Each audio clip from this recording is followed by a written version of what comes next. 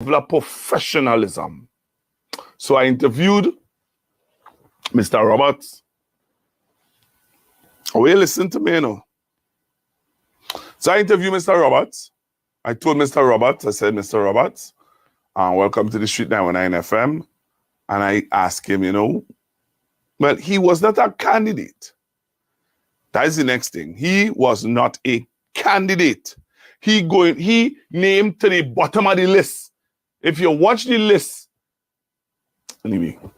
So he is a man going up as an older man. If they win Superior Corporate Borough, he could become an older man. Or as for now, he is just an activist. He's not a candidate. He's not a political leader. He is an activist. Who is this? All right? He is an activist. So when you listen to me in Trinidad and Tobago, right? So this activist showed up at the studio and was asked and started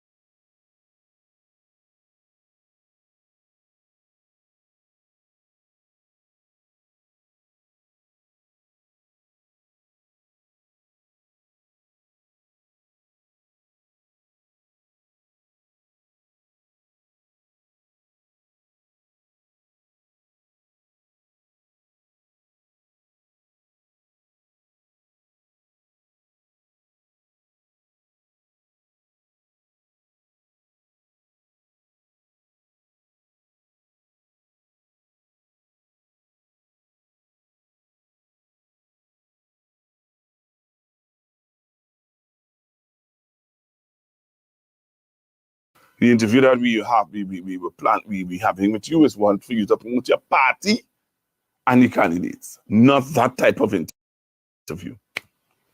Oh, I want to muzzle he and I don't want to share whatever. I said to him, sir, could we move on? Lo and behold, I decided to invite the Minister of Local Government, Mr. Faris Salwari, on my program. Now, let me tell you something, eh? That was last week, Thursday, and Friday.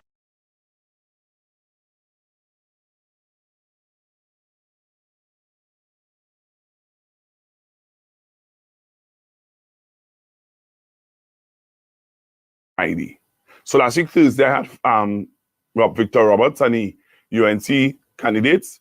And Friday, I had Faris Alwari. And Sunday, they sent out a memo. Candidates. Friday, I had Minister Faris Alwari. And Sunday, they sent out a memo saying that you can't bash any political leader. You cannot bash. Listen, you cannot bash any political leader. You cannot bash any candidate. And let's just throw in for joke or talk. You cannot bash no political party that advertising on the radio station. Right? Where's bashing? Bashing you is saying that you're stupid, you're foolish, you're talking nonsense, you're not making sense. That's bashing. Bashing is basically trying to make making fun or little belittling or trying to make you irrelevant. That's bashing. Making someone or making, if you look up the reference of bashing, it means to make somebody irrelevant, small, not insignificant. I'm bashing you. Right? Tell me if there's bashing. Tell me if there's bashing, you the viewers. Tell me if there's bashing. So, Victor Roberts come on the radio to lie. You spend your money to lie. But I didn't want to entertain your lie because that's not what the interview was about. That's not what I got instructions of what the interview was about. The interview was you to come and talk about your candidate and your party. Right? What is your idea or what is your view on the reform? You could say, well, I don't think that the reform makes sense. And you could say, why you don't think the reform makes sense? But don't lie. But you pay your money to lie, so allow you to hear lie. That's what it comes down to. Right? But listen to this. So, Mr. Faris, oh my goodness, somebody is calling me again. And I just want to tell you that this person who is calling me is going to cut off the live. But I'll talk in the meanwhile. So Minister Faris Alwari came in. He saw the video with the gentleman saying about the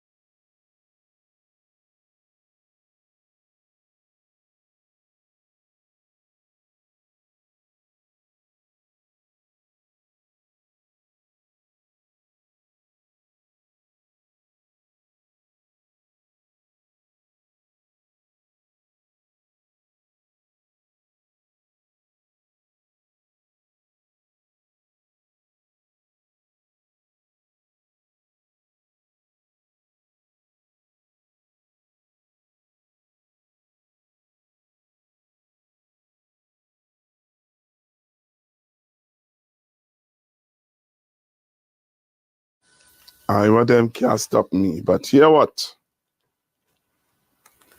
All right, so again, let me apologize. Phone calls are coming in rapidly. So what's happening is that I'm getting phone calls that is interrupting the live. Right? So I want to apologize. I'm getting a lot of phone calls that is interrupting the live. So what I'm really saying is that apparently I will need to have I will have to get another phone. All right?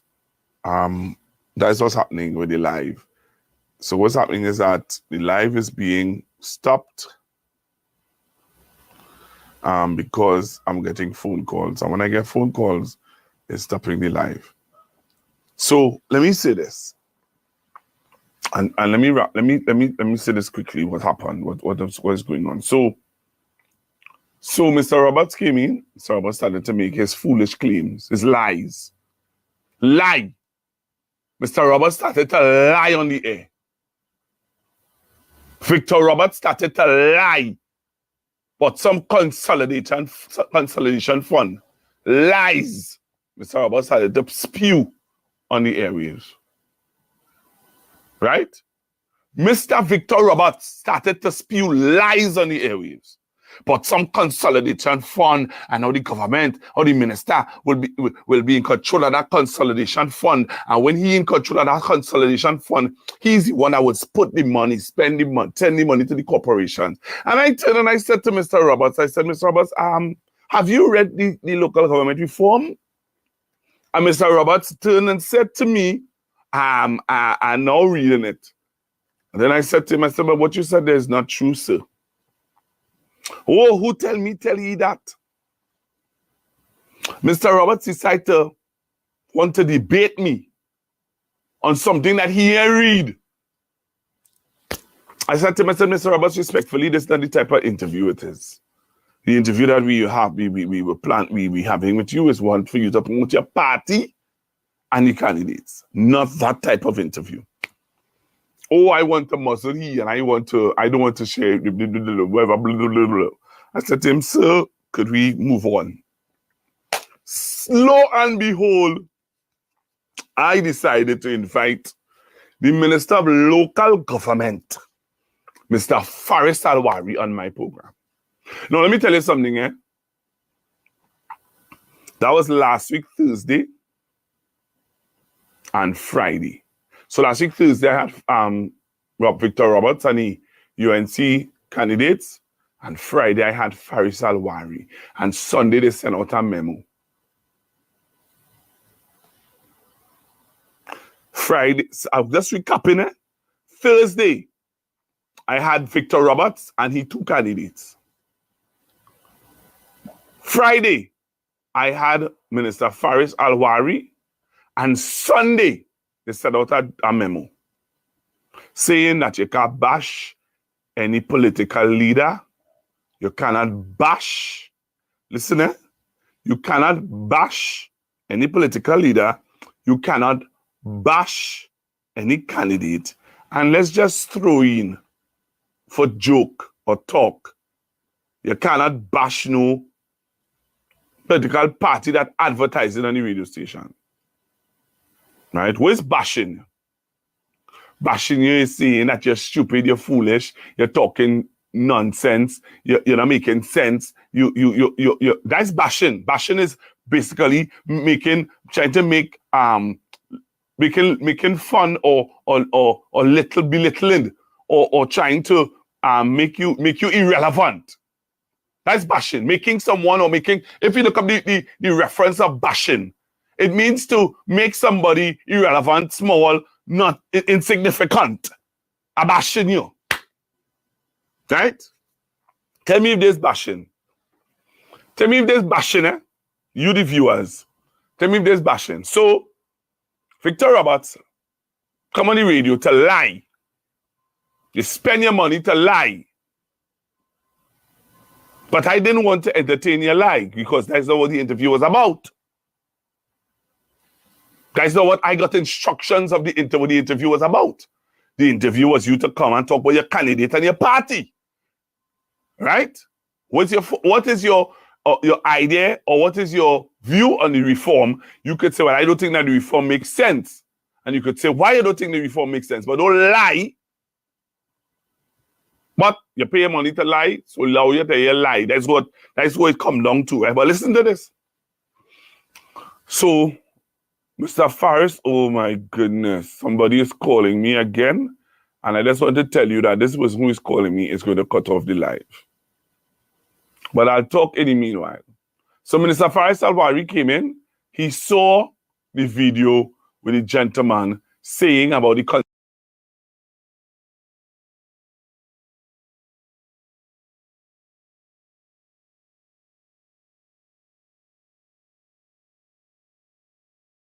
and the live just come off.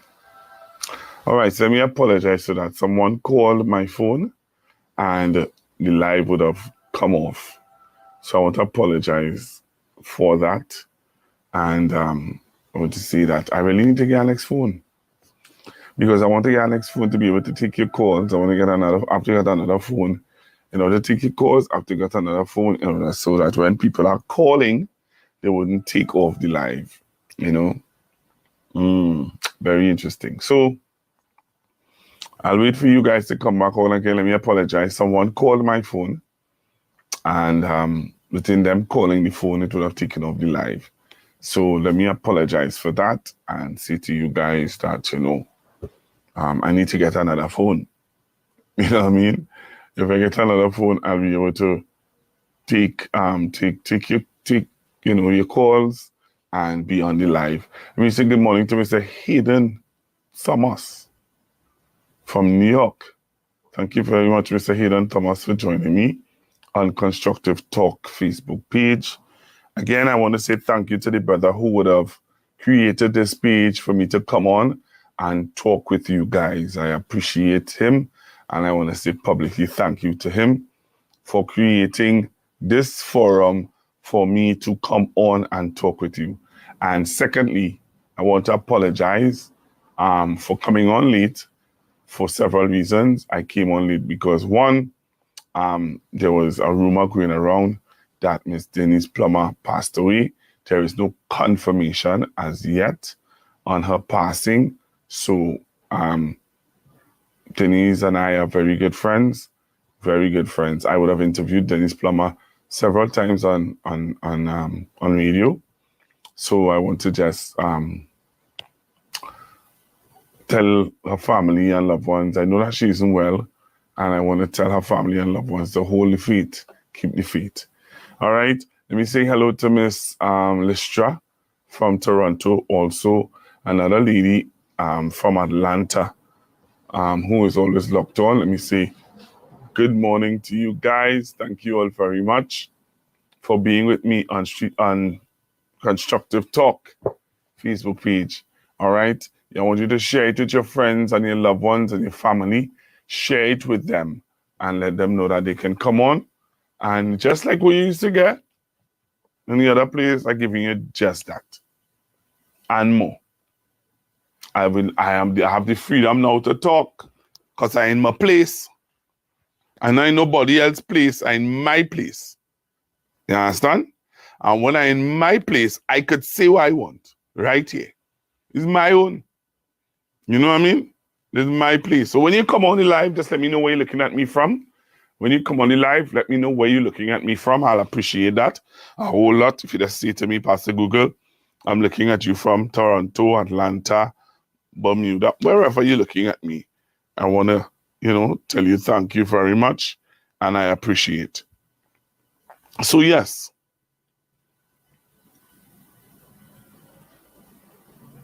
So yes, let me say one time, if you don't know, I'll let you know, that this forum was created to talk politics. Everybody know that I'm someone who very well, or Florida is in the house. I am very well, I'm very into the politics of my country, right? And I am here and I'm going to be talking the politics of Trinidad and Tobago. They try to muzzle or shut me up. Can't do it. Can't do it. I am going to continue to stand up for truth and righteousness in Trinidad and Tobago. If you don't want to hear, well, then you come on the wrong page. If you come to Mako, hi, how are you? You all right? You could leave. You done Mako enough. But the reality of it is, let me tell you what is going on. So I have chosen to talk the truth and not lies and not propaganda. Right? Truth, not lies, not propaganda. That is me.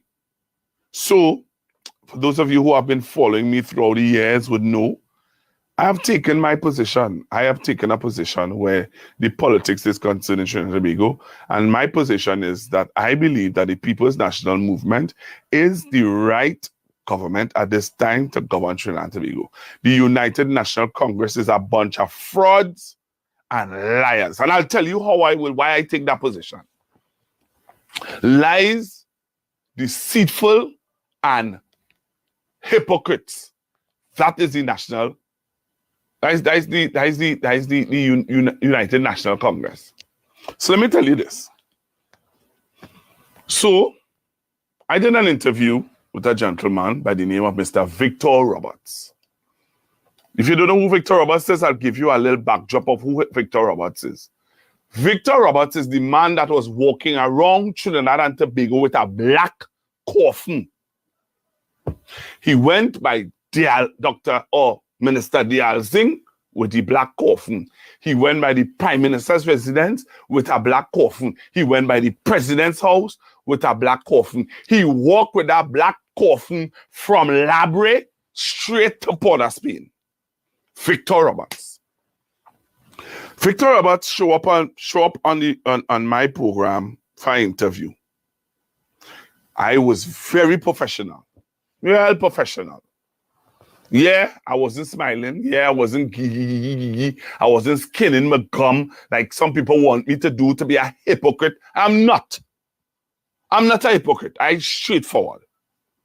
So, you asked me to interview UNC candidates.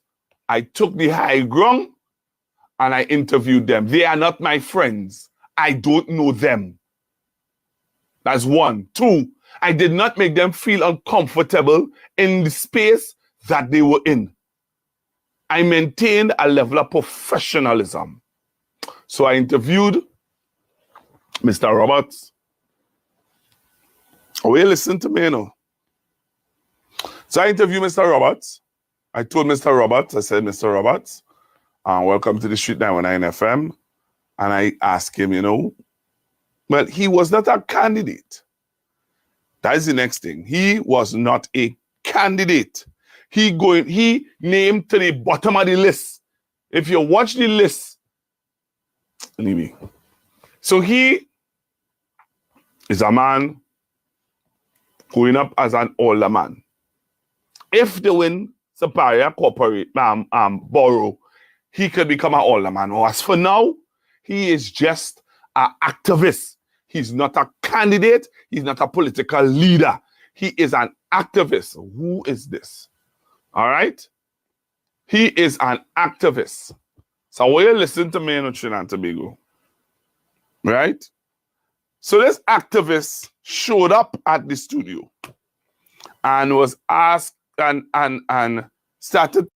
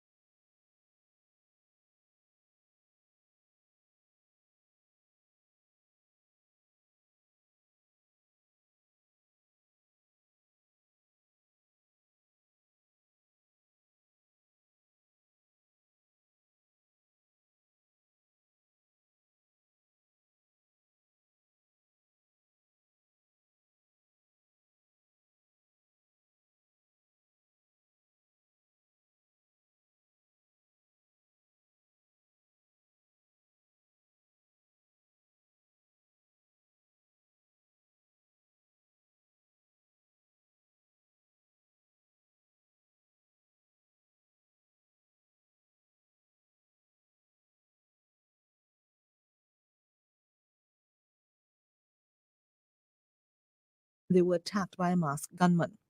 Police say the minor and Mr. Lewis were speaking at around 8:35 p.m. when the man walked up to them and saying that the PNM is the only party that improves the lives of people of Trinidad and Tobago. But I want to say tonight that that is a terminological inexactitude. Put another way, simple words, take it 3 letters, L-I-E. How you could say that the lives of people are better today when 5,000 workers were sent home at Petro Train, many of whom still are being not got no job. The MSJ leader said workers who were laid off have been suffering and their savings have been taken away. Pension plans were one of the largest single sources of savings in Trinidad and Tobago. When Petrotrin shut down, that pension plan went into a crisis. When you said workers at TSCT, that pension plan in difficulty. Savings of the country were reduced, which means that funds for investment in the country have been reduced. And you want to tell us, Ravi, that people will make people's lives better? What about the workers of Tourism Development Company, which was shut down? Workers at UTT were sent home. Workers at UE are being sent home. Electricity rates that are supposed to go up. How are people going to manage on that? What you telling us about people's lives being better when workers in this country have not had an increase in their pay for the last 9 and 10 years? Mr. Abdullah was speaking at Tishe Recreation Ground in Point Fortin in support of his local government candidate for Tishe Guapo, Nigel White. Acting Deputy Commissioner of Police Intelligence, Kurt Simon, says the Trinidad and Tobago Police Service is intimidated by no one and received no instructions from any politician to investigate the controversial audio recording. The tape, which was leaked, reveals the voices of the Chief Secretary and another executive member planning what they call propaganda strategies. It is believed the plan allowed for the use of public funds. Chief Secretary Fali Augustine, whose official residence was searched by officers, says the investigators in this matter are biased and are taking instructions from Port of Spain. Our correspondent Elizabeth Williams tells us more. Acting Deputy Commissioner of Police Intelligence Kurt Simon told News Center 5 the TTPS investigates matters where it sees fit. And I wish to just confirm with her that we are not in cahoots with anyone. We have not taken any instruction, any directive, or motivated in any way by anyone other than what the investigation itself has dictated for us to do. And we are doing that with a sense of professionalism, with a high sense of ethics and integrity. Officer Simon told News Center 5 officers have not operated in a biased manner where the controversial audio recording is concerned. The members of the public are saying that there are many issues to investigate, and there are, and we are investigating many issues. This is just one. We are investigating a number of issues in the criminal landscape, Trinidad and Tobago. Reporting for News Center 5, I am Elizabeth Williams. A 28-year-old man is charged with sexual penetration of a child, and he is granted bail. The man from Siparia was granted bail in the sum of $150,000. According to a statement from the TTPS, sometime in June of 2022, a 14-year-old girl was at her aunt's home when the aunt's boyfriend allegedly entered a room where she was asleep and had sexual intercourse with her against her will. The child reportedly informed her relative, and officers of the Special Victims Department probed the matter. The suspect, who was arrested and subsequently charged on Friday last. He appeared at the Siparia Magistrates Court on the same day and is due back in court on August 3rd. The investigation was supervised by Woman Superintendent Claire Guy Alain. And in another matter involving a minor, a Couva man is now on $50,000 bail for cruelty to a child. According to a police report on Thursday, 22nd June, a 9-year-old boy informed his mother that he was alone at home. A report was later made to the Couva police station. The officers responded, and upon arrival at the home, they met the child, who told them that from around 4 a.m., his father, a driver, left him alone and went to work. As a result, The child was conveyed to the Kuva police station and the Child Protection Unit was contacted. The 56-year-old father was arrested a short time later. A statement from the TTPS says he appeared before Magistrate Alexander Prince, who ordered that the accused have no possession, care or control of the child without an order of the court. The matter was adjourned to August 18th. The investigation was supervised by Superintendent Claire Guy Alain. Pantrin Bayo's president says the proclamation of the national instrument could take place by the end of this year. In the wake of the UN accepting the resolution for World Steel Pan Day, President of Pantrin Bayo, Beverly Ramsey Moore, said the wait for the instrument may be coming to an end. Now move forward in a very positive way, because people like Henry Harper and all those guys who have been claiming and pushing to have a parliamentary declaration, I'm hoping that before the end of this year, it will be done. But the work is going on, and I am hoping. I spoke to the Minister last night. I said, Minister, the next big move is to have that declaration done. Even if it is true, and that is what Mr. Daly suggested, Council Daly suggested, that it can be simply done through the amendment of the Pantrin Bayo's Act of Parliament, which was passed in 1986. World Steel Pan Day is carded for the 11th of August this year. Mrs. Ramsey Moore is promising a day of celebrations. On that day, we are going to have a massive celebration in Port of Spain, and we go to the People's Parliament, which is Woodford Square, where we're going to have all the official speeches, and we have 7 bands, conventional bands, performing in that space, and there will be 11 conventional bands from Piccadilly Greens, from behind the bridge, and then to the world stage. World Steel Pan Day is to be placed on the UN's calendar of recognition.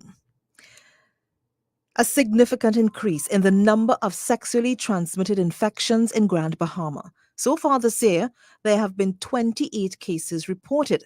Health Minister Dr. Michael Darvell says the numbers are being looked at closely. I did read the report from the physician associated with that. I would like the general public to know that under the leadership of Nakia Forbes, we have amalgamated HIV, STIs, and tuberculosis. We are doing an extensive amount of work. We're digitizing the results, and we are now looking to substantiate whether or not that was a surge.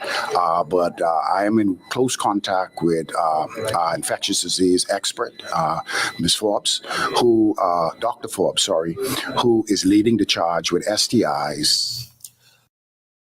He says such a rapid increase could be worrying. Further afield, a Russian delegation led by Defense Minister Sergei Shoigu has arrived in North Korea to be joined by a Chinese delegation later today. They will attend Pyongyang's celebrations of the 70th anniversary of the end of the Korean War, marked typically by massive military parades. More in this Moon Hae-ron report. After 3 years and 6 months, North Korea is set to receive its first foreign delegation. It has invited Chinese and Russian delegations to mark the 70th anniversary of the armistice of the Korean War on Thursday, known as Victory Day by the regime. According to the North Korean Central News Agency on Monday, the invited Chinese delegation is led by Lee Hong-sung, a member of the Political Bureau of the Central Committee of the Chinese Communist Party. The invitation extended to Russia's Minister of Defense, Sergei Shoigu, was announced the following day. This visit will mark the very first official visit by foreign guests in a shift in policy. Since the COVID-19 outbreak in 2020, North Korea has closed its borders, only partially resuming cargo transportation with China last year.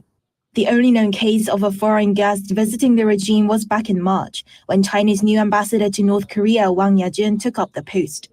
North Korea has also been taking part in international events. The invited Chinese delegations took part in a memorial ceremony for those who fought in the war on Tuesday. The delegations visiting the country this Thursday are expected to attend the celebratory military parade and meet with its leader, Kim Jong-un.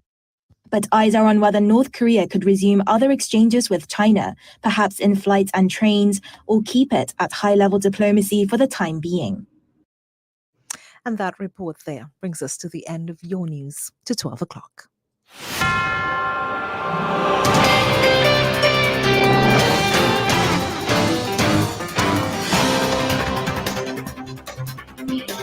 As a reminder of the headlines before we go, Queen's Park Savannah vendors make way for the king of the Ashanti. Gary Griffith admits his party approached the Prime Minister proposing to help in the fight against crime. A murder in Diego Martin, police are seeking clues in solving it. And the Grand Bahama sees an increase in sexually transmitted diseases. I'm Monica James. Stay with us. More news coming your way at 4 o'clock. Your headliner is next.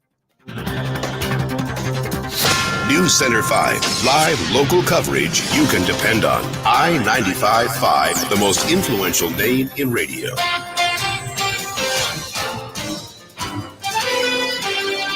News Center 5 at noon was brought to you by Republic Bank. Get your business on board with Republic ePay. Go digital and start accepting online payments without the need for a website. Sign up today on republictt.com/ePay. Let's see this listing. 2-bedroom townhouse for sale. This looks nice. And now you can own it with Republic Bank. Oh, but this one has better bathrooms though. Up to 100% financing, $40,000 cash back, and 40 years to pay. Maybe this one. Oh, loving the view. And you can get it, whether buying or building. Come talk to us at Republic Bank. Log on to republictt.com for more. Oh, the cupboards.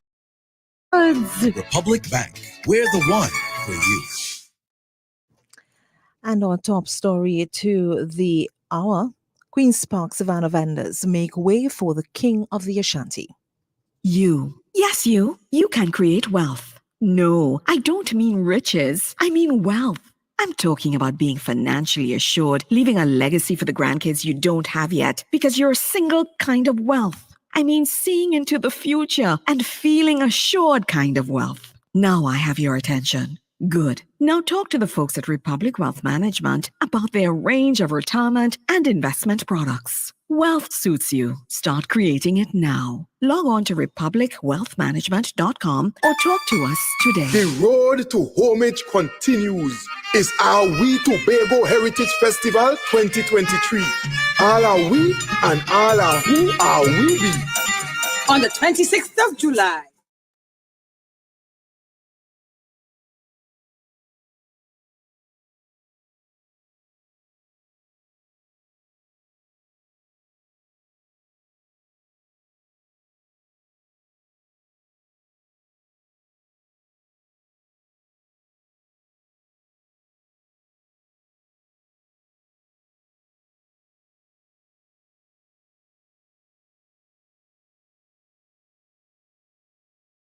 On this late is because I was trying to confirm some information that I was hearing on the passing of a good friend of mine, Minister Dennis Plummer. And I just want to say that it is not confirmed. I'm seeing where people are putting out posts out there, but there's no confirmation of the passing of Miss Denise Plummer. There's none. So I just wanted to put that out there, that the reason why I came on late actually is just trying to get some confirmation about the passing of a good friend of mine. And she is a good friend of mine. We know each other very, very well. I know Miss Plummer doing ministry and doing ministry in all aspects, and so I'm still trying to confirm the news that is out there of the passing of Miss Denise Plummer. So there's no confirmed information that Miss Denise Plummer passed away. Just want to get a feedback from you all. Are you hearing me properly? If you're not hearing me properly, just let me know and I'll be able to sort it out. Try and sort it out. So just want you to give me confirmation if you're hearing me properly. Remember, I need you to share the live. Share the live and tell somebody to tell somebody that Pastor Google is on. Yes, I'm on Constructive Talk Facebook page. I want to thank the person who created this page. I didn't create this page. I just want to let you know I didn't create this page as a brother. a brother created this page and he wanted me to share my information, right? So I just wanted to let you all know that. And the information that you're hearing out there about Miss Denise Plummer's passing, there's no confirmation to that.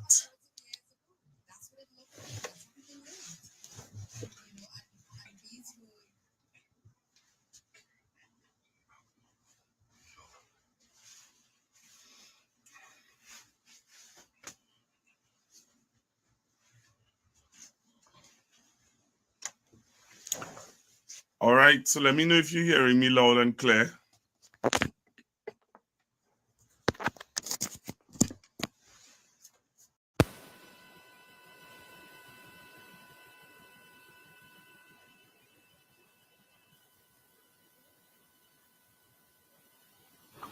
All right, so you let me know if you're hearing me loud and clear. Just doing a test.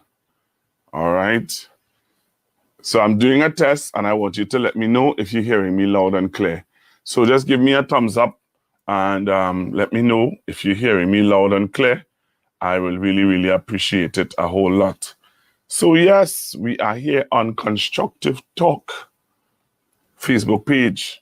And if you're now joining me and you didn't heard what I said earlier on, I apologize for coming on late because I was confirming if it is true that my good friend and sister, Miss Denise Plummer, passed away, right? I was just confirming if it is true that my good friend and sister, apologize for that, that is the gas truck that is passing.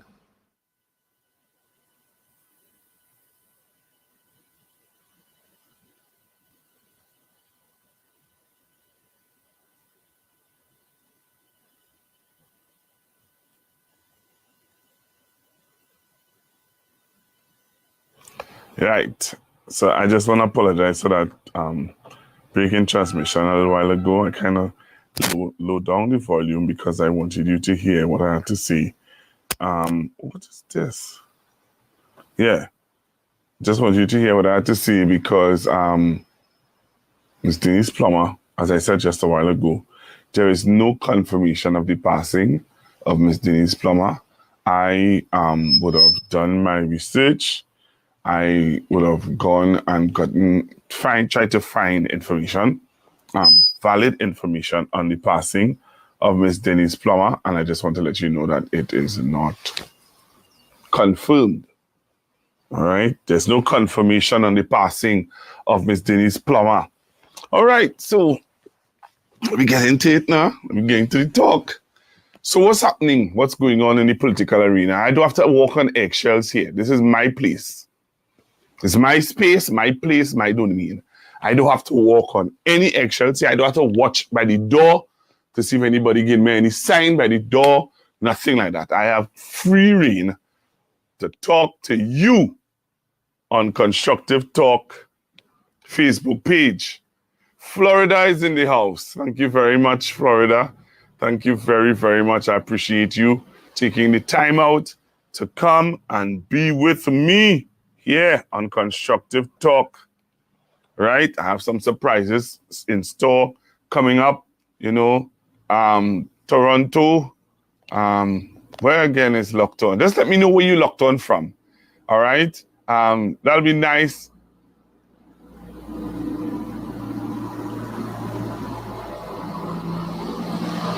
Oh man, yeah. So just let me know where you locked on from, all right? Let me know where you locked on from. Yes, I don't know what's going on. Yes. Yes. Okay. So I'm saying to you guys, again, I apologize for being on so late.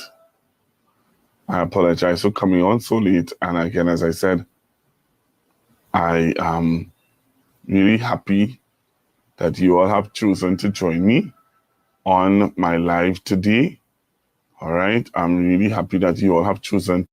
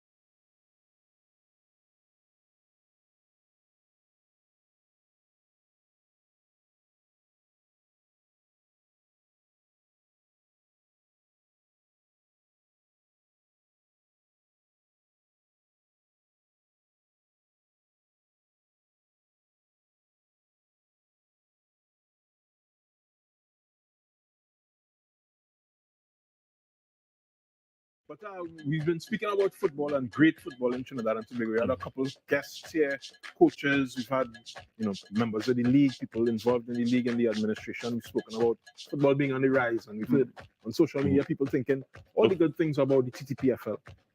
But let's look at how other people may be feeling. How do you think other people may be feeling from other perspectives that we have in the league? Coincidentally, I was listening to the radio this morning and I heard an interview. And I don't think I should call this person's name. But let's just a former football administrator. Right. Okay. Very, at one point in time esteemed. No longer so necessarily. But he was talking about football and he said football in Trinidad and Tobago. And he said an interesting first. He said football is not coffee. What? Where are you going with this? And then he said, you have instant coffee or instant football.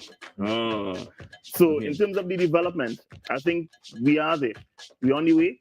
We get in there. And once we're able to implement the fully functioning tier system from zonal football, go all the way up to the first tier, I think we're on the way to seeing some improvements in local football fortunes. As an administrator yourself, though, what do you think has to happen before we get into competitive football? I mean, to develop, let's say, the youth side of the game, really, to feed into those youth. It is what you actually seen it a lot in the East Zone. A lot of the clubs in the East Zone actually trying to start their youth clubs as that aspect of the club now, right? Because before it was really just a bunch of fellas trying to get a sweat on a regular basis, right, in some sort of structure.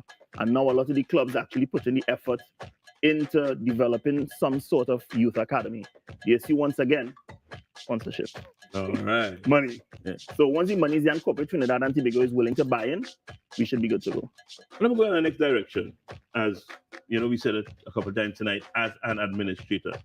In the top tier, and I believe in the second tier, these teams have to be what you call compliant, which is to have all your documents in place, your financial statements, your minutes, you have to have your board in place and your youth development programs in place in order to get into these leagues, in order to get into tier 2 and into tier 1, especially tier 1. How are you preparing your teams, the zonal teams, right, to meet that standard? Well, we get another assistance from the TTFA in that regard. The competitions manager at the TTFA in particular, Ms. Shauna Brand, she's been working with us a lot to really help to get these clubs to understand the importance of signing up. For example, we have the FIFA Connect system, which is the system that the clubs have to use to register the players. And in order to register for the FIFA Connect system, you have to have all those things that you just spoke about. So club licensing already at your level? Already at that level, and player registration as well, to be able to follow the players. A lot of these teams, that's where they're going to make their money later on. These players go and play with your zonal team, they get signed to a tier 1 team, you get a trial at a British club, you sign for the British club, and because the zonal team, you've been playing with them as a child, that zonal team is now entitled to some form of compensation. So it really starts with this, making sure there's a proper structure to follow. Once that structure is in place, the only way is up.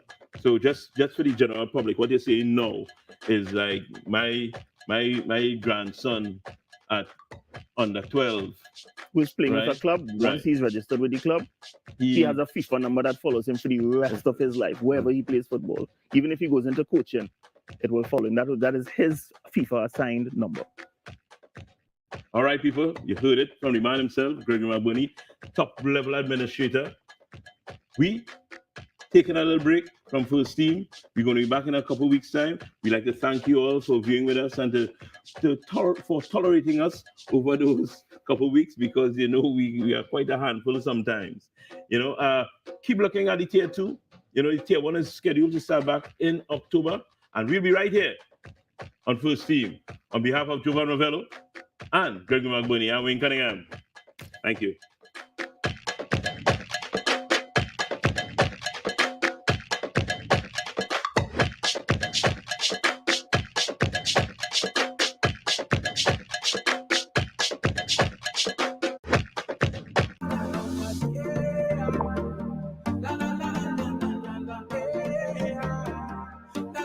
This is TGT. Live for local.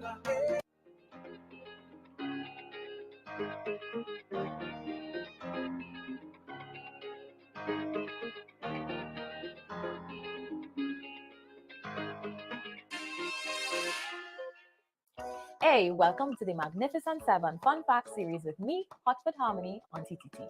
We're on to Stallmeyer's Castle, the 7th of the Magnificent 7. Though this is among the 5 out of 7 that were built in 1904, it was the very first to be started and completed in the area. It's one of those houses that symbolize the wealth of the early 20th century cocoa industry. It was built by Charles F. Stallmeyer, the son of Conrad F. Stallmeyer, who actually is the man responsible for introducing coconut carts to Port of Spain. The house was designed by a Scottish man named Robert Gillies, and it's said to mimic a wing of the Balmoral Castle in Scotland. This extravagant design didn't match the modest taste of Mrs. Stallmeyer, so she gave it as a wedding present to her son, the younger Conrad Stallmeyer, instead. It was his wife who named it Killarney, after the town in Ireland where she dreamt of honeymooning. Because it is quite literally a castle, Killarney was chosen to house US forces during the Second World War, quite like its next-door neighbor, Whitehall. During this time, it became more popularly known as Stallmeyer's Castle. It remained in the Stallmeyer family for 68 years before being bought by Jesse Mahavir. 7 years later, it became the property of the government of Trinidad and Tobago. Consistently maintaining the structure's standards has been no easy task over the years, but since a major restoration project, Stallmeyer's Castle was passed on from the Office of the Prime Minister to the Ministry of Arts and Culture in 2018. It has been opened for public use for events, tours, and exhibitions. The Italian marvel of its exterior, the Guyanese purple heart wood, and other imported materials are beautifully elaborate in design, and a step into Stallmeyer's Castle takes you into another world frozen in time. As perhaps one of the best known of the Magnificent 7 buildings, Stallmeyer's Castle is one that stays in mind when we think about the built history of Port of Spain. And there we have it, 7 magnificent buildings, each with their own stories that speak to a part of our heritage for the last century and change. That's that on that. Crick crack, monkey break his back for a piece of pomerac. Wire bend, story end.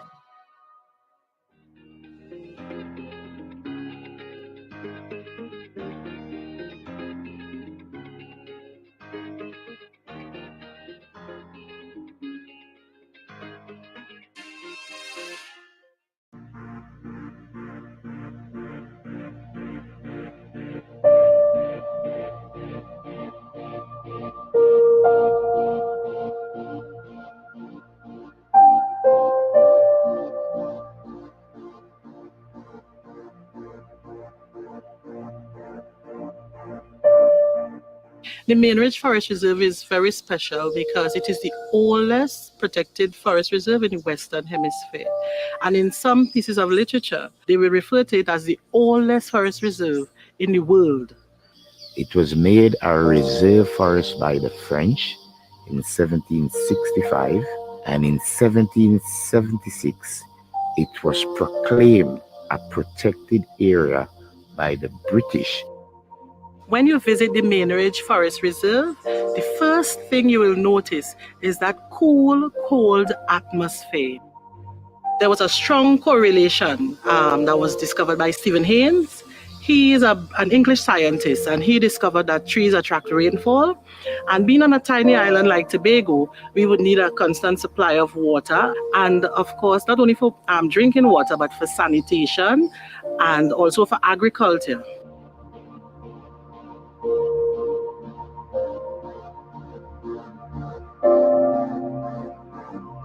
It's hard to describe how you feel when you go into the Main Ridge Forest Reserve. It's peaceful, it's green, it's cool, you just feel alive. And you can't replace that anywhere else. It is critically important as a watershed. Most of our rivers and streams begin within the watershed of the island. So if the trees are cut down, that's the end of our water supply. It all begins at the forest. The Main Ridge is so special because of its location, because of the amount of species, both flora and fauna that persists within there, and the role it plays in the life of Tobagonians. The biodiversity that exists in it, some is endemic, meaning it only is found here in Tobago. One of the book of birds that was written by Mr. Richard French, right? he named it Birds of Trinidad and Tobago, right? And we have about 22 species recorded, between 22 to 26, that is only on Tobago, not recording in Trinidad, including the national bird of Tobago, not recorded in Trinidad, is the Rufous vented chakalaka or cockrico. The white-tailed saber-wing hummingbird, that was declared an environmentally sensitive species by the EMA in 2004. The only place or the only island in the world that you can walk comfortably on an island and see this hummingbird is Tobago. All over you walk in the main ridge, they would come and introduce themselves to you. You're looking for... You can find the ocellated gecko, and this year they found a new species of snake called the Tobago stream snake. The forest is a virgin forest. Never feel the ravage of man cutting it down. It has a long history of not being disturbed, except for Hurricane Flora, which took away 2/3 of the canopy. It took 30 years for that to come back. So it would be a disaster if anything happened to that forest, if we were allowing people to log or do stuff like that. Tobago's water supply wouldn't last long. The biggest threat to the main ridge, the forest reserve, is humans, like everywhere else. It is human beings who interfere with what is natural. The ease of access to the main ridge forest reserve, it can be accessed from almost all the villages from Moria straight to Castara. And sometimes people enter the main ridge without even us knowing, because there are so many entrances and exits that we cannot successfully police it properly. So we tend to depend on information from members of the public in terms of potential illegal activities taking place. Overhunting, logging, taking things out of there that are not supposed to be taken, encroaching on the forest for housing, or planting gardens. None of that belongs within a forest reserve. So the biggest challenge that we face today is climate change. As we all know that climate change is real, it's here. The climate change could possibly cause drying out of the forest reserve. The range of species could change, causing a whole change in the ecology of the forest reserve. Another challenge within the forest reserve is the aspect of poaching or illegal hunting during the close season. When you overhunt, you will not be able to know how much wildlife we still have in Tobago, and there are wildlife that no longer exist in Tobago that was here before because of the overhunting. So with the open and close season, it gives them the opportunity to at least manage the wildlife in a proper way. So if we're not out there enforcing that law, then it leaves us nowhere. So eventually there will be a generation that will come that will not see the type of wildlife that we usually have in Tobago. Now there's a high demand for lumber in Tobago, and the reserve have a lot of lumber. So at times people might tend to put pressure on the politicians to free up in terms of logging on state land, because we have no logging whatsoever on state land in Tobago. So that might be a future challenge. Putting it under the synonym of a protected area would help add additional protection. And that protection is only by law. A protected area needs management, proper management. And these are what the systems that are being put in place now. And that's what we are involved with putting together. Management systems, community interface with the rainforest, and trying to educate them on how to use it in a sustainable manner and not carry on like we have been doing in the past.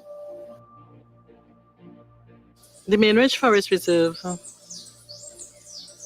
also protects the marine resources in Tobago. So there are basic laws in ecology. Everything goes somewhere and everything is interconnected. The ridge is linked to the sea in terms of the forest cover. the forest cover provides ecosystem services. One main one is the soil stabilization. So that it kind of purifies the water that goes down into the seas or the beach area. Also, if those trees weren't there, you'd have a lot more runoff in terms of the water, a lot more runoff, soil erosion, and the water in the seafront will be turbid, and that will affect the beachfront or the fisheries on the island. My hope is that people will learn to appreciate what it is and to help preserve it. Become stewards. That's what it's all about. Stewards of the environment. Okay, we need it, and we need to look after it. The Mainridge is a unique place. Over 244 years ago, our colonizers saw it fit to protect the forest reserve, and it's there in April 13 next 2020 to be 244 years as a forest reserve, the first conservation effort in the Western Hemisphere. And we as Tobagonians and Trinbagonians should be proud of such a legacy, and we should continue to protect that legacy for future generations.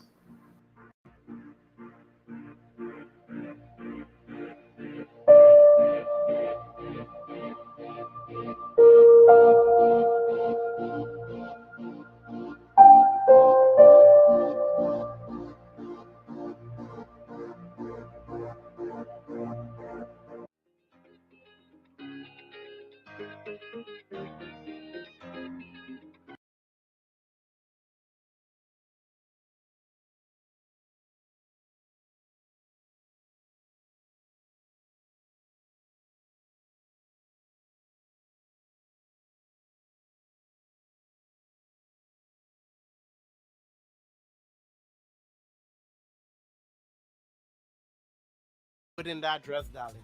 You're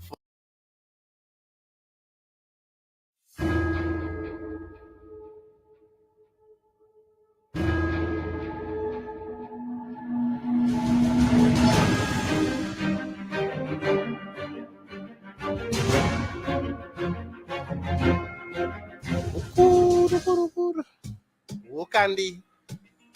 You look wrong and rosy today. Yeah, you're ripe like a donkey stone's mango I want to suck. Yeah, and no worms. Shelly-Ann, you look good in that dress, darling. You pull it out nice. Yeah. Yeah, like you paint on that dress, girl. Yeah, you should lend me it. Leroy, you crap.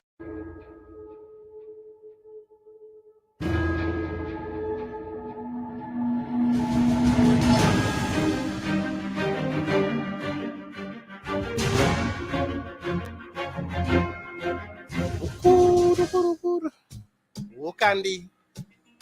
You look wrong and rosy today. Yeah, you're ripe like a donkey stone's mango I want to suck. Yeah, and no worms. Shelly-Ann, you look good in that dress, darling. You pull it out nice. Yeah. Yeah, like you paint on that dress, girl. Yeah, you should lend me it. Leroy, you're cramping me style. Boy, go home now. My mommy not home. So? Well, I'm waiting until she come back from work. I don't want to be by myself. Big boy like you afraid to be home alone? I used to like to be home alone so I could go in the condensed milk. Yeah, and drink out my father punching rum. What? Nah, I'm afraid to be home by myself these days because of the Dwen. What Dwen? For real, it have a Dwen just be following me around. Why? We had a misunderstanding. Olio, what is a Dwen? A Dwen is a mythical creature, a child that It is said to have died before it was baptized or christened. Its soul drifts through the forest, always hungry and lonely. It befriends little children and lowers them into the forest and gets them lost, losing the child forever, forever, forever. Oh gosh, I going home. I don't believe you, but tell me, what happened? Well, me and Mommy recently moved into our old house in the bush. Well, close to the forest.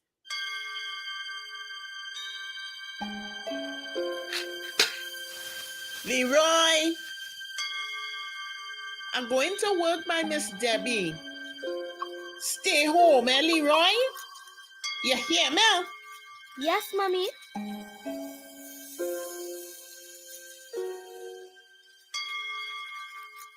I should have listened to Mommy.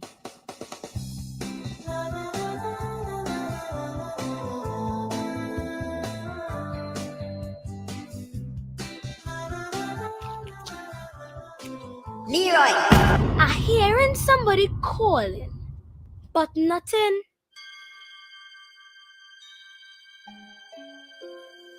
Leroy! I thought it was the devil coming back for his gummy bears, but it sounded like a child. Shayla, I have a whole tree home with ripe 5 fingers on it, right up this way. I walk about the place and nothing. Hello?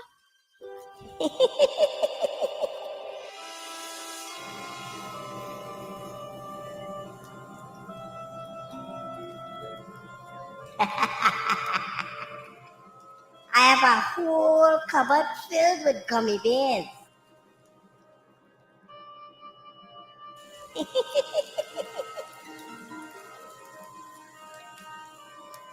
I have a fridge filled with packed juice. Yo, where you is? Hello? Who calling me? Then the voice started to talk to me. Look, I going home, yes? Leroy, you like video games? Yeah. You like the video game Fortnite? Yeah. Then come by me and play now. I live right down this track. Okay, but where you? I could only hear you. I can't see you.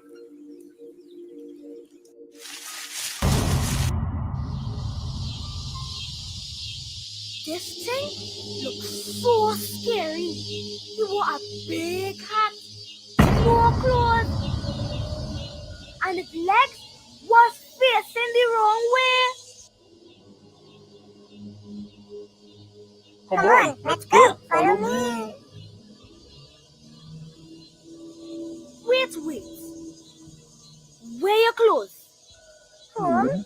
The place hot. Okay. Why you wearing that hat? The sun hot. Why your legs back to front? Is that police hour? My legs like this so I can come when I go in.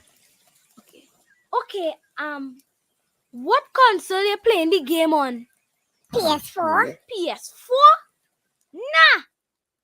It's okay. No, I mean PS5. PS5? PS6. PS7. Look, PS8. Look, I is a big man, and I am very busy. Do you have a PS8 or not? Yeah. Yeah.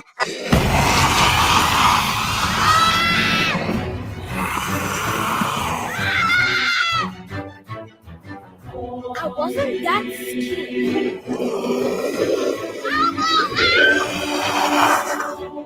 Don't run from me.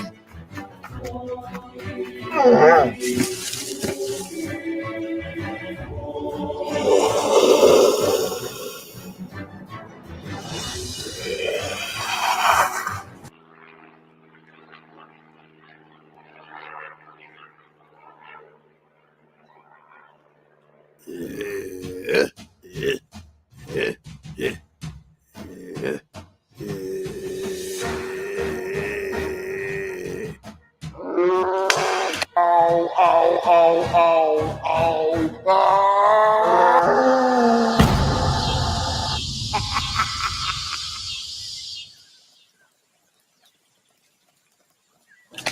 I ran straight home before Mommy find out and left. Yeah, well, you destroy it. You destroy the doing. Mr. Narayan, you can't kill what already dead. I just try to be around adults. It's afraid adults, so it will never show itself. Boy, that is the stupidest story I ever heard. Go so with that boy. Dwayne. Next thing he will say, he uncle is a lagahu.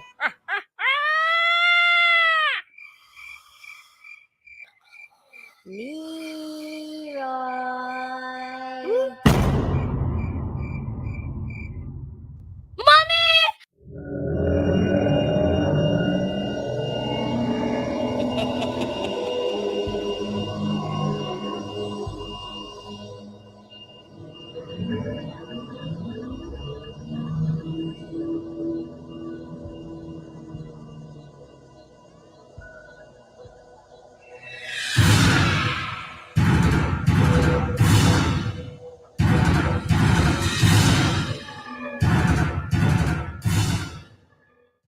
Are you sick of having issues with your webinars, wasting tons of time on troubleshooting with attendees? If so, you need StreamYard On Air. Hey, it's Dana from StreamYard. I'm so excited to announce the launch of StreamYard On Air. StreamYard On Air is a live webinar platform. You can host a webinar, an event, or a live stream on StreamYard or embed it on your site. With a simple registration page, you can collect all of the emails and names of your viewers. Your attendees don't have to...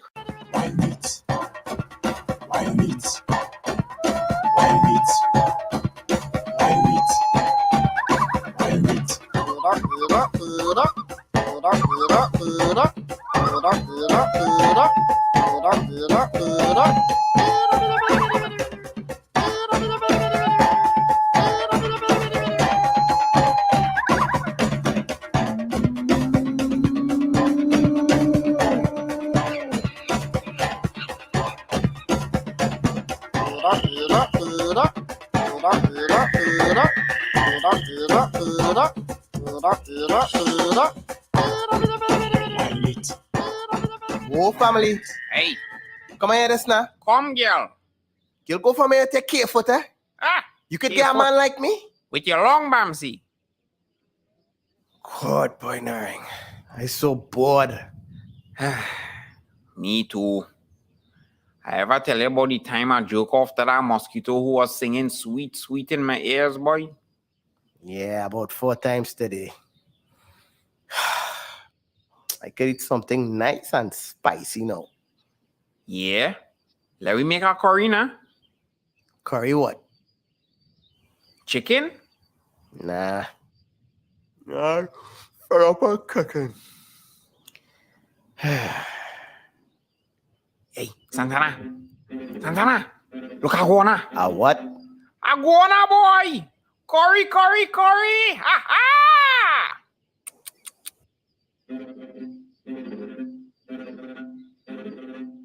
Narayan, wait.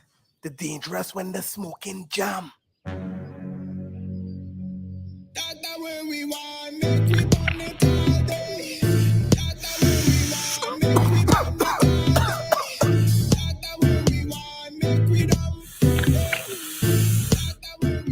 Come here, little bastard, I get you. Yay!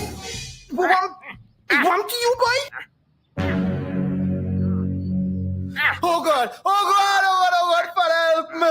Help me, please! Father, help me! Rape! Rape again! Rape! Help me! Help me! Wash your mouth!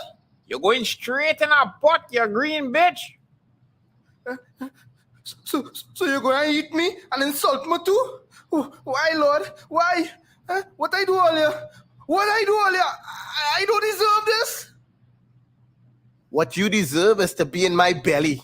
Hush your mouth and come quietly. Watch me. Me ain't taking that from all you, boy. Let me go. Let me go. Let me go. I said let me go, Jed. Yeah? What you gonna do?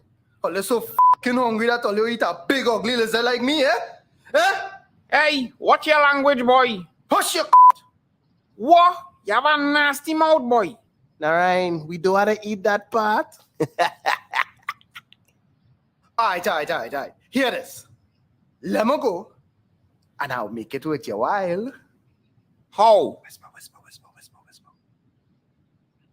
Well, nah, I never had sex with my food before. Narayan, shut up that whoring lizard and let me go now, boy. Santana, let him go now. No, it's hunting season and I want my wild meat. Hey, what the hell? Back up, Rasta man, or I'll skin this yellow bitch alive. I go fill your head with lead. Alright.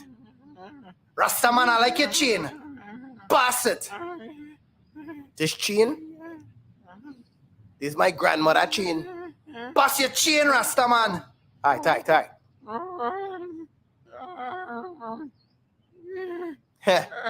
No way you're doing it, soldier. You're taking my thing. No way you're doing it. Batman don't get robbed. No boy, don't rob Santana. Nice. Hush him up.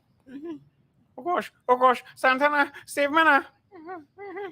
Rasta man, you have money on you? I don't have no money, boy. I believe you. I'll bust a hole in your head, you know.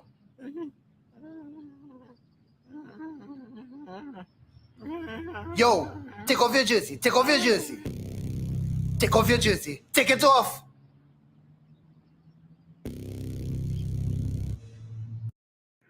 So I just got back from Walmart today and I paid for all of these groceries using this. Not my money, but this food.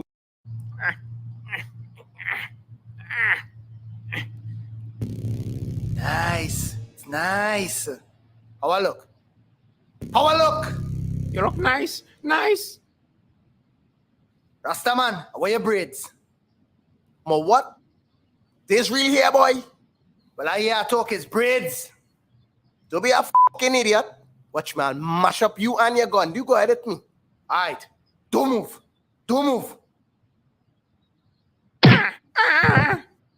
Oh God. Don't move. You Rastaman, don't move. Patsy. Oh God, my liver.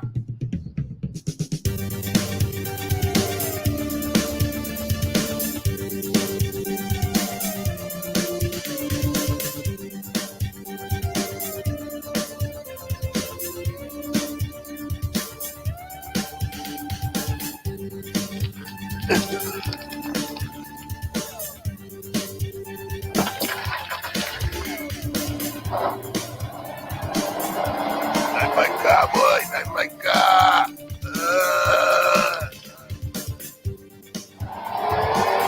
Warner, how you learn to drive? Drive? Oh shit!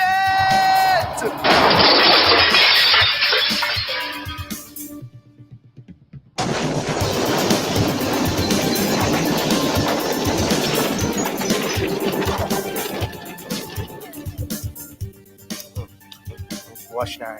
That was the best iguana I ever tasted. You're good at cooking curry, boy.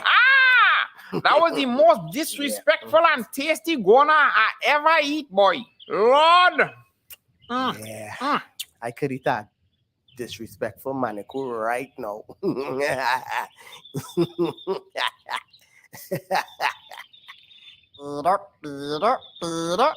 9. Where's that? I don't know. Let me curry it now. Yeah.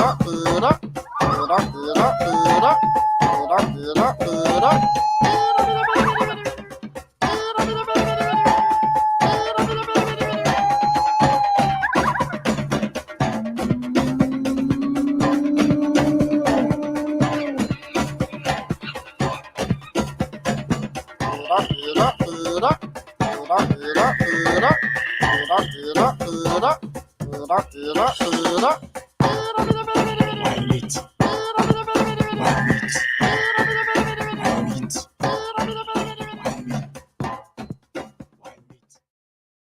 The entire world is backing away from the failing dollar. Our allies don't trust it anymore. And some countries like China, Russia, India, and Brazil are actually working to crash the dollar by ending it as the world's reserve currency. Meanwhile, central banks, some of the smartest and most careful people in the world, you know what they're doing? They're buying gold at record levels. What do they know that we don't know? Well, they know the dollar's in trouble, and they're stockpiling gold to protect themselves. Hi, I'm Lance Wallnow, a Christian news analyst, a futurist, and a best-selling author.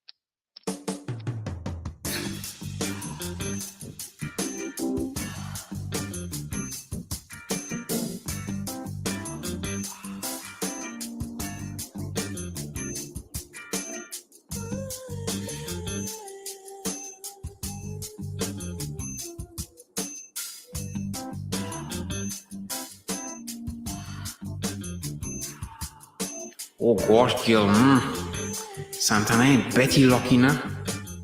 Look at that little figure. Oh gosh, it's fresh. Everything's small, but it's wrong and tight. Thought stand up like a taking Viagra, boy. If I only get a chance on that, I will eat till my belly full. I'm going to tell you the easiest way to make money at home, and you 100% have never heard of this before. So most people are familiar with things like drop shipping, affiliate marketing, or selling physical products on Amazon. All of those were great when they first came out, but now there are too many sharks in the ocean. Plus, most of those need inventory and complex websites. But the big secret is you don't need those things. This new Amazon system, it allowed me to teach Jane, a stay-at-home mom, a new way to earn online. I know Narayan peeping at me, you know. Let me give him a little show.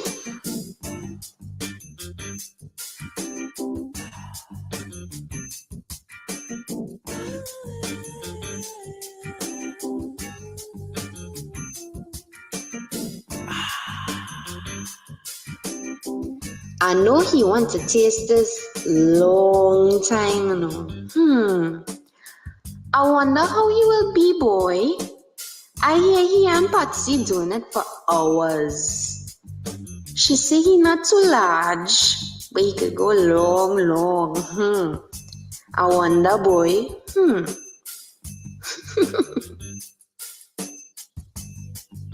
Narain, but with the ass you didn't pick up my woman changing she clothes. Oh gosh, Santana. I was just picking a little 5 finger and I just happened to be around here. I wasn't peeping along. Why you peeping in the first place? Oh gosh, Santana. I'm sorry, I couldn't help it. I shell some peas home. You want some? No, I don't want no flicking peas. I gotta tell Patsy. Oh God, no, Santana, please. Patsy, don't kill me. I go do anything. Just don't tell Sheena, please. How you gonna like if I peep at your wife? Well, I ain't gonna mind you. What's going on out here? I catch this nasty man here peeping through the window. Narain, how could you? Well, I never. Why would you do a thing like that? You damn pervert. I am so disappointed. Oh gosh, Janice girl. I'm sorry. I can't stand to look at you right now.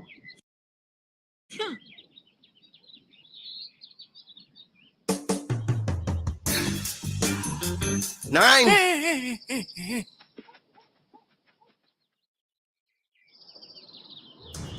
This blasted Narain.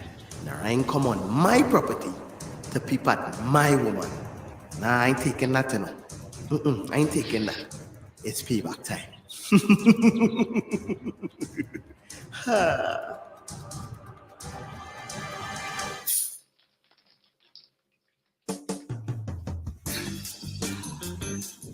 Yeah, Narain want to peep at my woman.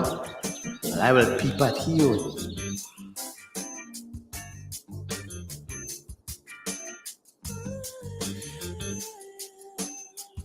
Wow, Patsy have vibes, boy. She a little furry, but got stretch marks like crayons. Breast little hang down, but it looking good on she, boy. She have a little tie-dye belly, but it have her vibes. Not bad at all. If I get a little chance, that I will. But what do you ask? Oh, so you're watching me? You bitch. I know you wanted a long time, you know. I always know that. You need busting us at a style. Only come inside here and I will deal with your tail. I will show you who is woman. Janice can't give you what I will rest on your head today.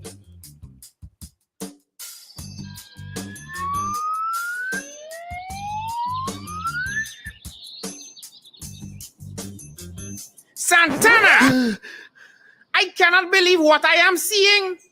How dare you come on my property and peep at my wife? You have no brought up, see? But you was peeping at my girl, you know. What the hell going on here? Well, Patsy, Santana was at my home earlier today, taking a look at... Santana, may I have a private word with you, please? Sure, my good man. Shall we? Pardon us, my dear wife. We shan't be a minute. Nine, why the hell you talking so? Oh, we coming back. Dread with the ass. You come by me to peep at my woman, now I taking revenge peeping at yours. Well, Santana, you know 2 wrongs don't make a left. You know Janice ain't gonna care about your reason. So if you want to sell me out, I go and squeal like a ham. And then both of we go be under pressure. Narain, come here. I come in. Remember, don't sell me out.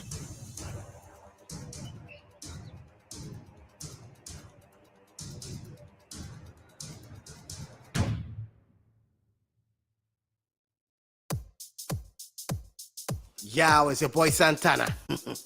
Yeah, just take a little fresh just now, day. Yeah, it's plenty. Listen, don't forget to subscribe, don't forget to like and share, and do not forget to hit that notification bell. Yes, so you'll know when new videos coming out. Yeah, man, and I want to thank all you for the love, right? We want to thank everybody here in Trinbago and Grenada and the whole Caribbean. I ain't forget all you, the whole Caribbean, and we fans in the US and South America and Europe and China, South Africa, the Ivory Coast, Crimea, Czechoslovakia, all over the world, Alaska, North Pole. You have a big crew in North Pole. Oh, yeah, man. Thanks for all the support. Keep watching. Huh? Never feel like somebody watching you. Yeah, man. Thanks for watching. Oh, Janice, with the cocoa butter. Yeah, I want some cocoa butter for my cocoa.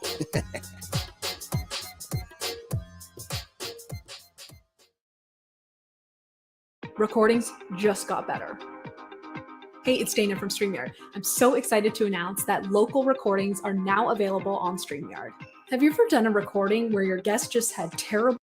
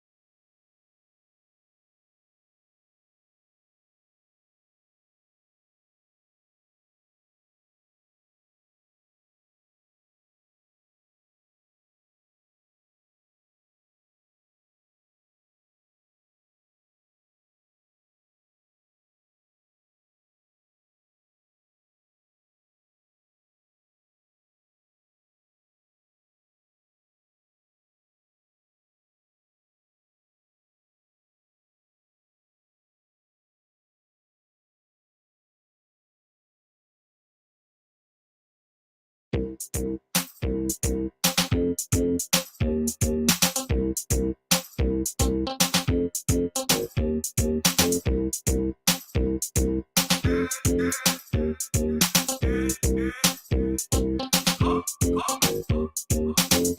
94.1. Hashtag loud. Good morning. Morning. Hello. Inside. I come in just now. Yes, what is selling there? Oh, good morning, Mr. Stewart. It is I, Mr. Glasgow. I'm so glad to find you home this glorious morning. Can we get a moment of your time? I just want to have a little chat with you about our wonderful creator.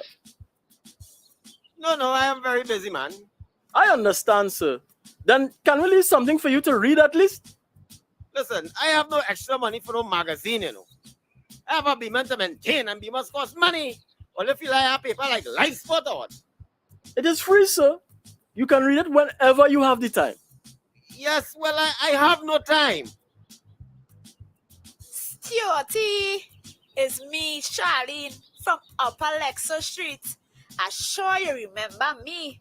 You don't have time for myself. Oh, Charlene, yes. What have you been doing with yourself, baby? Come inside, sweetheart, and share your goodness with me. Not you, just Charlene. We have to catch up on some old times. No, man. I would like to be in that meeting to share the word with you. No, Mr. Glasgow. Charlene could handle herself. She's a big woman, you know. And being a man of the cloth, I am very sure she can teach me something or two, man. No. I will be more comfortable if I too can share. And that is the message I wanted to share with you today. Mr. Stewart, the world can be such a cold and selfish place. And our Lord and Creator did not intend for it to be so. Yes. Give us a minute now. Well, maybe 5. You're not going to be long. Trust me. No. Charlene stays here with me. I heard about you and your sinful ways. Listen, I'm trying my best to be nice and civilized here. But they're pushing me, man. How can I say this nicely?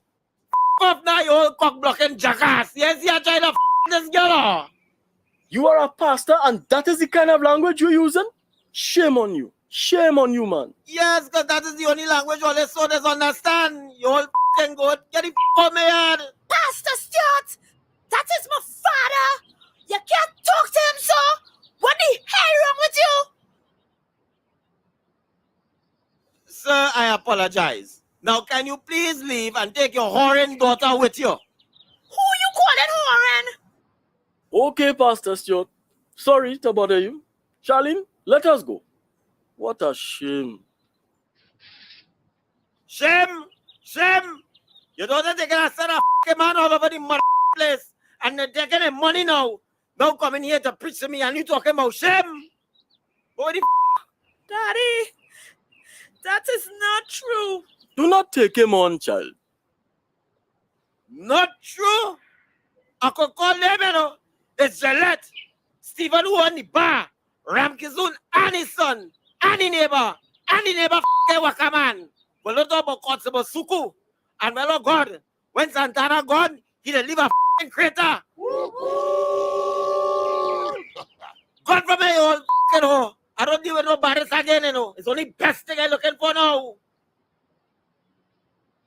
My mother tell me about you, you know. She says a whole f***ing scam.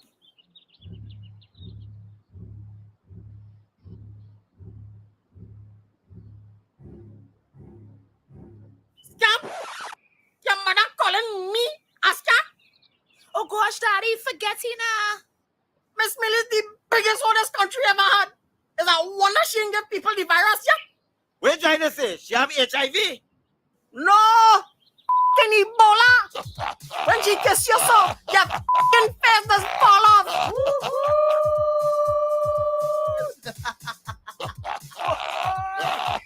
Listen, my mother is a respectable woman in the community, you know.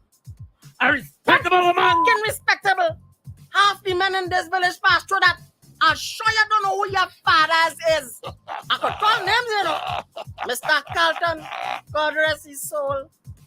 Old man Singh, God rest his soul. Old man Celestin, well, he could burn in hell, that mother. The Gaya brothers, Ram Kisun and his son, and the neighbor Wakaman. The whole Trinidad and Tobago football team of 1955. My free stack boy.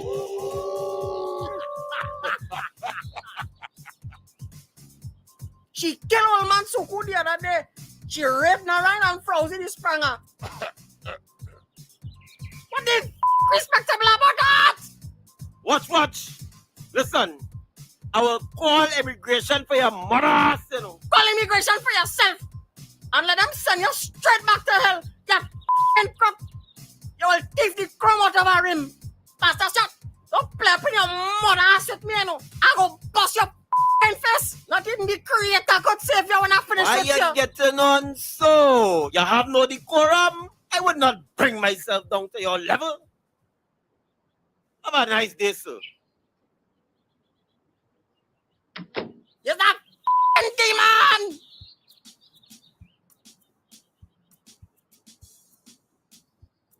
Hey! Can we get a minute of your time so we can tell you all about a wonderful creator? What?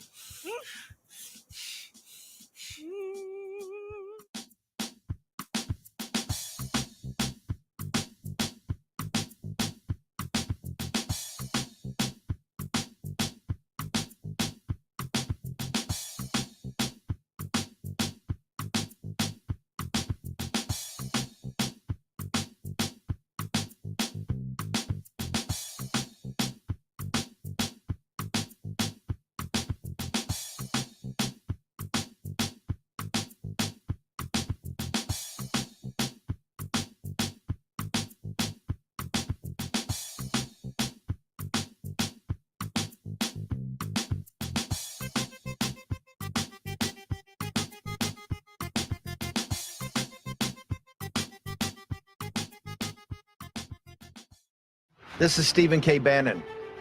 Now more than ever, the U.S. dollar is under unrelenting assault. You've seen what Washington, D.C. has done. It's only going to get worse.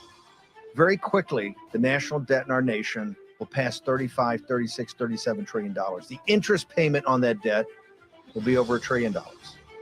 The BRICS, Brazil, Russia, India, China, South Africa, and other developing nations with the resources are working every day to make sure they can get off the dollar. Why shouldn't they? The Federal Reserve and the U.S. government is devaluing that currency daily. Here's what you need to do as an individual. It's time to start thinking through your own financial plan, particularly your retirement, if you're in a 401k or an IRA. You need to talk to the specialists at Birch Gold, and you need to do it today. Why? The central banks of the world are buying gold at record rates. Your government and both the Republican and Democratic Party are bound and determined to devalue the dollar. You need to start thinking of yourself. Click right now. I need you to do this. Click the button below or the link below. You get a free info kit from Birch Gold right now. This info kit will get you to start to understand what it means to have precious metals in your portfolio, particularly in your retirement account. Take action today. Click the link or the button below. Your government is bound and determined to destroy the United States dollar. In destroying the United States dollar, they're going to destroy your savings and what you put away. You don't need to stand for it. You can take action. Take the link or the button below. Click it now.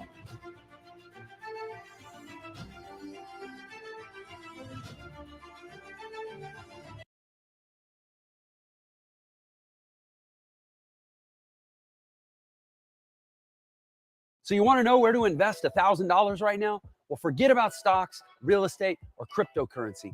There is a little known trend taking America by storm right now called digital real estate. And digital real estate creates online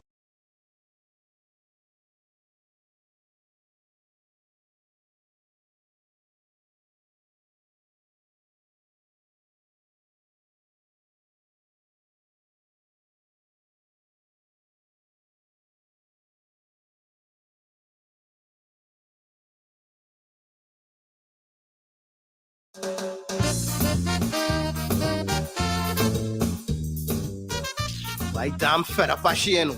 She quarrel with me for all kind of thing. I leave up the toilet seat, she vex. I forget to wash she wears, she vex. I ask one of she friends for she number so I could follow she on Instagram, she vex. I can't take nagging, boy. What happened to you? Well, I take the last dumpling out of the pot. Boy, you just had this woman beating you up right through and you gotta get away from Patsy, eh? Nah, we gotta find a nice little girlfriend for you. So you get away from she. She too abusive. Santana boy, look one of them sexy Venezuelans. Talk to Sheena.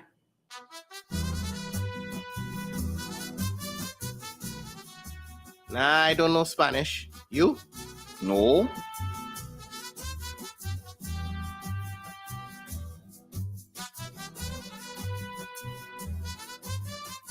Oh, family. You look sweet with them football legs. You playing for Man U or what? What is your name? Santana. Oh, Santana, eres muy guapo y sexy, ¿sabes? Tienes unos músculos muy grandes y te quiero, papi.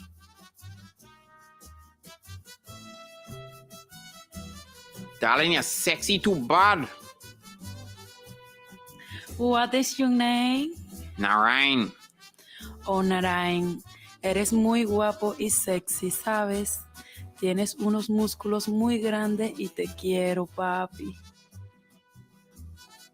Oh God, this girl's sweet too bad. I'm gonna leave Patsy tonight. Oh God, talk Spanish to me, baby. Watch me, family. Forget him now. Watch me. I'll rest some loving on you. Your body go run water. They'll call you El Pipos. Dios mío, mujercita, tú eres la mujer más bella en todo el mundo. Quiero dejarle a mi mujer y vivirme contigo por Maruga. But we be... Nah, I thought you couldn't talk Spanish. I don't. I know what happened to me. Ahorita estoy en Trinidad y Tobago. Girl, watch me. My teacher tell me I never learn Spanish, you know. Watch me, but girl, watch me. I telling you. Like she like Narang boy. Yes. I had to mash up this. I had to mash up this. She too nice for Narang boy. Oh, she for myself.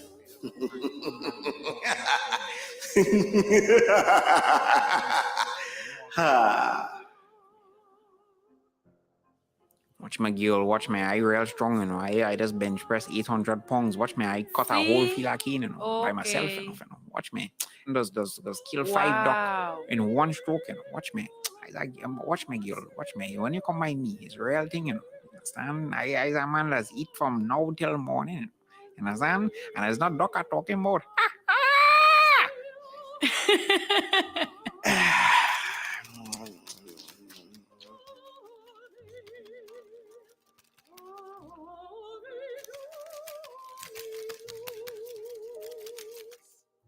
I love the blue one. Oh, this? You want one? Hey, take one. No, Janice Kilmer will take one. Oh, papi, you are rich. Yeah, I have plenty land, you know. Yeah. I don't know if you could understand me, but it's a pilot. El Pilotos. Yeah, and I have plenty lanos. What? And if you line me around, I'll give you plenty decos. Yeah. Now, ain't go away now, man. Big people talking here. You're blocking. Come now, man. Go home to your wife.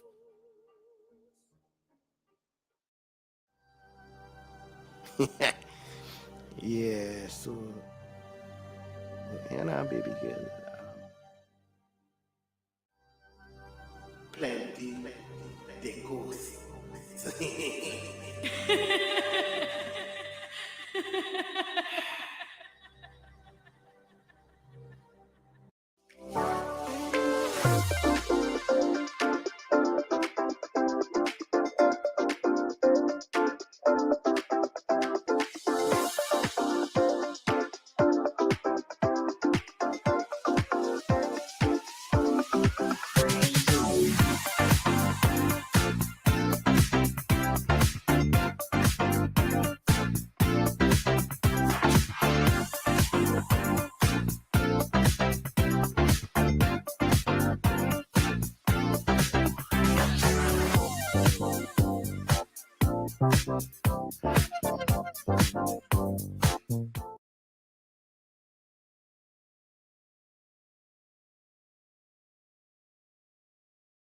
A lot of people don't know this, but the best way to make money on YouTube in 2023 is not by becoming a YouTuber or making.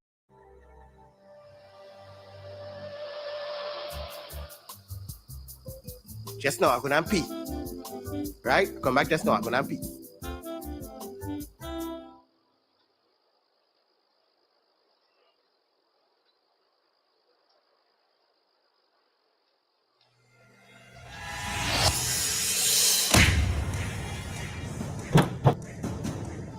Get your dirty hands off my man. Janice, what the hell, Gil? She's just a friend. You shut up and go home. All right.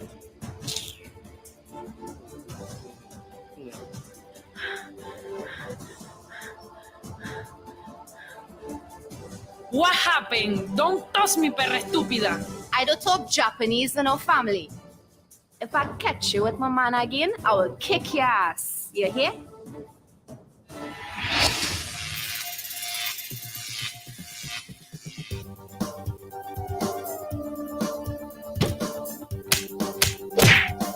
Come on, fight boy. Hi!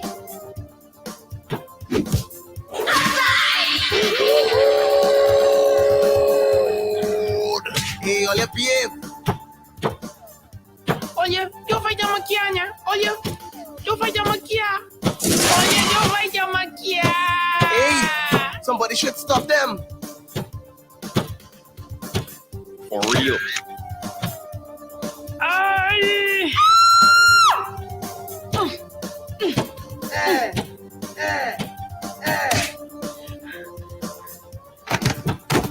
Oye, me Nine. yo go maquiar. How Janice going to come here and find me? I don't know. You tell she? Oye, me yo go maquiar.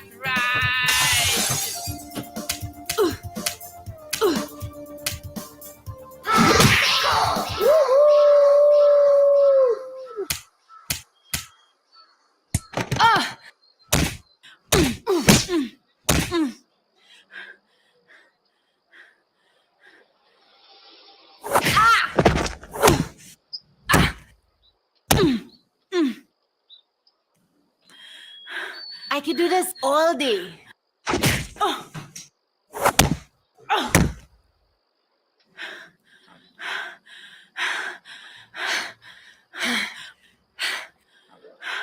Hello!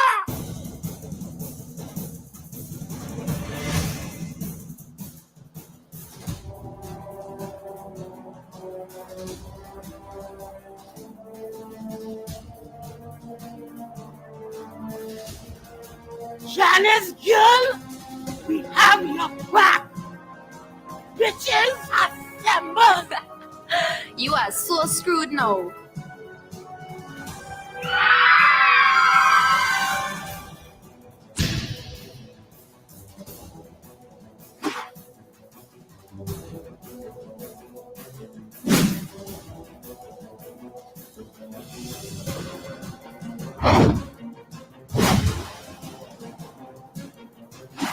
Hey, no la chihuahua. Al vivac, bruja.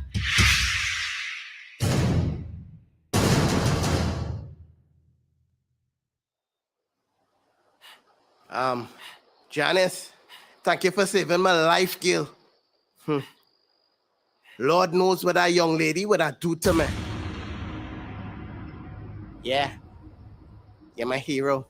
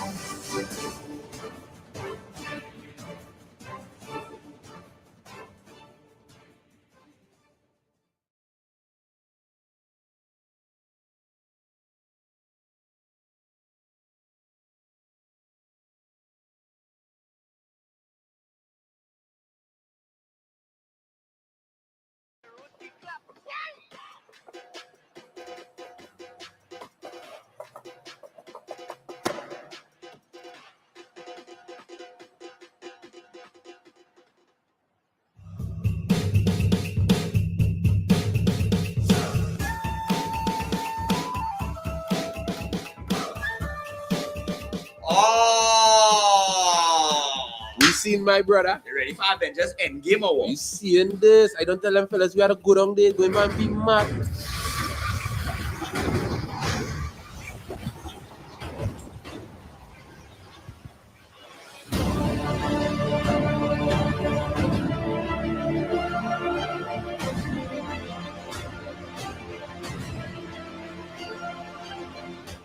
Your dance moves are causing a rift in the universe. Sorry, Mr. Thanos. Sorry. Where you going to do about it? Only one way to settle this.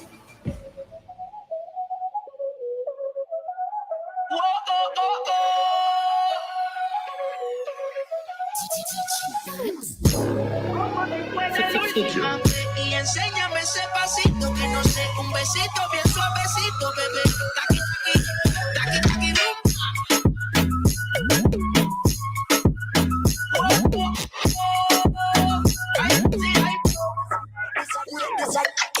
Them think the Rasta call up. Every gun me have me send for me run up. Fat 45 shot make your bone broke. Drive by car puncher where the donut. Tell them man a murderer. Be a face murderer. Boss out them head now, hot up the place and shut up your face. Fat 45 shots snap out your ears. Hot up the place and shut up your face. The boy call police, they patrol the place. Tell them man a murderer. Be a face murderer. One vice and governor. Who no big friend from boy so your mother. Pussy. Tenabunks, tenabunks, tenabunks, tenabunks, tenabunks. Do the dancer. Tenabunks, tenabunks, tenabunks, tenabunks, tenabunks. Me a Japan. Huh? Where? In and a bad mind boy head there. Vex to me the dancing world say. Me no want no respect from none of them there. My crew, my dogs, set rules, set laws. We represent for the lords of yards. I got alone, I feel up. From them a par in a chichimania. If the fire make we burn it. From them a drink in a chichimamba. If the fire make we burn it. Some of us up, see what I see. So you doing that, but them a freak, them a carry on and don't be egg up. On the base up, but them a lick it back. Them bring it away. Pull them up, what's up every collie cover on them. Every chichiman, them a be get flat, get flat. Me a min, I can make a back, chichiman, then there's a flat. Been well I in that position, let me spin that. If you back, bend me between that. Show me how you can take that, take that, take that, take that, take that, take that. Hands on the knees and bend. Position, let me spin that. Bend. Show me how you can take that. Your back and bend. When I think that. Bend. Hands on the knees and bend. Ready, set. Every girl just tick it and attack it and attack it and a tick it and a tick it and attack it and attack it and a tick it and a go down, go down, go down. Every girl just tick it and attack it and attack it and a tick it and a tick it and attack it and attack it and a tick it and a go down, go down, go down.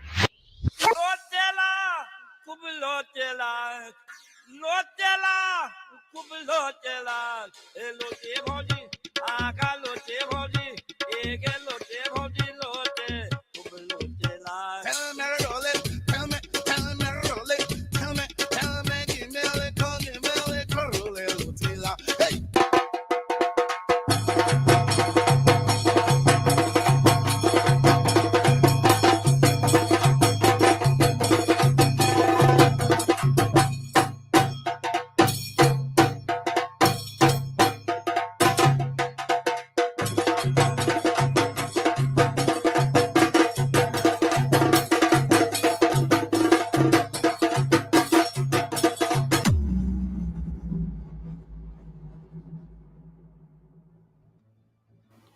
Your dance moves are no match for us. Unfortunately, I can't have such weakness in the universe. Sacrifice must be made for the greater good.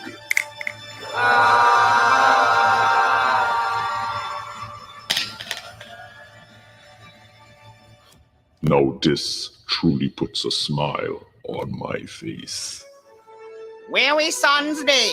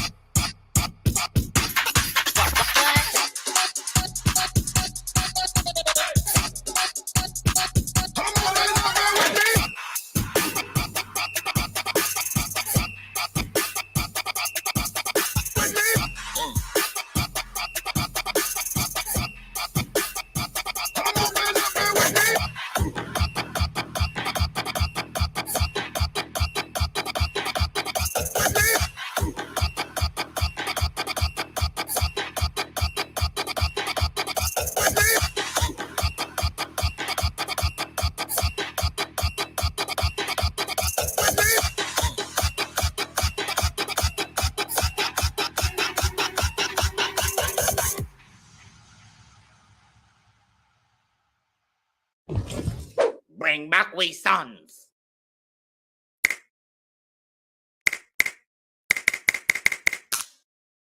Bring back we sons. Okay, I'll bring back your sons. I'll bring them back.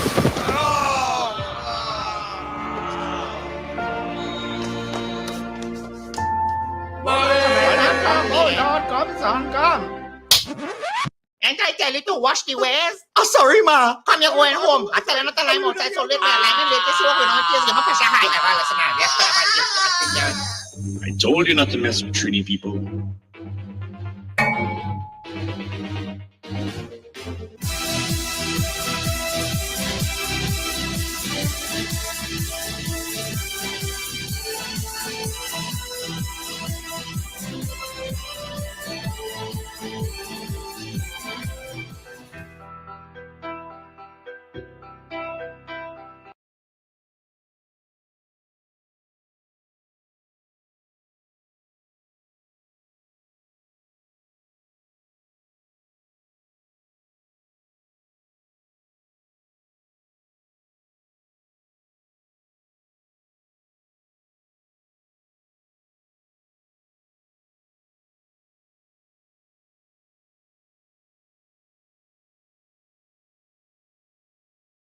FM for the program The Final Hour with Pastor Valentine Garcia Jr. and his wife Nikki Garcia for the Bible study every Thursday from 9 a.m. to 10 a.m. Mark chapter 16 verse 15 says, "Go into all the world and preach this gospel for every creature, for I am not ashamed of the gospel of Christ, for it is the power of God unto salvation."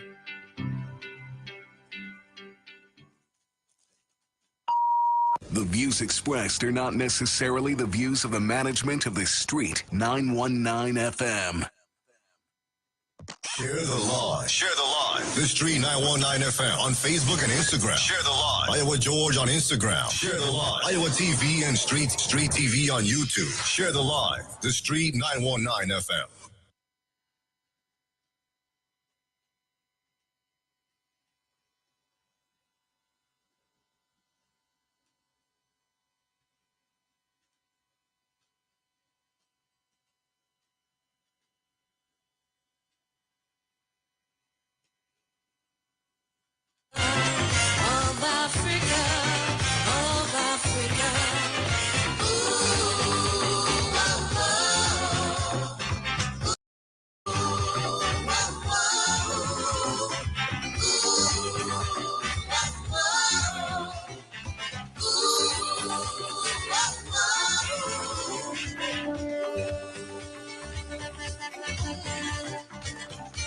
Broadcasting from Trinidad to the world.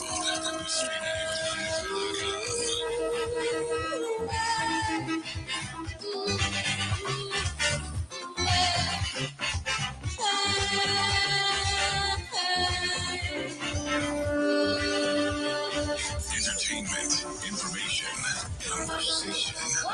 All on Street 91.9 FM. The official station that defends the nation.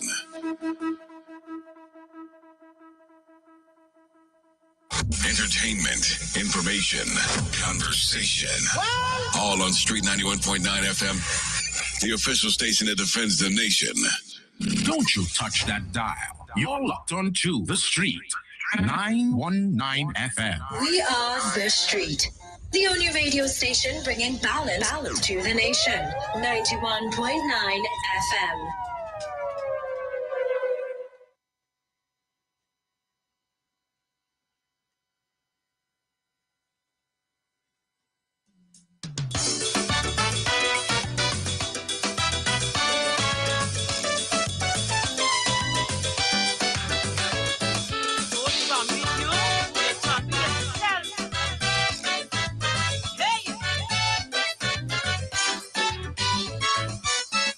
Election in 2015 will be a really big scene. The people, they eat all the food and let the treasury know.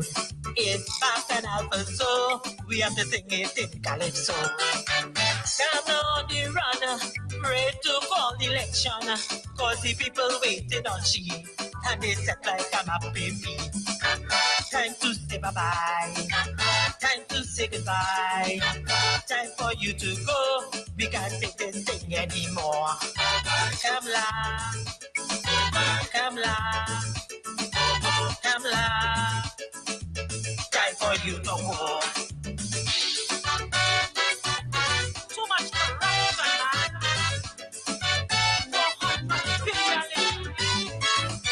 Skullduggery is their middle name. Lying without any shame. The speaker, he went to UV and come up with a 40 degree. It's Mama Guy for so, let me sing it in calypso. Come Lord the runner, pray to call election, cause the people waiting on she, and they set like I'm a baby. Come Lord, time to say bye-bye, time to say goodbye, time for you to go, we can't take this thing anymore. Come la, come la, come la, time for you to go. Hey!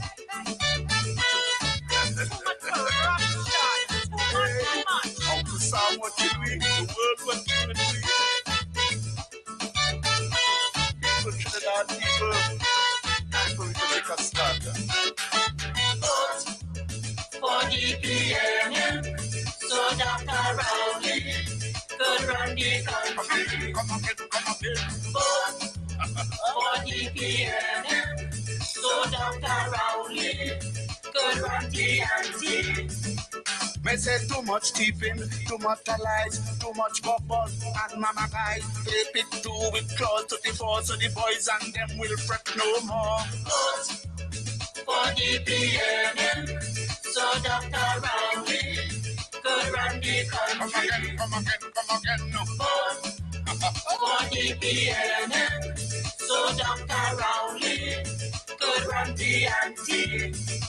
You know the kangaroo court in parliament, guilty as charged with no evidence. Speaker verdict, what shall it be like? Hitler in charge of the UNC. Vote for the PNM, so Dr. Rowley could run the country. Come again. Vote for the PNM, so Dr. Rowley could run the anti.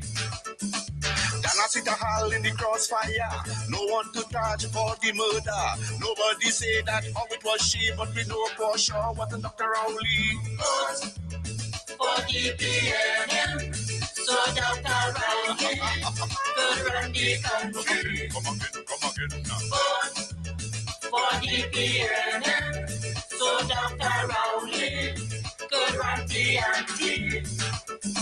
Take down the blame, the eye in the sky would reach me in touch, we now know why. Open the borders, no one will see who bring in the goods illegally. Vote for the PNM, so Dr. Rowley could run the country.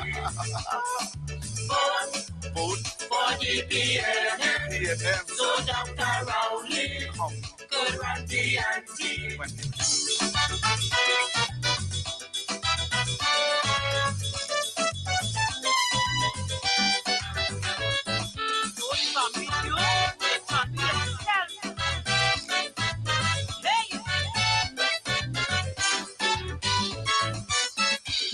election in 2015 will be a really big scene. The people, they eat all the food and let the Darien know. It's back and alpha, so we have to sing it in calypso. Come on the run, pray to call the election, cause the people waiting on she, and they set like a baby. Time to say bye-bye, time to say goodbye, time for you to go, we can't take this thing anymore. Come la, come la, come la, time for you to go. Too much corruption, man. Skullduggery is their middle name. The lying without any shame. The speaker, he went to UV and come up with a faulty green. It's Mama Guy for so, let me sing it in calypso. Come Lord the runner, pray to call election, cause the people waiting on she, and they set like a map baby. Come Lord, time to say bye-bye, time to say goodbye, time for you to go, we can't take this thing anymore. Come Lord, come Lord, come Lord, time for you to go. Hey! Too much corruption!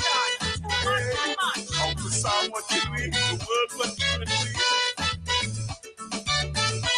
People, Trinidad people, time for me to make a stand.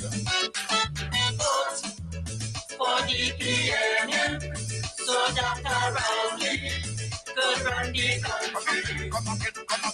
Vote for the PNM, so Dr. Rowley could run the ante.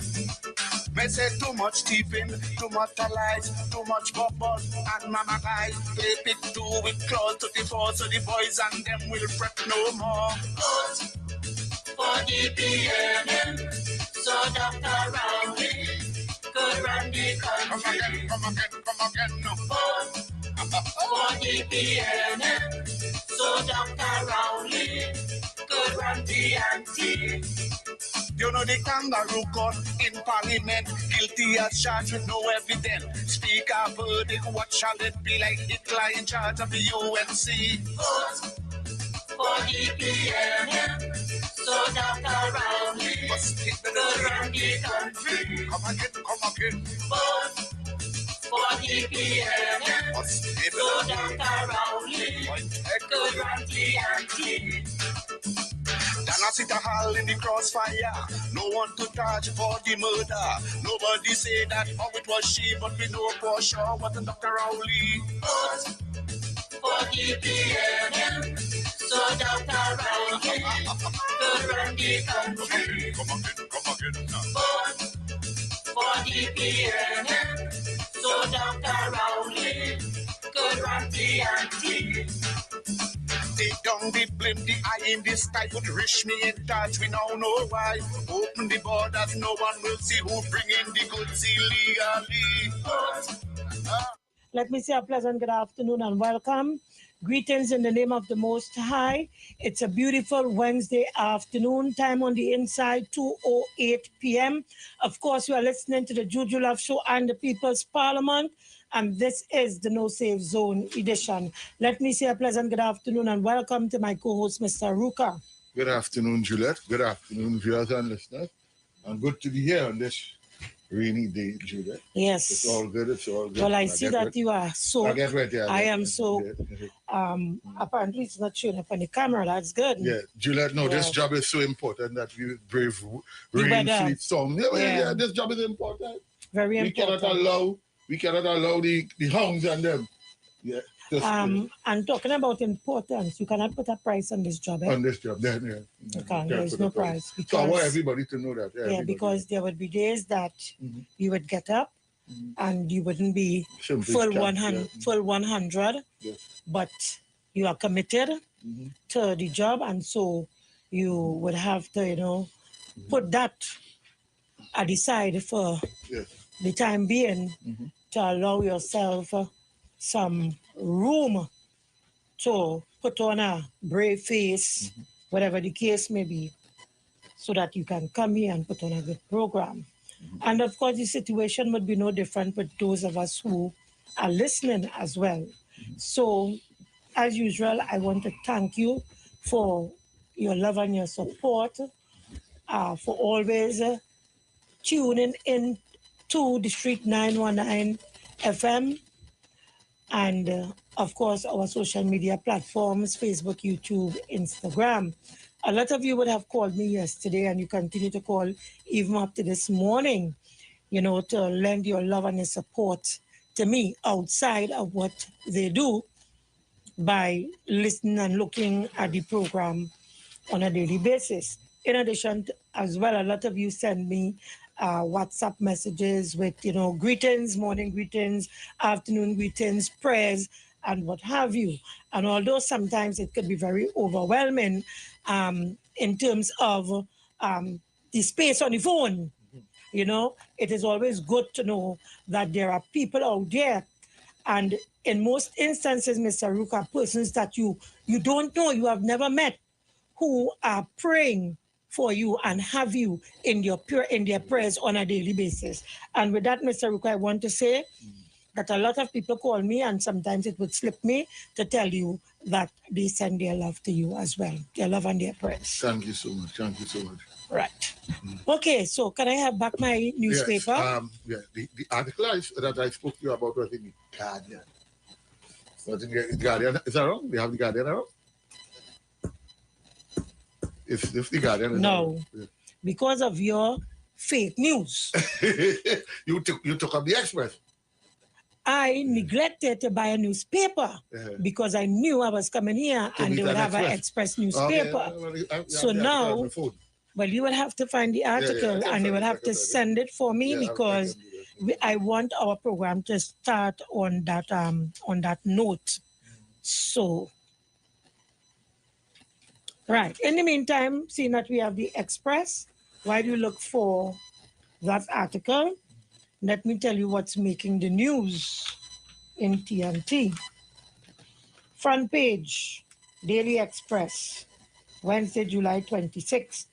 Today, Jack hits the road, dons blue NTA t-shirt on tour of Lopino with Griffith. And of course, there's a picture with Griffith, Mr. Warner, and an ageable citizen.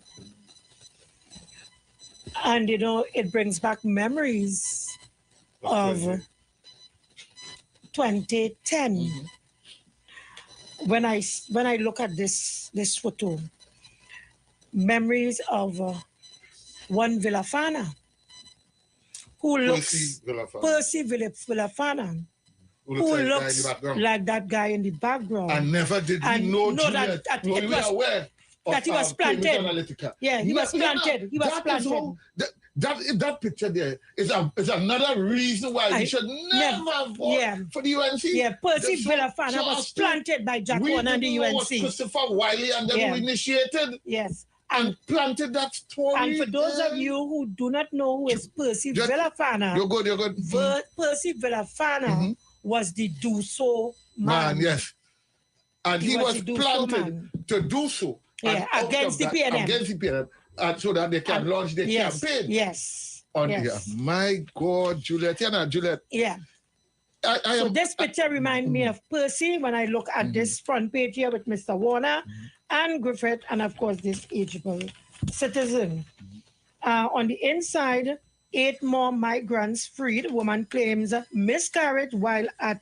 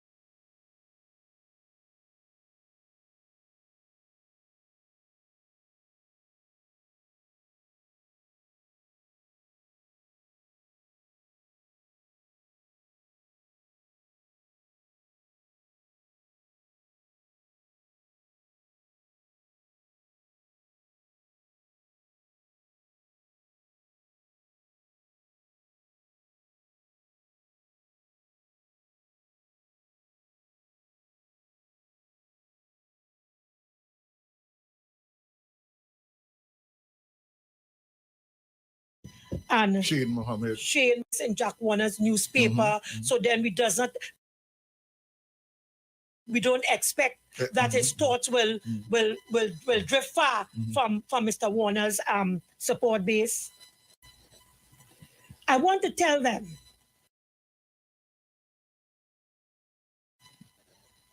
that I am not surprised that their analytical skills, their political analytical, and that if anybody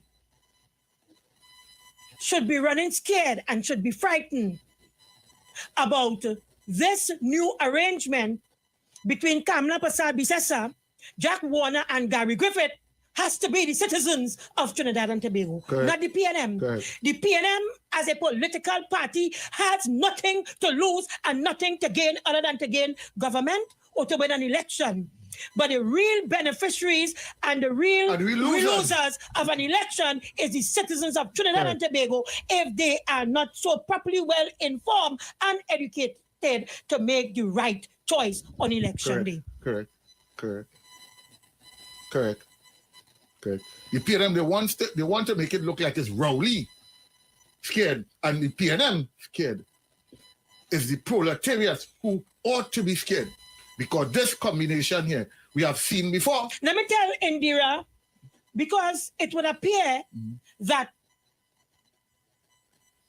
Vishnu Raghunath, Indira Rampasad, and Shane Mohammed living under a rock, and they are not in tune with the history of Jack Warner as FIFA Vice President and in the politics, the UNC politics of Trinidad and Tobago, and notwithstanding, not forgetting as well, the PP government under the PP government. Apparently, they were living under a rock so that they are not informed about Jack Warner's history. I don't believe they are living under a rock. Wait, stick a pin.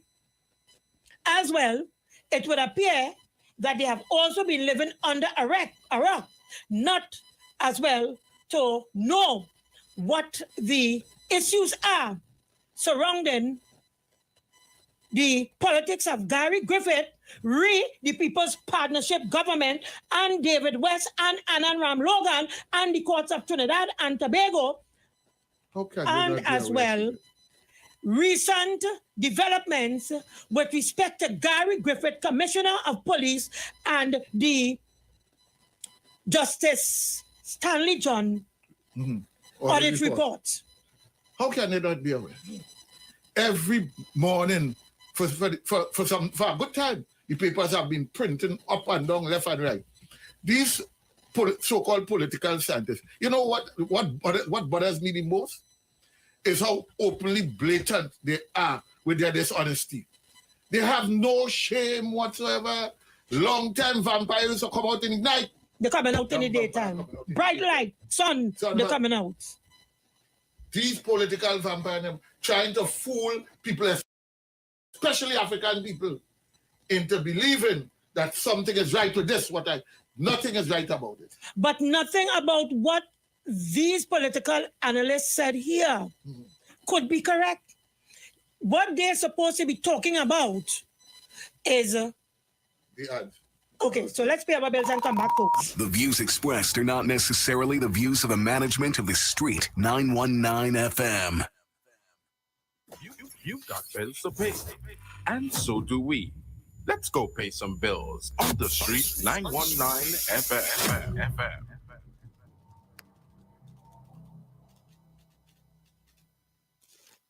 Catch all your favorite shows live on Instagram. We're live on Instagram. The Street 919 FM. What are you waiting for? Go check us out on Instagram today.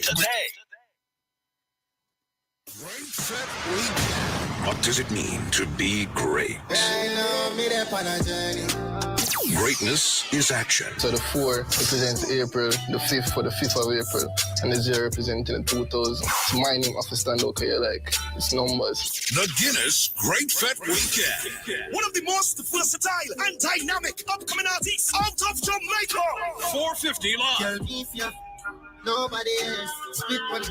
Slip on this. 450! Destined for greatness. But tell me like, one for a little mistake, put your hands up. But tell me like. We Fat, July 29th, Pigeon Point Beach, Tobago. Destined to flatten the beach. 450 live. Hey, girl, you are classes. But bring up, come on, you know.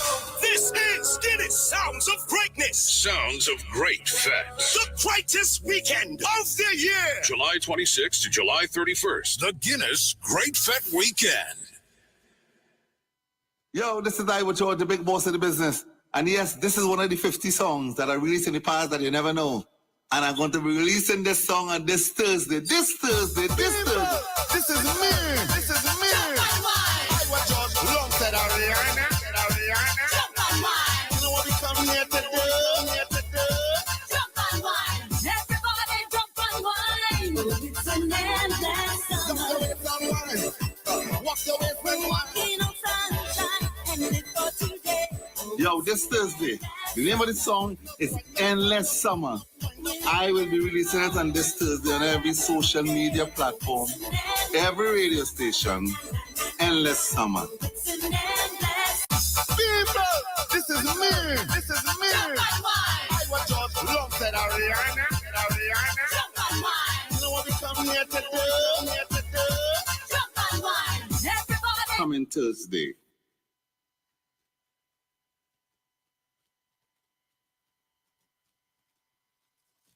For a new on-the-go experience in radio, simply go to your Android device and download Instant Radio. Select Trinidad and Tobago and click the street 919 FM so you can listen to us wherever you are. Share the live. The Street 919 FM on Facebook and Instagram. Share the live. Iowa George on Instagram. Share the live. Iowa TV and Street TV on YouTube. Share the live. The Street 919 FM. The views expressed are not necessarily the views of the management of the Street 919 FM. Welcome back. Time on the inside, 2:33 p.m. It's raining cats and dogs out there. People, be careful on the road. Be careful about getting wet because you know you cannot afford to get sick because you will have a medical bill sometimes that you know you can't afford to handle. Mr. Ruka, we are not about to open the lines as yet, folks. I'm seeing you all on the lines. We're not about to open the lines. We have to fully treat with the issue of Indira Rampersad, Shane Mohammed, and Vishu Raghunath. Right. So we were saying they could not be operating in the same space as everybody else in this country to look at citizens and tell us based on their analytical skills, prowess. Their political that through their political prowess, that the only thing that they drew from Jack Warner and Gary Griffith forming an alliance with the UNC is that the PNM have to be scared, or the PNM should be running scared. The only people should be running scared in this country, Indira Rampersad, Shane Mohammed, Vishnu Raghunath, is the people of Trinidad and Tobago. We are the people who are supposed to be running scared because whatever arrangement those people made, we know the citizens are the ones who are the pawn in these people's game. In these people games, because if our memory serves us right, and I know our collective memory serves us right, we know what is the issue or what the issues are surrounding Jack Warner. So let's discuss what the issues are surrounding Jack Warner, who has the audacity and whose mouth is so filthy that he too should be called upon by Gary Griffith to take a lie detector test. He too should be called to take a lie detector test, Mr. Ruka. Gary, if they had the moral authority to take that, nobody's take a lie detector test. So let's start with one. The first one on Jack Warner's resume, because Jack Warner's resume is very long. Let's help these political scientists or analysts to prepare Mr. Warner's dossier, if you want to call it that, to help the electorate to understand why it is not the PNM should be running scared, but rather the people of this country. FIFA, Mr. Ruka, need you to pay attention. I don't need you to be playing in phone right now. You have to pay attention. Because there would be times when I would want you to back me up because Go something ahead. might slip me. I can multitask. Go ahead. FIFA, Yes. troubles with Jack Warner. What's the current status with that? I need Well, to put the some current information. status with that is Mr. Warner, after losing his appeal, came back to the courts of Trinidad and Tobago and got the court by some sleight of hand to get the court. Is it the same sleight of hand? Keep your train of thought here, Yes, because as we converse, things will come to me. Is it the same sleight of hand that has the UNC financiers involved in the airport corruption scandal? Today, matter cannot be called, and the people of this country cannot get justice. Yes. Well, their Miami partners would have gone to court, paid their dues, and what have you, but those fellas By still some here. sleight of hand. Go right ahead. The Go right magistrate ahead. court referred a matter to the High Court for its observation.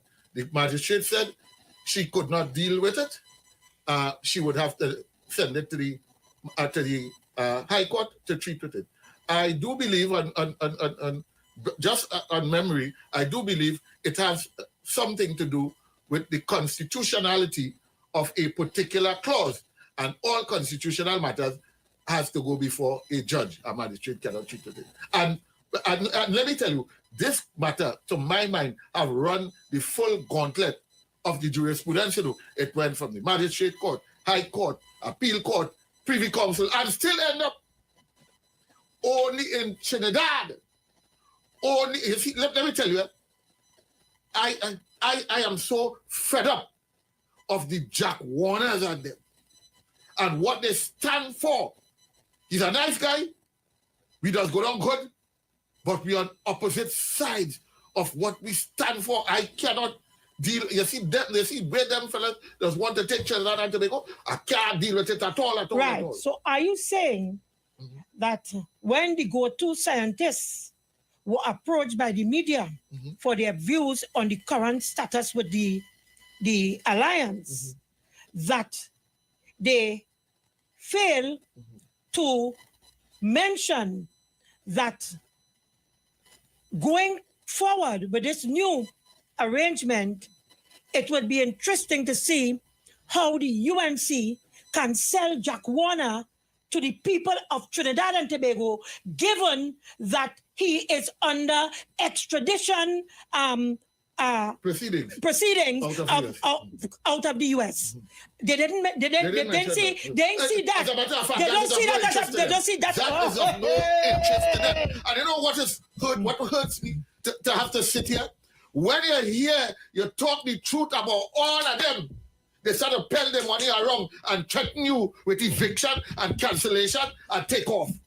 Well, them could kiss my big black sword. Because me afraid, no eviction, no takeoff, no pre-action.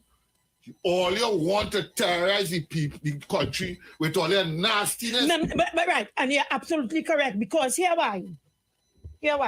And this dialogue had to really go the way it is going, because as we talk, as we converse, things just coming. I can't come here and sit on judge and talk live. What sense that make? I cannot sit down here and talk live. I can't come here and open this mic to talk live. No, you can't. I cannot do that. So Right. nobody can ask me that. Right. So today we have Shane Mohammed, who, let me put it on public record, is or probably still is, is whatever, a member of the United National Congress. If my memory serves me correct, he was a temporary senator at one point. Yes. And if my memory also serves me correct, he was also a member of the national executive of the UNC. Okay. Right. I want you to hear what Shane Mohammed had to say, because it is all about fooling the people of Trinidad and Tobago, and the enablers of fooling the people of Trinidad and Tobago are persons who hold titles as political analysts and scientists in this country. So let's listen, because the facts are there, you know. All you have to do is to search for the information. The facts are there.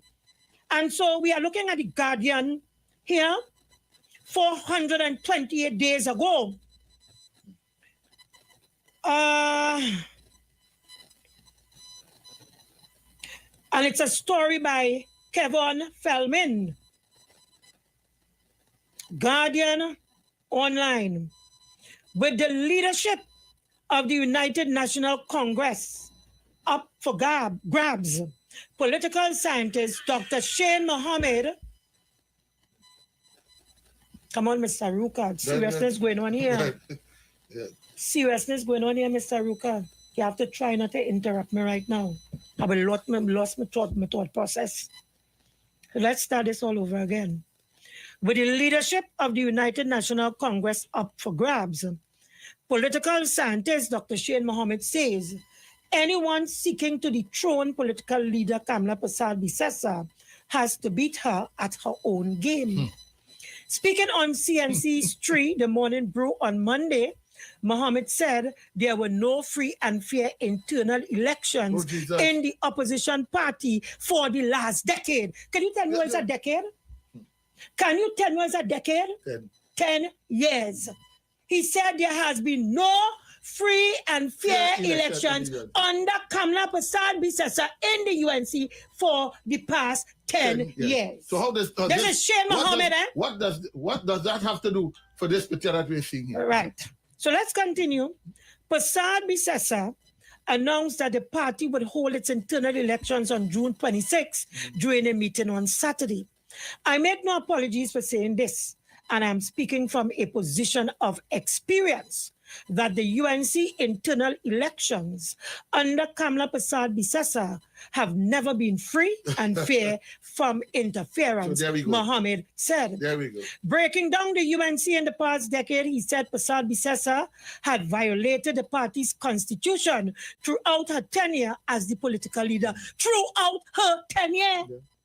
All of the period in which she took over as political leader from in 2010 or 2009 thereabout up to this present day. This is Shane Mohammed, who is now supporting the return of Gary Griffith and Jack Warner into the bosom of Persad-Bissessar and the UNC. How long is the proletariat going to be played as fools? That's how simple it is, you know. People are watching you square in your face.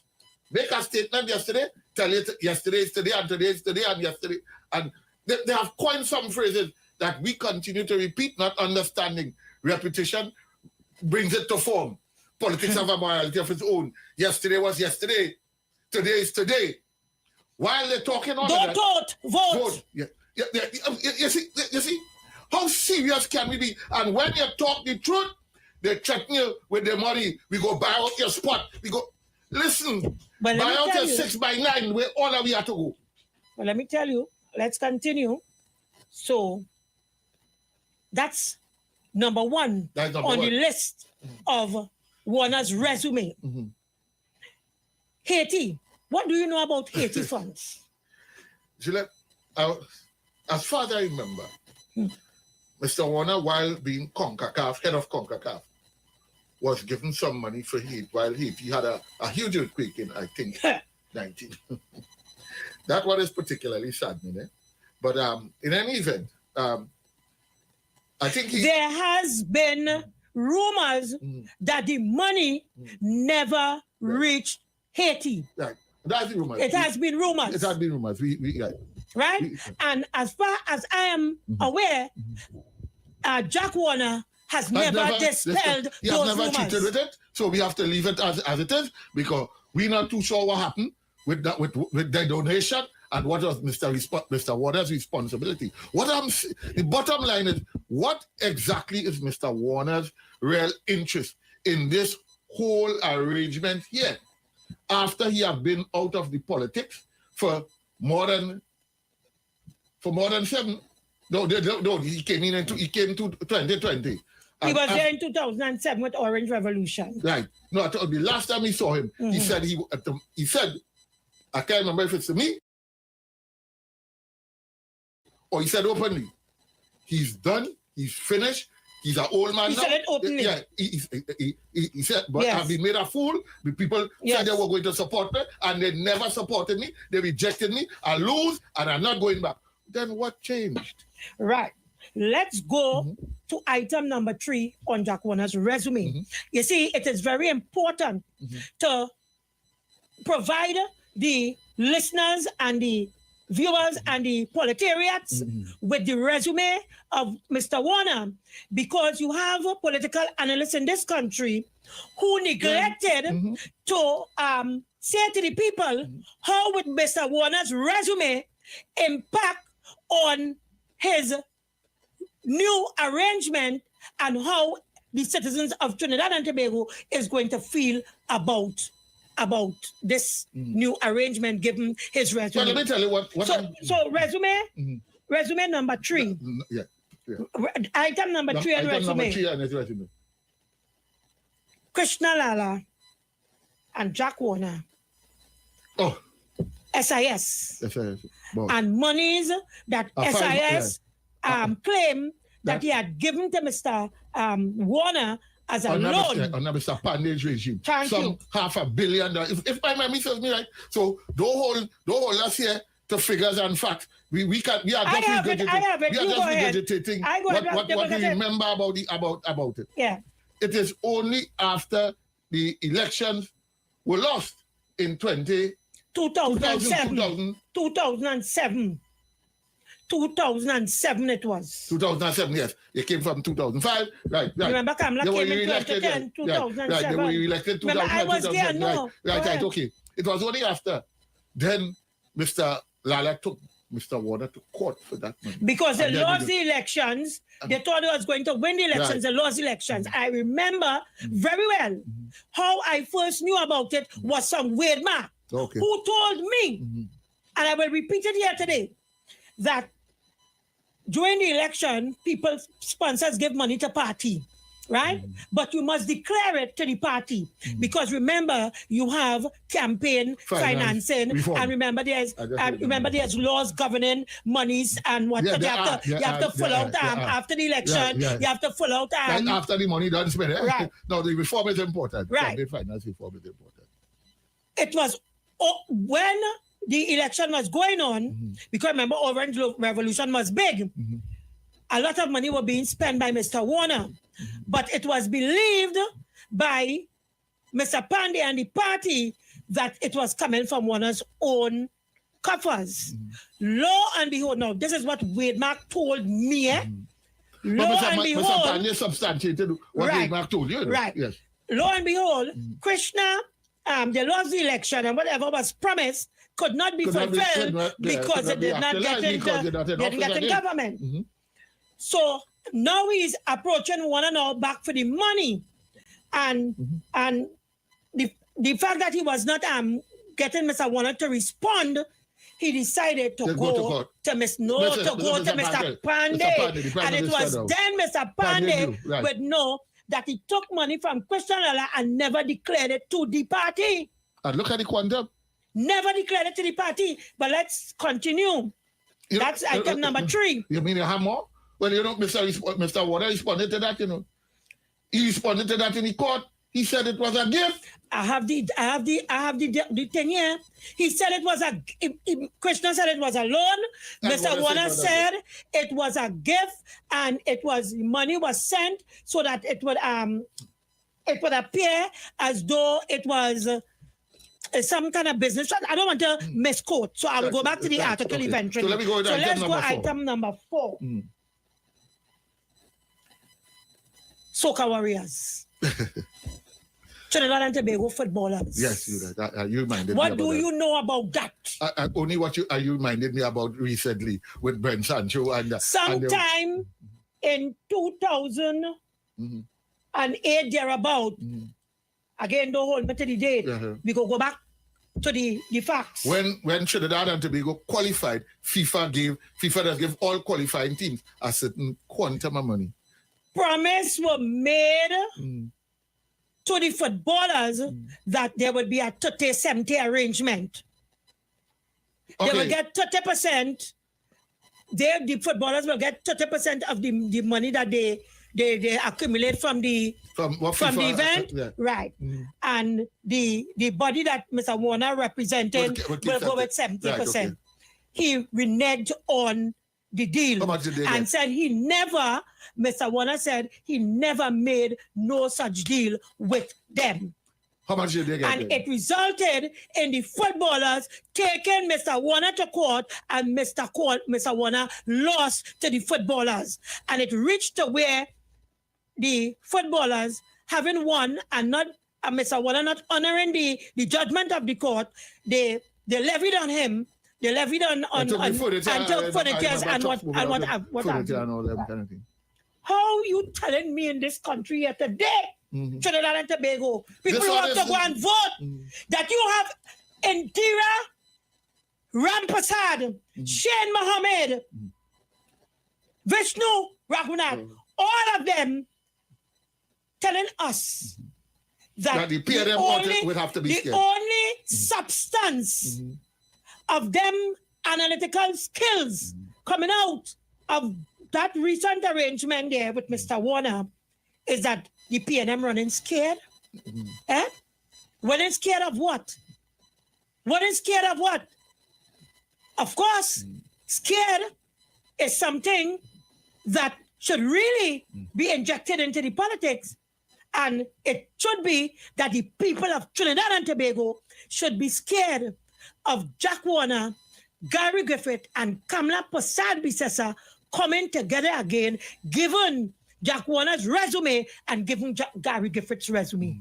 Given the 2010 coalition, and now they're coming back again with another coalition. This time, the syllables, they change around the syllables a little bit in order for it to appear to be a new coalition and a new arrangement. But when you really look at it, all the players are the same players that fought together and caused the demise of their own party. Of the UNC. Of their own party that they are now trying to make the people of Trinidad and Tobago believe that it's Dr. Rowley and the PNM, and the problem we have now is Dr. Rowley and the PNM. So you have scientists supporting this nonsense by Kamla and Jack and them. Don't vote. So we must dispel that Haiti never received the money. We must dispel that Jack Warner, as we speak, is wanted by the United States of America. We must dispel that Jack Warner neglected on a deal with the footballers in this country to pay them 30%. Folks, we'll be right back. In the midst of allegation, propaganda, and misinformation, we examine the facts. We discuss the issues. We interview key players. We are the voice of the people. We are the street. 919 FM.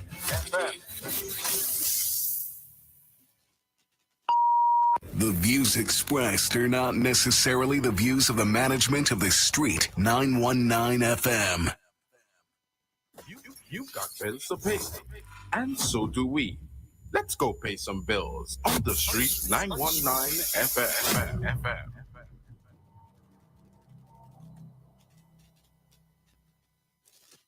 Right, set, week. the greatest weekend of the year. Guinness presents Great Fat Weekend. The beach, the sand, the waves, sexy ladies having fun. I just money and girls and fun. July 26th. Welcome Wednesday.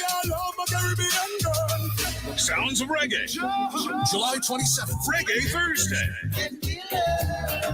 Sounds of Soca. July 28th. Soca Glow.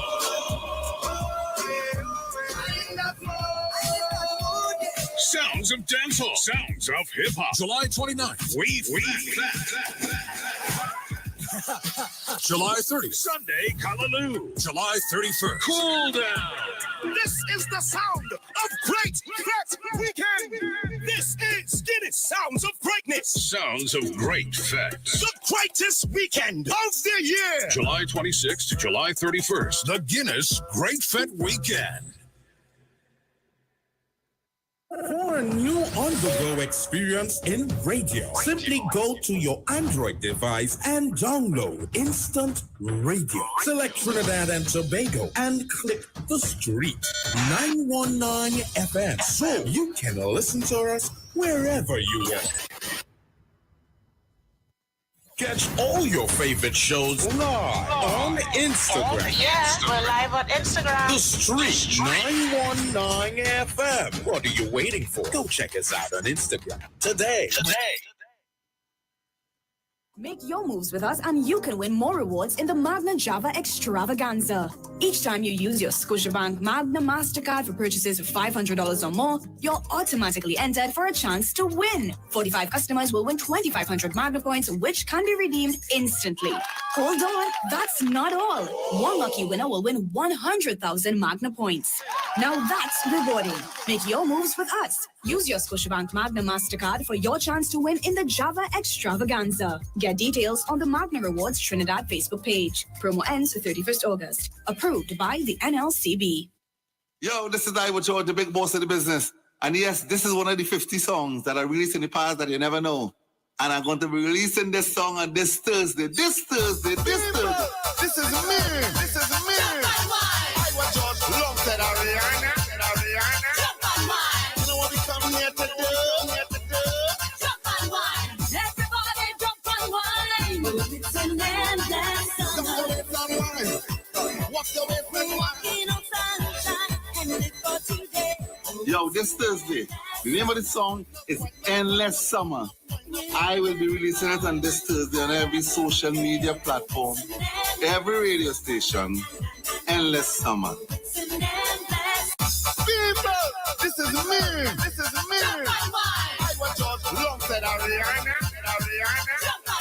You know what we come here to do? Jump and wine. Everybody. Coming Thursday.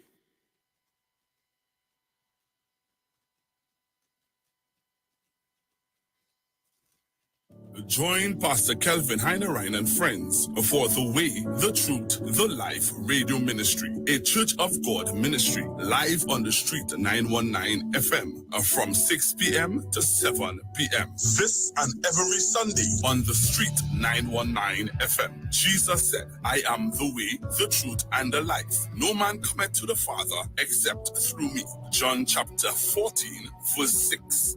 For further information, contact 686-3845-349-5178 or 342-7303. Turn your lights down low and listen to the Master's radio. Get in touch with God. Turn your radio on. You are invited to join Pastor Maurice Johnson of the Church of the Firstborn Assembly Miracle Center, located at number 399 Eastern Main Road, Guayco in Sangre Grande, for the Old Time Gospel Hour Family Radio Ministry every Sunday from 3 p.m. to 6 p.m. Mondays at 9 a.m. to 10 a.m. Trauma and bereavement. Also every Tuesday from 9 a.m. to 10 a.m. The Lord for and you. Wednesdays from 9 a.m. to 10 a.m. dealing with disabilities. And every Friday evening from 9 p.m. to 5 a.m. all night prayer live on the street 919 FM. Designed with you in mind. This program deals with today's issues from a biblical perspective. You will also be given the opportunity to call in and interact with us. Micah 6:8 says, He hath showed thee, O man, what is good, and what doeth the Lord require of thee, but to do justly and to love mercy, and walk humbly with thy God. Your financial support through the First Citizens Bank would be greatly appreciated. Account number 795-2222. For further information, call 753-1113 or 236-7271.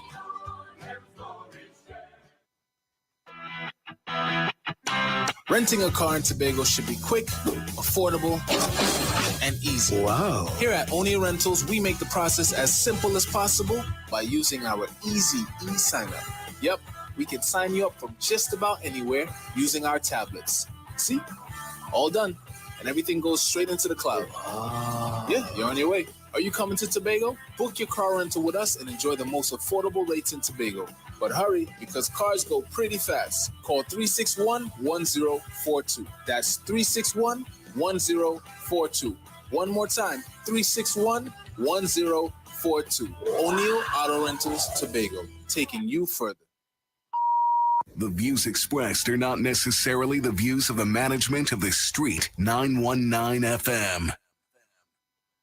Share the live. Share the live. The Street 919 FM on Facebook and Instagram. Share the live. Iowa George on Instagram. Share the live. Iowa TV and Street TV on YouTube. Share the live. The Street 919 FM.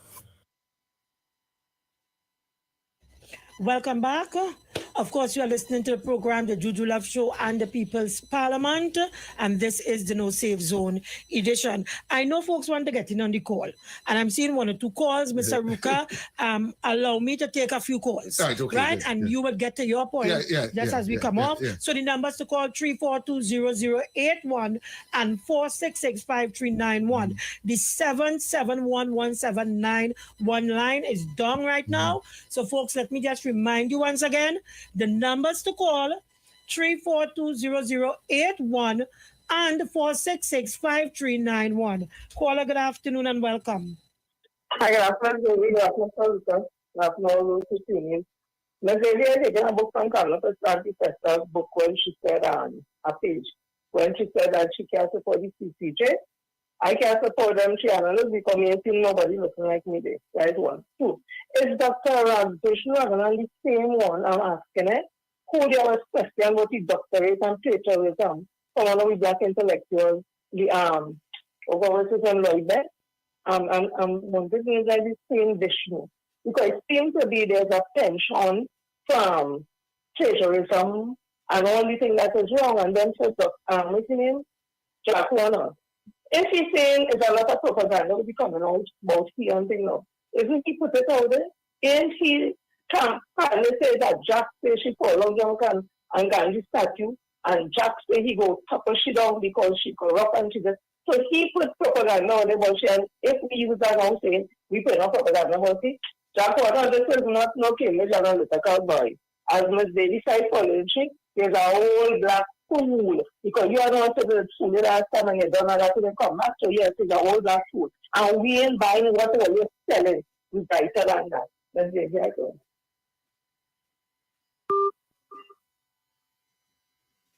Hello, good afternoon, welcome. Jenny, I sent you a message. Check it. Good afternoon. Good afternoon. Yes. So, Vishnu Raghunath is the head of what is this, Council for Ethical Behavior around election time. Yeah. And he's back again in the papers today after accusing Dr. Rowley of violating one of their rules of engagement. He's back again in the papers today. Check it out. Back again in the papers today, accusing Dr. Rowley of creating another violation of their ethics rules. when he spoke at the meeting in San Fernando. Now, he couldn't come with anything concrete, but he said that you could draw a conclusion based on what Dr. Rowley said, that he was referring to the opposition leader. You are a lecturer and you looking to draw a conclusion without any conclusive evidence in front of your face. Dr. Rowley called anybody's name, he called this person's name, no. But you decide that you will draw a conclusion that Dr. Rowley was in violation of your laws.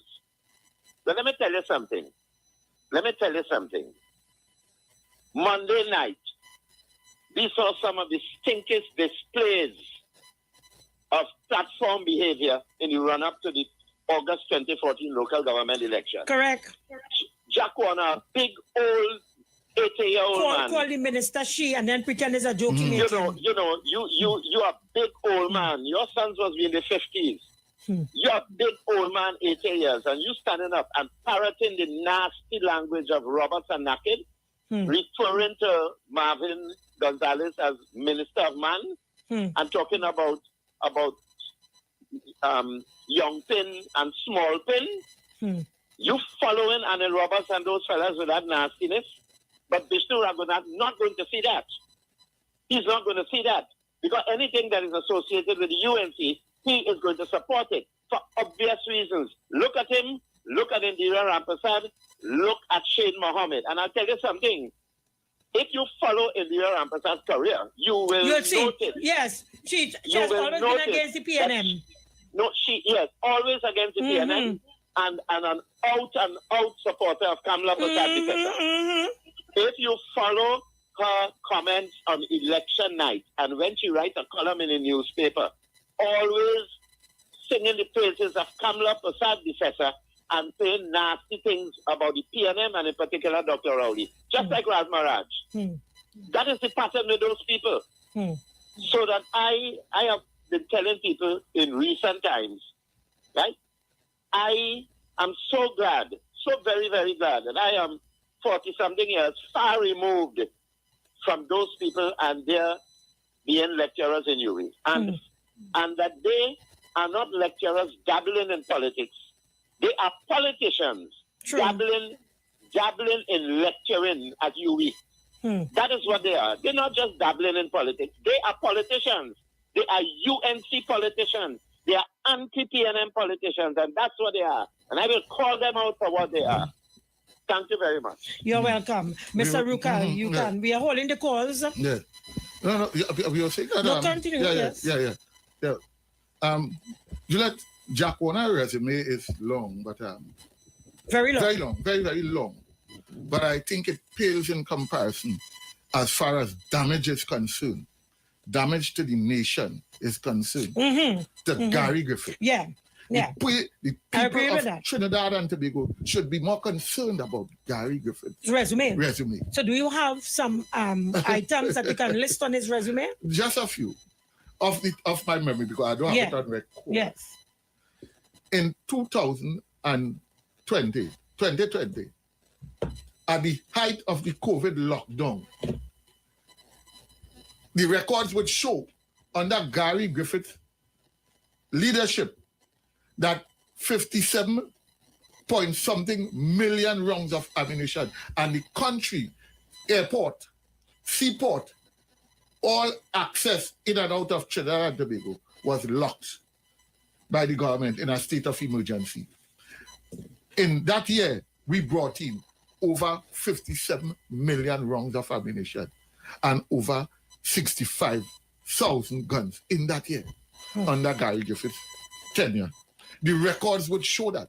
Gary Griffith, I don't know the facts, I only see printed in the paper, and Gary Griffith have never addressed those records as being true or untrue. Right. Stick a pen.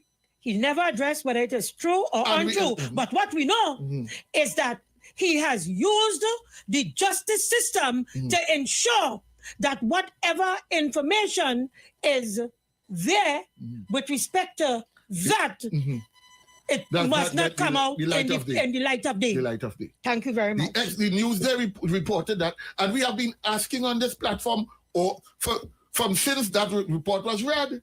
Mr. Griffith, we needed to respond, and we don't need you to respond in trying to slight it off. We needed to respond with facts.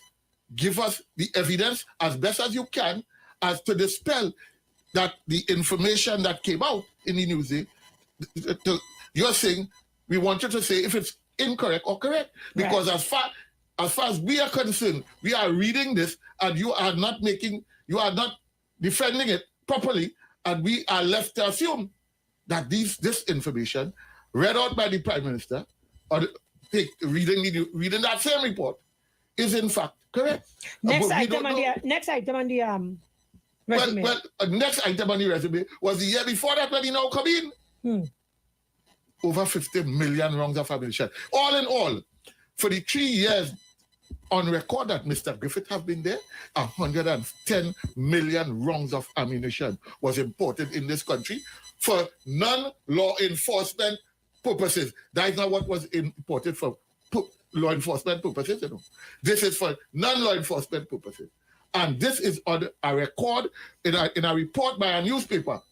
And Mr. Griffith have never come to the country. So while he walk in, we want him to address this, because if this is indeed a fact, it needs to be, he needs to come clean and tell us if it is a fact. Because we are saying... Number 3. Well, no, that's number 3. Well, no, that's what you can remember. That's what off the top. Because what I want to pin this to is that the UNC is campaigning on an issue of standing ground, and the murder rate and the crime rate. Only this morning, we are seeing the other murder. They found 5.567 again wrong again on the crime scene again. And I wanted to pay attention that within recent time, the last 2 weeks, 3 weeks or so, or from since the St. James meeting, and Dr. Rowley announced the size of ammunition, ammunition.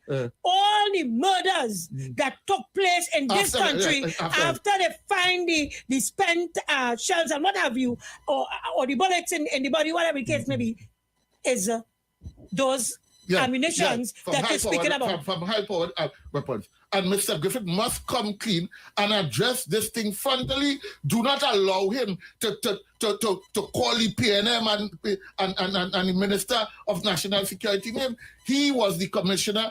If we are to believe what the newspaper is saying, he was the commissioner between this period, and he must address it. And you know what? He can't walk with God. Go ahead. And in lieu of addressing it, you know what they're telling us? Don't vote. Yeah. Let's go back to the lines. Caller, good afternoon. Hello, you and Brother Rupert. Yes, sir. And you're getting up before. Yeah, yes. Sorry, right, better now? Right, yeah. To the two of you, yeah, good afternoon to your listeners, everybody. Sister Jenny, what's up? Yeah, listen, while you're talking there, there's no joke thing, you know. You see that resume thing that Ole mentioned in there? This is how the politics should be treated. What Gary Griffith, Jack Warner, and Mrs. Samuel are doing is patronizing the citizens. So you want to tell me, Juliet and Brother Ruka, that throughout all the issues that we have in the country up to this election time, I must be impressed with you just putting on some clothes and walking about. I just be so sick of this, and they're walking about and they hit the ground. Now I know that it's part of the politics, but what was happening before when we had issues to deal with? And like I always say, Guy Griffith is saying nothing until he released that report in the parliament. And if some of these, also put the boys short-sighted PNM haters, the literate standard, feel that just a walkabout is good enough for you to say, oh, I'm so impressed, let me go and vote. And I'll ignore all the years in terms of nasty language, nasty behavior, no support in parliament, no support for anything good. This is the basis, and the resume reading is what it is. And this is where this government and the people who go up for election trump all of them. As far as I'm concerned, in closing, they're patronizing everybody with our walkabout brutishness and let out all the information they got our route. Later, thanks. Thank you very much. It's Okay, the only in person come up Trinidad with and that. Tobago. It's only in Trinidad and Tobago. Politicians just get credit. I walk in the ground. Yeah. That's it, you know. Yeah. This is representation. We Yes. start to walk. Yes. Man, walk if you want to walk. That's correct. We just want you to walk out of we life. Yes, I agree.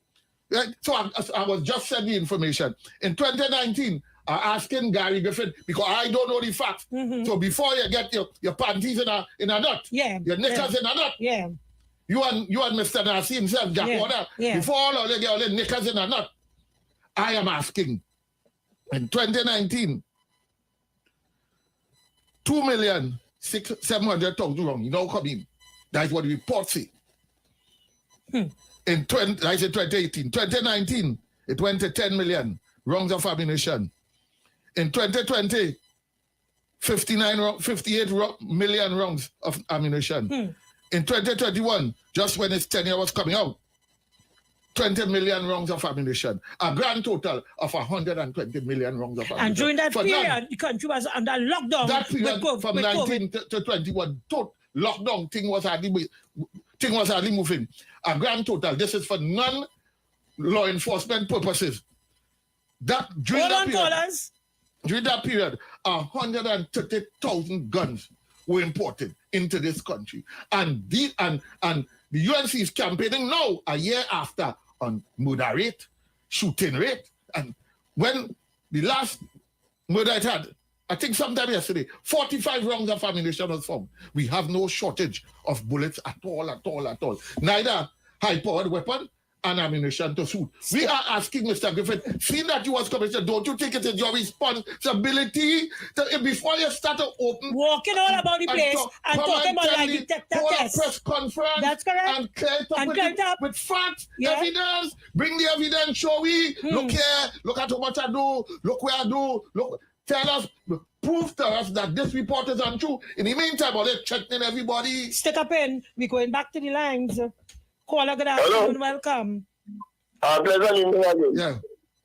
Yeah, remember when that son is alleged, when they find the substance, what do you do with it? What do you give it and do? Yeah, that is on his resume as well. What to tell you when the man and ask him something and he say, ask your mother. You remember when you just take him man? Remember? When you was in Cuba?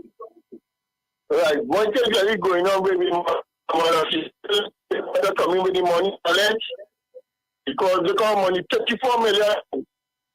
It only had 2 months alone to pay workers. And look at it, PNM is a boss, PNM get everybody at least time to him working and again money. You're going home and again money right through. Just because this election coming up, they want to raise up all unnecessary things. Look at the one that joint partner, you feel you give it and go get a place inside of any kind of ruling of any kind of minister inside this party. They're using, she's a user. Have a good one. Thank you very much. Caller, good afternoon. Welcome. Good afternoon, Ms. Davies and Mr. Ruka. Ms. Davies, I'll start my comment by this scene of Shakespeare. Shakespeare said, "Oh, what a tangle where we weave when we learn to lie." But so when we learn to lie and deceive, isn't it interesting? Ms. Bissessa isn't in her parliamentary record show that you don't support anything. She even said with the FATCA bill that could be used against her, so she's not supporting it, even though the banks and everybody has come to start to pin her down. You know, when we look at we look at records, because this is historical records and this is their history and this is what they're campaigning. But the person that Mr. Griffith didn't come out what night it is because basically his wound would be the worst. So, and it's reporting every single day when you're on the ground and by the bodies. So that's his record. So you need to come out too much and talk in public. But when you look at it, all of them coming out now, you want to champion, you want to stand your ground, a nice popular hook line, you know, stand your ground to give up your rebellious spirit. But at the same point in time, ask him what else after that. When you stand your ground and you're going to protect from what? From what you're doing. Are you supporting any bills in Parliament to help to protect us I asking questions. You're recording doing that. So I want to know, is it quite interesting how it just is when we learn to lie and deceive? And that is what they're trying to do. But let us see how well, I'm looking to see how the people of Trinidad and Tobago is going to be that, if they're going to fall for that or not. It will tell on the 14th to the 15th. I locked on and listening. Thank you very much. The country must take notice. The country must take notice that we are not seeing and or hearing anything about the firearm dealer called Mr. Brent Thomas. We are not seeing or hearing. All we know for a fact is that we have a collaboration between the Trinidad and Tobago TTPS and the Alcohol, Tobacco and Firearms Division of the U.S. federal government. All we know that we have the FBI lending support to Trinidad and Tobago TTPS in serious collaborations. This is where the problem comes about, you know, Juliet. Straw purchase, which is a purchase out of America, when people go to buy goods who are legally permitted to buy weapons for persons other than for persons that are in the criminal world, they're buying it for them. Right. It's called a straw purchase. Have now been made a federal offense. And with that comes the entire federal government taking notice. Everybody in Trinidad and Tobago who is in the business of firearms via the illegal trade coming across the Orinoco, or through straw purchase with permits and whatsoever they're using, are now the subject of the U.S. federal government, which involves a whole different kettle of fish. That is what is the problem in this country. Why people are behaving so abnormal and unusual, Juliet. Because Dr. Rowley would have made the complaint to the U.S. government that when they had the symposium about crime as a public health emergency, and that their guns are coming into our country and causing a problem. Of cooperation we have gotten, Juliet. Yes. And with that, they passed a law. Let's go to the lines. Caller, good afternoon. Hello, good afternoon. Good afternoon. Good afternoon, JuJu. Hello. Yes, we are hearing you. You hear me? Yes. Loud and clear. Good afternoon to you, JuJu, and good afternoon to you, Mr. Aruka. Well, not until I did, I believe, I would ever forget that we paid $7 million to take out a fire truck from a ditch. You remember that, Mr. Aruka? That is also on Jack Warner's resume. That is Jack Warner. Not maybe it's Jack Warner. $7 million to take out a fire truck from a drain under the instruction of Jack Warner. This is what we mustn't forget at all. This is a man who said he would be corrupt if he was in the PNM. That wasn't PNM. Sorry, Jack. And Jack, don't forget to try to get to tape me. Not me. I'm better than that, Jack. You can't fool me with that. I want you to carry me when you say let's carry everybody. Thank you very much for allowing me this contribution. Thank you. So do that, how can Vishnu go? Yes, sir. We have the man on the line still, and we have another caller. Yeah. Thank you, caller. Thank you. Caller, good afternoon. Welcome. Ms. Levy. Welcome. I just want to tell people who listen, and the silent listeners also lost call. It's not just will be good enough to say what JuJu and them saying is the truth, what Mr. Lucas saying is the truth, or Dominic or anybody. If all they don't come out and vote resoundingly on August the 14th, it make no sense. Or let's just say, yes, what they're saying is truth, and we're waiting to see. We ain't waiting to see nothing. Get up and come out and vote it a vengeance on August the 14th.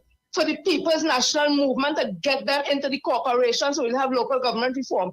Anytime only allow Jack Warner, Gary Griffith, Kamla Pasabi says, so even Philip Alexander to enter in those spaces. Don't come back and borrow God and we don't really know, but go out and vote. Vote is what counting on the day that when the election will win, because sometimes it has win by 5 votes and say, no, we want to win by hundreds of votes. Make this local election historic. Only come out and don't let just from and then doing on the radio and all that and just go down in vain and all we did here. You have to come out and vote. Caller, good afternoon, welcome. Hello, good afternoon. Yes, I know what to say that, You see, last week, encourage people to come out and vote. Let them ring the station and all them things that they do. Only I can encourage them now. I know what they say that they do. Okay. Thank you very much, caller. Good afternoon, welcome. Good afternoon, Mr. Thanks for all the information. Just imagine only giving people all this information every day and they're still going and do strippiness, appointing people to do the right thing. Just imagine they're building a campaign on Stand Your Ground because they know they have all the guns and saying it out big. Have a good day.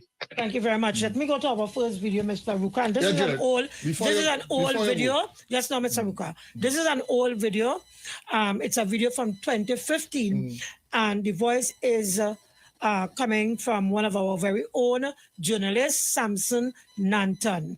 And it's June 15, 2015.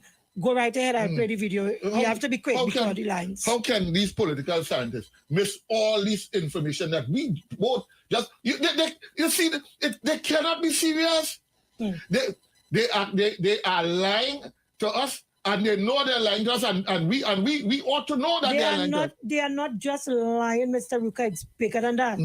They are enablers. Yes. Because you cannot tell me that a man who is who is supposed to be extradited for financial crimes, serious financial crimes, to the United States of America, and you all brush his appearance. They make no reference to that. But what they're telling you is the PNM scared. Let's listen to this video quickly. The PNM have no right to be scared. It's we the people. Let's listen to this video quickly. You have pushed me a little bit further. Now, how has the Prime Minister been reacting? What is she doing? Because elections are just around the corner, September 7. Yes, the Prime Minister, of course, has now a very thin line to walk because she has to discredit what Mr. Warner is saying entirely and to ensure that she positions her party in such a way that it can win the elections again. But in doing so, she has to also ensure that the allegations that are coming forth are correctly discredited and correctly, she answers them correctly. Because what Mr. Warner has done is that he's in a position where he was very high up in the government. He was very popular. He served as acting prime minister of the country many times. So to just dismiss his allegations without, proving otherwise, it's not really winning the support of anyone here in Trinidad and Tobago. So the Prime Minister is forced in a position where she cannot just dismiss it as wild allegations, but she has to come out and prove that Mr. Warner is not correct. And so far we have not seen that. Tonight, of course, the Prime Minister has the first political meeting since she announced the election date. So we're hoping that tonight we would hear more from her about these allegations that Mr. Warner has made. Mr. Ruka. Yeah. Juliet. And so Kamla Pasabi and Jack Warner, 48 hours ago, told the people of this country, based on what was said here by Samson Nanton, that they mustn't vote. Just go and vote. Yeah. Well, we voted. And that's why we go vote on August 14th. We voted. They don't want you to vote. And why they don't want us to vote? All of these things, their simple point to this is don't vote. Don't study that. Forget it. Let's move on. Just move on. Vote. We'll be right back, folks. Don't go anywhere. The views expressed are not necessarily the views of the management of the Street 919 FM. You've got bills to pay, and so do we.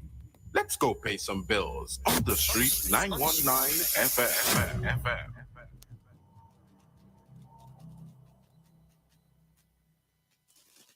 Heavy Hitters Promotions in collaboration with Friends of Timothy presents Inspired. A contra sailing Saturday, July 29th on board the Sea Champion, Kings Wharf, San Fernando. Boarding 11 p.m. Sailing 12 a.m. Tickets $250. Live performances by Ja Melody, Terry John, Nisha Guy, and Ras Lionheart, alongside DJ Kubuki and Terra Songs. Special performance by saxophonist Brandon Christopher. Remember, it's in aid of Timothy Rogers' journey. Let's be inspired on a contra sailing Saturday, July 29th. Come out and show some love. For more info, call or WhatsApp 462-6562.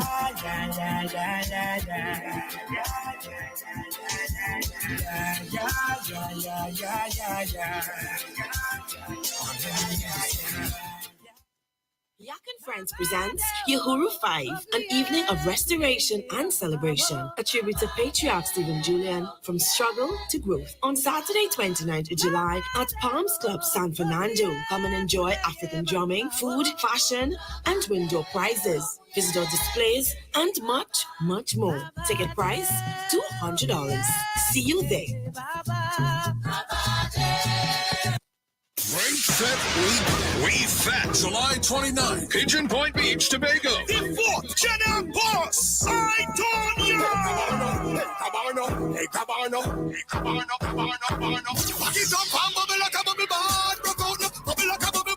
The iconic Idonia is coming. The girl of all boys, she has me at me stop. On a 5, 10, 15, 20, 25, 30, 35, 40, 100. Sounds of the Jenna. The Guinness Great Fat Weekend. We Fat, July 29th, Pigeon Point Beach, Tobago. The girl, them follow instruction. Boom, flick, boss, and split your girl, come broke out now. Have a ya. I know the body for me. I told you. Just for the ladies. In the club, we are wine and a Sounds of Idonia. This is Guinness Sounds of Greatness. Sounds of Great Fat. The greatest weekend of the year. July 26th to July 31st. The Guinness Great Fat Weekend. Yo, this is George, the big boss of the business. And yes, this is one of the 50 songs that I released in the past that you never know. And I'm going to be releasing this song on this Thursday. This is me. I was George, long said Ariana. Jump on wine. You know what we come here to do? Jump on wine. Everybody jump on wine. It's an endless summer. Walk your way from Walking on sunshine and live for today. Yo, this Thursday, the name of the song is Endless Summer. I will be releasing it on this Thursday on every social media platform, every radio station. Endless Summer. People, this is me. I was George, long said Ariana. Jump on wine. You know what we come here to do? Jump on wine. Everybody. Coming Thursday.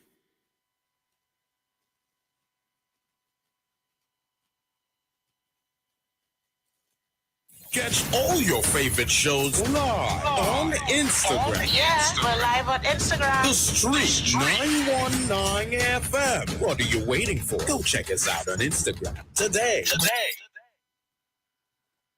For a new on-the-go experience in radio, simply go to your Android device and download Instant Radio. Select Trinidad and Tobago and click the Street 919 FM so you can listen to us wherever you are.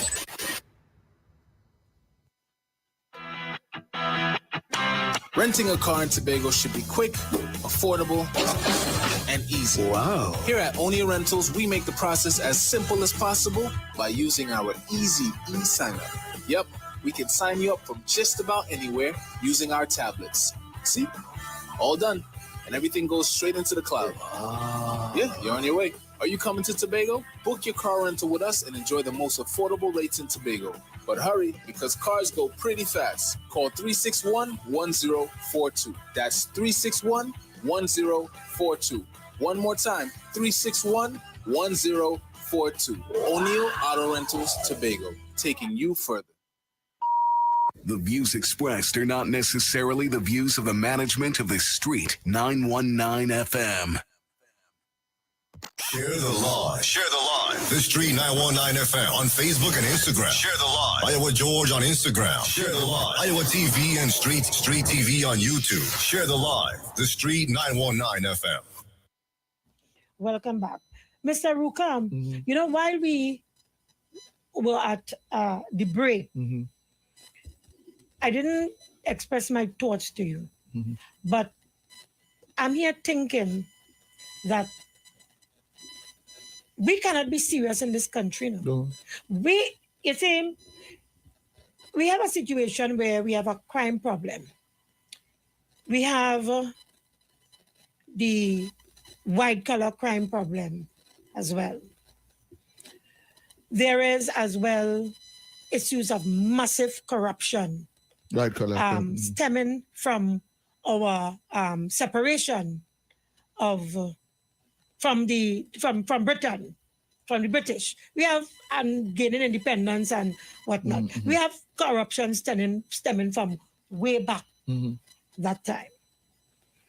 And we all agree, red, white, black, Indian, Chinese, African, we all agree that the corruption is not good for Trinidad and Tobago. And it cannot be good for no country. We have seen what corruption has done to several countries. But here you have the Prime Minister and the government of Trinidad and Tobago attempting to correct some of these wrongs. And we would have seen certain legislations. You would have praised Faris Alwari for some of the legislations that he would have placed before. Piloted and passed. Right. Yeah, as for financial crimes and what have you, and to treat with white-collar crime. We have seen Dr. Rowley repeatedly saying that they are going after white-collar. Right. And criminals. In addition, he will not tolerate corruption whilst he is the Prime Minister. So there are things happening that is clear. Dr. Rowley wants Trinidad and Tobago to be freed of some of the things that we have been complaining about. Right? I believe that lends to what we are seeing on the front page. Dr. Rowley is saying, he has said before, he said, we will pursue white-collar crime and white-collar criminals to the very end of the earth. So I'm asking myself the question here while we are at the break. How you have 3 political scientists in this country ignoring the fact that Jack Warner is a major figure that took that brought major embarrassment to Trinidad and Tobago coming out of this FIFA scandal. Coming out of this FIFA scandal, major scandal. You telling me Indira Rampasad, Shane Mohammed, Vishnu Raghunath, that whilst you all also use your pen and your space to talk about crime and corruption in the country and it needs to be fixed, blah, blah, blah, blah, blah, blah, blah, that you paid no attention and you made no mention of how this is going to look to the international world, that the people of Trinidad and Tobago is now being asked to vote for a man who has to be extradited for the United States of America for serious financial crimes, notwithstanding that this gentleman, Jack Warner, spent the last couple of years in the politics, that before coming back out here now on the political scene, telling us about massive corruption that took place under the woman he has now gone on a political platform with and telling the people of Trinidad and Tobago, don't vote And you telling me that the people of Trinidad and Tobago, the PNM supposed to be scared? It is the citizens of this country who are supposed to be scared of what is happening here. This is a clear and present danger facing the people of Trinidad and Tobago. Supported by political analysts in this country. That is how dangerous this place is. I thought they have seeing that they have a responsibility to inform the nation and protect the population against this kind of behavior, they are endorsing it. But I call them enablers. I am calling them enablers because they neglected to treat with the issue in the manner it's supposed to be dealt with. If ever a case for what nonsense you coming to tell me in this country, a citizen in this country, you coming to tell me nonsense, but the PNM should be scared? The PNM have nothing to be scared about. The Balize House is being constructed. It will continue to build even after PNM and Dr. Raleigh come out of office. The issue at hand here is that you have a man that has now joined the political stage of Kamala and the UNC that told us of massive corruption between 2010 to 2015. In addition, he provided evidence. In addition to it, he is also to be extradited to the United States for financial crimes. Yeah. And Mr. Raghunath, these political scientists endorse that. And and we wonder why the countries in the state. But that's the point I'm making. Let me ask Raghunath, ask Rampasad, and ask Mohammed. Let us ask them because they cannot endorse this kind of behavior, or they ought not to. But they have been doing it good point. Because, take a pen. Very good point. So here it is happening. Today, given that Vishnu, Raghunath has neglected to speak to the matter in a more serious, analytical manner, and that he heads an organization that is called the Committee for Responsible Political Behavior.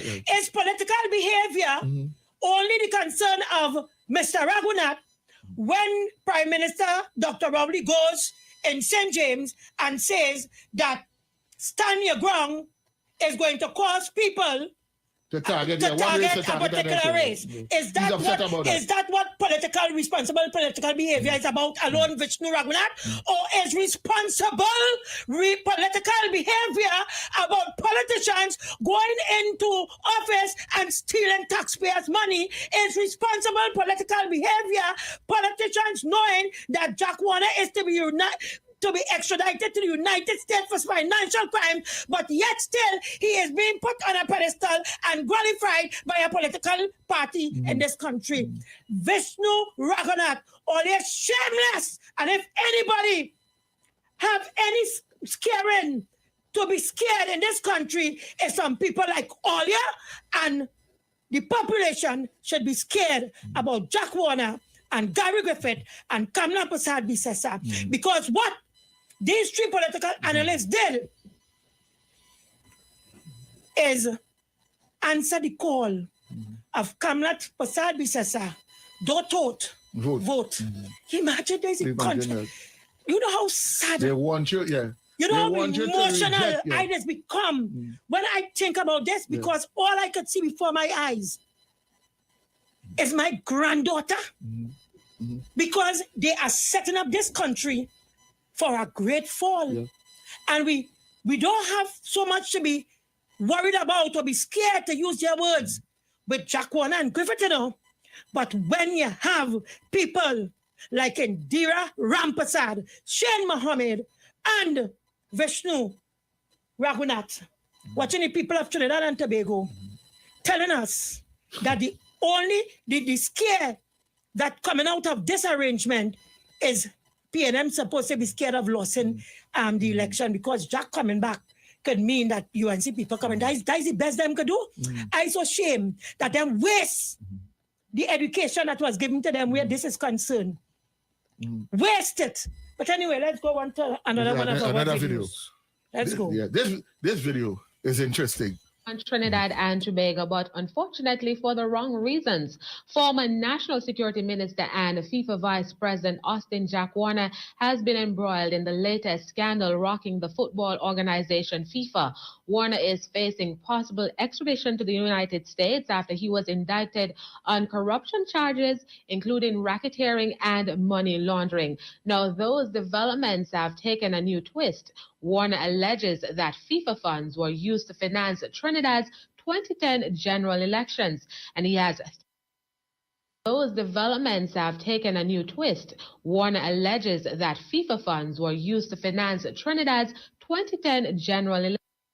Warner alleges that FIFA funds were used to finance Trinidad's 2010 general elections, and he has threatened to spill the beans on Prime Minister Kamla Prasad Bisesar. Now, to help us discuss these issues, we are joined by Trinidad journalist and executive. Now, those developments have taken a new twist. Warner alleges that FIFA funds were used to finance Trinidad's 2010 general elections. Yes, Juliet, we want Indira Ramprasad, Shane Mohammed, and Vishnu Raghunath to listen to this part and tell the nation why they're endorsing Mr. Warner. Why, on what grounds they're endorsing Mr. Warner and talking about PNM should be scared when the entire country supposed to be scared. The entire country. Why There's are a they lot of frightening supporting? development here in this country. Well, let me tell you, the accomplice holds the same responsibility as the perpetrator. Yeah, they have been accomplice. Hit them again. Listen. You want me to continue the video? Yes. Oh, I'm sorry. Yes, play that part. We want them to. I'm sorry. Yes, we want them to listen and tell us why for the wrong reasons. Former National Security Minister and FIFA Vice President Austin Jack Warner has been embroiled in the latest scandal rocking the football organization FIFA.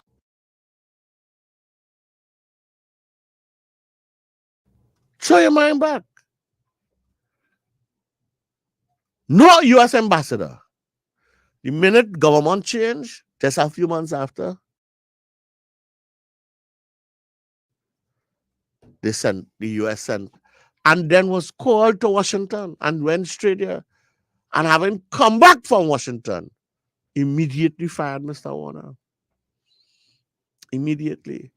So if I'm accurate, if I'm correct, think about the implications of that now. Think about what now the U.S. is thinking and saying. You feel that the U.S. is going to be comfortable with the possibility of Mr. Warner and the UNC coming back in office and Mr. Warner being part of. He already selected himself in the cabinet, and I know how he is. He negotiates up front what he wants. And we already know what happened with Section 34 and in those matters with the financiers of the UNC. The US is very familiar. You feel they will be comfortable with this? I just want you to think about the implications. Think about the implications. And if you don't understand what I mean, when a few years ago, citizens of this country was migrating to Canada saying that they were being discriminated against and so on, and they were looking for refugee status in Canada, when the Canadian government investigated and they discovered that it was not true, they started and they put a visa requirement on Trinidad. It has just been tweaked. These people have the power to do certain things. So I want you to think about the implications. It will go beyond your party winning or wanting to win to simply win the elections. But the implications are serious for Trinidad and Tobago. I'm just saying to you, And if you feel that the local government elections do impact that, and therefore you're not voting or whatever, what you will be doing is, by the outcome of the election, sending a clear message to the world as to what we stand for. Think about it, Let me open the lines now. I had enough to say. I'm prepared to take your call. Good afternoon. Yeah, good afternoon. Good afternoon. Darien. Yes. Yeah. A couple days ago, I reminded you that this same UNC party, whatever you call them, were the ones writing to the Americans to sanction Trinidad and Tobago. You didn't have to remind me. You're right. Right. Now. And the Australian government. Right. No, we're dealing now with the US. Sure. Right. These are the same people who told them, we're going to handle the case, the Piaco case. Yeah. And we will expedite. You play with them. You come back now and welcome Jack Warner. Right? So they have a history of playing with people. And that is what the supporters have to understand too. But Kola, I want you to stop. I want you to stop here. Mm-hmm. I want to make this point to you and to those listening. I'm happy that you raised it in this context. It is not, this will not be, the outcome there will not be about the UNC and the UNC supporters, Mm-hmm. It will affect Trinidad and Tobago. Yeah. Yes. That is my concern, You're correct. So we could decide to disassociate ourselves from local and we coming out to vote, and that don't bother we, and how that going to affect that.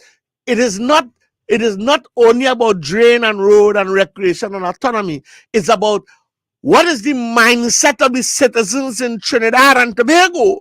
Right. How they see their country. What do they stand for? That's right. What message are they sending? That's right. This is a serious thing. Now, before I go, you didn't talk about Jack Warner disrespecting.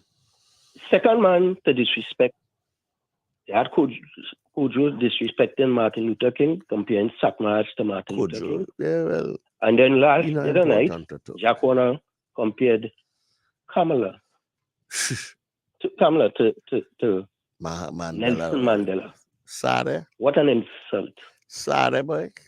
Finally, sad. I think Jack Warner is a perfect example for our young people to not to want to become as a human being. Sad.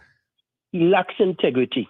Sad. And that lack of integrity renders him an undignified person. And that lack of dignity saw him being insulted, used, abused, ill-treated, discarded, chased, abandoned. But yet saw him going back to his abusers, cap in hand. Very sad, though. I'm telling you, that bothered me personally, I have to tell you. Personally. Young people personally should understand that money is not everything. Thanks, you have dignity, you have pride. Yeah, but they're more valuable than money. Money can't buy my dignity. Good afternoon. Hi, good day. Good afternoon, welcome. Darien, good day, sir. Good afternoon. Marvin is still on this evening? Yes. Okay, all right, okay. No. I heard the same meeting and mention about him, and I find the UNC strategy is true to form. They did it with the Prime Minister, they did it with the Chief Justice, they did it with the President. Once you black in leadership position in this country and not UNC, they must. No, but Kola, I want to tell you this. I don't like how you're convoluting it. You see, the UNC is the UNC and they behave a particular way. But my issue is Mr. Jack Austin Warner. Okay. You see that? You see what he did? Right. Yeah. Painful, hurtful, disappointed. Right. Don't convolute it. Right. So he come and he replaced Naked and Robert, who normally the people who Yeah. Spelled phone at our black leaders. Yeah, with total disrespect. Right. But Darien, I feel Kamala and they hedging their bets on a return to Donald Trump in the US because their foreign policy is the worst. They can't kick off any relationship even in the region. Right? So I feel they're hedging their bets on a return to office at Donald Trump. Because all right. That right-wing politics can't work in the Caribbean right now. Thanks again. But you just introduced just now a very important issue added to that. With the way Ms. Kamala Persad-Bissessar, the UNC leader, treated with CARICOM while she was in office, and now, what is CARICOM view? How will CARICOM view Trinidad and Tobago after the 14th if the UNC is to make any headway coming out of that election? Or they're concerned about that? The balance of trade from our manufacturers. I remember Jamaica instructions to the people stop buying Trinidad products, throw it off the shelf. That affected business here. Then the next Prime Minister, Dr. Odi, had to go cap in hand, begging to change it. You feel with the recent snubs of Ms. Kamala Persad-Bissessar, the rest of the region will be happy that all they say, well, we ain't taking that to and all they vote for she for they want. And the UNC, because it's not she alone, the whole team. All you had to thinking, all you had to see this bigger picture, take a call. See the bigger picture, Good afternoon. Yeah, good afternoon, Darien. Good afternoon. Darien, it's the same thing I said. I said, how does Mr. Biden and her CARICOM partners view her? This woman is making bad all over for Trinidad, all over. And as soon as Jack comes there, he starts with his gutter politics already. With those small things. This man is not worth it. Okay. Thank you. Yes, thanks for your call. Good afternoon.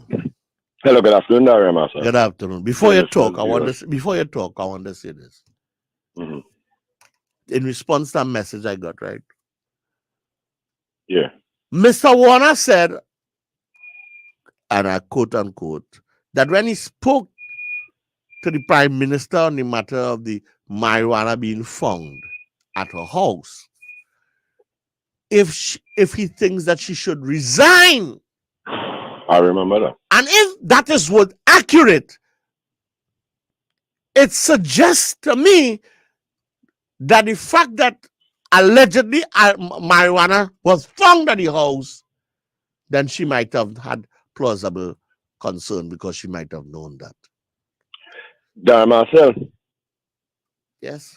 They are being, let me tell you what the country is going through right now, Marcel. Patronization. I don't know how to. Patronization? What is that? Oh gosh, they're patronizing the country. Okay. Because you can't tell me, right, that I'm walking.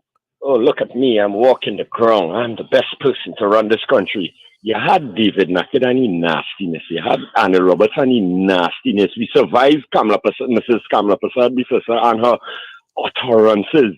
Disrespectful, disgusting, internationally embarrassing.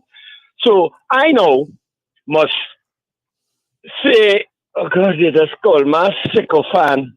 Let me listen to them and let me vote for them. Darien, Marcel, and here the next thing too now. Contrary to popular belief by your morning talk show host that this is a 2x4 country and nobody don't concentrate on nothing. Darien, what you saying there is the issue, And my worry is how do we get through and taking off my gloves here to the dunces that do not see into the future to see how this will immediately impact our foreign policy. That's where we are now. That's where we are now, partner. We're not 2x4, We have foreign policy to deal with as far as we deal with the gap. I want to jump off on what you just said. Let me listen off here, Darien, because foreign policy. You go ahead and jump off. Foreign policy. It is because of how our foreign policy is viewed internationally and how Trinidad and Tobago is viewed that today the president of the United Nations is a Trinidadian. All the countries voted in favor of that gentleman, a Trinidad and Tobago citizen, and they supported and voted in favor of Trinidad and Tobago's nominee. That is how important your foreign policy is. And people, I have the conversation about, well, this was something discussed since before 2022 and is not new. That's not important, you know. I'm happy that it was sorted out before that I'm making August 11th World Pan Day.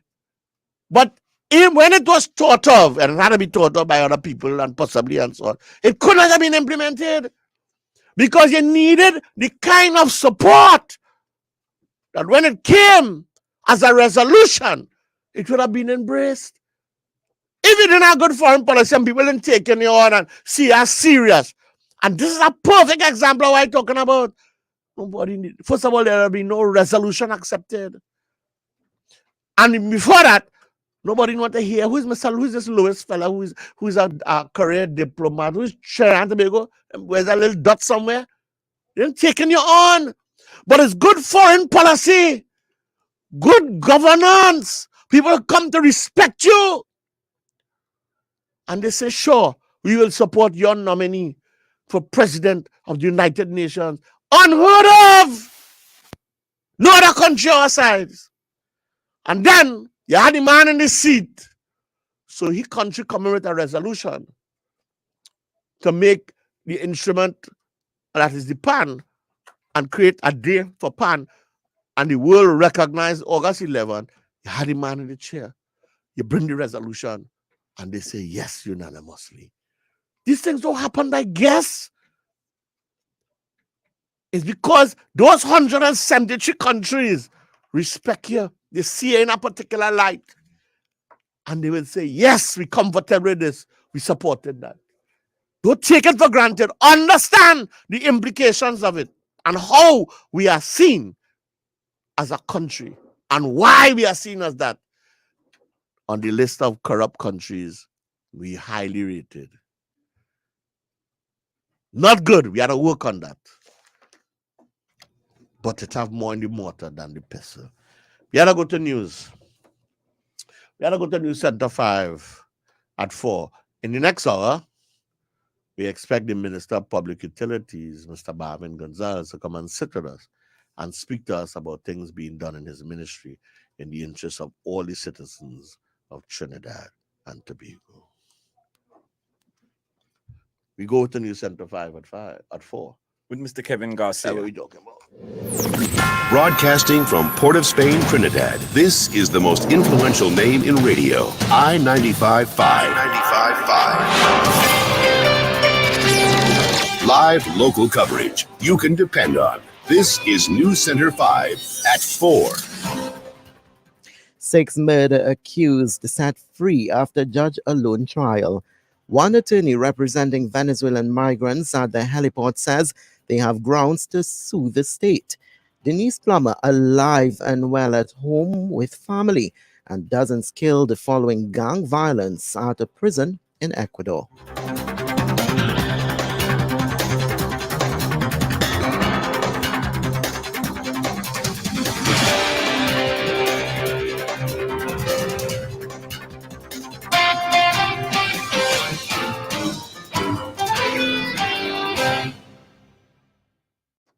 Good afternoon, Trinidad and Tobago. Now with the news in detail, I am Kevin Garcia.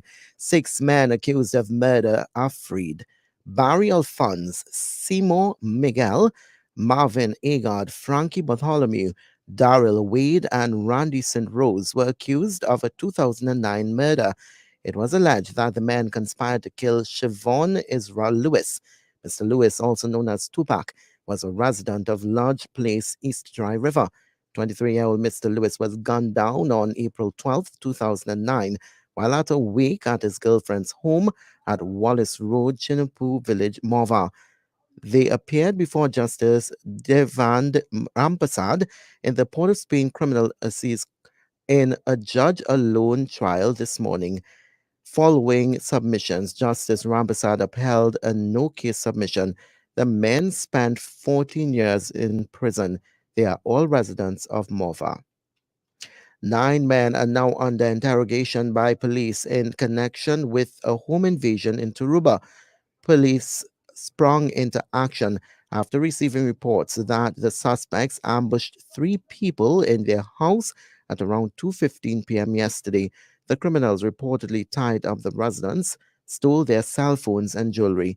Following the robbery, the perpetrators attempted to escape. However, Senior Superintendent in charge of the Southern Division, Richard Smith, tells News Center 5 their action was short-lived. After the men had escaped, information was relayed to the E999, and they relayed information to vehicles that were on patrol in the Southern Division, Central Division, and the Highway Patrol. These vehicles were pursued along the Solomon Hochoy Highway. One was subsequently intercepted at Presal, and 4 men were arrested, while the other one was subsequently intercepted at Chase Village, where 5 other men were arrested, and 1 pistol and a quantity of ammunition was recovered in that vehicle. I want to thank members of the public for the information that was shared in bringing these persons to justice.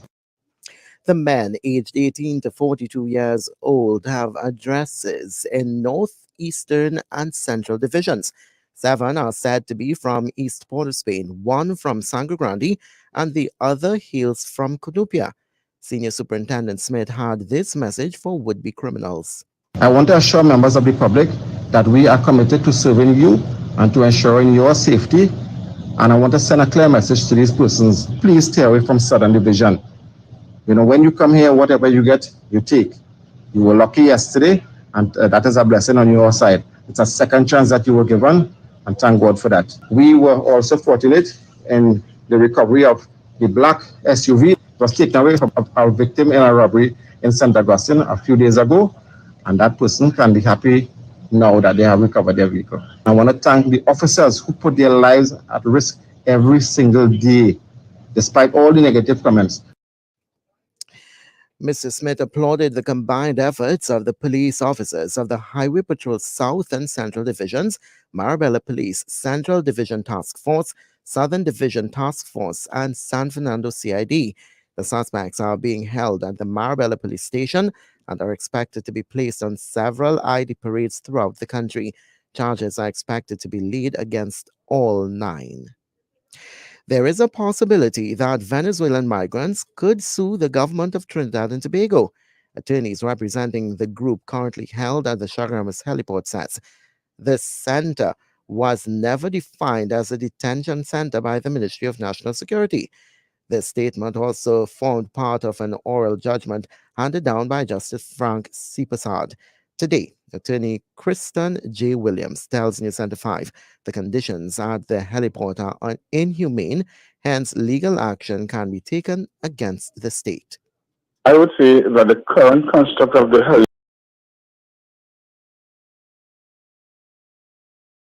of detention makes fertile ground for anyone who is there and has endured any sort of abuse of human rights to file a claim against the Republic of Trinidad and Tobago, yes, independent of any judgment that is made or not, simply because of conditions that are subpar for humans to live in. On Monday, a team of attorneys led by Gerald Ramdeen filed a writ of habeas corpus against the continued detention and deportation of the 8 people.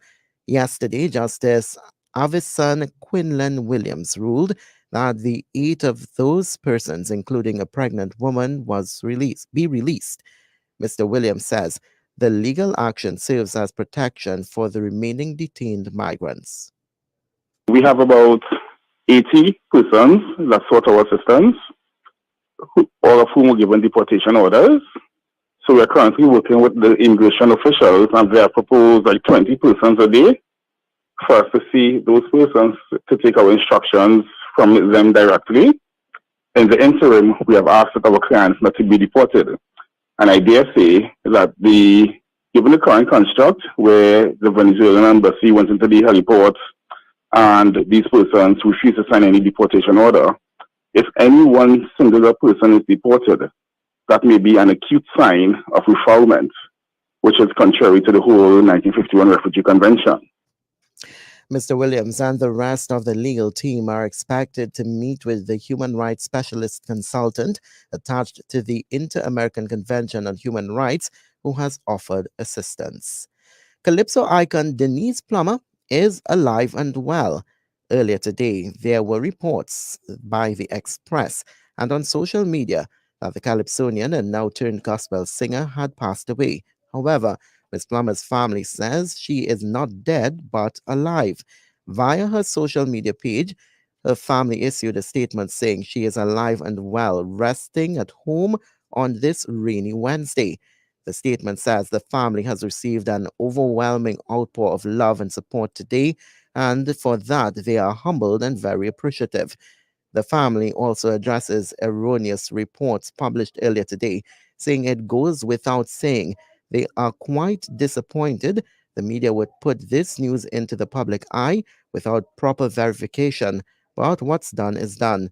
The statement adds Ms. Plummer's family just wanted to assure her family, friends, and fans that she's still with us.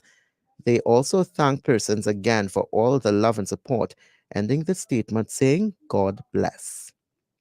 Queen's Park Savannah food vendors have a change of heart. News Center 5 understands the vendors have relented and allowed for a 7-day relocation quest to facilitate Emancipation Day celebrations. The vendors were asked to make way for the Emancipation Support Committee's hosting of the monarch of the Ashanti Kingdom. They were not pleased about the request, but today, Executive Chair of the Emancipation Support Committee, Zakia Uzoma Wadada, says the disagreement has been ironed out.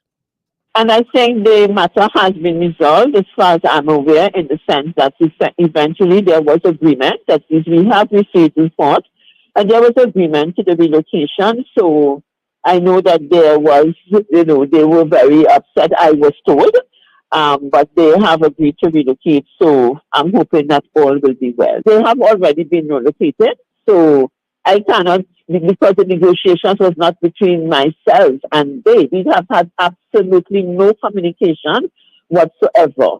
All of this has been done through government institutions. Yesterday, President of the Association of Culinary Ambassadors, Michael Williams, expressed concern over the relocation. Today, he says discussions were held with Minister of Agriculture Kazim Hussain and the director at the ministry, where an agreement was met. He says the vendors are satisfied. The vendors are happy in that they want to show something. At the end of the day, the same thing happens is better than nothing. You know what I mean? And the vendors saw themselves actually being, from the message being sent out yesterday, that having no way to win for some days, and then they're having an option. So the vendors they're happy. They are more or less happy that we strike a compromise. So it's not that there is any disgruntlement among the vendors and so on. The vendors are grateful and happy that we come to this decision. He outlines the new location for the period, which places some of the vendors closer to Dundonald Street. We decided that the vendors going from Frederick Street side, the entrance there to Junior Avenue will remain, because that will affect the possession committee, and we're going to place the other vendors, which is actually where they want to use from Frederick Street entrance, main gate there, at going from the gate west, going to more Dundonald Street side. It may not reach right down there because most of the vendors are going to be on the section where going to Junior Avenue. So right now we're just actually looking at this spot. We have a little challenge with the rain and so on, but that is the best location so far. Mrs. Uzoma Wadada believes it is time people learn to coexist. The Emancipation Support Committee provides an opportunity for over 150 entrepreneurs as well, who are prepared to invest funding in a particular space and environment to earn an income. So should we also be our brother's keeper and say, well, maybe for those few days, if I can't go inside, can I give those who are willing to make that sacrifice that opportunity? Because we have been privileged to have been given that opportunity for the whole year. You know, I really would like if we can begin to have that kind of thought process and not see everything as if, you know, somebody is trying to make somebody else a victim of something. The Ghanaian King of Ashanti will be in Trinidad and Tobago from July 30th to August 5th. He is to participate in the emancipation celebrations next week.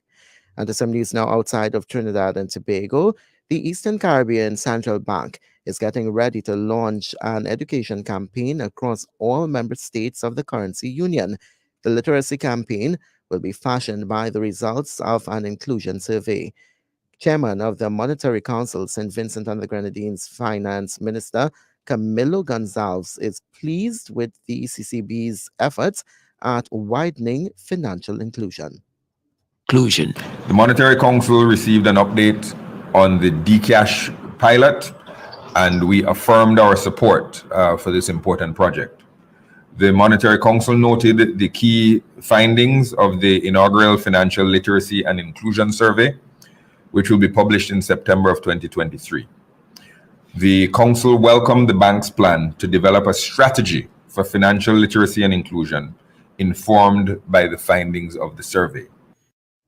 The Eastern Caribbean dollar will soon have a new face. The image of the late Queen Elizabeth II is to be replaced. Mr. Gonzalez says the Council is considering and discussing what the replacement will be. The Monetary Council approved the following: the replacement of the late Queen Elizabeth's image on the Eastern Caribbean currency, the use of the Eastern Caribbean Currency Union logo on the currency as something subject to a process of public consultation, and that a consultation process on what the replacement image for the Queen should be should go on until December 31st of 2023. During this time, the public will be invited to comment on the proposal to replace the Queen's image with the Currency Union logo and to offer any other suggestions. The new chairman promises a replacement by February next year. He also assured the currency of the Eastern Caribbean is stable and remains strong. And to some news now further afield, gang-related violence in one of Ecuador's most dangerous prisons has killed at least 31 people. The three-day riot is part of a widespread wave of unrest in jails nationwide. With the presidential election next month, candidates are trying to attract votes by vowing to change the prison system. Al Jazeera's Katia Lopez reports. Heavily armed security forces storm one of Ecuador's most dangerous prisons to stop days of rioting. Inside the jail in Guayaquil City, police search inmate cells and uncover an arsenal of guns, including automatic weapons and ammunition. It's a growing challenge as gang rivalries escalate in prisons. It's not something that's limited to a single institution, but we've been able to intervene and reinstate order. At least 31 people were killed in this jail after a 60-day state of emergency was declared in all prisons. Ironically, that seemed to have set off widespread violence. More than 100 guards were freed after being held hostage in 6 jails across the country. Let it be clear to all the terrorists, they will be defeated. Anarchism will have no place in our society. The strength of the state of Ecuador will be felt inside the prisons and on the streets. This latest surge in prison violence comes ahead of the presidential election next month. 8 candidates are hoping to replace outgoing President Guillermo Lasso. His government has been widely blamed for violence as criminal groups fight to control routes to move illegal drugs. Violence in prisons appears to be reflecting insecurity in major cities. All the businesses report low income. Some have to pay a fee to criminal groups, so they'll be left alone. The insecurity is so high that at 8 o'clock at night, you don't see anyone on the street. And that story there brings us to the end of your news to 4 o'clock.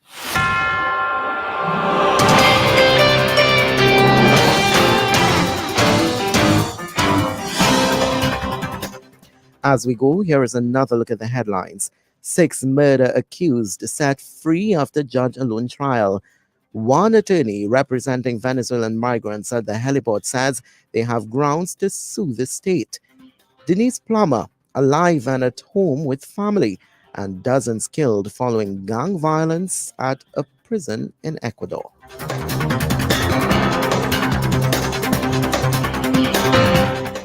I am Kevin Garcia. Thank you so much for staying with us. Our next newscast can be heard this afternoon at 5 o'clock.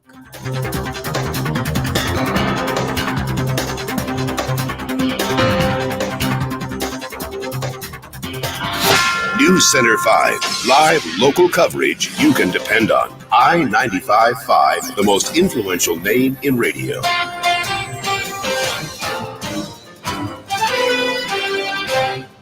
In commemoration of Emancipation Day 2023, I-95.5 FM celebrates the sounds of freedom.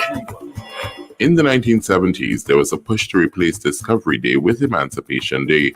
In 1984, the 150th anniversary of emancipation, the government declared August 1st be made a public holiday from the following year. The sounds of freedom. I-95.5 FM celebrates Emancipation Day, August 1st, 2023. Trinidad and Tobago is home to 1.4 million people of various creeds and races, and hidden away in the communities are talented gems waiting for a stage. Singers, dancers, comedians, magicians, actors, your talent, our stage. We heard the call and we've got the answer. Scouting for Talent is back and better than ever. This time we're taking it to the communities. Carenage, we're coming to you. Come showcase your talent at the Fish Fry on Saturday, July 29. Registration opens at 9 a.m. Visit the Best Village Artisan Fair and show your support for your local talent. This event is free and open to the public. Scouting for Talent. Your talent, our stage. Scouting for Talent is powered by the Ministry of Sport and Community Development, Buncore Productions, and TTT Limited.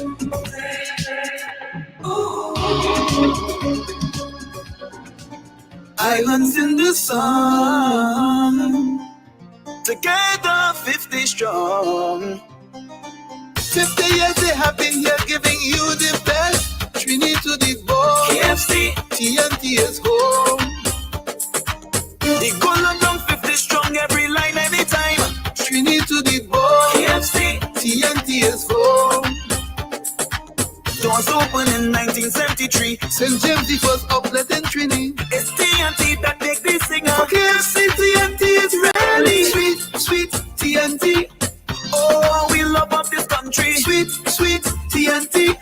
Best place in the world to ever be. Oh, oh, oh, oh. It's KFC's 50th anniversary in TNT. Come join the celebration. KFC, it's finger licking good. Don't miss the opportunity to share your valuable ideas at the Southwest Regional Health Authority's board meeting, open to the public, this Thursday, July 27th from 4 p.m. to 5:30 p.m. We want to hear from you. Meet us at the San Fernando City Corporation City Hall Auditorium, Harris Promenade. To register, call 226-8022 or visit the SWRHA Facebook page. It's free to the public. This Thursday, July 27th from 4 p.m. to 5:30 p.m. at the San Fernando City Hall Auditorium.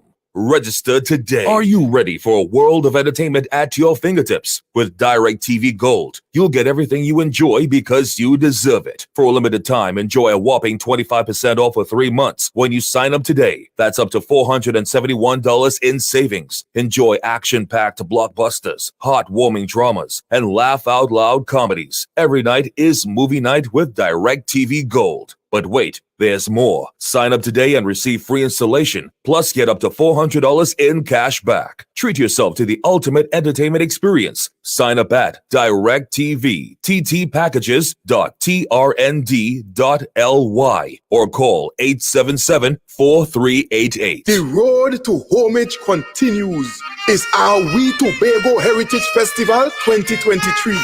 All are we and all are who are we be.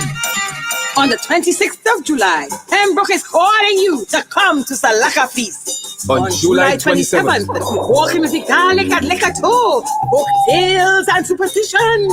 And on the 29th of July, the day before the wedding, the groom will be at the rum shop line in Scarborough, trying to figure out why he's getting married on the 30th of July in the Mariah old-time wedding. Sunday, July 30th, we travel to the Far East for a Tobago harvest experience in Speyside.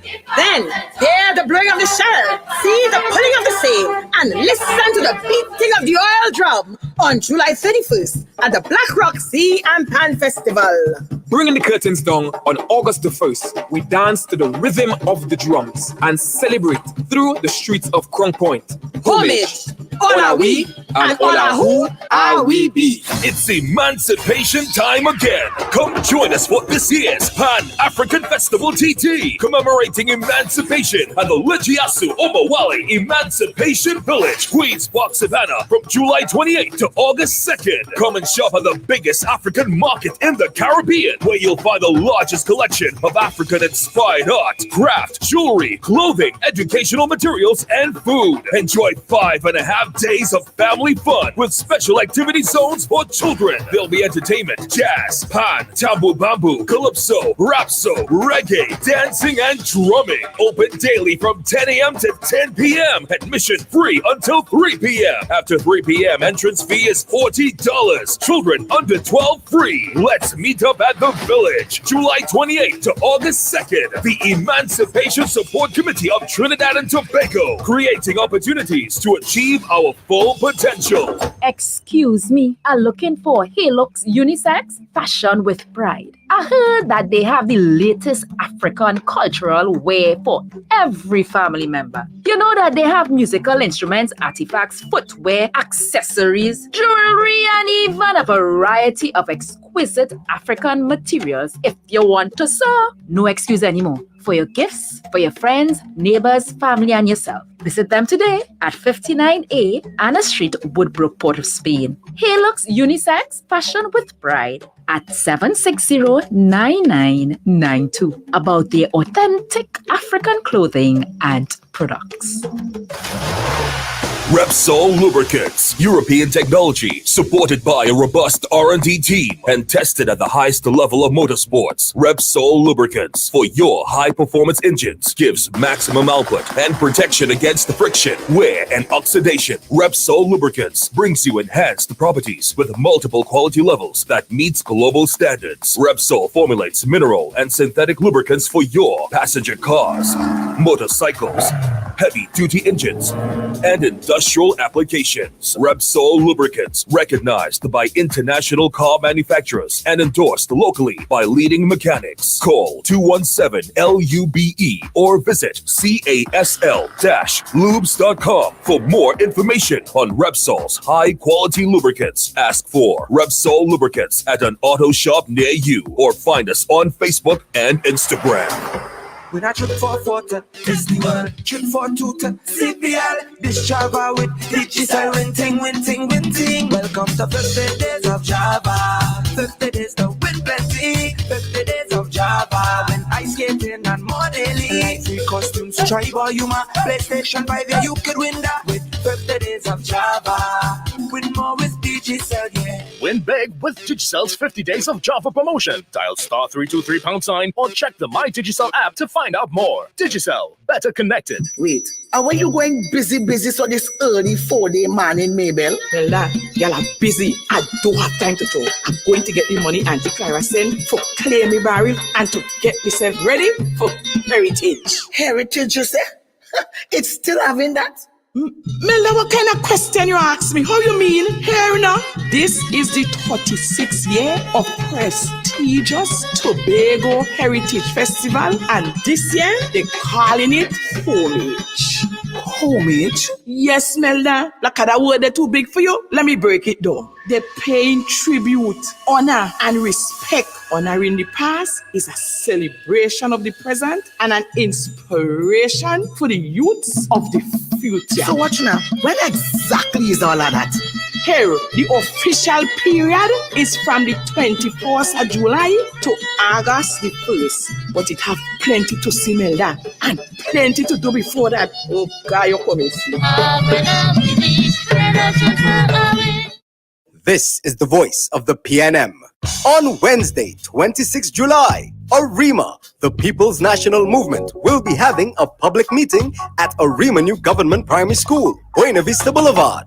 On Saturday, 29th July, Point Fortin, the People's National Movement will be having a public meeting at Market Square. All are invited. Come hear from a powerful lineup of speakers as we explain why this reform is a power shift from central government to your councillors, giving you the power to handle your own business, manage your own affairs. Arima, see you on Wednesday, 26 July. Point Fortin, see you on Saturday, 29th July. All meetings start at 7 p.m. Tune in live on all major TV and radio stations and PNM's social media platforms. On August 14th, make the right choice. Vote PNM. Great is the PNM. That was a paid announcement. Celebrate the good life, yeah. Celebrate the good old times for 50 years KFC ideal. Celebrate now with a boss meal and join in the good vibes. KFC makes everybody happy. We are part of TNT since 1973. Now let we celebrate, celebrate. Life is good with KFC. Celebrate, celebrate. Get a boss meal and join in the fun game. Celebrate KFC's 50th anniversary with a boss meal. That's 3 pieces of chicken, 1 regular side, and a large drink for only $49.95. From KFC, it's finger licking good. Divas Calypso Cabaret International invites the nation to display national pride as we celebrate 50 years of soca. 50 years of soca. The Lord Shorty Testimony on August 30th, 2023 at the Central Bank Auditorium from 8 p.m. featuring the music of Garfield Blackman, Lord Shorty, Rash Shorty Eye. Granny, the old Indian chick. She's so bony, skinny like a whip. Get your tickets at $200. Available from all members of Divas, Athletes by the Park, and Crosby St. James. Or call 680-7722. Come celebrate 50 years of soca. The Lord Shorty Testimony. Be there. Be there. Are you ready, Trinbago? The countdown is on for the Commonwealth Youth Games 2023. See over 1,000 athletes from 70 countries competing in 7 sporting disciplines from August 4th to the 11th. Let's come out and support. Let's rep for our team. Let's go, Trinbago. Tickets are available at tickets.com. That's TIKKETS.com. For the love of sport, I choose sport. This afternoon on the Afternoon Drive with Darien Marcel, Minister of Public Utilities, the Honorable Marvin Gonzalez joins the Afternoon Drive. Tune in from 4:30 p.m. for this informative program. Darien Marcel and special guest, Minister Marvin Gonzalez on the Afternoon Drive on 95.5 FM. This is the 95 Afternoon Drive with Darien Marcel on the Eye. Welcome back. Welcome back to all our listeners. Welcome back. And thank you for staying tuned. And for those of you who just joined us, so very happy to have you with us. And we are going to do an important interview in this hour. And we already have our guests, but I don't want to introduce our guests yet because I don't want our guests to get involved in this issue. I want to share something with you because it bothers me. You know, it'll be just a couple days away from Emancipation Day, right? And everybody just want to use that and piggyback on them thing. Mr. Warner, Mr. Jack Warner said something that turned my stomach. He said to us that he is the one who brought Nelson Mandela to Trinidad, and he spent how much years in jail and was prosecuted. And when he came out, instead of going after the people who prosecuted him and so on, he was very forgiving and facilitating and so on. And he likened Miss Kamala Persad-Bissessar to Nelson Mandela in that regard, you know, bringing unity and forgiving and so on.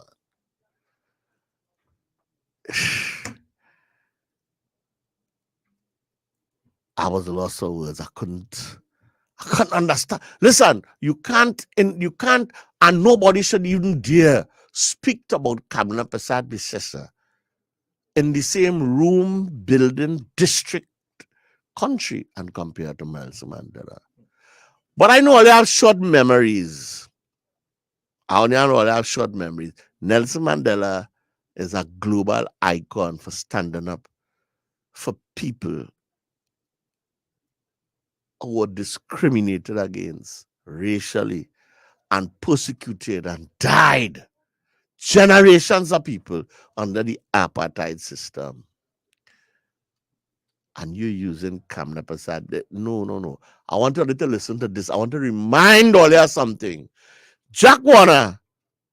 Play that from a clip for me. I want you to remind all you something. Play it for me. What's your name? What's your name? Camille. At least I have a name for my ancestors. Where you got yours from? Your name is that of a slave master. Play it again for me, please. What's your name? What's your name? Camille. At least I have a name for my ancestors. Where you got yours from? Your name is that of a slave master. You understand the disdain this woman had? All you forget this. And I would even conceive to do a comparison in whatever regard. I can't. I took that personally. For somebody who is a former prime minister, leader of an opposition, and won the job of prime minister in Trinidad and Tobago to govern all the citizens with equity. That is the statement you will make. Looking down on somebody's name. What Camille did, she called it by your full name. Name given to you. You decide to tell Camille that her name is given to her by a slave master. You can associate the pain and suffering generations of people have over 400 years. And you as a prime minister, use that. And you, Jack Warner, who have a slave master name, make that come in a comparison. Just days away from emancipation. That is how disappointed I am in you, Jack Warner. That is how disappointed I am in you. For what? For what? I want to end that here. I want to deal with this next time.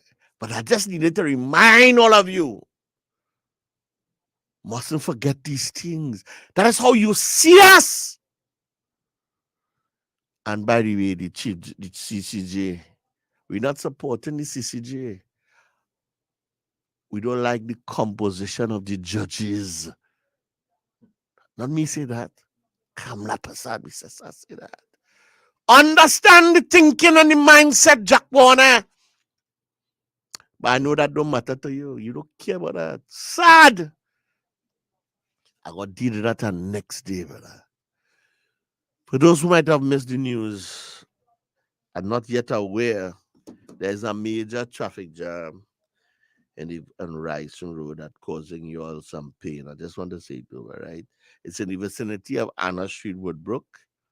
It is being managed by the police service and the fire service. But please seek alternative routes. Seek alternative routes. They are still working on clearing the road. And they have to make it safer because it's oil.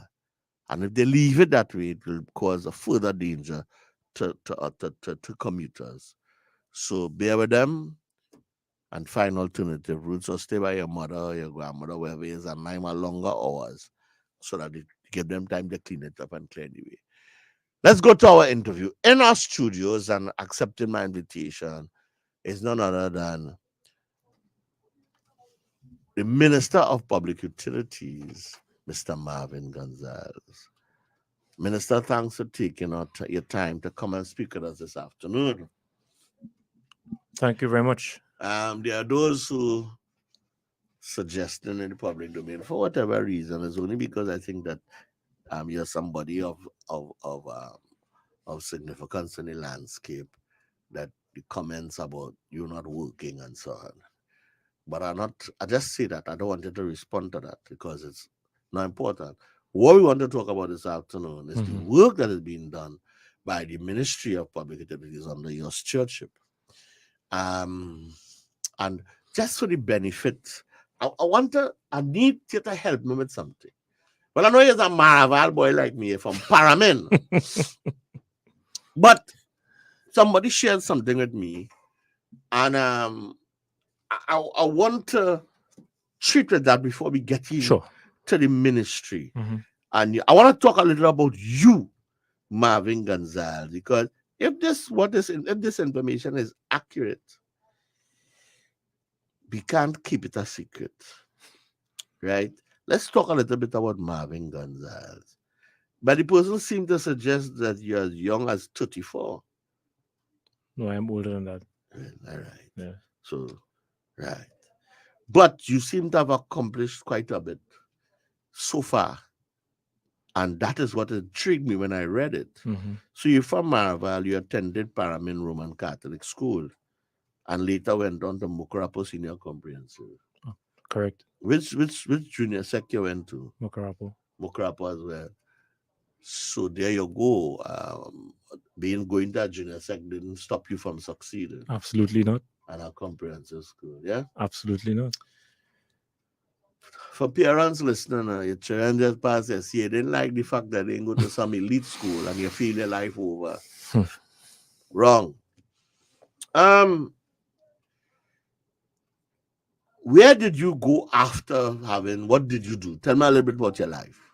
I joined the Trinidad and Tobago Police Service at age 18 years. I was the youngest recruit. And I graduated at age 19, almost 20 years after joining the Trinidad and Tobago Police Service. And from there, I had a vision for my life, which is to be elevated in the Trinidad and Tobago Police Service. And I decided to further my educational qualification. And there I decided to complete my A-level studies and then proceeded to undertake my graduate studies in law. And I pursued the LLB external exam at the University of London, graduated in 2001 with a second-class honors in law. And from there, I wrote the entrance exam for the Hewarding Law School, and I was accepted to pursue my legal education certificate. And I completed my legal education certificate in 2003. That's 2 years after completing my bachelor's degree in law. From there, I was asked to join the Special Anti-Crime Unit, which is a unit that was formed by the previous Patrick Manning administration to tackle serious crimes and money laundering and gang warfare. And I was asked to join and to work with Mr. Peter Joseph in putting together the Special Anti-Crime Unit. Putting together. So I, of course, to work in that unit, you must pass certain security vetting. Vetted unit is a vetted unit. I want to get to that. Yeah, a vetted unit. So, and you have to subject yourself to regular vetting to remain in the unit. So I traveled to the United Kingdom with Mr. Peter Joseph.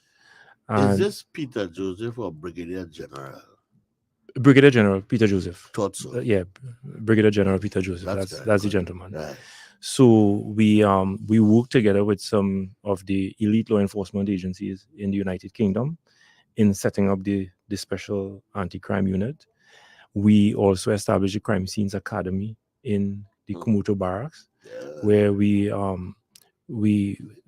worked closely with the Trinidad and Tobago Police Service in establishing the first crime scenes investigation unit. Those are the police officers that you would see in white, going out on crime scenes, murder scenes, etc., to do the investigation. And we worked on promulgating the first DNA legislation in Trinidad and Tobago. And so I remained there. Of course, I can't talk about everything that I did there. Understandably. Right? But from there, in 2009, I left to head the legal department at the Ministry of Works and Transport. That's interesting. Interesting leap. So you are a police officer who happen to have a law degree and you work in special ops. But you were able, in the midst of the competition in the public service, to go and head the legal department. Correct. That is not something that is run of the mill, you know. Of course not. So it means that you are stand out. Yes. In that regard. Tell us about some of your accomplishments there. You know, you really ambushed me with this one. No, I didn't come prepared to go into. No, but it's your life, so you don't have to be. No. Of course, I don't have to prepare myself, but of course, you know. But I think it's important that people understand the journey, and who Marvin Gonzalez. All right. So, when I joined the Ministry of Works and Transport, at that point in time, the Ministry of Works and Transport was faced with a situation where we had approximately 270 road fatalities per year. So one of the critical things facing the ministry was the issue of road safety and road fatalities. And at that point in time, the government was under a lot of pressure in the state to introduce some road safety laws, seat belts, etc., DUI and all of these things. And they had some challenges in getting some of these projects off the ground, and I was given 6 months to work towards a legislative framework for DUI laws and some other road safety laws, including seat belts, etc. And we started with the team at the Ministry of Works and Transport. Within a year time, we were able to promulgate the DUI legislation and some other road safety laws, seat belts, etc. And when those provisions and those laws started coming into force, we started seeing a concomitant decline in the incidence of road fatalities in Trinidad and Tobago.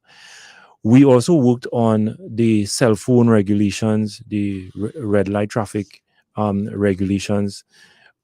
We put together the U-turn system, which saw the merit point system, speed guns, and all of these things came into being within a 7-year period. And at the end of the 7 years, Trinidad and Tobago was the only country in the world that achieved a 60% reduction in their road fatality rate. So it started in 2009 when I entered there at an average of 270 road deaths per year. And when I left, the road deaths declined to somewhere in the region of 70, a dramatic decline that no country in the world ever registered, the lowest since the 1940s. So and that's not a fair comparison either, because in 1970s the amount of vehicles on the road and the type of now correct it's 4 million exactly. almost. So the last time Trinidad and Tobago registered that kind of that statistic was in the 1940s.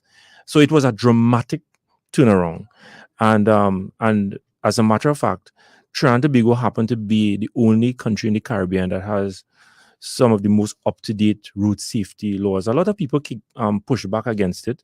They thought that it was unreasonable, it was harsh on drivers, etc. But what it did, it changed the behavior of drivers on the road. I mean, you can go into your vehicle, Darien, and I'm sure the first thing you do is put on your seatbelts. Must. You understand? And it became a habit.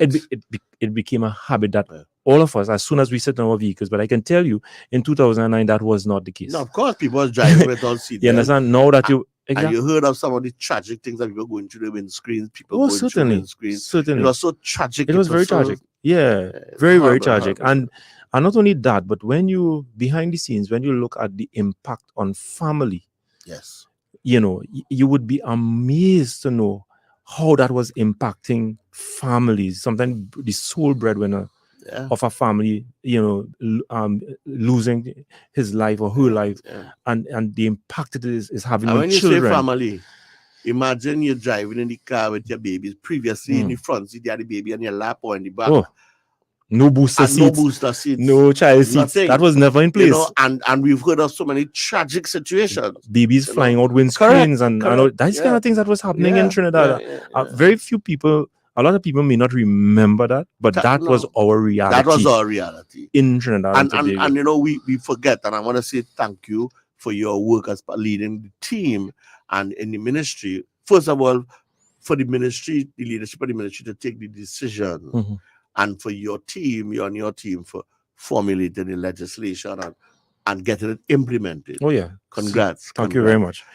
You worked with Mr. Warner in the ministry. Yes, when you was minister. You had a good relationship. We had a professional relationship.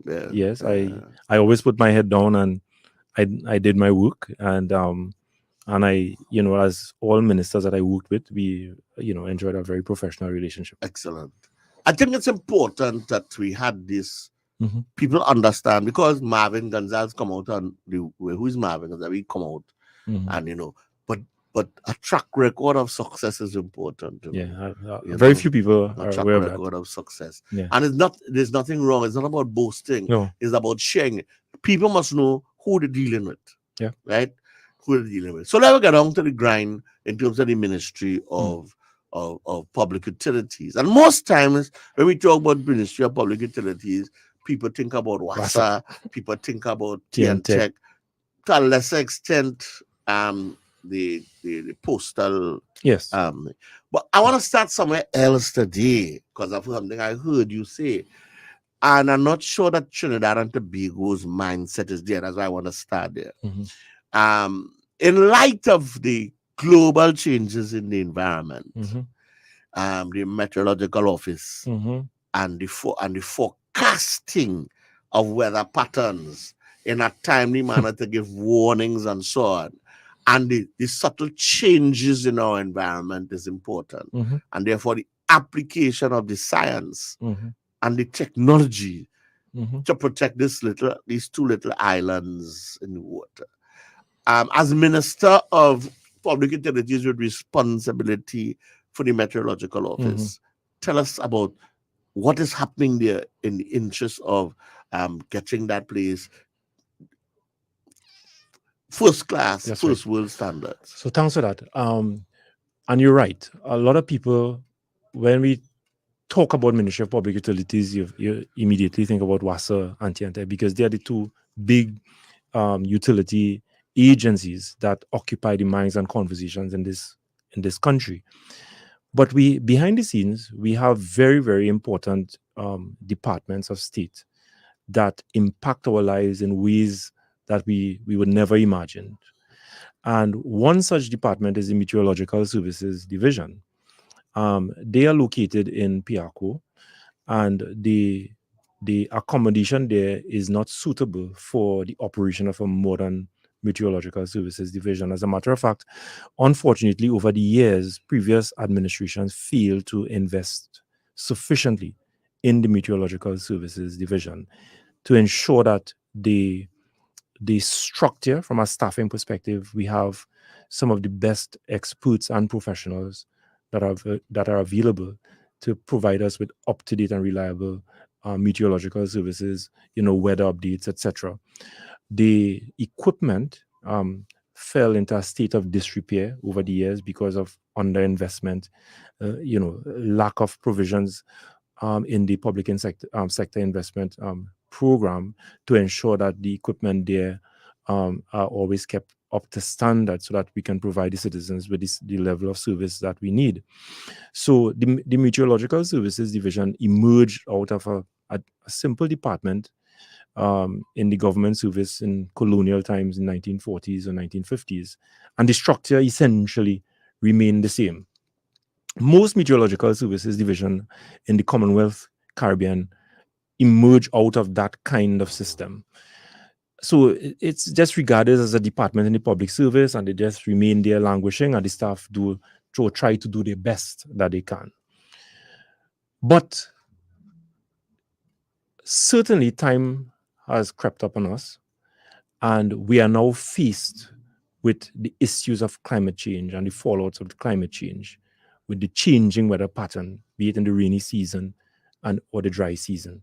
In the rainy season, we see more intense weather conditions, storms and hurricanes, more intense rainfalls taking place in certain locations around the country that resulting in flash flooding, damage to property, loss of life and loss of limb, and all of the things that go along. And the impact it has on agriculture. And the impact it's having on agriculture, not only agriculture, but the impact it's having on civil aviation. Correct. Because the information coming from the Met Office, that information is utilized by our civil aviation department. Correct. And it is not only being provided for us here in Trinidad and Tobago, the entire PIACO flight information region, which ranges from Trinidad and Tobago all up the way to Puerto Rico, they depend on the information coming from our meteorological services division in order to plan flights, identify where you have difficult weather conditions so that they will know how to fly their planes, the height that they should fly their planes, depending on what is taking place. Which aircraft should be allowed to leave the ground? It is very, very serious. So, and then, in the agriculture sector, that information is also critical. Construction. Over there. Construction. Absolutely. And in the water sector, the Water Resource Agency depend on the work of the Meteorological Services Division in order to identify rainfall patterns around the country, because that impact on the availability of water that flow into our rivers and to our streams. So they all interconnected. It's not a matter when rain falling alone, but how it impacts the domino effect. The domino effect. The global it is climate widespread. changes. It is widespread. And it is very critical. So therefore, what we are doing quietly is undertaking a major transformation. We don't talk about it, but we recognize that in order for the Meteorological Services Division to function efficiently and effectively so that we can have access to real-time information on weather systems coming our way, so that we can plan and put things in place to protect our families, protect our properties, etc. That our civil aviation services and the users of that information can be notified in advance so that they can take appropriate action to save lives, so that we don't have accidents taking place in the skies, with planes. So all of that information is very critical, but we need a meteorological services division that is equipped with the necessary technology, with the necessary staffing to be able to provide that service, especially as we face the fallout of climate change in not only in Trinidad and Tobago, but around the world. So we are currently looking at a transformation plan to put the Meteorological Services division within a legislative framework so that they can operate. Because what we have happening in Trinidad and Tobago, especially Darien, is a lot of social media platforms giving out information to the public under the guise of coming from the Meteorological Services Division, to the extent that people cannot now determine whether the information that they are being fed is from an authorized source or it is accurate. And oftentimes, the information coming out of these platforms are geared towards creating panic in the society, sometimes taking information that might be dated and to create panic in the society. So the public is left in a state where they do not know where the correct information is. I'm not even sure if the public appreciate now that many times forecasts that are made are given information is false, and what it does to you, the impact it has on you. And we've experienced that, but I'm not sure we take it serious, because if you know they're going to have rain, you may plan things differently. That's right. And when you make those alternative plans and it doesn't happen, I'm not sure we understand the impact of that, And what coming out of Miami is helpful and useful sometimes, but having it here in Trinidad and Tobago, and with our people in terms of our experts, and you're correct, we have a lot of very well qualified people here. As a matter of fact, I can tell you, Darien, the reason why we are undertaking this robust transformation of the Met Office in Trinidad is because our people are being poached upon by other people in the region and in North America, because they're recognizing the talent that reside here. And because we did not upgrade the system here in Trinidad and Tobago, a lot of our experienced professionals, Met Office professionals, are now looking to greener pastures. You understand? In order to exercise their skill and their talent and what have you. So, unfortunately, over the years, the radar system in Brasso Venado went out of operation, and it has been out of operation for quite some time, and it has impacted negatively the work of the Met Office to provide real-time information to the citizens of Trinidad and Tobago. So what we have done over the last year, 2 years, is that we invested under the public sector investment program, a full-scale upgrading of the radar system to ensure that it becomes operational within or before the end of this fiscal year. Good. All right, this calendar year, that is. But in addition to that, a lot of Met offices around the world, they have gone past their traditional radar that we have. They're now using a GOES geostationary satellite information system, where you can monitor weather systems almost instantaneously, taking place outside on the Gulf of Paria, outside the coast of Africa. That once weather system developed there that head towards the Caribbean region, we can immediately track what is taking place and provide real-time information and modeling. So we know we can be able to track a weather system, track a storm or hurricane. We can be able to tell you exactly where it is going to go, where potentially it can hit. So that, and then not only that, but you provide real-time information to the entire Caribbean and the citizens. The impact that those weather patterns have on the shipping industry as well, on the sea. The maritime industry. They depend on that. They depend on that. Big time. Currents. Yeah. Winds. Yeah, they depend. They depend on that. You understand?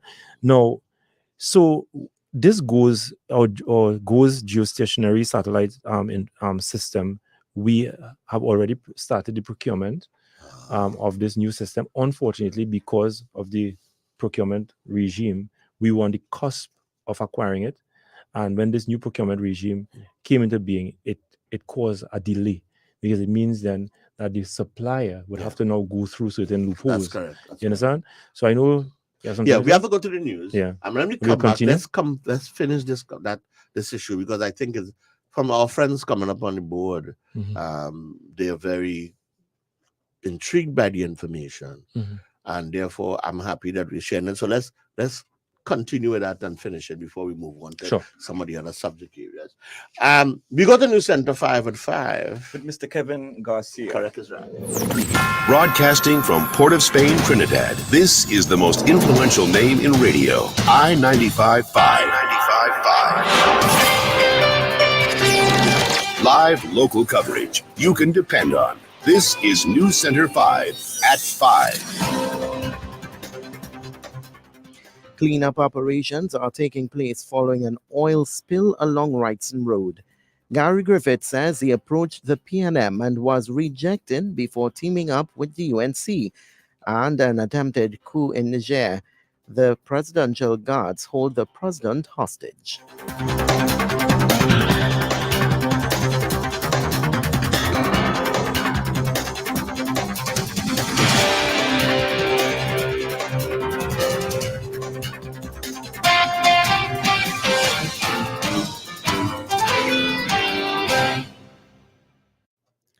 Good afternoon, Trinidad and Tobago. Now with the news in detail, I am Kevin Garcia. Cleanup continues after an oil spill along Wrightson Road in Port of Spain near Anna Street. Reports say the situation was caused by an oil tanker traveling along the route. It is not clear what caused the incident, but it has been a nightmare for drivers coming out of the west, including Carnage, Diego Martin, St. James and Woodbrook, due to the extensive gridlock. In a statement, the Office of Disaster Preparedness and Management says police and fire officials are at the scene. It is also advising motorists to take alternative routes, including Ariapita Avenue, Western Main Road, and Tragrit Road. Two-way traffic is also being allowed on the westbound lane of Wrightson Road. Karen Lewis is shot dead in his Diego Martin home. He was 36 years old. According to reports, Mr. Lewis and a 16-year-old boy were standing in the doorway of his Simon Lane Pioneer Drive home last night when they were attacked by a masked gunman. Police say the minor and Mr. Lewis were speaking at around 8:35 p.m. when the man walked up to them and opened fire. Mr. Lewis died at the scene while the 16-year-old was shot on one of his legs. The teen is now warded in a stable condition. TTPS sources have confirmed that 9 of the 25 shell casings recovered from the scene of the crime have TTPS markings. An investigation has been launched. Gary Griffith says he approached the government first before his party's accommodation with the United National Congress. Mr. Griffith says he reached out to the government because he genuinely wanted to assist in combating the spiraling crime situation. However, he says, Prime Minister Dr. Keith Rowley rejected what he was offering. Mr. Griffith's National Transformation Alliance entered into the accommodation to contest the August 14th local government election. He has already appeared on a UNC platform. This morning, the former police commissioner said he genuinely wanted to help with no ulterior motives. 14% to 55%. After I left, everything went south. Programs shut, everything was shut down. Public confidence in the police went down. And then when I offered, I said, Keith Rowley, forget about the politics. I don't need anything but to help this country. I am willing to show you what I did to turn it around. The man said, I do not care. In local parlance, it's like, the country could drown in blood. I do not want to work with you. So please understand that Keith Rowley was the first person and the first political party that we offered to work with, and he rejected us. So if it is that we are now going to work with other parties that want to work with us, don't be offended. He defended his decision to go the way of an accommodation, saying it's the only way to be able to serve in the current political system. Understand that the only way that I could provide that type of service to you all, the same way I was able to transform the police service, I could do the same for all arms of the public utilities that Marvin Gonzalez has proven to be a total failure in, and other aspects, is if it is I'm in a position of authority to serve you. And the only way that could be done is if a third party joins with the UNC, not because of our flawed constitution that is not proportional representation, but first past the post. So anytime there's a third party, and you go on your own, those people who speak about, oh, we have to stand on principle, and then the COP, the ONR, the NAR, the NTA, we're not a lodge. The reason we are here is to get in government to serve you. Mr. Griffith does not share the view that the NTA would be weakened because of its alliance with the opposition party. And to some news now outside of Trinidad and Tobago, Niger's presidency has said members of the Presidential Guard tried to move against President Mohamed Bazoum in an apparent coup attempt, warning that the army was ready to attack them if they did not back down. The presidency's official Twitter account said presidential guards engaged in an anti-Republican demonstration and tried in vain to obtain the support of the other security forces. The coup attempt has been condemned by several African leaders, and a standoff is said to be taking place. More in this Al Jazeera report. Forces loyal to President Mohamed Bazoum have mobilized from the outskirts of Niamey, positioning themselves in various locations in the city, in the capital city, and they said they have occupied all the strategic locations inside Niamey and other key locations in the country as well. And now they say they're calling on the mutineers to lay down their arms and surrender. We understand that there have been some negotiations going on since the early hours of today. We understand that former president, the immediate past president of Niger, Mohamed Yusuf, led that negotiations, but it didn't go anywhere. What we're expecting now is the arrival of the president of Benin Republic, Patrice Talon, who will lead another round of negotiations, probably on behalf of the Economic Community of West African States, whose chairman, by the way, Nigerian President Bola Ahmed Tinubu, was talking tough just hours ago, saying that they will never accept an unconstitutional change of government in the region and that they will not tolerate this anymore. We also understand that there is a military delegation from neighboring Nigeria in Niger, but it's not clear whether or not they have anything to do with the coup that happened today. So basically, things are changing. First, pro-government supporters marched in the capital. When they tried to gain access into the presidential palace, gunshots were fired and they scampered for safety. It's not clear who fired those shots, but it's expected that it's the mutineers who fired those shots. And that story there brings us to the end of your news to 5 o'clock.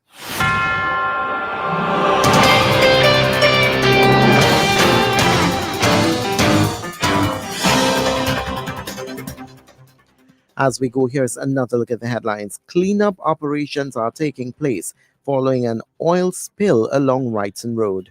Gary Griffith says he approached the PNM and was rejected before teaming up with the UNC. And an attempted coup in Niger. The presidential guards hold the president hostage.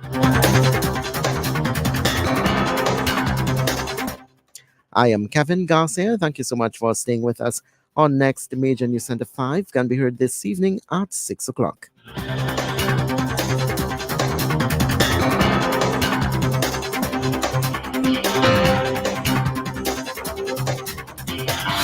News Center 5, live local coverage you can depend on. I-95.5, the most influential name in radio.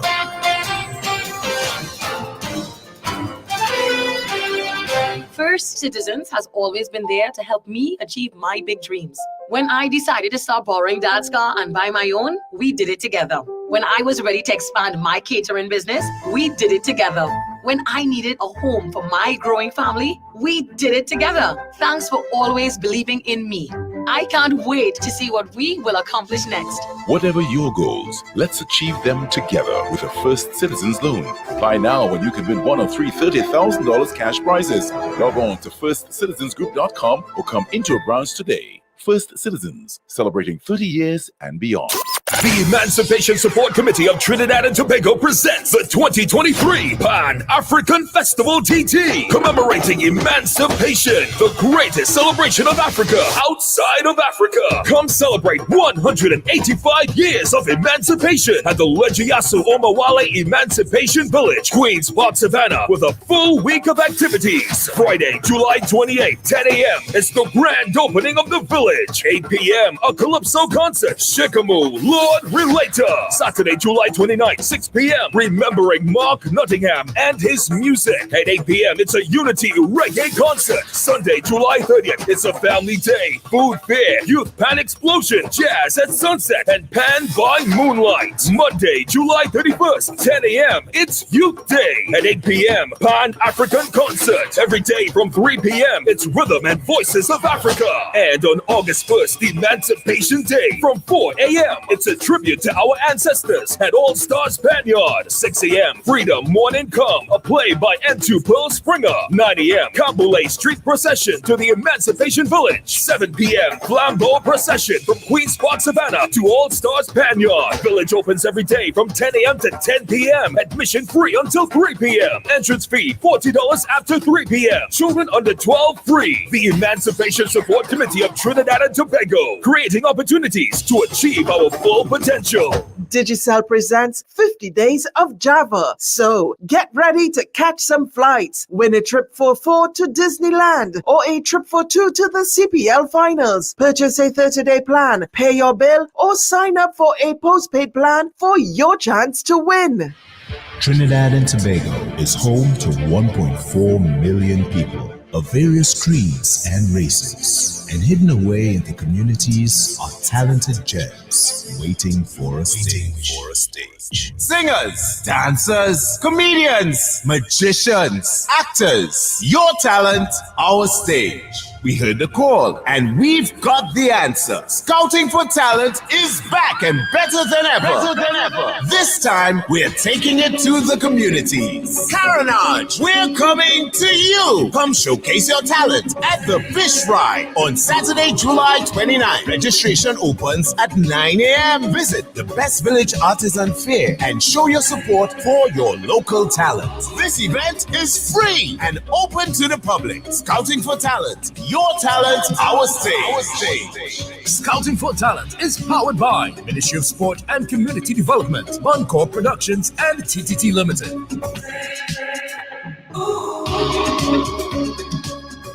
Come one, come all. It's time to join in the Tobago Heritage Festival 2023. Homage. All are we and all are who we be. To Tobago. Indulge in the awesomeness that is embodied in the spirit of Tobago at the 36th Tobago Heritage Festival. Celebrate a rich, vibrant, hypnotic showcase of our cultural legacy. Yes, from July 21st to August 1st, 2023. Take the island tour. Sample the sumptuous variety of local indigenous delicacies. Enjoy the recreation of old-time village life. Dance to the drum. Feel the rhythm of steel pan. Experience the way of life, languages, and oral traditions. Be part of the journey to our we heritage, honoring our past, celebrating our present, and inspiring our future. Relive our unique culture. Join in the preservation of the heritage of we island of Tobago. You exercising to get fit and healthy. Going to the rivers and beaches to spend time with your family. Yet you're leaving the place dirty. Whether it's Chancellor, Buku, the Savannah, or one of the streets by way, let us reduce, reuse, and recycle and clean up the country. No matter your age or gender, everyone can be an earth defender.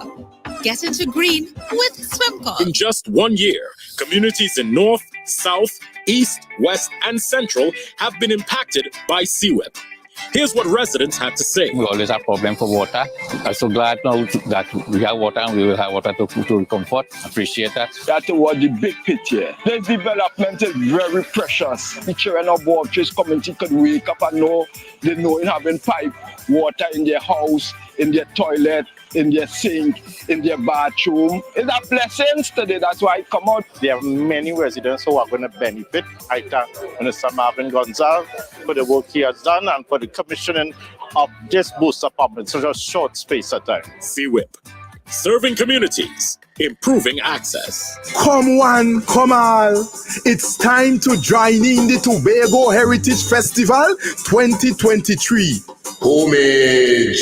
All are we and all are who we be. To Tobago.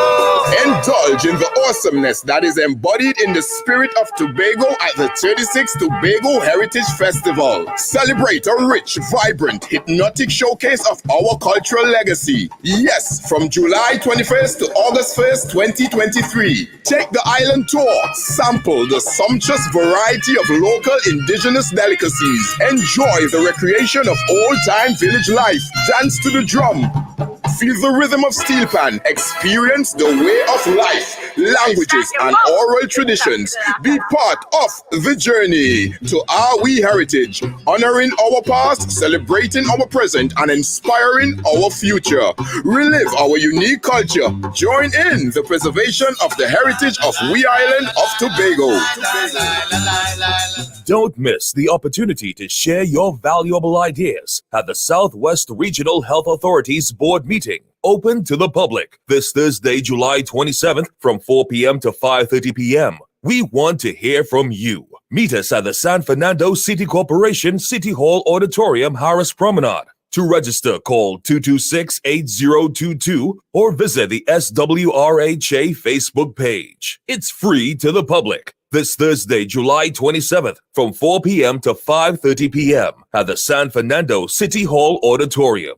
Register today. Lights, camera, save. Get ready for a blockbuster deal that will leave you amazed. Sign up for DirecTV's HBO Gold package and enjoy incredible savings. For a limited time, you will receive up to $200 in savings, free installation, plus get up to $200 in cash back. That's right. With DirecTV's HBO Gold package, you can enjoy all the premium content you love while keeping more money in your pocket. Experience the thrill of the big screen right in your living room with DirecTV's HBO Gold package, featuring the hottest movies, series, and exclusive content. Sign up at directtvttpackages.trnd.ly or call 877-4388. It's Emancipation time again. Come join us for this year's Pan-African Festival TT, commemorating emancipation at the Legiasu Omawale Emancipation Village, Queens Park, Savannah, from July 28th to August 2nd. Come and shop at the biggest African market in the Caribbean, where you'll find the largest collection of African-inspired art, craft, jewelry, clothing, educational materials, and food. Enjoy 5.5 days of family fun with special activity zones for children. There'll be entertainment, jazz, pan, tambu bambu, calypso, rapso, reggae, dancing, and drumming. Open daily from 10 a.m. to 10 p.m. Admission free until 3 p.m. After 3 p.m., entrance fee is $40. Children under 12 free. Let's meet up at the Village, July 28th to August 2nd. The Emancipation Support Committee of Trinidad and Tobago, creating opportunities to achieve our full potential.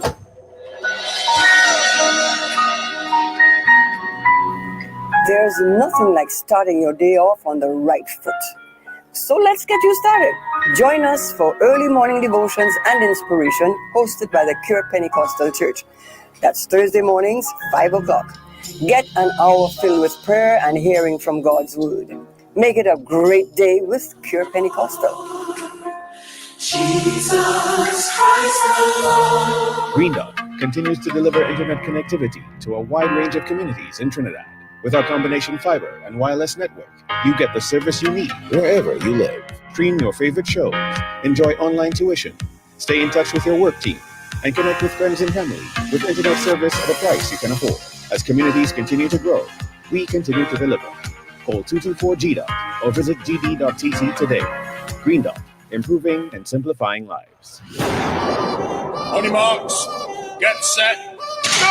TNT, please support the NGC N3ATT National Open Championships on Saturday, July 29th at 2 p.m. and Sunday, July 30th at 3 p.m. at the newly refurbished Paisley Crawford Stadium. Come see our top athletes as they seek national glory and vie for selection for the upcoming World Athletics Championships to be held in Hungary. Come out and see Jareem Richards and Keshawn Walcott after their recent gold medal performances at the CAC Games in El Salvador, along with members of our successful relay teams. Also competing will be athletes from the Caribbean, Guyana, Jamaica, St. Kitts and Nevis, and from Liberia and Ivory Coast. The NGC N3ATT National Open Championships is on Saturday, July 29th, 2 p.m. and Sunday, July 30th, 3 p.m. at the newly refurbished Paisley Crawford Stadium. Entry fee $100. This is the voice of the PNM. On Wednesday, 26 July, Arima, the People's National Movement, will be having a public meeting at Arima New Government Primary School, Buena Vista Boulevard. On Saturday, 29th July, Point Fortin, the People's National Movement will be having a public meeting at Market Square. All are invited. Come hear from a powerful lineup of speakers as we explain why this reform is a power shift from central government to your councillors, giving you the power to handle your own business, manage your own affairs. Arima, see you on Wednesday, 26 July. Point Fortin, see you on Saturday, 29th July. All meetings start at 7 p.m. Tune in live on all major TV and radio stations and PNM's social media platforms. On August 14th, make the right choice. Vote PNM. Great is the PNM. That was a paid announcement. Excuse me, I'm looking for Hilux unisex fashion with pride. I heard that they have the latest African cultural wear for every family member. You know that they have musical instruments, artifacts, footwear, accessories, jewelry, and even a variety of exquisite African materials if you want to sew. No excuse anymore. For your gifts, for your friends, neighbors, family, and yourself. Visit them today at 59A Anna Street, Woodbrook, Port of Spain. Hilux Unisex Fashion with Pride at 760-9992. About their authentic African clothing and products. Are you ready, Trinbago? The countdown is on for the Commonwealth Youth Games 2023. See over 1,000 athletes from 70 countries competing in 7 sporting disciplines from August 4th to the 11th. Let's come out and support. Let's rep for our team. Let's go, Trinbago. Tickets are available at tickets.com. That's TIKKETS.com. For the love of sport, I choose sport. This is the 95 Afternoon Drive with Darien Marcel on the Eye. Right.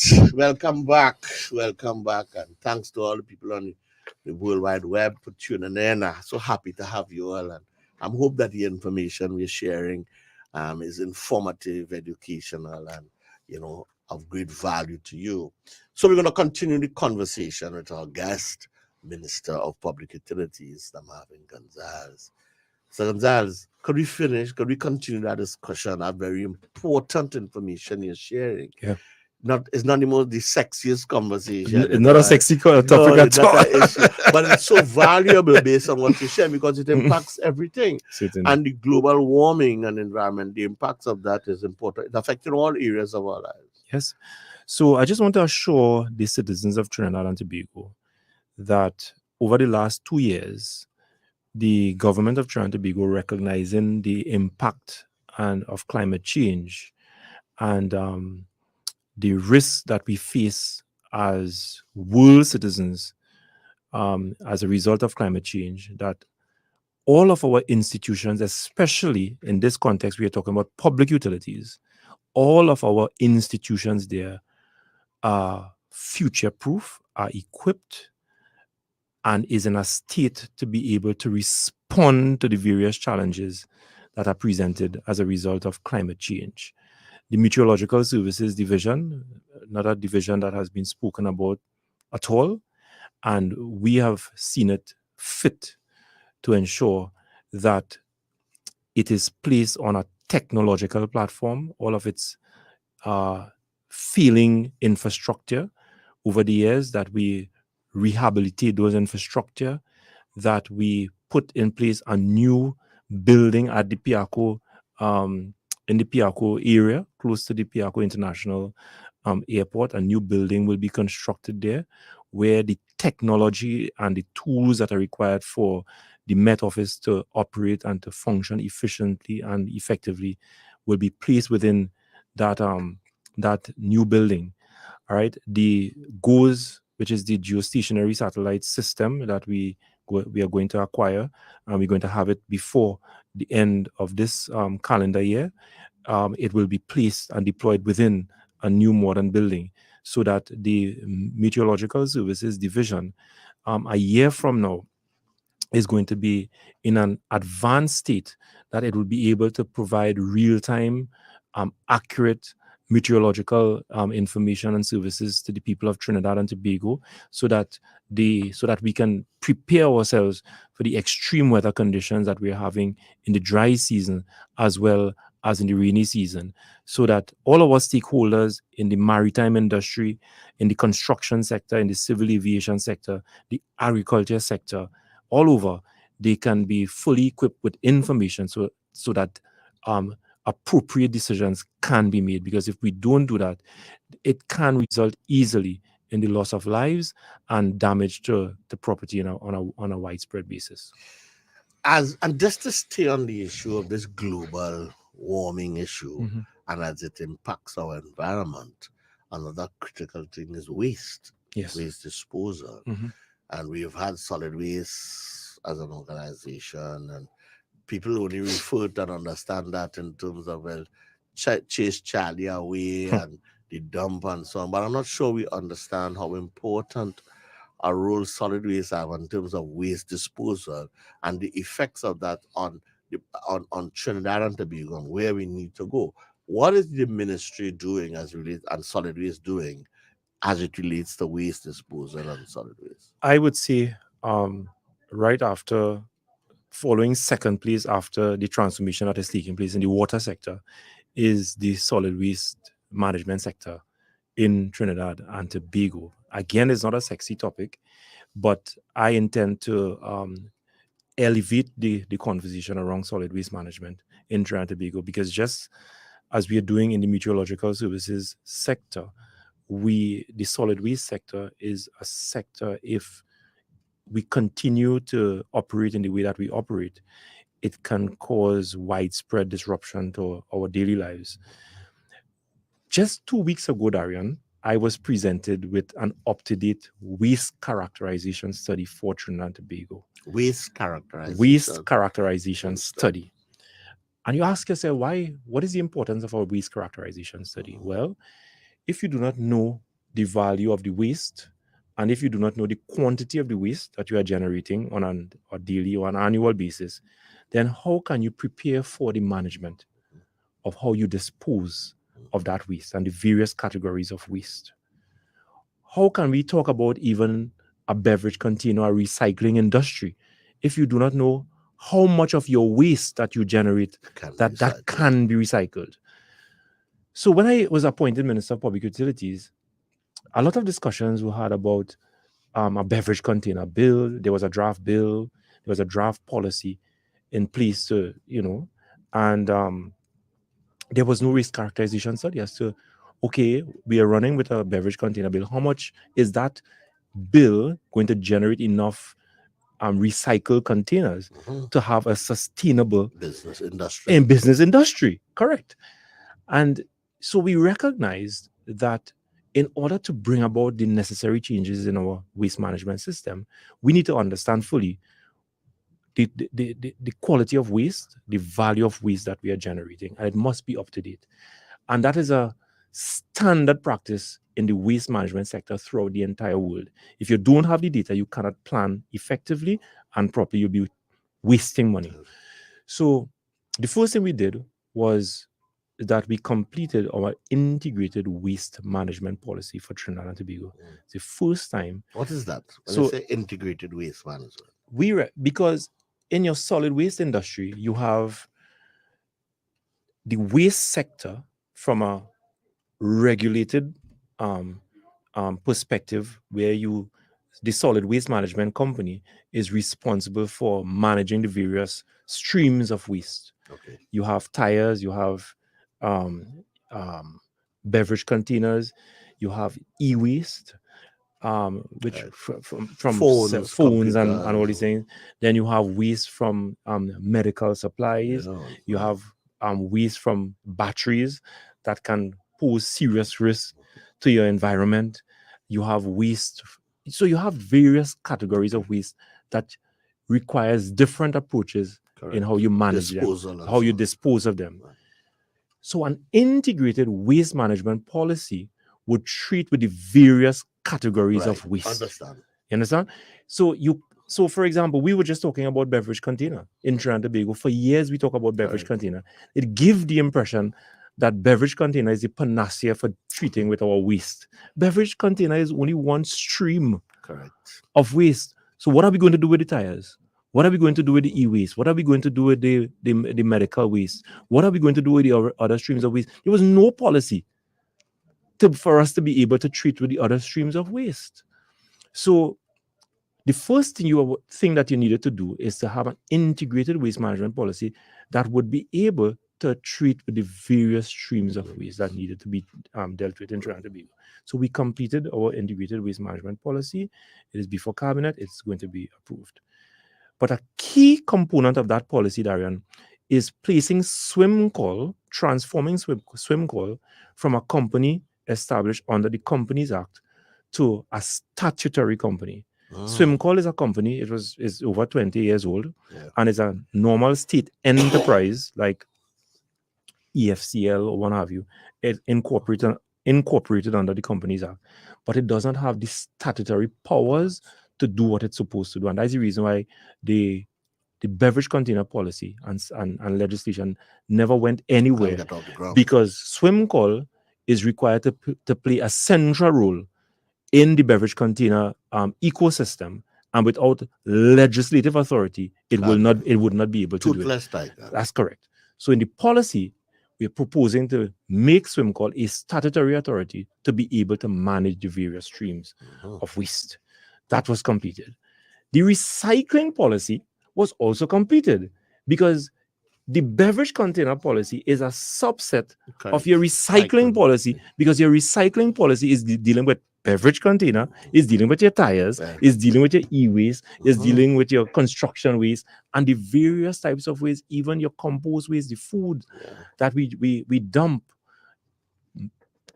Tons of food, thousands of tons of food we dump from our restaurants and what have you.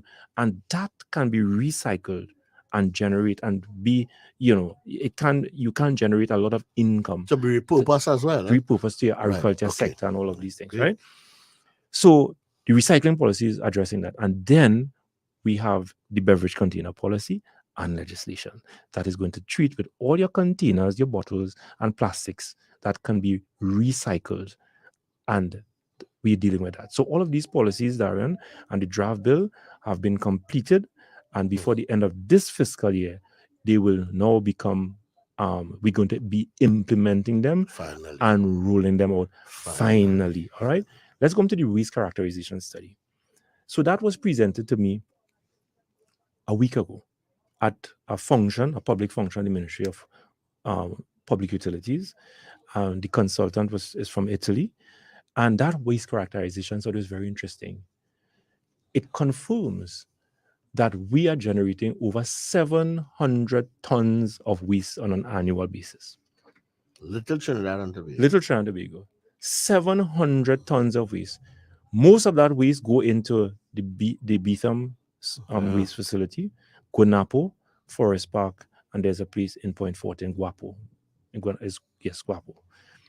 All of these landfills are filled to capacity. There's no space at the Beetham landfill facility. Well, we've been hearing that now for probably close to 10 years or more. And the question is, can we continue like that? No. That waste is generating all kinds of gases. Toxic as well. It is now seeping underground and contaminating our groundwater resources. Our underground aquifers. It is being impacted by what is taking place and the way that we manage our waste.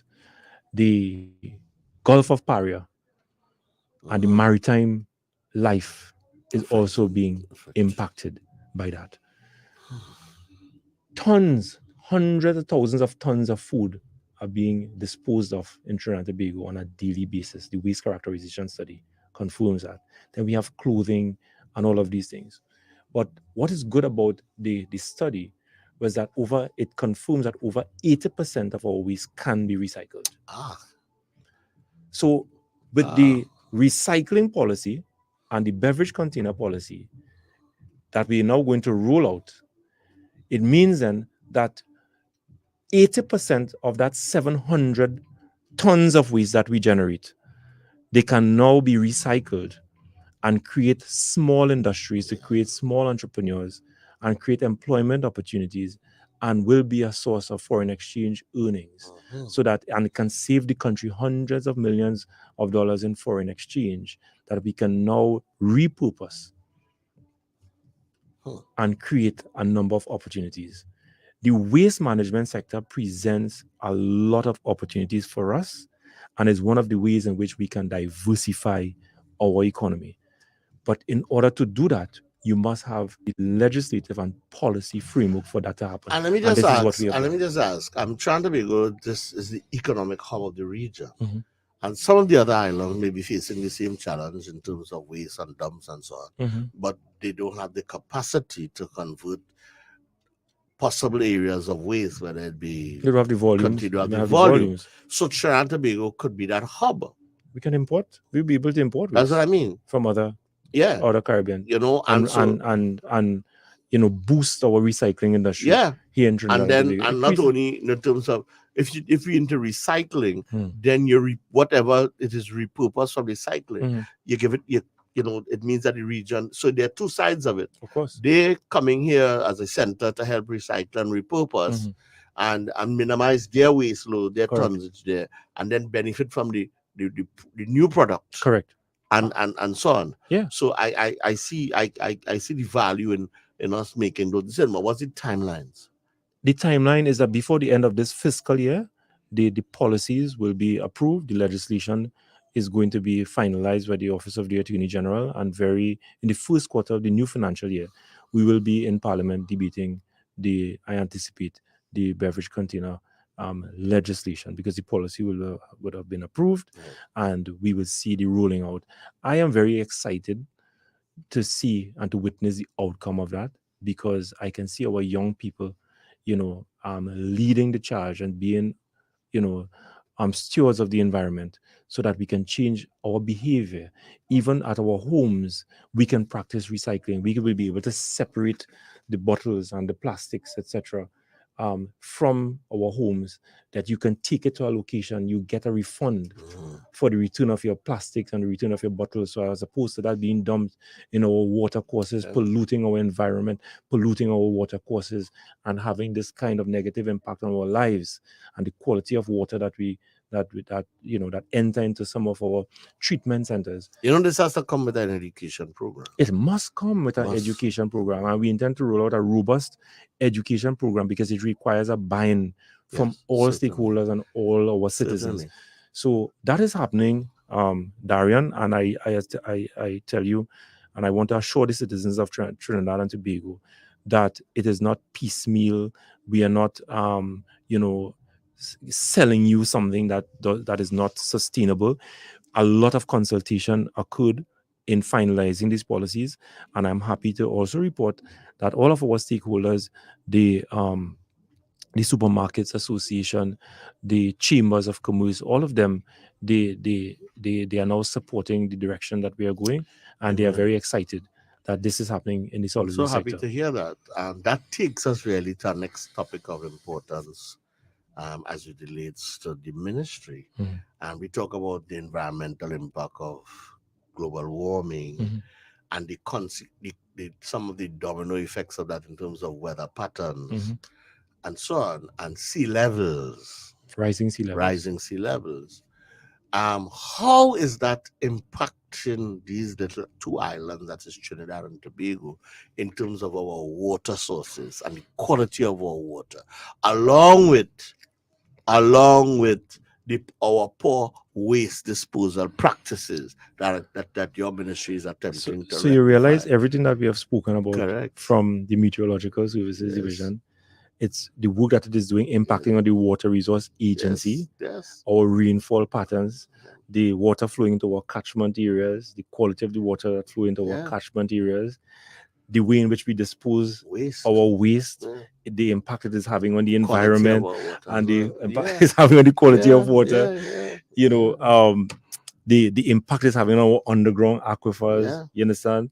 Everything is integrated. And therefore, and that's why I'm curious, because the last occasions that you were here, you were talking about improving the quality and the supply of water to a wider catchment of citizens around Trinidad and Tobago. Correct.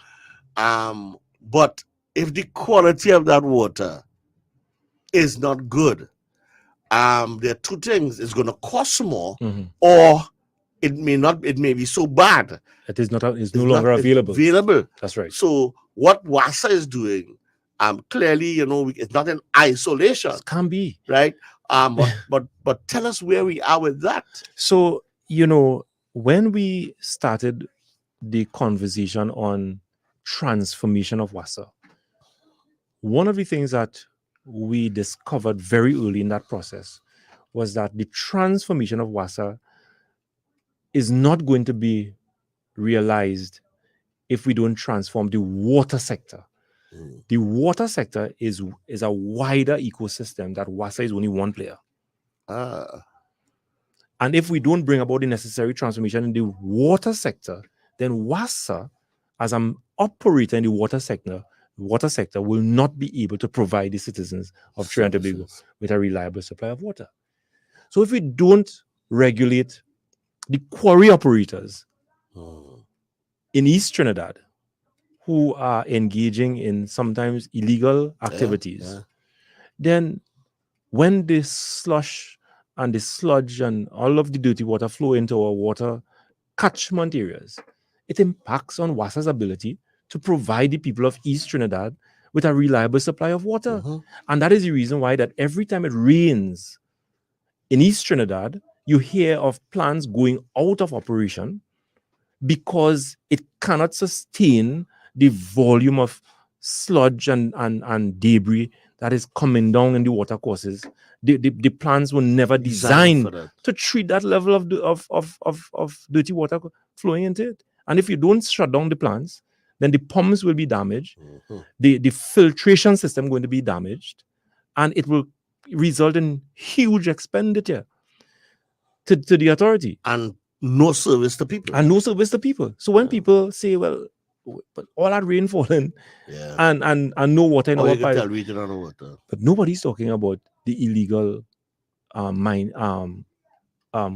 quarrying that is taking place, which is impacting the level. So if you go to the Caroni water treatment plant, the Caroni water treatment plant is one of the biggest water treatment plant in the entire Caribbean, producing 75 million gallons of water on a daily basis, and supplying over 500,000 or 600,000 citizens in North, Central, and South Trinidad. I want to ask you this straight up, right? It is probably close to 30 years. We've been hearing a story by governments about water for all and transforming WASA and making WASA more efficient and effective. We've heard that story. What is so different about your plan, your current plan? Because what you are doing? This water for all talk was a tagline. Was really a hoax. That was a hoax that was played on the citizens of Trinidad and Tobago. Because all of these issues that I am highlighting here, Darien, I can tell you that over the last 20 years, we have not seen any major investment in upgrading our plans and infrastructure in the water sector in Trinidad and Tobago. Water for all was a term that was coined by a previous minister of public utilities, and it really entailed the laying down of pipelines all over the country. And I can tell you, a lot of those pipelines, you don't have water flowing through them. We are aware of that. Yeah. So that was water for all, and that was the concept of water for all, and there was a big hype and a big PR campaign behind that give that, it's still in the minds of citizens years after you hear people talking about water for all, because there was an expectation. It was a successful PR campaign on the minds of the citizens of Trinidad and Tobago. But the billions of dollars that we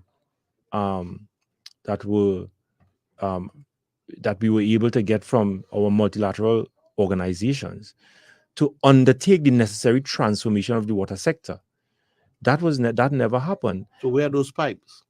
Those pipes are all over. They on the ground, and oftentimes when we excavate to put on new pipelines, we see some of those pipes, because there was no system to track where those pipes will lay down.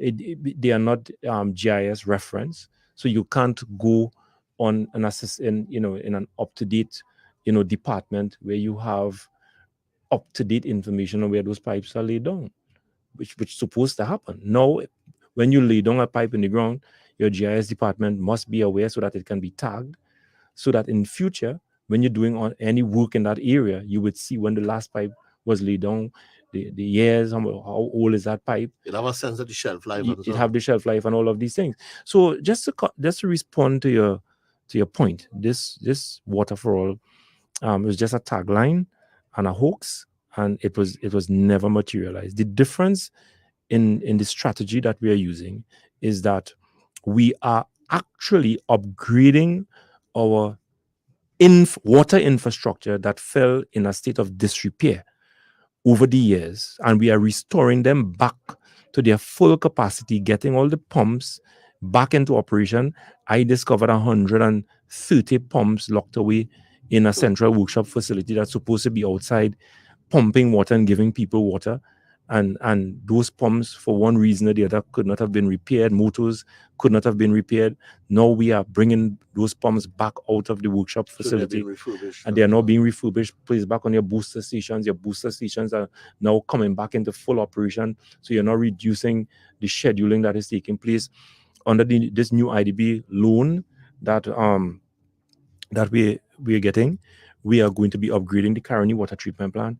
The North Urupuch Water Treatment Plant, the Guanapo Water Treatment Plant, Navet Water Treatment Plant, the When you say Hillsborough Water Treatment Plant. upgrading, because one of the things that must be considered in the upgrade of our network and capacity Yeah.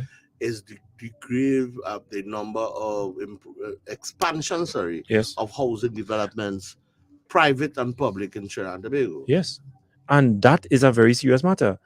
It's a serious matter because whilst we were building new communities over Trinidad and Tobago, we were not investing in expanding the utilities.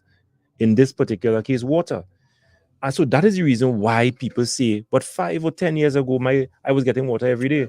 And now I'm getting water once a week or twice a week, or in some cases worse than that. Because so many communities came into existence over the years that limited resources now have to be rediverted to feed water into some of those communities. My constituency is a perfect example of that. The Ridgeview development is a development that is expanding exponentially and is going to be expanded over the next year or the next 2 years. And I'll be very forthright with you. I asked the Water and Sewage Authority, what is the plan to get water to these people? And there's no plan. So what do you think is going to happen? If I don't get new wells in the Aruka area or in Aripo, if I don't get 4 or 5 new wells, then the people who go in there to live, they either not going to have a reliable supply of water, or the people who live in Borneo West and 5 Rivers would now have to give up 2 days or 1 day in their water schedule so that water could now be shared to this expanding community. And that has happened over the last 20 years. In light of the time that we have, I want to just switch a little bit. Sure. And not switch on water. No, on water. I seen a message, somebody who is uninformed. I'm going to call the name.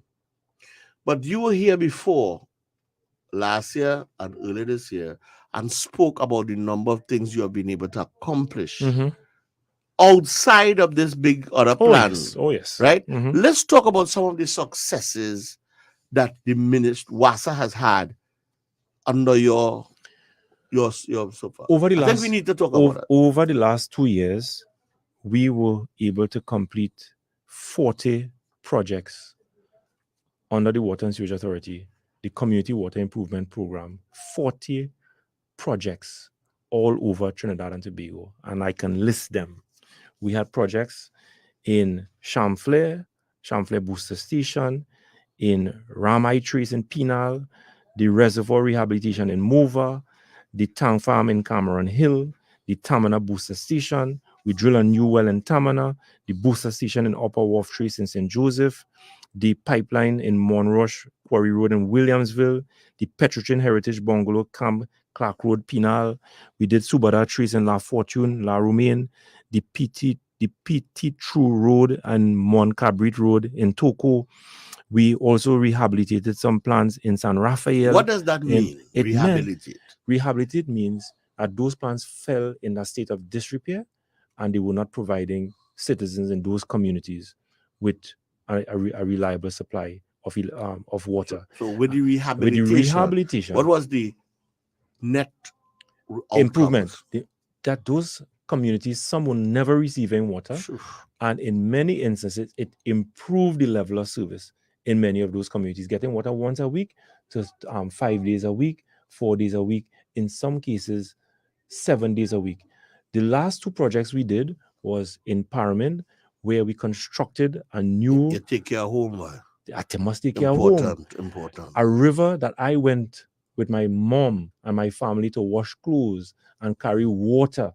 We were able to transform that river into a major supply of water to the people of Upper Paramin.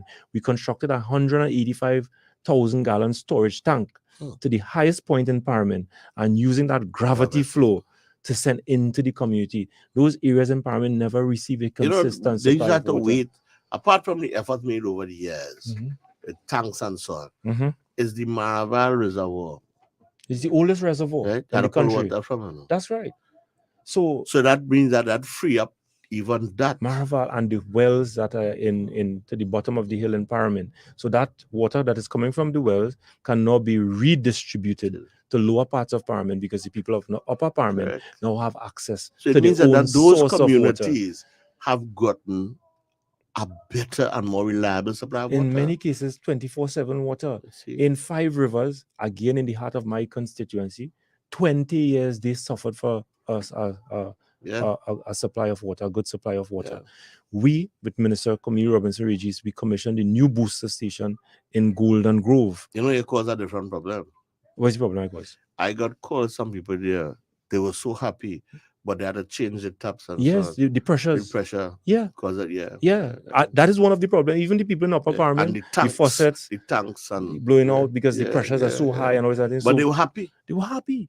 There are areas in Laurel Hill and Maniram Road and Williams Trace in 5 Rivers never had a consistent supply. I could tell you, this is not a paid political broadcast, but a lot of these people tell me, my minister, we are voting the PNM because for the first time, we have a reliable supply of water. And I can tell you this, Darien, there are many communities that are listening to this program today who are crying out for that kind of intervention. Yeah. But all of those 40 projects that we completed in 40 communities all over Trinidad and Tobago, they were once crying out. You understand? And all I could tell those communities is that we have not yet finished. We intend to roll out many more of these projects all over Trinidad and Tobago, especially targeting communities that are unserved and underserved. As a matter of fact, this project is so successful that 2 years ago, 32% of the country was getting a 24/7 water supply. As a result of the successes that we've had under this program, now we have 55% of the population getting 24/7. You know what water is supply. life? Yeah. Water improves the quality of your life in Mhm. terms of there's not only bathing, washing, cleaning. People get emotional, what I you know. mean? Yeah, it's We important. in Hope, there's a place they call Hope in Tobago. I know Hope. Minister Kojo and Ayana Webster Roy representative, we commissioned a new booster station in Hope and an area, a HDC development on the upper parts of Hope that was constructed 12 years ago. They were not able to get a consistent supply of water. And by the commissioning of that booster station, we went up and those people started getting water. And we witnessed a woman being overjoyed and become so overwhelmed and emotional to see that water flowing through. That happened just last week. Kafi Lee Kim, Windy Hill is a better place because of this MP. Yeah. As part of your... That's part of my constituency. Yeah, Windy Hill. I walked Windy Hill yesterday. And let me tell you something, yeah? I was almost moved to tears when I walked Windy Hill. Because I walked there 2020, you know, and I know what I experienced. Yeah. I know what I experienced in Windy Hill when I walked there 2020, asking them for their support. Yesterday I walked there. The Housing and Village Improvement Program, over 100 residents in Windy Hill have benefited from that program. And people who live and operated in squalor circumstances. Yeah. I saw these homes being constructed all over Windy Hill. Yes. And I felt that sense of pride for these people who are now benefiting from this program. Quality of life. Better quality of life. And I felt so emboldened, Darien. I am giving the people of Windy Hill, it's not a political promise, but an undertaking that I am going to ensure that within the next 12 months, over 100 more of these HVIP homes are constructed to improve your living circumstances. So happy to hear that. So happy to... Minister, we have 3 minutes, right? And I want to tell you we didn't touch in the way that I would like to touch WASA. WASA, we finished. We finished. Yeah. And of course, T and Tech, right? Yeah. Because in terms of WASA, there was this big narrative about metering. We didn't touch that, and I want us to touch it. That is important, yeah? Yeah. And how and if the government going to do How that, we going and to how tackle and it, why yeah. and when. But to continue on the conversation of a better quality and a more reliable water supply for all citizens in Trinidad and Tobago, and so on. And of course, so can I ask you that we could forecast, you can come back 1 week from today. Great. Next week, Wednesday. We have a lot more information, right? to share. Because Because people need to hear these. You asked a question, Darien, and I didn't get a chance to respond, which is the saltwater intrusion in our aquifers. I would like to come back Please. and have a discussion Yeah. so that people could understand what rising sea level is doing to our groundwater resources. And I in think this it's country. important because there are things we take for granted, right? We take things for granted, and We if like to blame. if we have information, Mhm. it may influence how we do things.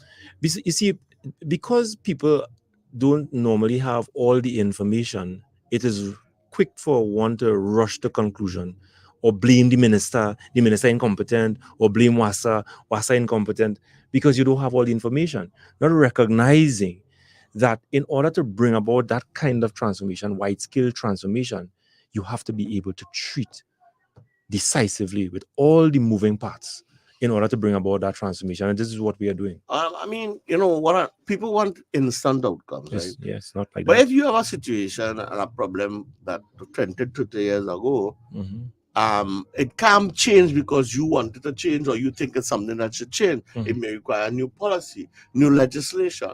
It requires parliamentary support. That's right. It can require a level of funding that is important to execute, and therefore it will take time. But it's important to share the information with So that people understand. Correct. Understand the challenges, but also understand what we are doing to overcome the challenges that we are dealing with. And quite a lot is happening under the Ministry of Public Utilities. And I want to assure the citizens of Trinidad and Tobago that we're in a very good place from a utilities perspective, because we have undertaken the necessary policy changes that are necessary to secure the utility sector in this country. I'm so happy to hear that. And more importantly, I'm happy that you, God spare our lives, you will be back next week to continue the conversation and provide people with information that will help them appreciate what we're doing, what the government is doing for them and on their behalf. Thank you very much. Minister, I want to thank you so very much for your time, for your commitment, and again, commitment not only today, but certainly for next week, for sharing information. Thanks for the opportunity, Darien. It's a pleasure. Good evening, Cameron. Sir, it's nice working with you again. Thank you for having me. Today. It's a pleasure. It's 6 o'clock, folks. I apologize that we couldn't take any calls. We will do that next week. But the issue here was giving you information. That was the objective. And I hope that we gave you sufficient for your thought, for your understanding, for clarity, and for an appreciation that the government is really supposed to work on your behalf. And work is happening. Thanks to all the messages on the World Wide Web. And of course, those listening at home. We go to the Center 5 at 6, Cameron, with probably the hardest working news anchor in the country. Because yesterday, today, 3 o'clock, 4 o'clock, 5 o'clock. What Mr. Kevin Garcia. Broadcasting from Port of Spain, Trinidad, this is the most influential name in radio. I-95.5. Live local coverage you can depend on. This is News Center 5 at 6.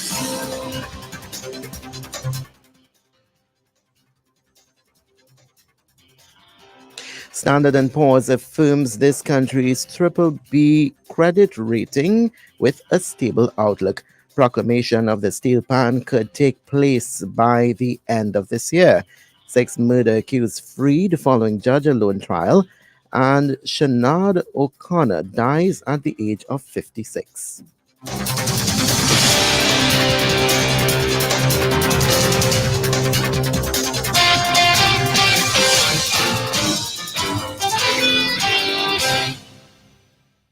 Good evening, Trinidad and Tobago. Now with the news in detail, I am Kevin Garcia.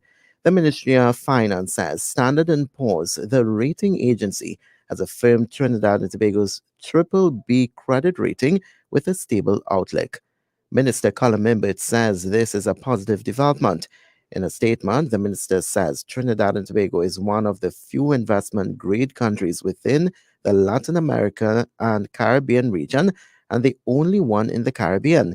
He says while the credit rating had a negative outlook up to July of last year, this country's economic and financial performance, along with its institutional stability, helped to stabilize the outlook thereafter. The minister says this stable outlook has now been reaffirmed. He says S&P mentions that the credit rating reflects Trinidad and Tobago's favorable external profile and stable democracy. It also reflects still solid government financial assets that mitigate the effect of economic cycles on fiscal and external performance. It also notes that faced with a propitious situation in 2022, the government used the surplus to accelerate value-added tax refunds and contribute to the Heritage and Stabilization Fund. The minister says S&P does not expect net debt to rise materially and to remain below 30% of GDP, supported by assets held in the country's HSF. S&P also highlights this country's good policy practices, stating that unlike many commodity exporters, during boom years, Trinidad and Tobago saves excess fiscal revenues in the HSF. Overall, the minister says S&P acknowledges the prudent management of an economy faced with external shocks, supporting the economy and the population in difficult times, and conservatively replenishing external buffers and lowering public debt in better times. He says those are the attributes of investment-grade countries and the condition for affordable financing looking forward. Trinbago president says the proclamation of the national instrument could take place by the end of the year. In the wake of the UN accepting the resolution for World Steel Pan Day, Beverly Ramsey Moore said the wait for the instrument may be coming to an end. Now move forward in a very positive way, because people like Henry Harper and all those guys who have been claiming and pushing to have a parliamentary declaration, I'm hoping that before the end of this year, it will be done. But the work is going on, and I am hoping. I spoke to the Minister last night. I said, Minister, the next big move is to have that declaration done. Even if it is true, and that is what Mr. Daly suggested, in the council Daly suggested, that it can be simply done through the amendment of the Trinbago's Act of Parliament, which was passed in 1986. World Steel Pan Day is carded for August 11th this year. Mrs. Ramsey Moore is promising a day of celebrations. On that day, we are going to have a massive celebration in Port of Spain, and we go to the People's Parliament, which is Woodford Square, where we're going to have all the official speeches, and we have 7 bands, conventional bands, performing in that space, and there will be 11 conventional bands from Piccadilly Green, from behind the bridge, and then to the world stage. World Steel Pan Day is to be placed on the UN's calendar of recognition. The eastbound lane of the Wrightson Road in Port of Spain is reopened. The lane was closed to vehicular traffic following an oil spill near Anna Street. The situation caused gridlock earlier today for people coming out of the west. Reports say the oil spill was caused by an oil tanker traveling along the route. Police and fire officials were at the scene today as two-way traffic was allowed on the westbound lane of Wrightson Road. In a statement a short while ago, the Office of Disaster Preparedness and Management said the eastbound lane has been reopened to vehicular traffic. The Minister of Public Utilities speaks of major upgrades coming to the Trinidad and Tobago Meteorological Service. Minister Marvin Gonzalez says the current system being used by the Met Office is outdated. He says while the radar system in Brazo Venado has been out of operation, it is now being upgraded for reintroduction into service by the end of the year. His ministry, however, is looking at more modern systems. A lot of Met offices around the world, they have gone past the traditional radar that we have. They're now using a closed geostationary satellite information system where you can monitor weather systems almost instantaneously, taking place outside on the Gulf of Paria, outside the coast of Africa. That once weather system developed there that head towards the Caribbean region, we can immediately track what is taking place and provide real-time information and modeling. So we know, we can be able to track a weather system, track a storm or hurricane. We can be able to tell you exactly where it is going to go, where potentially it can hit. So that, and then not only that, but you provide real-time information to the entire Caribbean. However, Minister Gonzalez says there have been setbacks in acquiring the new system. So this goes geostationary satellite system. We have already started the procurement of this new system. Unfortunately, because of the procurement regime, we were on the cusp of acquiring it. And when this new procurement regime came into being, it caused a delay, because it means then that the supplier would have to now go through certain loopholes. That's correct. You understand? He even speaks of legislation to govern information being fed to the public in relation to the weather. We are currently looking at a transformation plan to put the Meteorological Services division within a legislative framework so that they can operate. Because what we have happening in Trinidad and Tobago, especially Darien, is a lot of social media platforms giving out information to the public under the guise of coming from the Meteorological Services division, to the extent that people cannot now determine whether the information that they are being fed is from an authorized source or it is accurate. And oftentimes, the information coming out of these platforms are geared towards creating panic. Minister Gonzalez was speaking on the afternoon drive program on I-95.5 FM a short while ago. 6 murder accused are set free following a judge-alone trial. Barry Alfonso, Seymour Miguel, Marvin Agard, Frankie Bartholomew, Daryl Wade, and Randy St. Rose were accused of a 2009 murder. It was alleged that the men conspired to kill Siobhan Israel Lewis. Mr. Lewis, also known as Tupac, was a resident of Lodge Place, East Dry River. 23-year-old Mr. Lewis was gunned down on April 12, 2009, while at a wake at his girlfriend's home at Wallace Road, Chinapoo Village, Morva. They appeared before Justice Devand Rampersad in the Port of Spain Criminal Assizes in a judge-alone trial this morning. Following submissions, Justice Rampersad upheld a no-case submission.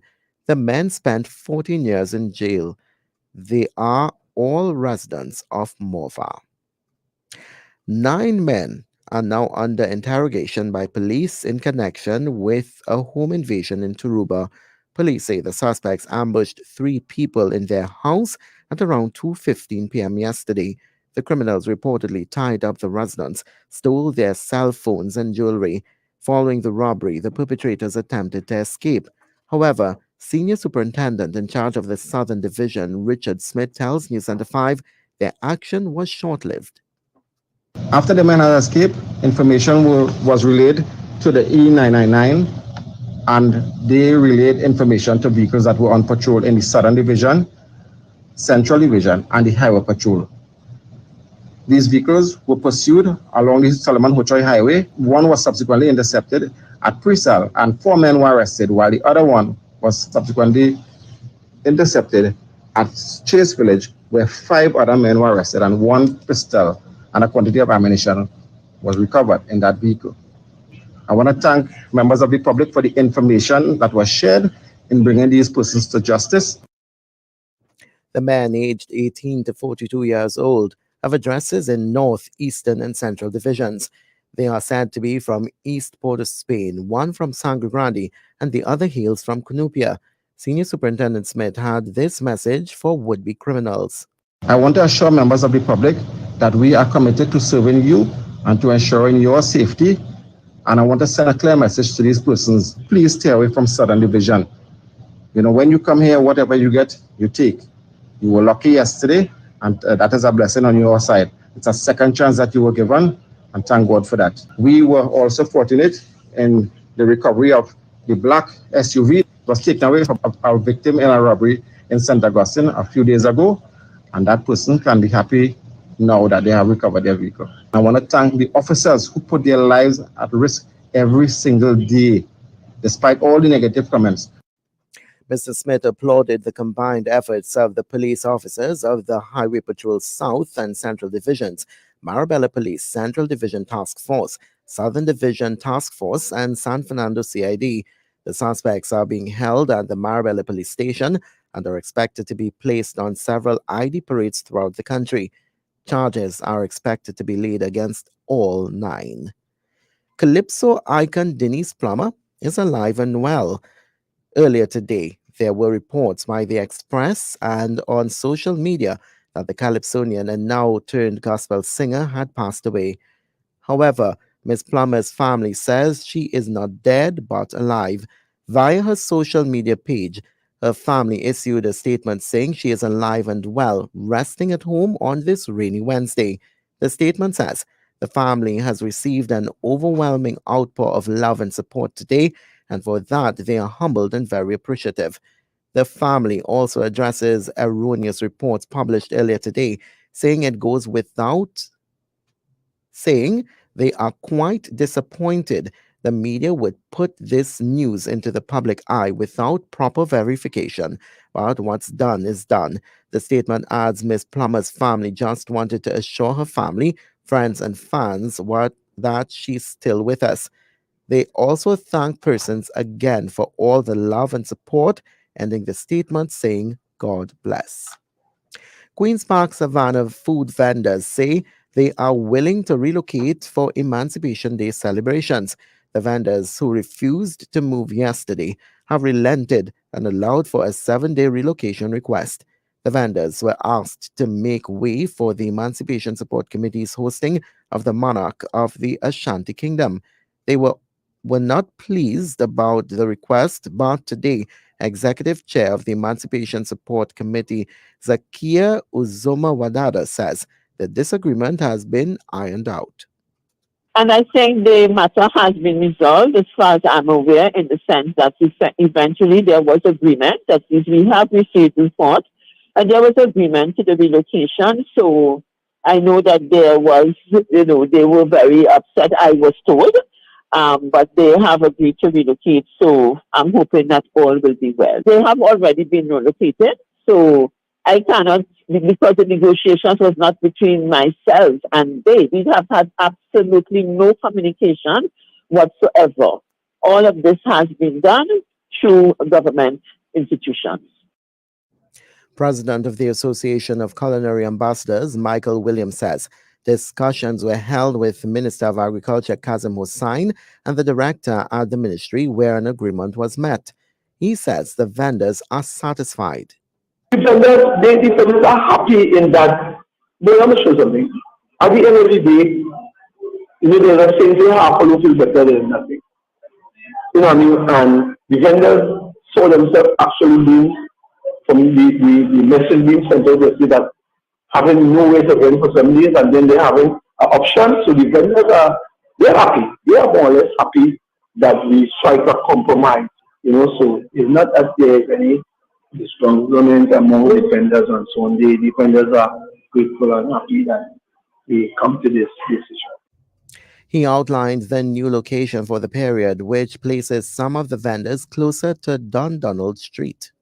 We decided that the vendors going from Frederick Street side, the entrance there to Jerome Avenue will remain, because that will affect the procession coming, and we're going to place the other vendors, which is actually where they want to use from Frederick Street entrance, main gate there, at going from the gate west, going to more Don Street side. It may not reach right down there because most of the vendors are going to be on the section where going to Jerome Avenue.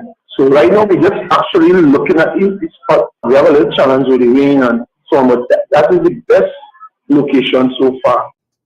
Mrs. Uzoma Wadada believes it is time people learn to coexist. The Emancipation Support Committee provides an opportunity for over 150 entrepreneurs as well, who are prepared to invest funding in a particular space and environment to earn an income. So should we also be our brother's keeper and say, but maybe for these few days, if I can't go inside, can I give those who are willing to make that sacrifice that opportunity? Because we have been privileged to have been given that opportunity for the whole year. You know, I really would like if we could begin to have that kind of thought process and not see everything as if, you know, somebody is trying to make somebody else a victim of something. The Ghanaian King of Ashanti will be in Trinidad and Tobago from July 30th to August 5th. He is to participate in the Emancipation celebrations next week. And to some news now outside of Trinidad and Tobago, Irish singer and activist Sinead O'Connor has died at the age of 56. In a statement, the singer's family said, "It is with great sadness that we announce the passing of our beloved Sinead."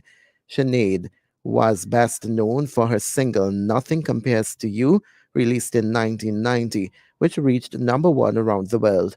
One of the most notable events of her career took place when she ripped up a picture of Pope John Paul II on US TV show. Her actions resulted in her being banned for life by broadcaster NBC, and protests against her in the US, which saw copies of her records destroyed in New York's Times Square. In an interview with the New York Times in 2021, Sinead said she was not sorry for what she did. More in this report from Sky News. Nothing, I said nothing can take away this love. Her voice, I think that we'll remember that unique sound and style, but also her political voice, the voice that she used throughout her career to stand up for many things that she believed in and fought for, whether or not they were controversial. They ended up, in some instances, damaging her career, such as that moment in 1992 when she tore up a photo of the Pope on Saturday Night Live in America. Many people believe that went on to harm her career in the US, but she did it because she was taking a stand on the sexual abuse of children in the church, at the same time as having that incredible musical career with those 10 studio albums. Consider questions such as what personal care and assistance is needed, electricity requirements for equipment such as lifts, and what happens if water is cut off for a number of days during a flood. Also, consider food, medications, and emergency services needed in case of a storm. Arrange a meeting with family and caregivers to review information assembled, contact information, and needs in case of a flood. Know the hazards around your home and your community and how to deal with each. Assemble a disaster survival kit. Put together a kit for being able to evacuate in case of floods. This should include all medications, extra clothing, toiletries, and other day-to-day needs, a cell phone, or if possible one with an extra battery, a flashlight, non-perishable food items, and bottled water. These items can be kept in a waterproof container and should be regularly inspected with expiration dates checked and replenished with fresh supplies as they are needed. Listen to the radio, watch TV stations for the latest information and updates about expected storms. Be prepared to evacuate quickly and know your routes and destinations. Find a local emergency shelter. Check your emergency kit and replenish any items missing or in short supply, especially medications or other medical supplies. Keep it nearby. Stay indoors. Don't walk on beaches, riverbanks, or in flood waters. Use flashlights in the dark if the power goes out. Do not use candles. Continue listening to the radio or watch TV stations for the latest information and updates. Avoid contact with flood water. Just 6 inches of fast-flowing water can knock you over and 2 feet will float a car. It may also be contaminated with sewage or contain dangerous insects or animals. If you need to evacuate and get caught on a flooded road with rapidly rising waters, get out of the vehicle quickly and move to higher ground. Let friends and family know you're safe. If evacuated, return only when authorities say it is safe to do so. Continue listening to the radio or watch TV stations for updated information and instructions. Stay alert for extended rainfall and subsequent flooding. Seek help from family, friends, or caregivers to inspect your home for safety as well as cleanup. If you have a unique situation, or if you are a caregiver, a friend or family member, or person who requires additional support, take the time to help them prepare. We all owe it to ourselves to take these steps to heart so we all can prepare if flooding occurs. She just wants to be beautiful, she goes. There's a hope that's waiting for you in the dark. You should know you're beautiful just the way you are. And you don't have to change a thing, the world could change its heart. No scars till you're beautiful. We're stars and we're beautiful. Hi everyone, I'm Jariel and I'm from Women of Elegance, and I'd like to welcome you to our very first Hugs. Today we'll be holding up girl standards in Carenage. So let's go. What does hugs mean? What does hugs mean? Oh my god, let's do it again. What does it mean? Then up girl standards. Okay, nice. It is very important when you are going through things to know that you are not alone. So that when you're going through things, it's not by chance, it's happening to you. It is also not the end of the world. Why couldn't the police sing a lullaby? Why? Only give up? Yeah. Because she was a little horse. Hi, my name is Christian and I'm from the Student Hub. Janae and Mrs. Springer have been friends for a really long time. And from the inception of Women of Elegance to now see all the amazing things the organization have done, these projects are definitely deserving of support.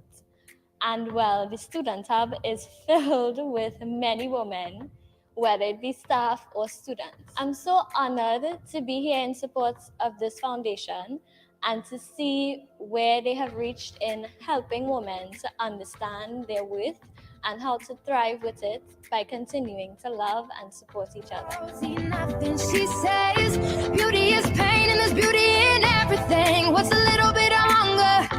I can go a little while longer. Hey guys, we're halfway through our first Hugs, and let me tell you, it is amazing so far. We had so much fun doing so many different activities. Like two of my favorites, I think will have to be the Don't Break Your Frown and the Mix and Match. So we had to stand back to back and make sure that when we turn around, we do not smile. Let me tell you, that was really hard for me. Like, I laugh at everything. And then the second one was Mix and Match, where you had to choose your color of Skittles, and it had like so many different things that you could do depending on the color. And somebody got green. And guess what green was?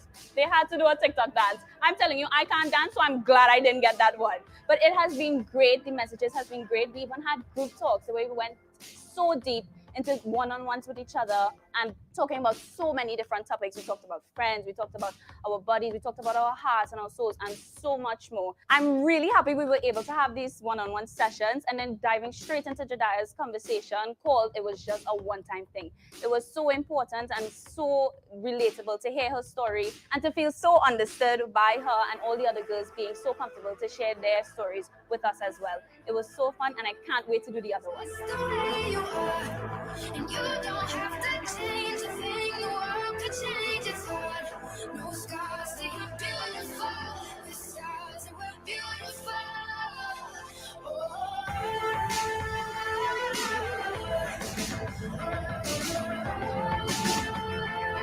Hi, my name is Jaya. Hi, my name is Tishael and I'm from Carenage. Today at Hugs, my favorite activity was the Don't Break Your Frown game. And it was kind of challenging because I like to laugh at everything. But in the end, I did win. So today at Hugs, I learned that I should value myself more, that I should not lower my standards for anyone else, and I should not change for anyone. I also learned I should respect myself more, and that God is in charge and He will guide the way. OMG guys, we just wrapped up Hugs, and let me tell you, it was such an impactful day. We talked about our voices and how important it is for us to be heard, how much we are valued, and how much our voices matter. We also talked about to be loved. In 1 Corinthians 13:4, it tells us exactly what love is and how much God loves us. And let me tell you, I'm sure the girls will definitely go home with something to remember. Hugs is just the beginning, and I can't wait to share more hugs. I'll see you there.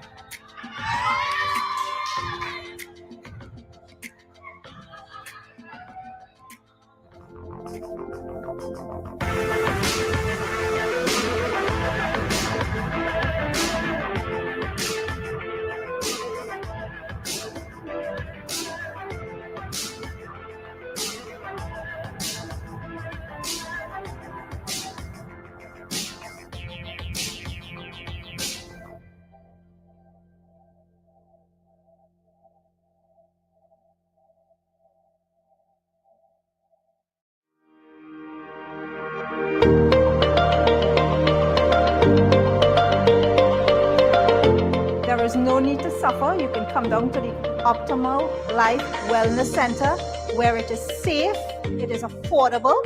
You don't have to take my word for it. You can come down to Optimal Life Wellness Center and see for yourself and experience for yourself what I have experienced. The life I now live is a lot healthier and more fulfilling. These products have actually given me a sense of a future, and very, very important.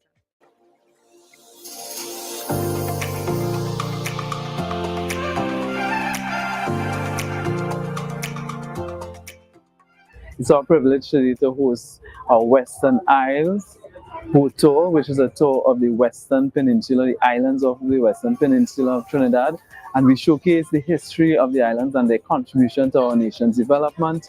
We look at encouraging families to spend this time together in learning about our nation's history, our conservation and preservation efforts, as well as really just having a fun time. Today's tour began at the Port of Spain Water Taxi Terminal, and we proceeded in a westerly direction along the Gulf of Paria, looking at the historic sites along the way, not only the islands, but some of the sites on the mainland as well. But we started with, of course, the first group of islands, the 5 islands, and then we got down into the Diego Islands, Gaspar Grande, Centipede Island, and of course the Bocas Islands of Monos Huevos and Shakashakari.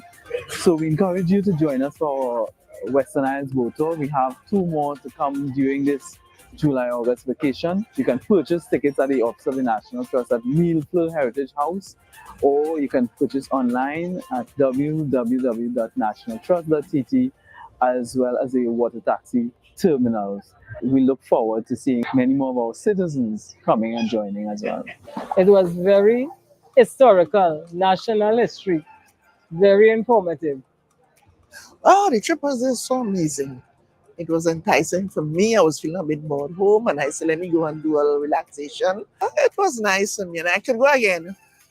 What I saw today was very amazing, I enjoy it, and I feel I could do it again, It was fascinating, and I had a good time, and it was good. This was a production of the Office of the Prime Minister, Communications.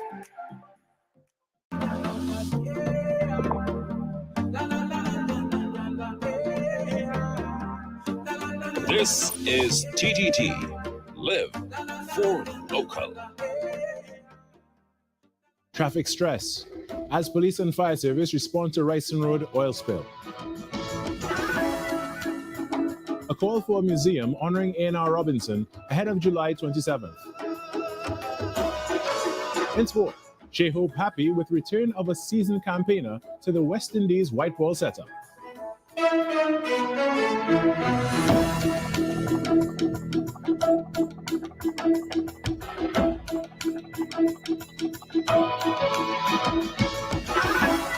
Live from 11A Maraval Road, this is TTT News at 6:30 p.m. Good evening, everyone. I'm Keisha Marie Charles. And I'm Carrie Roberts. Welcome to TTT News. In our top story tonight, rush hour traffic in and around Port of Spain was exacerbated this afternoon as efforts were made to clean up an oil spill on the eastbound lane of Ryson Road. The spill at the intersection of Anna Street, Woodbrook, forced some motorists to take alternative routes as TT Police Service and TT Fire Service responded to the scene. The incident involving an oil tanker is said to have happened sometime around 1 p.m.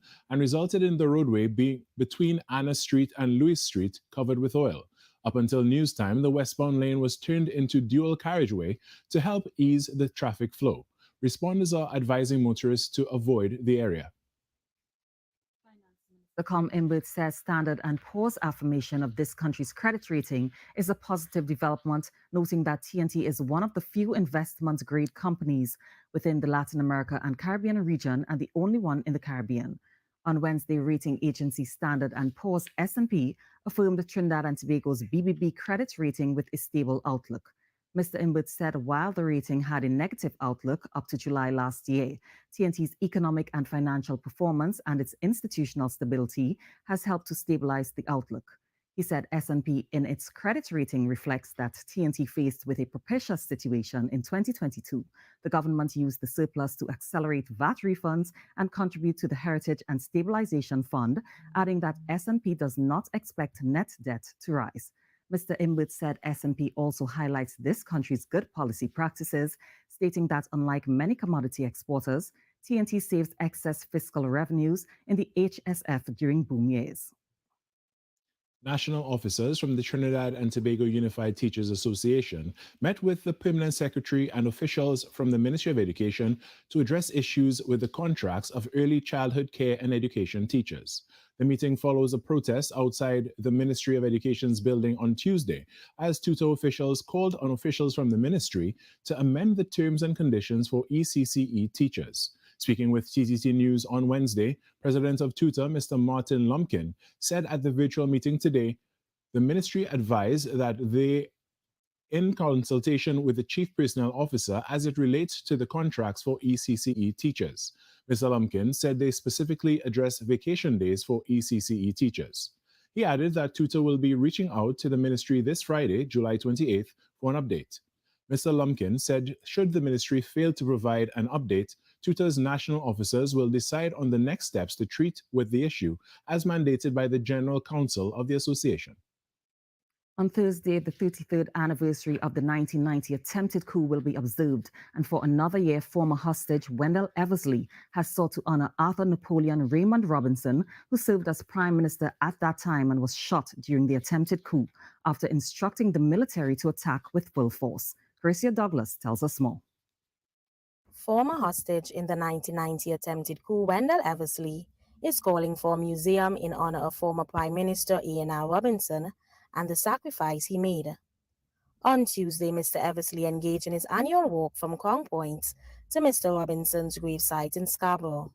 They tell us this will be a tourist attraction. This would have been something for when people come to Tobago, they would hear about the great man. When I go to America, I know about every president. When I go to England, you know about every prime minister. And they have museum for it. So I want to ask for a museum for A.N.R. Robinson in Tobago. I want to ask for a statue in the heart of Scarborough for A.N.R. Robinson. Tobagonians, it's time all they know who is A.N.R. Robinson. Mr. Eversley lamented that though for years letters have been sent to those in authority to honor Mr. Robinson, nothing is being done. He was joined by Tobago House of Assembly Minority Leader Calvin Morris, who said A.N.R. Robinson fulfilled the scriptures in being willing to sacrifice his life for citizens. So I think we need to give people their flowers, and Mr. A.N.R. Robinson is without a doubt that Tobago son that we can recognize as our icon. When you go to Jamaica, you know, Bob Marley and you even former Prime Minister Siaga, and they get their flowers in their land. And therefore, I believe Mr. Robinson, yes, we have the airport, but in the capital city of Tobago, Scarborough, we need to see more of Mr. Robinson around, and people need to understand who he is. Wreaths were laid at A.N.R. Robinson's gravesite. His nephew, Philip Robinson, said work has begun to beautify the space. I did hear Mr. Eversley say that the gravesite should be a tourist attraction.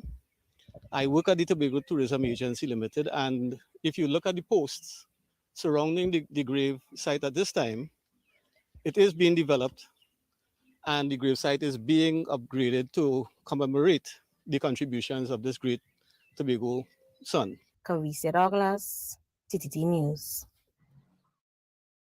And in commemoration of the 33rd anniversary of the attempted coup, we here at TTT will be premiering Code 727, a TTPS 1990 memoir, tomorrow at 7:30 p.m. Ahead in weather, will it be sun or rain? Gia. An unexpected hot and humid Thursday, but with some showers in there too. Find out more in the forecast, so see you then.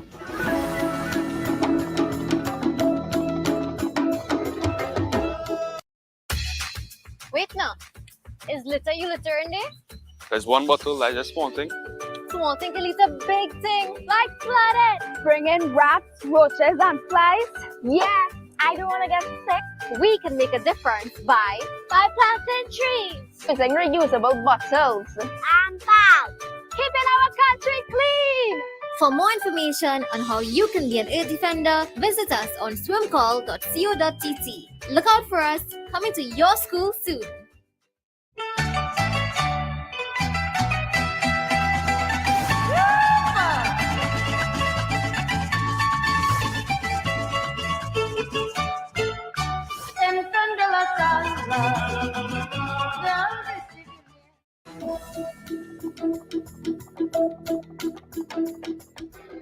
Welcome back, everyone. The JUL Foundation ended its financial year with a surplus. Foundation Director Bibi Mohammed Singh presented the company's financials at its annual general meeting on Wednesday. Mrs. Mohammed Singh said the foundation received funding from only one donor, JUL Trinidad and Tobago, which contributed $750,000 to the organization. So at the end of the year, we had a position of 609,000 TT dollars. Of that, 321,000 TT dollars was allocated to our payables accounts, right? The remainder, we had a surplus of 288K at the end of the year. However, don't think that we just had the money lying around. We already had projects allocated for those funds. Although they had a reduction in their donations, Mrs. Mohammed Singh said project expenses still increased by 8%. She revealed their donor pool decreased from 4 to 1 and shared how the majority of the funds were spent.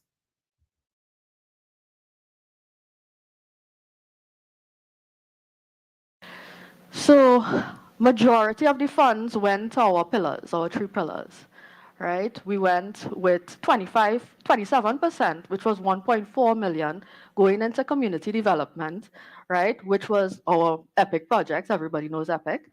Then we had 1.1 million, which represented 20% going to special needs.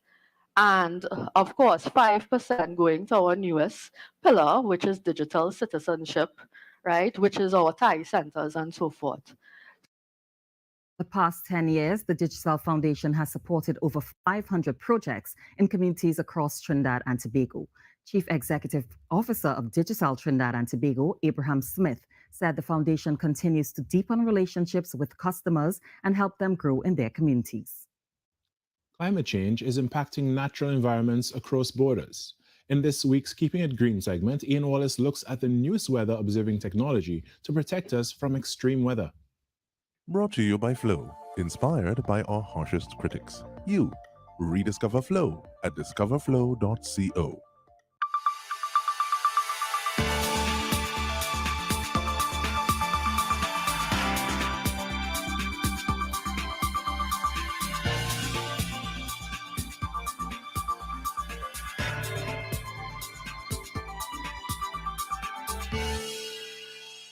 Floods, tropical cyclones, drought, heat waves, dust storms, wildfires, and smoke pollution often cross borders. As extreme weather occurs more frequently and moves from one country to another, regional forecasters need to share real-time observations faster to make better predictions, according to Arlene Liang of the Caribbean Meteorological Organization. For us to predict the weather well, we need to know what the current situation is all over the globe as accurately as possible. That means we need to exchange data all throughout the day, and we need to also archive that data so we can analyze it for climate analysis and climate information, climate services. Weather observations, monitoring, analysis, and forecasting are crucial to improve early warning of extreme weather and climate events. However, the World Meteorological Organization sees a weak link.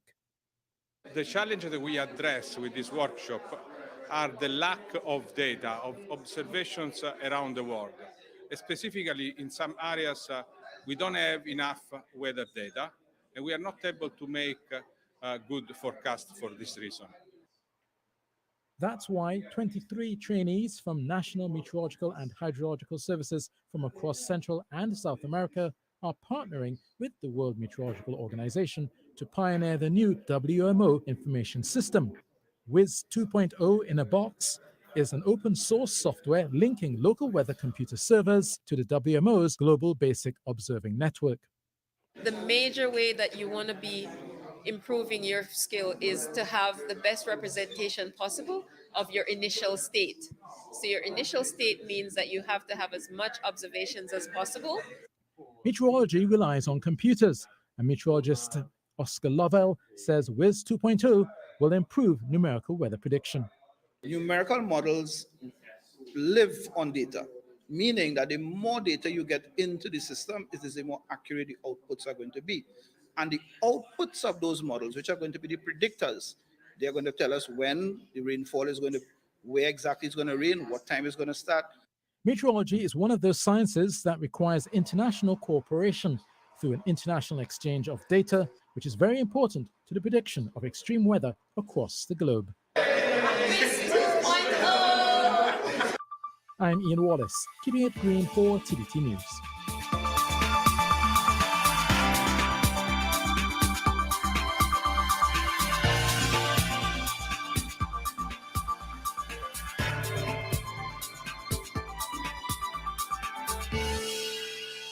You exercising to get fit and healthy, going to the rivers and beaches to spend time with the family, yet you're leaving the place dirty.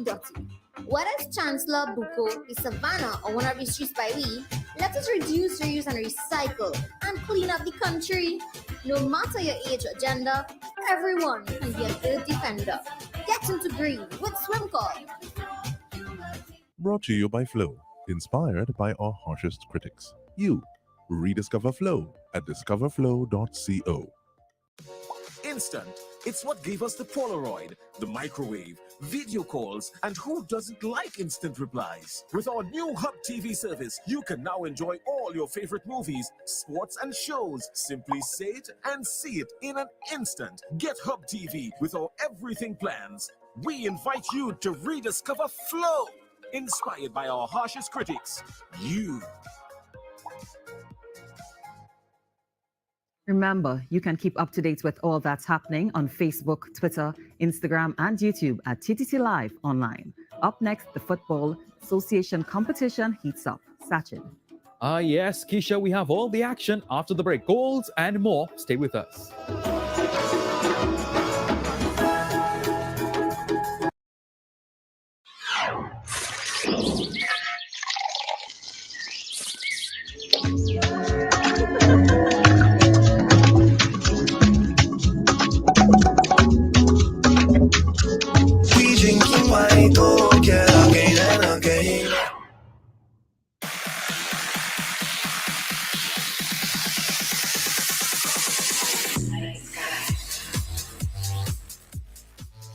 Welcome back to sport. We begin with cricket, where the West Indies camp will now move from white clothing to coloured when the first ball is bowled on Thursday morning at the Kensington Oval in Barbados. 2 one-day internationals will be played at that venue before the action returns to Trinidad. White ball captain Shea Hope says while the Indian squad may lack some experience at this level, they are still among the best in the world. We all know they're quality players, so you have to respect them for what they do. I'm one person who don't play names, but the thing is, any person can play that role for each team in any situation. So yes, we know that they have some experienced guys missing, but we also know that the new ones in the team can do the job. So we need to respect the game, respect their skills, and make sure we have plans to combat anything that they throw at us. So expressed his optimism with the return of Guyanese batter Shimron Hetmyer to the Windies colours. Shimron's around, we know there's going to be a lot more depth in the batting department, and especially a guy like him who can transform any batting lineup. He can take the attack to the bowlers, and he can be a real impact player for us, and it's great to see him back. Well, that match bowls off at 9:30 a.m. Eastern Caribbean time. Now, this morning, the cricket and sporting fraternities were hit with the sad news of the passing of former TNT and West Indies spinner Rafiq Jumadeen. Jumadeen, who was enjoying his retirement, passed on Tuesday night at the age of 75. He made his Test debut for the West Indies in 1972, playing 12 Test matches, taking 29 wickets, and also had a top score of 56. His last game was against India in 1979. He also enjoyed 99 first-class matches, grabbing 347 wickets. Jumadeen then moved on to become a coach of the game, as he opened and managed his coaching school based at the Guaracara Park in Marabella. Jumas, as he was fondly called, mentored several national youth cricketers who eventually made it to the highest level. He also coached at Presentation College San Fernando for several years. Rafiq Jumadeen would have contributed to the national cricketing landscape for many decades. May his soul rest in peace. One of my first coaches as well. The Tobago Football Association League competition began 2 weeks ago, but already is producing some excellent football entertainment. Signal Hill United hosted Call the Hall FC in the early part of the season. Signal Hill versus Calder Hall began as a good-natured scrap between two teams with a degree of familiarity in the TFA's Central Conference. Calder Hall began with a win and were hoping to welcome Signal Hill to the tournament with an early dose of reality. Instead, it would be them brought swiftly back down to earth. The knockdown fell for Anson Campbell. He gave it the Lacers and Signal Hill the lead after just 3 minutes. Signal Hill had a chance from the right side, but the free kick was a bit too delicate to trouble the Calder Hall keeper. On the hour mark, their defense overcommitted, and the referee had no choice but to point to the spot. Darrell Trim took responsibility for Calder Hall and rolled in the equalizer. In the 65th, Signal Hill were sharpest all around. Quick free kick, scuffed put back, but Campbell was clean through to finish off their opposition. 2-1 is how this one ended, Signal Hill with an opening game W, announcing themselves to the rest of the competition. Jovan Ravello, TTT Sport. Meanwhile, Birchall Sinclair Soccer Academy began the TFA League with a draw against fellow giant Stokely Vale. Against Leeds United, they sought to make a better impression in the Central Conference. Leeds in yellow and St. Clair's Academy in red and white both needed points to get their league campaign started. St. Clair opened the scoring in the 5th, and it was way too easy. One ball took the whole Leeds defense out, and Samuel Solomon made it 1-0 in his stride. By the 14th, Leeds hadn't learned their lesson. An identical ball, Kaleem Lewis had a little more work to do, but the second was almost as easy to come by. 2-0 at the half. In the second half, Leeds improved significantly, but St. Clair Academy dug into their bag and produced a silky sequence. Cheyenne George wrapped up the victory in the 82nd. With the win, St. Clair moved to 4 points, level on points with Stokely Vale, who have a better goal difference. Jovan Ravello, TTT Sport. Hey, thanks, Jovan. In tonight's On the Road to 7 countdown, we complete our profile of 3 triathletes with James Castagna-Hay, who will also take part in the triathlon relay alongside Janae Marie Price.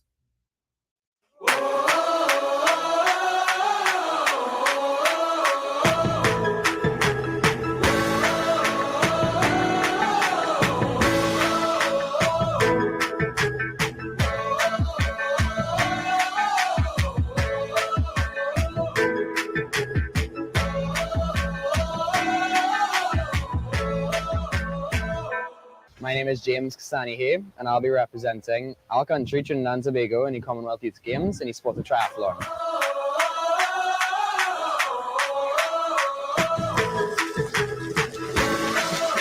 And it's a crazy, crazy thing to be thinking that is even happening here. But it's such an honor and just such a great, exciting opportunity to have for us. I mean, triathlon's always been a developing sport, and it's still, branching out. So it's great to have this opportunity to represent our country and home turf as well. And it's definitely a lot of hard work, and a lot of time has to go into training, prepping, and the mental game as well. But I mean, that's part of the job, right? So just getting ready and plenty of work. Since it's a developing sport, it's almost mind-blowing to still think that it's reached this level already. Because I mean, just seeing it grow throughout the years, it's insane that it's reached here. My goal is really just do my best I can, of course, aiming straight for the top, first in the podium. But other than that, just appreciate the event itself, meet new friends, and make a relationship with all the other athletes as well. I'll also be participating in the relay event with Janae Marie Price. 2 of us will be going side by side, one after the other in the relay event, racing for TTO. There's no other girl from our country or close to our age groups that I could think of. I've been training with her for donkey's years now, and I'm very glad that she's my teammate. A lot of my free time it was between school and, of course, trying to keep up with it. But other than that, I really enjoy playing video games and stuff like that in my free time, and of course, catching a good sleep whenever I can. Please come out and support. We all are representing our country, Trinidad and Tobago together as one. So please, we're all family. Come out and support and cheer us on. Hey, good luck, James, and another well-produced feature. That's sport. We have weather coming up. Stay with us.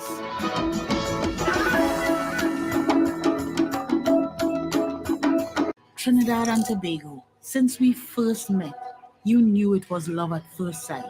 We've grown your trust by ensuring you're always connected. From TNT's first fiber to the home network to true 4G LTE connectivity. No matter how far you roam, no matter how you choose to be connected, Digicel is always close by, and we've always invested in you.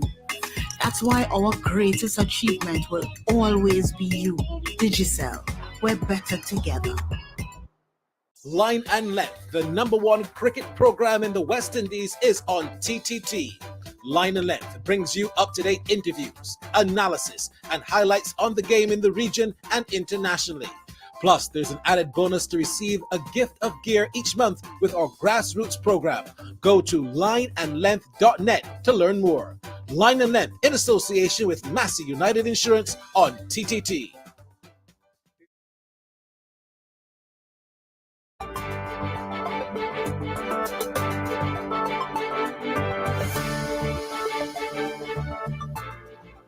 Hello everyone, welcome to weather. First up, heavy showers earlier today caused street and flash flooding mainly over western Trinidad, and conditions settle this evening as a tropical wave clears.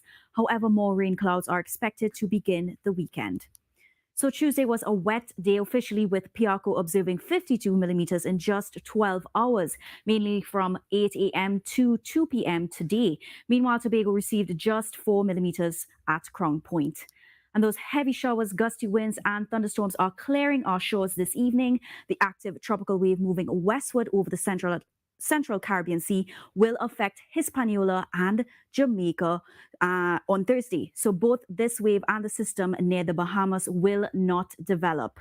And the next tropical wave is expected over the Les Antilles Friday evening. Meanwhile, there's another wave over the eastern Atlantic located a couple of 100 kilometers to the southwest of the Cabo Verde Islands.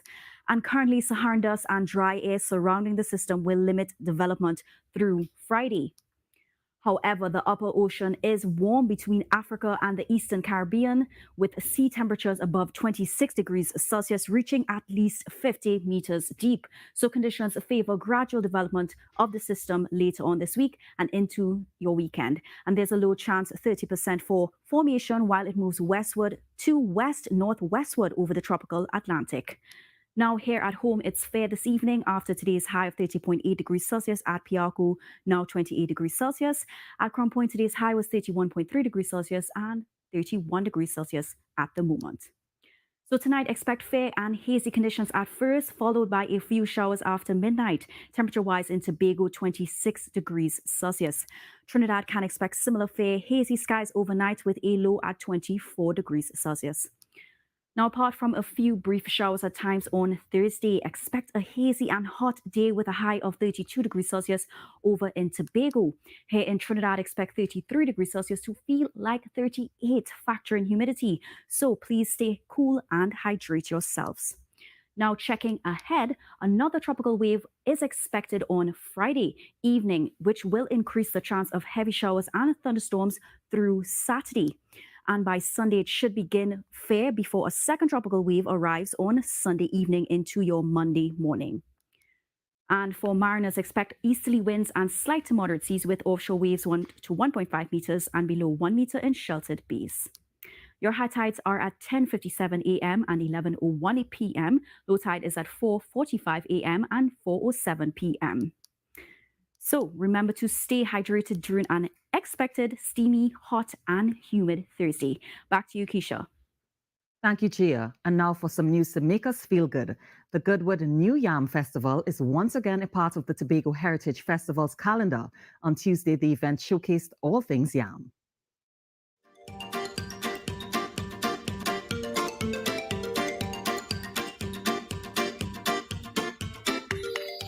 Yam bread, yam sucker bag, and even yam snow cone. These were some of the delicacies showcased at the Goodwood New Yam Festival. The event began with a street procession and culminated at the Goodwood Secondary School with an exhibition and cultural show. Village coordinator Danny Job told us after 6 years, the event has returned with a bang. This Yam Festival originated back in West Africa with our African forefathers, right? So when they were brought to Tobago to work on the plantations, they came with them their traditions and their cultures. And in our research back in 1985, 1986, conducted by Mr. Goulban Job, which is my dad, and with the help of Dr. J.D. Elder, both deceased, they recognized that the New Yam Festival was celebrated on the Goodwood and Goldsboro estates. Ms. Job noted the event is a Thanksgiving and is focused on displaying the versatility of the yam. She said they are developing a sustainable New Yam Festival. Our intentions is to encourage our farmers to plant more yam because yam is a very versatile crop. Based on my experiences, yam can do many things. You can make salts, you can make soaps, you can make body butters, you can make many food items out of the product yam. There's so much you can do. Even the vines, you can use them as tie straps if you don't have plastic. With collaboration from the Department of Culture, the festival also included the Junior Heritage and Little Miss Heritage competitions. There was also a cultural competition titled Talk Your Talk and Show Me Emotion, which included dances and oral presentations.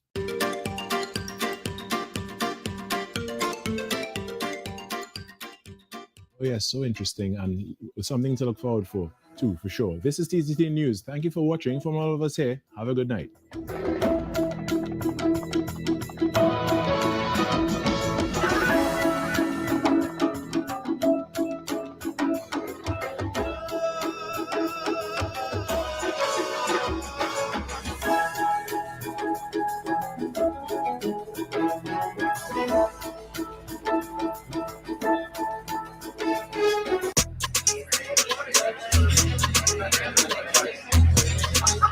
By 20, 50 by 25.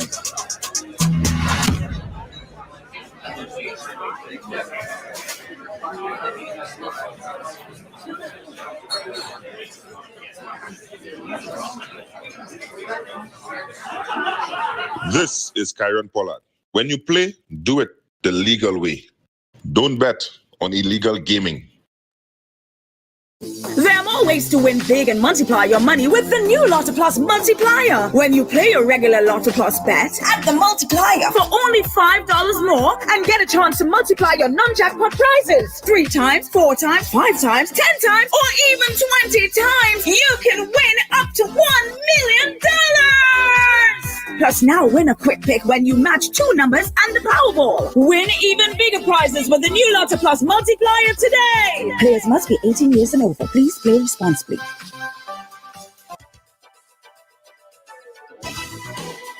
Welcome to this evening's Playway Pick 2, Pick 4 and Cashpot Draw, supervised by independent auditors KPMG and presided over by the National Lotteries Control Board. Good luck, everyone. Good evening. Welcome to NLCB's Playway Pick 2, Pick 4 and Cashpot Draw for Wednesday, July 26th, 2023. First to draw this evening's Playway number. And the winning number, it's 8. Lucky Markets Tiger, that's number 8. And our Mega Mix machine now has a Mega Bonus Ball in each chamber where you can win more Mega for your money. With $36 when the Mega Bonus Ball calls, $80 with the Mega Ball, $100 with the Mega Ultra Ball, and $125 with the Mega Extreme Ball. And now for a Mega selection.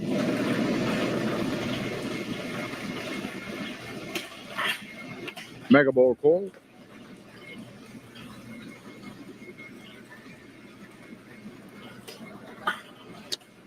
Mega Bonus Ball call. And play remark number 8, Tiger has called along with the Mega Ball and a Mega Bonus Ball. Congratulations to our Mega winners. You've won the base payout and the additional Mega winnings. And remember, you can always win more with the Mega Bonus Ball in every draw. And now we draw this evening's Pick 2 numbers.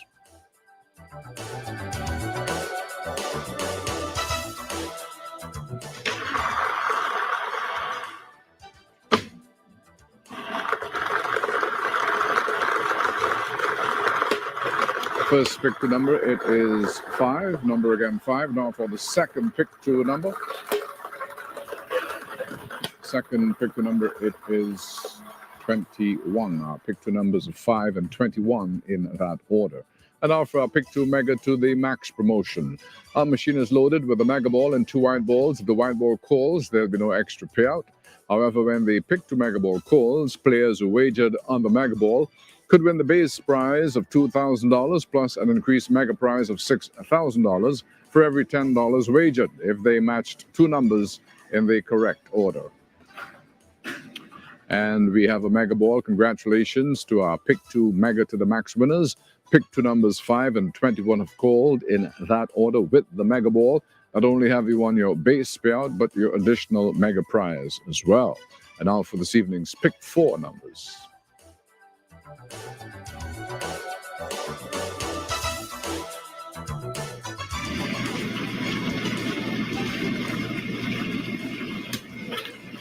And the first number, it's 3.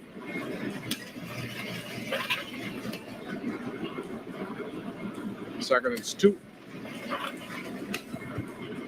Third, it's 1.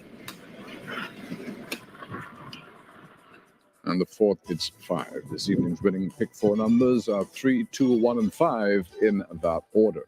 Up next is our cash pot draw.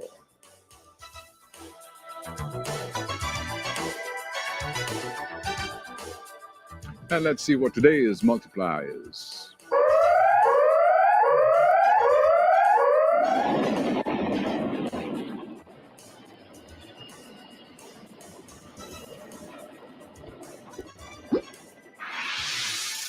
Multiplier is 4. That number again, 4. Let's draw the 5 lucky numbers for today's jackpot of an estimated $194,078. First number, it is 9. Second, it's 12.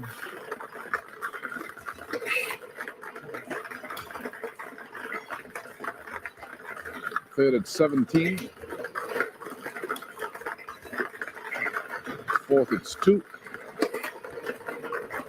And the fifth, it's 18. Winning numbers in any order: 9, 12, 17, 2, and 18. Multiplier, it's 4. Congratulations to our winners and players. You can make your money multiply. For an extra $5, you can multiply your non-jackpot prizes up to 20 times, because it's not too late to get your tickets for tonight's Lotto Plus jackpot, estimated at $11 million. And remember, you can play and win with the fast cash game all day. Draws are every 90 seconds from 6 a.m. to 1 a.m. Don't miss out on more chances to play and more chances to win. Thank you for joining us. Do so again tomorrow morning at 10:30 for another Playway, Pick 2, and Pick 4 draw.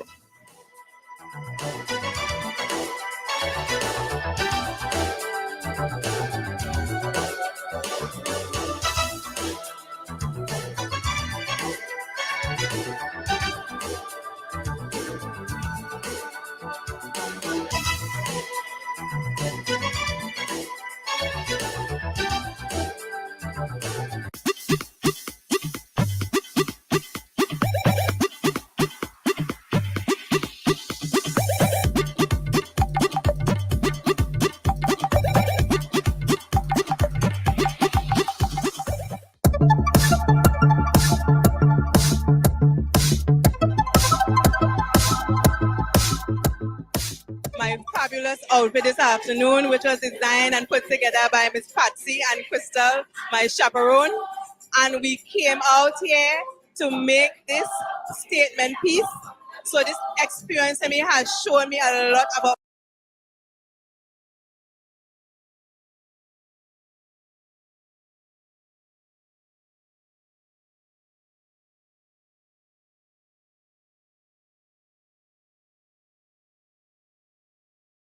self-esteem. It has grown me a lot in my feelings to try to bring out culture. That's Sparkle Taylor Miller of Castara, who is the winner of the Miss Tobago Heritage Personality 2023's Recycled Wear competition, which is a fringe event of the show.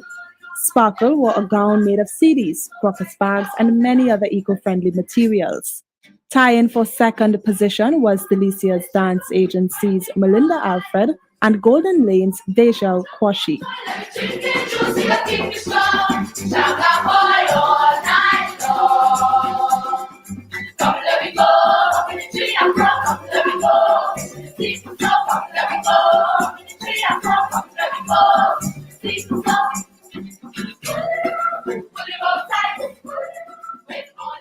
The talent competition also took place as a pre-competition this year. The scores from this segment will be added to the final score on show night, July 21st. That means Miss Tobago Heritage Personality will be named based on the cumulative scores from the competing categories of talent, conversation with the delegates, and evening gown.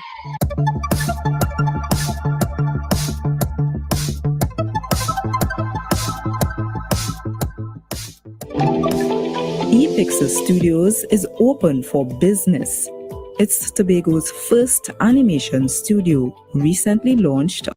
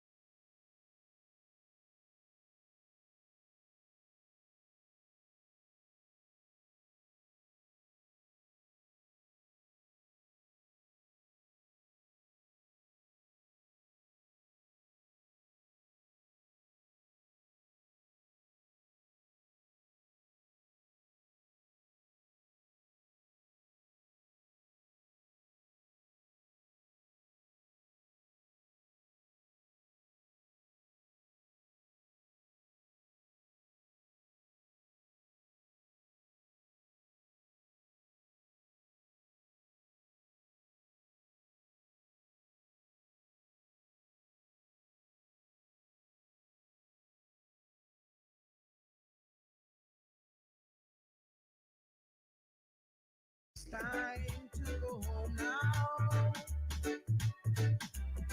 After the day we had.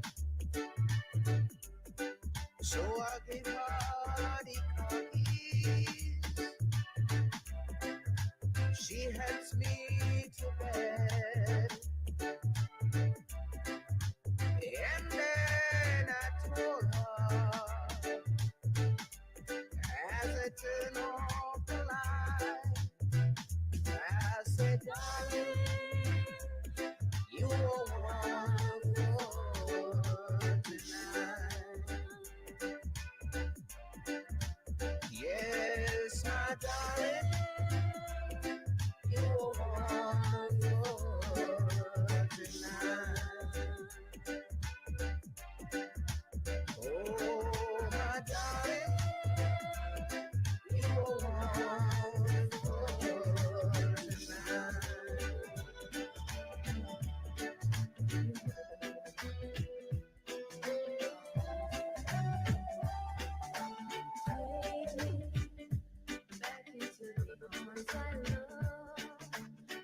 leaving me like you did before. Touch me once again and remember when there was no one but you wanted more.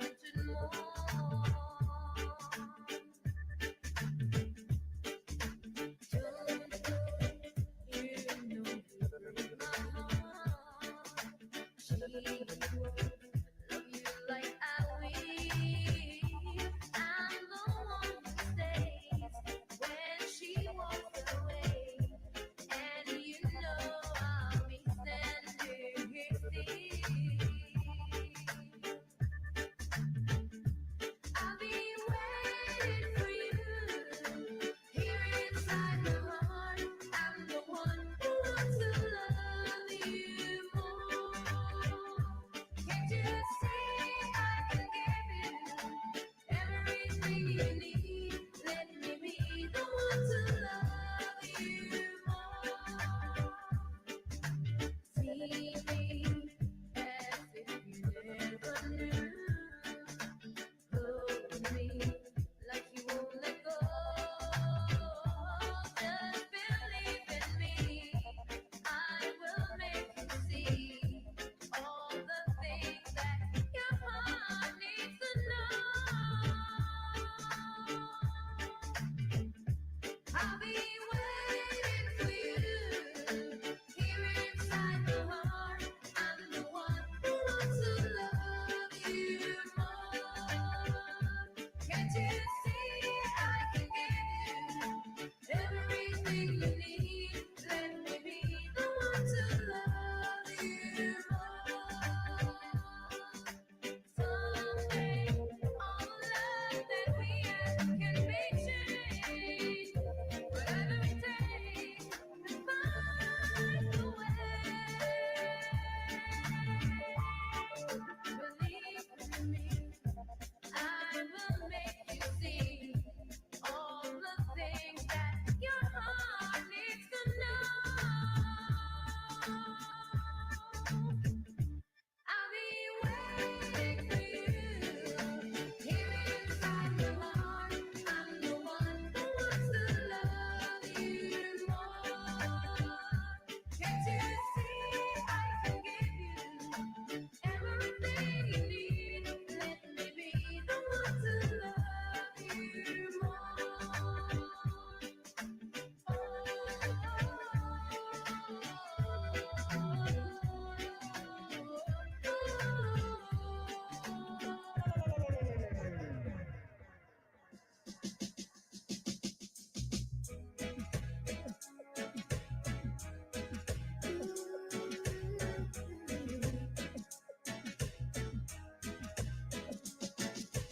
What's the use of sharing this one amount of life? Ending up just another lost and lonely wife. You count up the years and they will be filled with tears. Love and embrace her, start all over again. You will get the babies, but you won't have your man. While he's busy loving every woman that he can. Yeah. Say you're gonna leave 100 times a day. It's easy said and done when you just can't break away. Just can't break away. Ooh, young heart, run free. Never be home. Another like my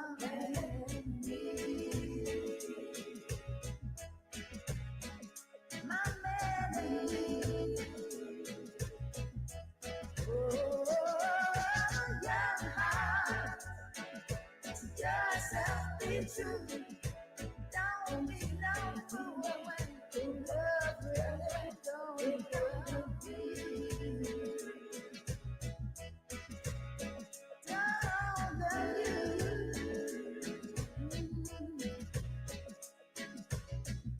It's high time now, just one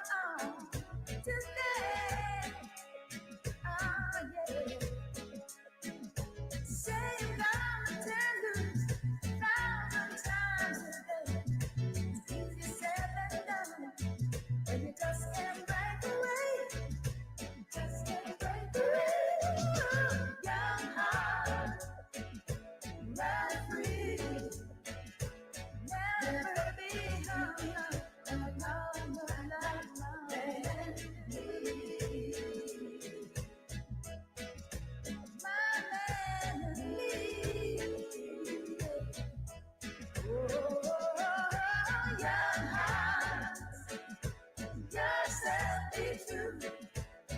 Don't be no fool. Hold up, forever, don't love me. It doesn't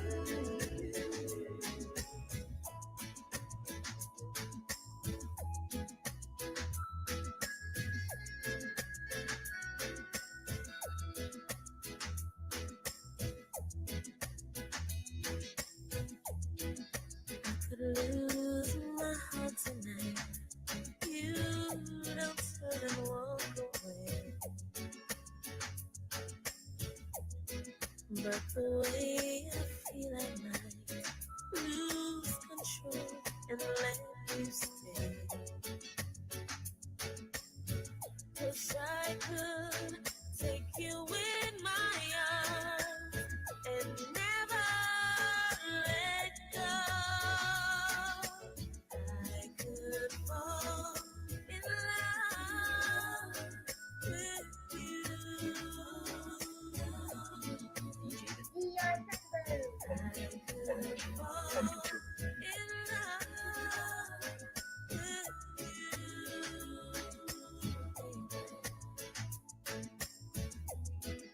I can only wonder, touching you would make me feel.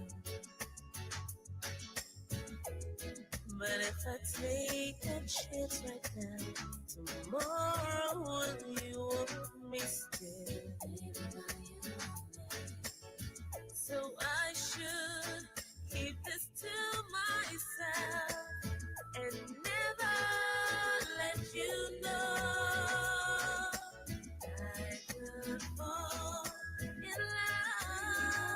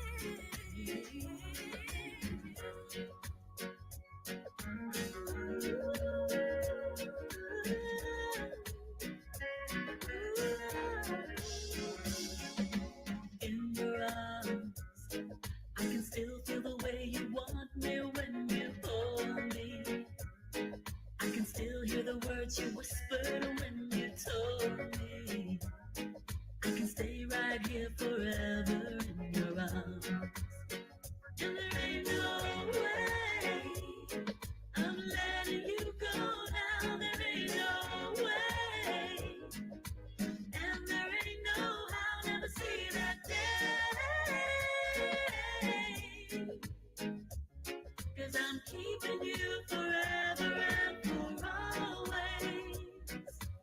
We will be together all of our days. I wanna wake up every morning to your sweet face.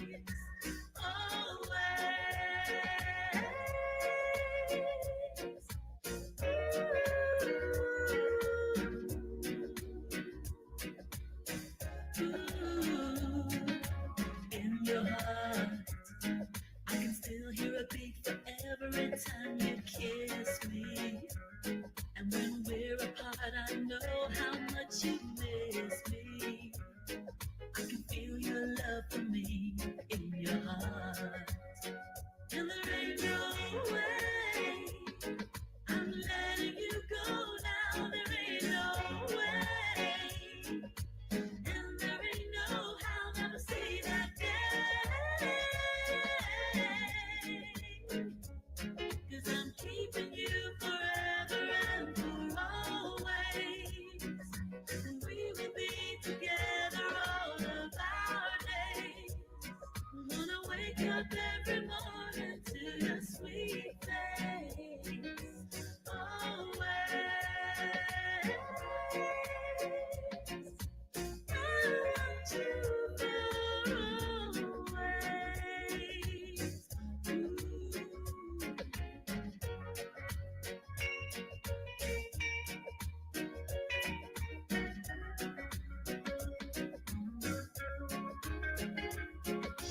In your eyes, I can still see the look of the one who really loves me. The one who wouldn't put anything else in the world above me. I can still see love for me in your eyes. And there ain't no way I'm letting you go now. There ain't no way. And there ain't no how I'll never see that day. 'Cause I'm keeping you forever and for always. We will be together all of our days. I wanna wake up every morning to your sweet face. Keeping you forever and for always. We will be together all of our days.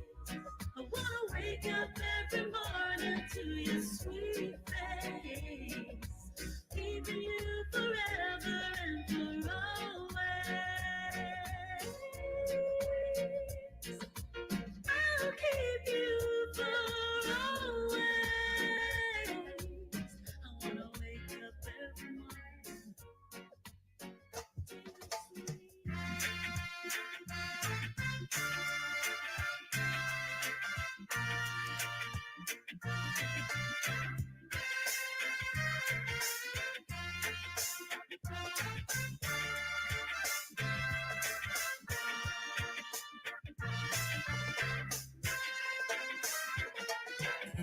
My name is Dr. Love. Call my number anytime. I'm available, just call on me. My name is Dr. Love. I can mend your broken heart, replace your pretty smile. Call on me when you need some love. My number is 6609. Lovers' questions I can answer. Give to you peace of mind. I can stop you from crying. Center up your spine, make you feel so fine. My name is Dr. Love. Call my number anytime. I'm available, just call on me. My number is 6609.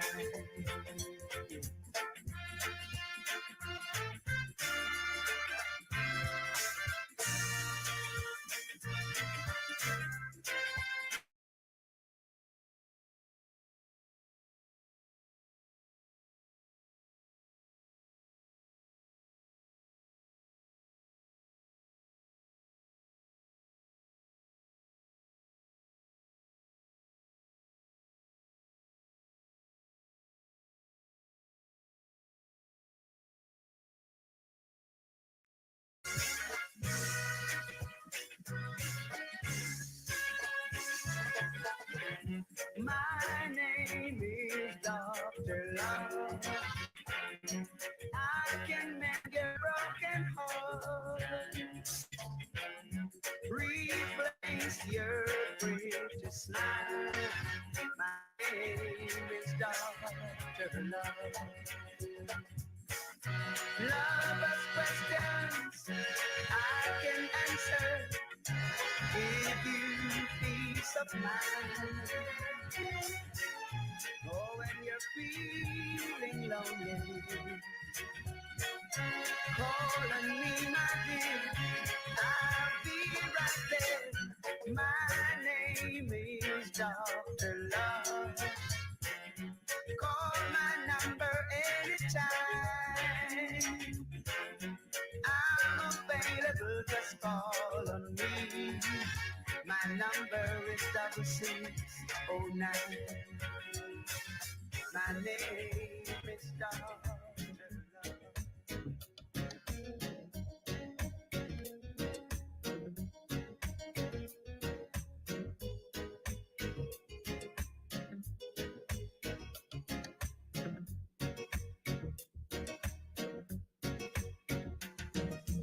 I don't wanna hear it. No more fussing and fighting, baby. Hold me tight. Just let bygones be bygones.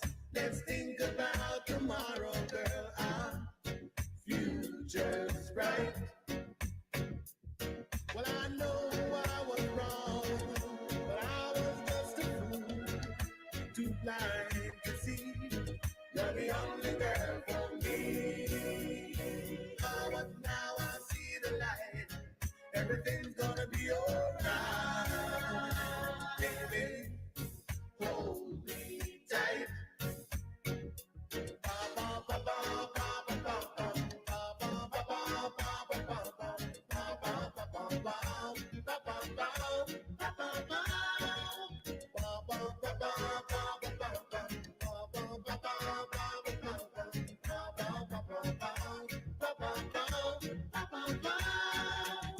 Well, I know I was wrong, but I was just a fool, too blind to see.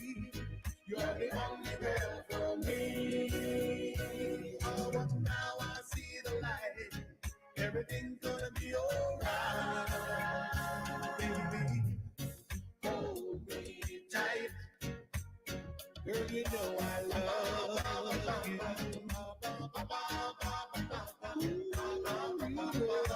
I need you. I don't mean maybe. You will always be my baby.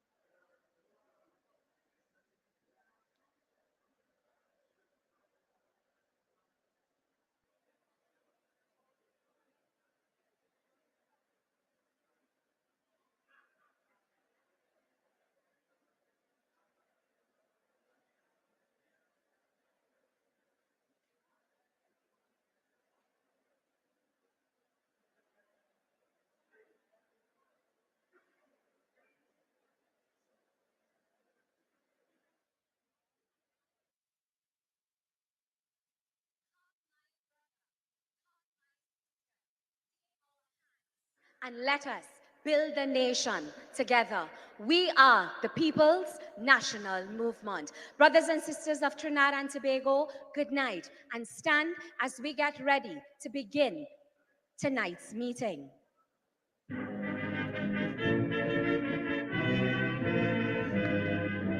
Forged from the love of liberty in the fires of hope and prayer, with boundless faith in our destiny, we solemnly declare. Side by side we stand, islands of the blue Caribbean Sea. This our native land. We pledge our lives to thee. Every creed and race, find an equal place, and may God bless our nation.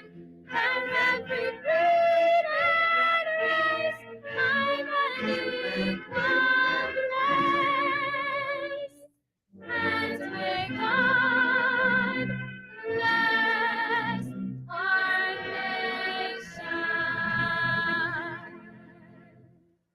Brothers and sisters, kindly remain standing as we welcome to the political hustings our candidate for Malabar, Miss Joycelyn Worrell, to do our opening prayers.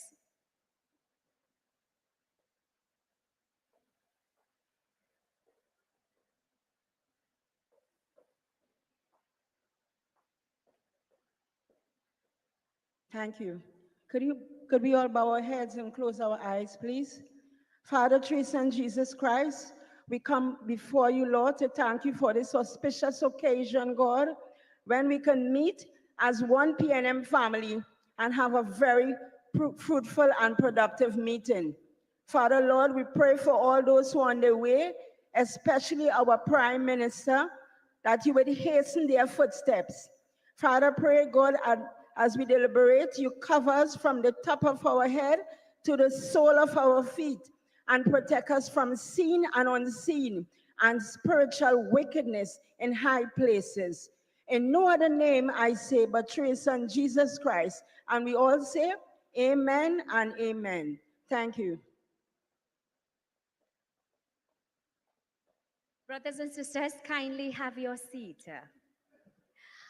And it is with great pleasure we begin our meeting in this beautiful borough of Arima, the people of the People's National Movement. Let me hear you.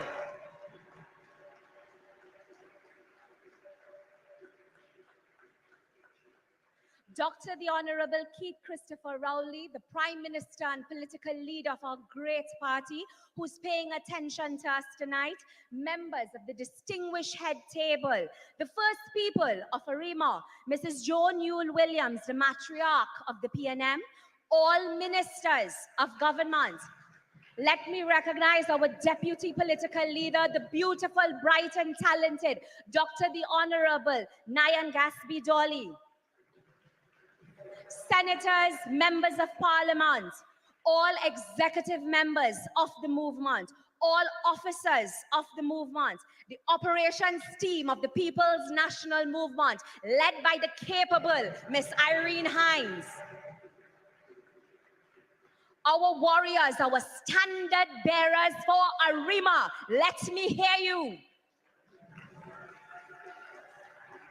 All of our 141 warriors who will be pounding the pavement, asking you to take their hands and give them a chance to support you. Let us give them a round of applause.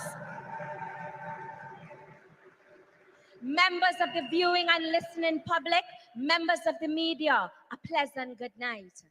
Sweet, sweet Trinidad and Tobago, the sweet people of Arima, my undecided voters, the disenchanted UNC voters, the new and young voters of Trinidad and Tobago. We stand here with distinction. We are not a pickup side.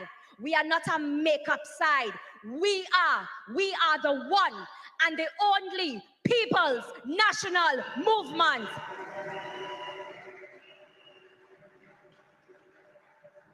Come, my brother, come, my sister, and let us build this nation together, because that is what the People's National Movement stands for. Tonight, I have the distinction of sharing this stage with my beautiful sister in the Senate, Miss Laurel Lazama Leasing, one of your own, Arima. Thank you very much. Thank you very much, Senator, the Honorable Renuka Sagram Singh Suklal Arima. Make some noise for Renuka.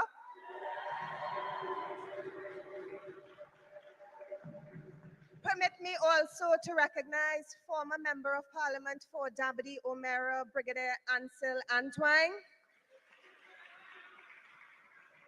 Former Member of Parliament for the great constituency of Arima and the coordinator for the Arima Borough Corporation, Mr. Anthony Garcia. And I recognize a number of former councillors and other persons who have served. Permit me also to recognize the executives of the Arima constituency and the Dabadi Omera constituency. Oh, how good it is to be home.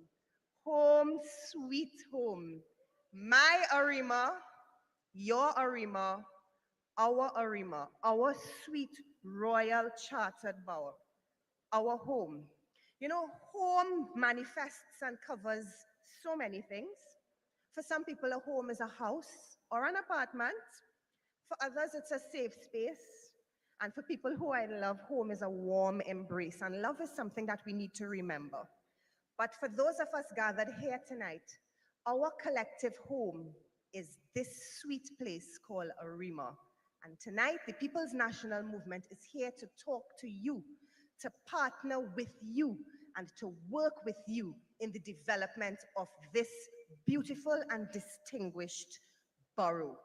As Renuka said, we are not a picket side, ladies and gentlemen. Trinidad and Tobago, absolutely no way, not this PNM. We are not a sordid, unholy gangbang or a marriage of political convenience. We are rather a rally and a movement of and for the people. We have consistently given you stability. We are the place in which you can find rest and solace. And we are the ones with a plan for local government. We are the ones who believe in local government. And we are the ones who will make this local government reform real, but only with your support. And so tonight, we have a platform of fiery speakers who will let you know why the People's National Movement is the right choice here in Arima. And so, ladies and gentlemen, opening tonight's proceedings is a man who is no stranger to anyone in this hall, no stranger to leadership, both in private sector and having served on a number of boards, and most recently and currently, having served with distinction as the mayor of the Royal Chartered Borough of Arima. Arima, would you please welcome His Worship, the Mayor of Arima, Alderman Cagney Casimir. Give praise, children. Give praise, children, yeah. Give praise, children, yeah. Oh, Father. Thank you very much. Thank you very much. Two firebrands, Senator the Honorable Laurel Azama Leasing and Senator the Honorable Renuka Samlal Singh Suklal. Let me acknowledge, of course, the Honorable Prime Minister, Dr. Keith Christopher Rowley, the members of Parliament for Arima, and the Minister of Planning and Development, of course, the Honorable Penelope Beckles Robinson, and our Member of Parliament for Dabadi Omera, the Honorable Lisa Morris Julian, the Minister in the Ministry of Education. Let me also recognize the Honorable Minister of Education, Dr. Nian Gatsby Dolly. Let me recognize also the former MP for W. Arima, retired Brigadier Ansel Antoine, the matriarch of the People's National Movement, former Minister Junior Williams, and of course, we must recognize our party officers, and we have with us, of course, Mr. Indar Parasram, our election officer, and we have also our chairman of the Samuel Laventil Regional Corporation, Mr. Anthony Roberts. Let me recognize at the head table also the candidates that will be speaking tonight. Of course, we have Lynette Ramcharan, we have Janice Scott, and Mr. Sheldon Garcia. We also have in our audience the other candidates, and we have some distinguished people. We have some businessmen, we have some members of the community, the First Peoples. We have also some Arimians who are of long standing and respect. And ladies and gentlemen, I'd like to welcome you all to the Royal Chartered Borough of Arima and to this meeting tonight. So good night to the people and burgesses of Arima, to our listening and viewing audience, and our social media partners. PNM family, ladies and gentlemen, tonight I'm giving a brief report on the operations of the Arima PNM Council. I am aware that we have tonight a very distinguished battery of speakers from the Royal Chartered Borough who will no doubt provide a more in-depth conversation as it pertains to the many improvements in the progress for Arima's development. A critical success factor in getting things done is in the cooperation and collaboration amongst all stakeholders. Our main stakeholders as a council are the CEO and our administrative and operational staff. We also have a number of other key players, and I'll mention some of our key players because this is pertinent to local government reform. The Ministry of Rural Development and Local Government, the Ministry of Finance, the Ministry of Public Utilities, the Ministry of Planning and Development, the Ministry of Public Administration, the Ministry of Housing and Urban Development, the Ministry of Youth Development and National Service, Ministry of Agriculture, Lands, Fisheries and Marine Resources, the Ministry of Digital Transformation, the Ministry of Social Development, the Ministry of Sports and Community Development, and I could extend it further. I mentioned these stakeholders in central government to define the range of work of the council in local government. Local government is the center for the delivery of services to our citizens. Having a deep and sometimes personable relationship with our ministers for guidance and the way we do things is critical to our success. I'm saying this because we understand the need for that collaboration and communication among ministers of central government and local government to get things done. And I want you to weigh that in terms of local government reform, and one of the critical success factors for rolling out local government reform and for having the full potential of local government reform is the ability of the council to work with central government, especially in forming the genesis of local government reform as we have it now, how we go about doing things. As a council and corporation, we also need to engage civil society, our NGOs, CBOs, our business associations, sporting partners, and other civic-minded organizations, our churches and faith-based organizations are also critical to the development of a borough corporation to further not only development, but the upliftment of all our citizens and society.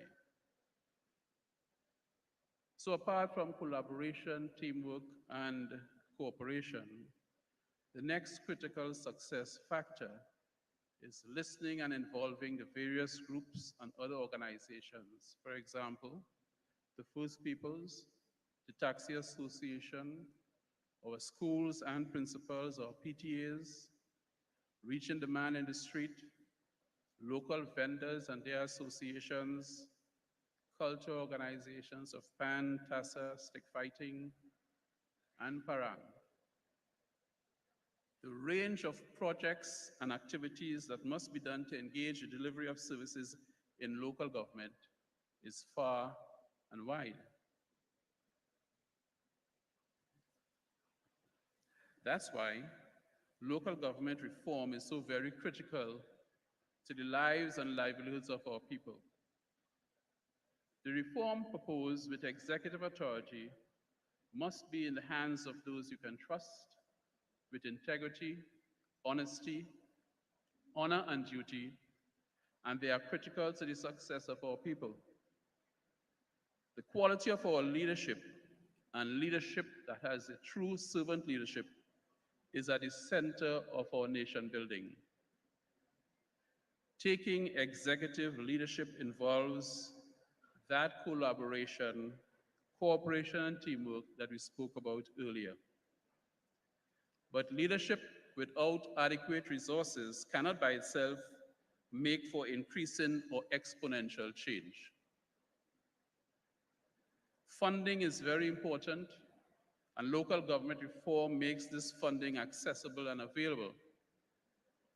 Our response to urgent and immediate requests from our burgesses will be less bureaucratic and more timely. So apart from the efficiency and the increasing effectiveness of councils through local government reform, what are the other benefits? The other benefits are a better organized and structured organization that is the Borough Corporation, such as a monitoring and evaluation department, a quality assurance department, a restructured spatial planning and engineering department, a functional human resource planning area, broader human resource skills and competencies which are to be recruited and to be developed within the corporation, highly trained staff, increased training and development, and the timely maintenance of schools and government buildings are some of the benefits of local government reform. So I've spoken about the need for leadership. I've spoken about the need for resources. Those are things that the Local Government Reform Act provides for us. Now I want to speak something of what the council has done so far in the limited time I have. We have a new and functional municipal police station. We have a substation to serve Greater Malabar and additional vehicles and resources for the municipal police. This provides us the platform by which we can now tackle some of the other issues that relate to solving crime. We have a fully functional and refurbished town hall with full emergency power and water resources, and that will even be more enhanced in the near future. We have a new ICT access center being built at the Arima Market, which will provide access to the most vulnerable for our groups, that is our senior citizens, where they'll be able to access end-to-end government services, and that is being built out with the assistance of the Ministry of Digital Transformation and the IDB. We have upgraded our Arima Market with new cold storage facilities, lighting, and new vending capabilities. We have the installation of solar lights in our parks, environmentally friendly park seating now, 2 new jogging tracks, the completion of 21 projects for 2022 and 2023. And I expect that my other colleagues who will speak later on will go into more details. We have increased vending opportunities at the bus lay-by, the creation of local economic development. There's also increased vending opportunities at the Holly Bitodia Promenade, Rose Park, and we have developed 18 other sites throughout the 7 electoral districts by moving those booths into electoral districts. We have developed community gardens, We have done the 1,000 Tree Project, where we have planted fruit trees and native trees so that throughout the 7 electoral districts, our children will know what are our native fruits. They will be no stranger to what is the local flora and fauna of our country. And now I come to something in terms of what's on our radar. We have 22 new infrastructure projects already approved and funded and to be rolled out under the new procurement rules. We have a new administrative complex which we are going to build at the BK hardware site. We are in the process of speaking with some ministries with regards to the development of a new market complex. We have camera and Wi-Fi that's going to be installed in 20 areas. I suspect the sponsor, the Minister of Planning and Development, will speak more on that. And that is in Arima proper so that we can increase communication and security. And all this is being done as a team in collaboration with our ministers and with our MPs of Darien and Arima. This work, ladies and gentlemen, is the work that was done by a council for 2019 to 2023. In this local government election of 2023, in all our electoral districts, we offer the further implementation of our local government reform candidates. We have 7 excellent candidates for representation to do the work of local government reform and the delivery of services to the people of Arima, and we have 143 candidates who will do it throughout Trinidad and Tobago. Thank you. I have 1 minute. For the implementation of local government reform, we need people of integrity, values, commitment, caring, with the skills and knowledge to build our nation. Cooperation by cooperation, we will deliver as a PNM the vision of change. And on August the 14th, we urge all our citizens and we urge you, Arima, to vote for local government reform. Our change and through local government will bring a commitment and a contentment to all our citizens. And as we build our nation from the ground up, corporation by corporation, with local government reform and with the support of our central government and our Honorable Prime Minister, we shall shout, great is the PNM, great is the PNM, great is the PNM, and we shall prevail. Thank you very much. Give praise. Give praise, children, yeah. Thank you very much, Honorable Mayor. Now let us be real. I've always said that this is a platform of education as well, Trinidad and Tobago. And let us give our mayor a round of applause for coming here and accounting to you, Arima, accounting to you, the people of Trinidad and Tobago, on the delivery of the People's National Movement in this borough. Now, brothers and sisters, over the last few days, I'm not sure if you have been paying, I'm sure you have been paying attention to what has been happening outside there. I've seen all kinds of formulations and all kinds of concoctions. And I myself waiting to see, and I'm sure some of you all waiting to see what they're going to call this version. I'm not sure if it is going to be called the partnership returns. I'm not sure if it is going to be called the partnership 2. I'm not sure what they're going to call it. But brothers and sisters, Trinidad and Tobago, you have to agree with me. Whatever they call it, it is because the UNC is a sinking ship. And that is the only ship I see. And there are many who may leave us, but they will return when they realize the chaos and the confusion on the other side. And that is why I want to use this opportunity to also make a clarion call to all my brothers and sisters of Trinidad and Tobago. I began by saying it. My brothers, my sisters, take our hands, take the hands of the People's National Movement, and let us together, as one united people, let us build our nation together. So now I carry on with calling to this hustings, the next speaker.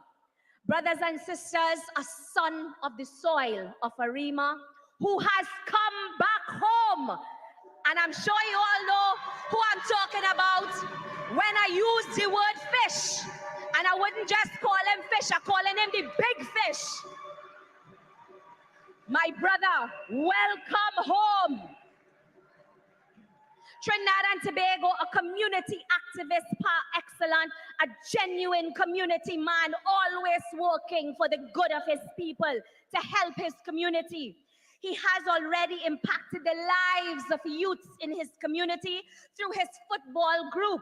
And he will continue to include his people as a part of the process as he leads you, Arima Central. Arima Central, put your hands together and welcome to the political husting, my brother who has returned home, Mr. Sheldon Garcia. Rolling with the red army. For the love of your country, place your vote with the PNM family. Go get ready. Forward in with Dr. the Honorable Keith Christopher Rowley, political leader and Prime Minister of the Republic of Trinidad and Tobago. His Worship Kagni Kaseme, Mayor of the Borough of Arima. The Honorable Penelope Beckles, Member of Parliament for the constituency of Arima and Minister of Planning and Development. The Honorable the Honorable Lisa Morris Julian, Member of Parliament for Dabadi Omera and Minister in the Ministry of Education. Officers of the People's National Movement. Members of the Executive of the Arima constituency. Members of the Executive of the Dabadi Omera constituency. My fellow candidates, members of the audience, online viewing public, my Arima people.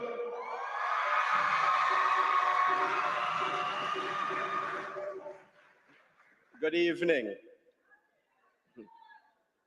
Now, let me turn my attention to the people I really came here to talk to tonight. You, my burgesses of Arima Central, my neighbors, my friends, and my family. My name is Sheldon Louis Garcia, but to all of you, I am known as Fish. You know me well. I am a true son of the soil. I am a man of the people, your friend, your neighbor, your sweat buddy, and now your candidate for Arima Central on August the 14th. Through my many interactions with you over the years, you have come to know me as a man of my word.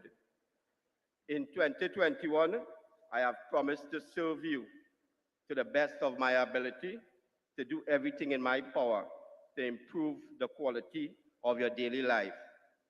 I promise to be your voice in places where you could not speak. These are the promises that I have never forgotten. Despite the many obstacles during the past 2.5 years, I have done my best to fulfill those promises. My jersey may have been yellow, but my heart has always been red.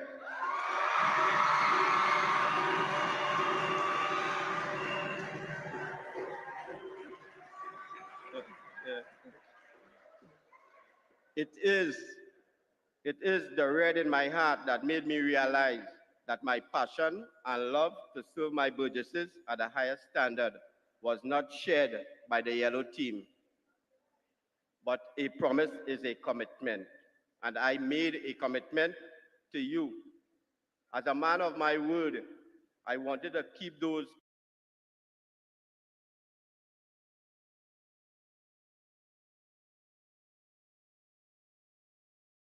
the issues that is on the minds and the lips of all of the citizens of Trinidad and Tobago. We are, of course, in an election campaign, heating up, but if it is that you listen to some of the platforms, you would think that we are in a general election and not necessarily a local government election, because some of the campaigns, some of the platforms that are opposed to the government, to the PNM, only talking general election issues. But it would seem that the only platforms on which you really get the information with respect to local government reform and what is going to happen after August 14th is to be found on, of course, a PNM platform. So, you know, the format of the program, we usually try as best as possible to have guests on to share the information that you need so that when we discuss the issues, we do it from a position of information, not misinformation, not propaganda, but real hard facts. And this evening, I have the pleasure of none other than the Minister of Public Utilities as my guest, Mr. Marvin Gonzalez, who is here to discuss, well, the roles and responsibilities of his ministry, how he has been functioning in that ministry. And then, of course, we will switch. We had to include some little politics in the thing because he is the Member of Parliament for Lopino Bonaire West. That was the seat that was challenged by Jack Warner in 2020 in the last general election. Right? And we know Mr. Warner would have made some utterances recently. And the headlines yesterday, well, today, Jack is back. So we will also be discussing that in the time that we have the minister here with us. Good evening, sir.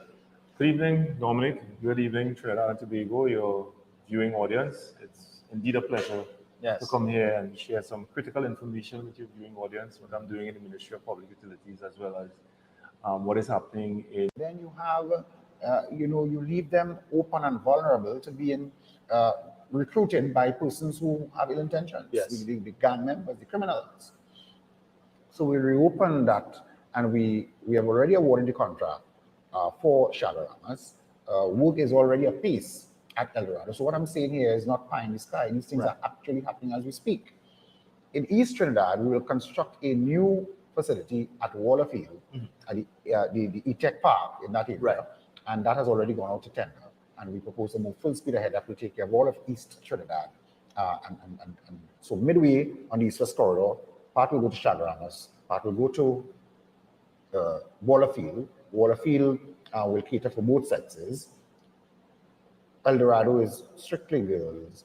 And then we have Shagaramas for both sexes as well. Okay. In the central Trinidad, you would know of the Presto youth camp. We are as well refurbishing that, and we'll be open that very soon. We're about 60% completed with the works, and that will be a boys' camp. Further south, you would know, of course, of Chatham youth camp. Yes. And again, work is apace there. We probably were 75% completed what we're doing there, and that facility would also accommodate boys only. But what we are also doing as a government is we are establishing a youth development agency by legislation that will go to Parliament sometime later this year. And that agency will be responsible for the management of all these youth facilities that we are putting in place. The youth camps, we also have non-residential centers. So there are people who are able to travel to and from, come and benefit from the same learning that they will get at the residential facility. We have 6 of them currently right now. They were all in a very poor state. St. James, Malik, there's one in Los Bajos, there's one in California, and we're refurbishing all of them. And they will also be run under the National Youth Development Agency, but in a non-residential setting. And we'll also be constructing a couple new facilities, one in La Joqueta, one in Malabar, one in Enterprise, one in San Fernando, and we're converting a facility in Point Fortin into a non-residential center that was formerly run by NASC, and there is one in Palo Seco that was formerly run by NASC. We also convert that because down in South Trinidad, where a lot of young people went into the refinery and worked after they left school, with the restructuring of that industry, we now would want to capture them and enhance their skills so that they can enter other industries and find work, as the case may be. Right. Or as I said earlier on, going to business. And that's what we've been doing in terms of the facilities that would have been abandoned before, that we are now bringing back on stream.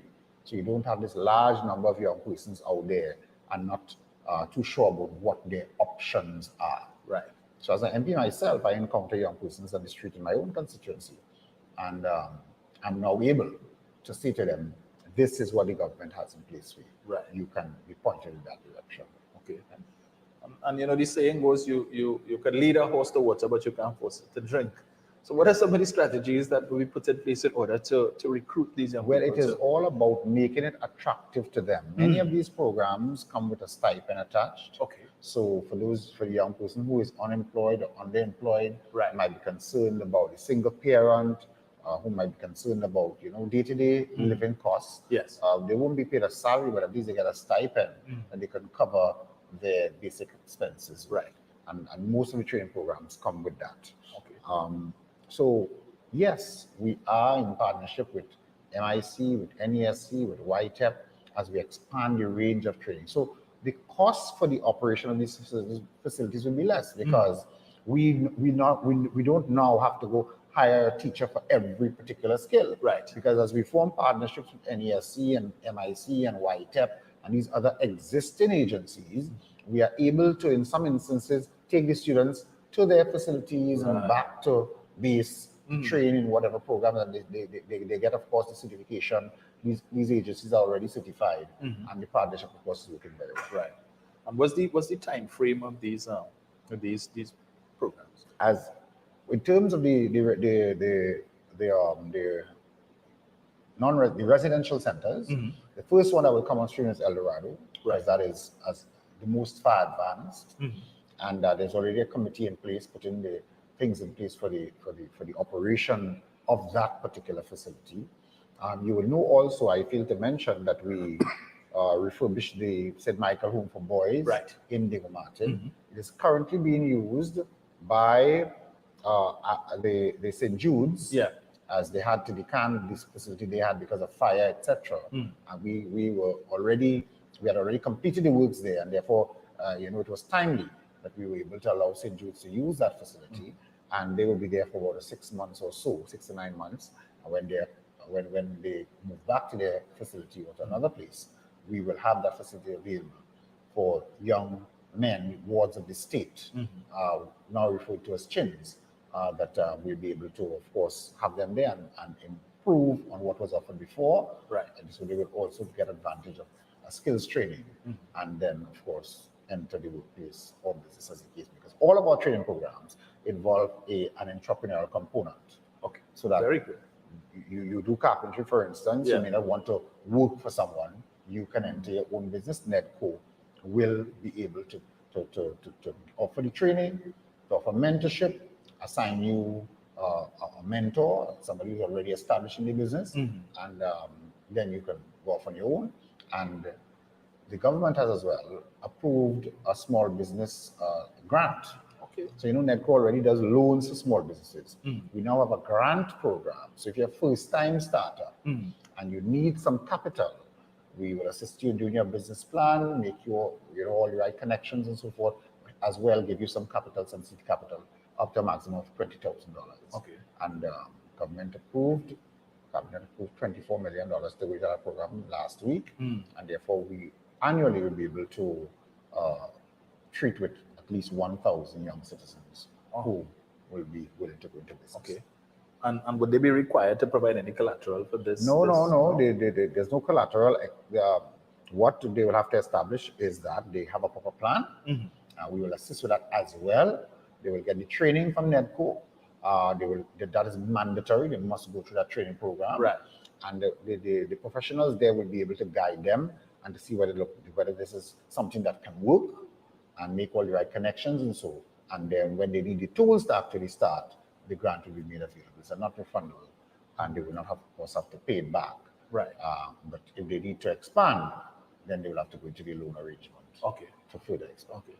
So while the opposition is promising to create 50,000 jobs, PNM is promising to create entrepreneurs. We're creating entrepreneurs Yes. because the small business sector drives the economy. Right. So as we create young entrepreneurs, they will, of course, employ their peers and persons from within their community and generate economic activity within the community, which, of course, we expect that to, snowball and other persons get on board, and it just heats up the place in a positive way. Right. Minister, there's a saying, with all things well-intentioned, abuse is inevitable. We saw what happened with live sport. It was supposed to be something to benefit the quote-unquote urban youth, and they were the least to benefit from that. And we saw people come in and it was a feeding frenzy. And then maybe people out there asking, so what safeguards are there in place to ensure that we don't have a repeat? Firstly, you need proper planning and organization in anything that you do. And we started off by the development of a national youth policy. Right. You see, many times people just pull things out of the sky, and live sport may very well have been one of those. And if you don't have proper planning in place, those things will happen. Yeah. So the first thing we did is put together a national youth policy. That actually predated me. Minister Hines was the person at the time, was the minister. Right. And government approved this national youth policy. It has several pillars that we operate under. And coming up out of that policy is how these programs would have been developed. Right. We are now putting in place a National Youth Development Agency. We went to Parliament to put that in place. This will have legislative life and teeth. And the intention is that we'll have that umbrella organization that will be able to recruit the necessary professionals to make sure that this thing stays on track and it targets the group that we intend, which is not only the at-risk youth. It is all youth. As a matter of fact, we have different training programs that appeal to people who may not be considered at-risk youth. Right. It is for all young persons. And when we have those professionals, because there will be a board of management, there will be a management that will be employed, and those professionals, of course, in their own field will be able to make sure that this program is not abused, that we have some sort of sustainability in it. So for the long run, the program will be here today, tomorrow, and in the future, and that we would not return to that kind of mismanagement that would have occurred in the past. Yeah. What are some of the courses that that would be offered at these? Well, I can share with you, while we are, somebody said while the horse is growing, well, the grass is growing, yes, the horse is starting to. Yes. That's right. So while we are putting the physical infrastructure plants in place, various campuses around, the ministry has designed some training programs to keep the young people and to hype them and to get them ready for what we are going to roll out. Now, there is a curriculum committee in place currently, headed by former Minister of Education, Mr. Anthony Garcia, and they are putting in place the program for what the curriculum will be, the various offerings at the different agencies. In the meantime, however, we have several programs of the ministry, all of which have been oversubscribed, as I mentioned earlier. There's one called the Music Production and Life Skills Training Program called Amplify. And we train 100 persons every year. We already graduated 97 young persons out of that program. And we currently have an enrollment of 100. And this program is being done in collaboration with the NESC Institute.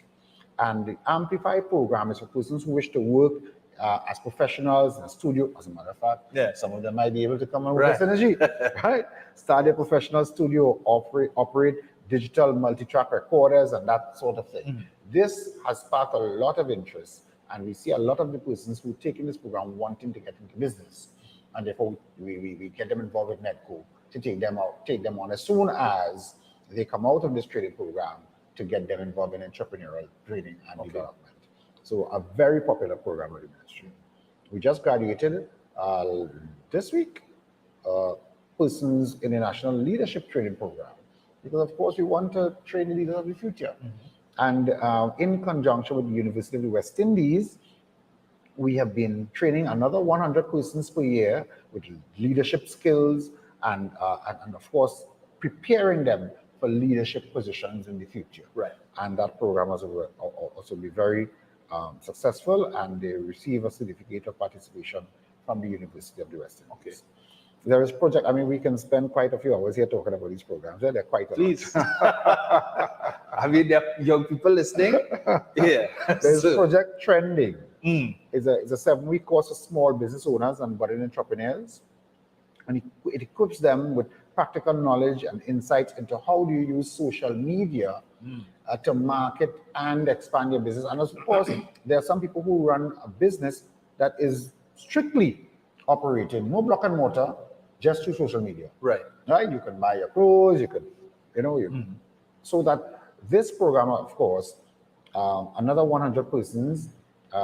Currently, we have 120 enrolled actually. I'm just checking here, and we already graduated a previous cohort, and it is another program that the young people are very interested in because, as you know, social media is where the young people are. A very interesting program. You would know that in the construction sector, there has been a shortage of skilled persons to operate heavy equipment. Backhoes, bulldozers, excavators, skid steers, forklift. We have been running a program called All Set, and All Set is designed, we run it in conjunction with NASC, to train persons to operate a dump truck and all the other equipment that I spoke of earlier. Right. And of course, a very successful program. Training and certification in the operation of heavy machinery. And there might be some persons who have an idea of how to operate it. They may have been doing a little thing, but now you have the certification so that you can be employed in the industry. You can move up the islands, you can go internationally, you can start your own business, you can go borrow from the bank or from Nedco and buy a piece of equipment and start your own small business. And that is what this All Set program is all about. Bridging Success. This program you'll be very interested in hearing about, Dominic. You know that a lot of young people who come out of secondary school without their first certificate. And then they wonder, well, what am I going to do now? They either end up working in the fast food industry, or in the retail industry, or the construction sector as laborers, and they never think about going back to school. We want to capture some of those young persons. So Bridging Success is a program that was designed by UTT in conjunction with MYDNS, is the Ministry of Youth Development and National Service. And what it does is those persons who fall in the category I just explained, they left school with 2 or 3 subjects, and you just never bothered to go back. This program will allow you to pursue the certificate at UTT. And completion of that successfully, you'll be able to matriculate into a diploma or degree program. Right? So it's adult learning. Right?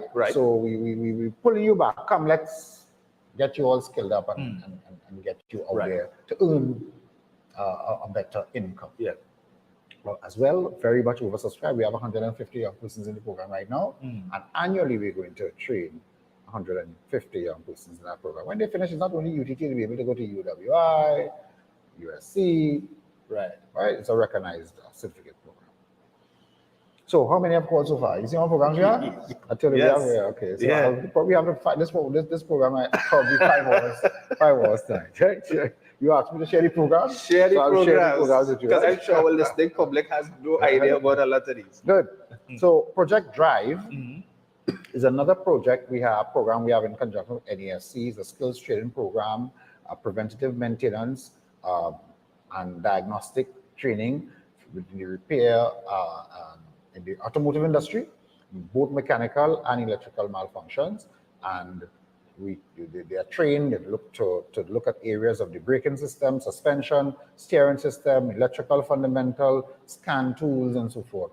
And Project Drive is designed to promote employability and entrepreneurship through technical and vocational training, but specifically for the automotive service industry. So what are we doing? We're introducing more mechanics into the system. And highly trained. Because we have a lot of new vehicles now. Logo, there's a carburetor, and etc. etc. Man with the spanner and the screwdriver. No. Now you know that these hybrids and electronic. Come with, highly electronic. So now we have to train persons to be able to service these hybrid type of vehicles and these electronic vehicles, etc. That is what we're doing.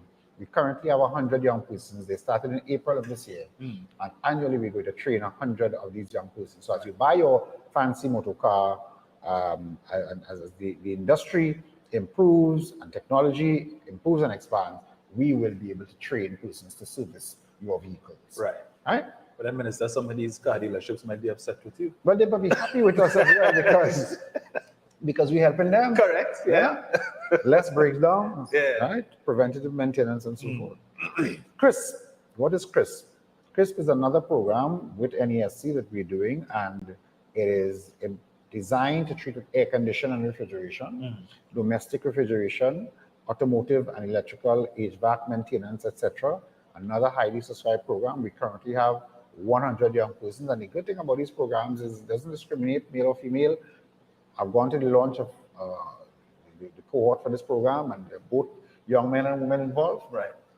Very anxious to learn about how to service your air conditioning units and so forth. And what in fact we are doing is aggressively injecting into the economy and into the system more trained professionals, so that when you need service for whatever area, you have a wide range from which to choose.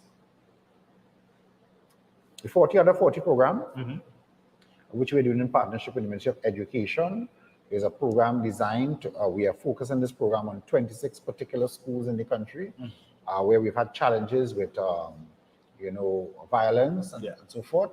And we have called on our professionals, our successful entrepreneurs, our successful entertainers, sportsmen, fashion designers, people who have excelled, but under 40, 40 and under. Okay. And we go into these schools and we offer some level of mentorship and sharing of experiences and motivating these young people to live positive lifestyles.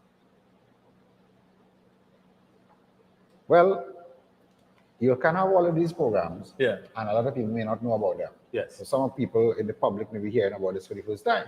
As am I. So what we are doing is we have developed a youth career and education caravan. And the caravan is, in fact, a caravan.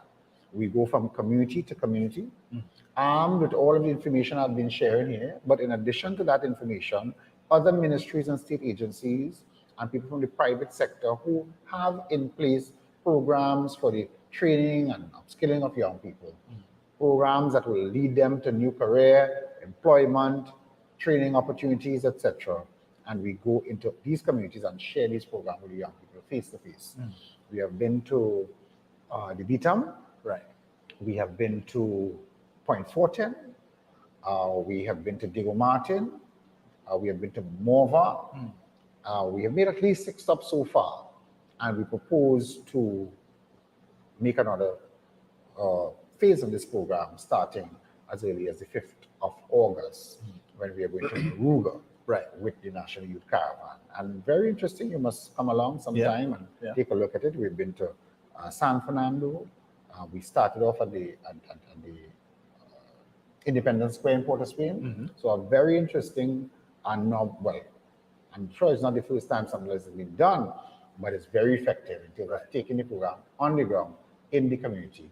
And persons are very excited when they see the amount. I myself was so surprised that the government as a whole has so many opportunities for young people, and a lot of them just do not know these things are available to them. This is our way of taking the programs right there. Nice. And on that point, we go to our first break for the evening. So when we come back with the minister, we continue to discuss some of these programs. So stay locked if it is that your young one between the age of what, 18 and 35? 18 and 35. 18 and 35, tell them they need to come in and sit down and take a look at the program, because there's something on for them. So we'll be right back.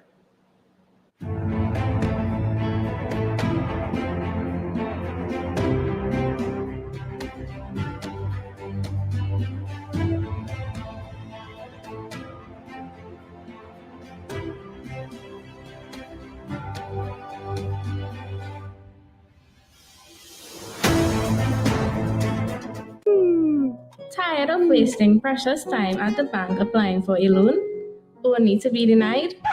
We understand your frustration. Here at Realtor Group of Companies, we take a different approach. Contact Saeed, Managing Director of Realtor Group of Companies and licensed moneylender at 238-6716, 242-7690 or 339-1670. Feel free to visit our office at number 14 Carney Savannah Road, Chaguanas, or number 132 Superior Road, Victoria Village, San Fernando. Attention all bakers, doubles vendors, roti makers. Try Chic Lisha high quality, unbleached, bromate-free, all-purpose and whole wheat flour. Bleached flour and bromate flour is treated with chemicals that can cause cancer, and this is banned in Europe and many other countries. Chic Lisha flour offers a healthier option, being that it's unbleached and bromate-free. It also has a finer grain and a softer texture, lower priced and conveniently packaged in 2 pound, 2 kg, 10 kg and 25 kg bags. Available at groceries and supermarkets. For wholesale and retail prices, contact Chic Lisha Limited at 665-3336 or 480-8715 or visit them at Warrenville, Canupia. Chic Lisha Limited. Quality you can trust. The Solid Agency, the standard for artiste management and development. Booking for an exclusive roster of the region's top-rated entertainers. The Solid Agency, the standard for event execution live and virtual, including fully loaded Shaggy and Friends, New York, Nigeria, and Antigua music festivals, Budge's Long Walk to Freedom, Bounty, Beanie, Versus, to name a few. Make your career or your event solid. Contact us now, thesolidagency@gmail.com. Call 1-876-469-4005. Visit solidagency.com.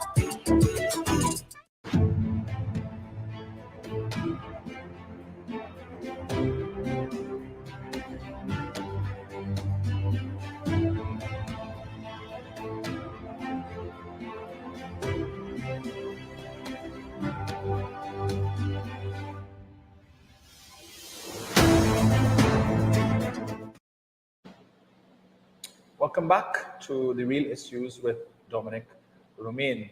If you're just joining us, you would have missed out a treat in the first half hour of this evening's program. I have as my guest this evening the Minister of Youth Development and National Service, none other than Foster Cummings, and he would have carried us through several of the program offerings that his ministry currently has for the youth of Trinidad and Tobago. So this evening, he's dispelling the myth, the notion that the current administration has nothing in place for the young people. So again, we encourage you, if it is that you have any young person inside in your home between the ages of 18 and 35 who would qualify for these programs, please tell them to tune in. So Minister, yes. Over to you. Well, I spent some time speaking about some of the programs. I want to speak a bit now about our Youth in Agriculture initiatives.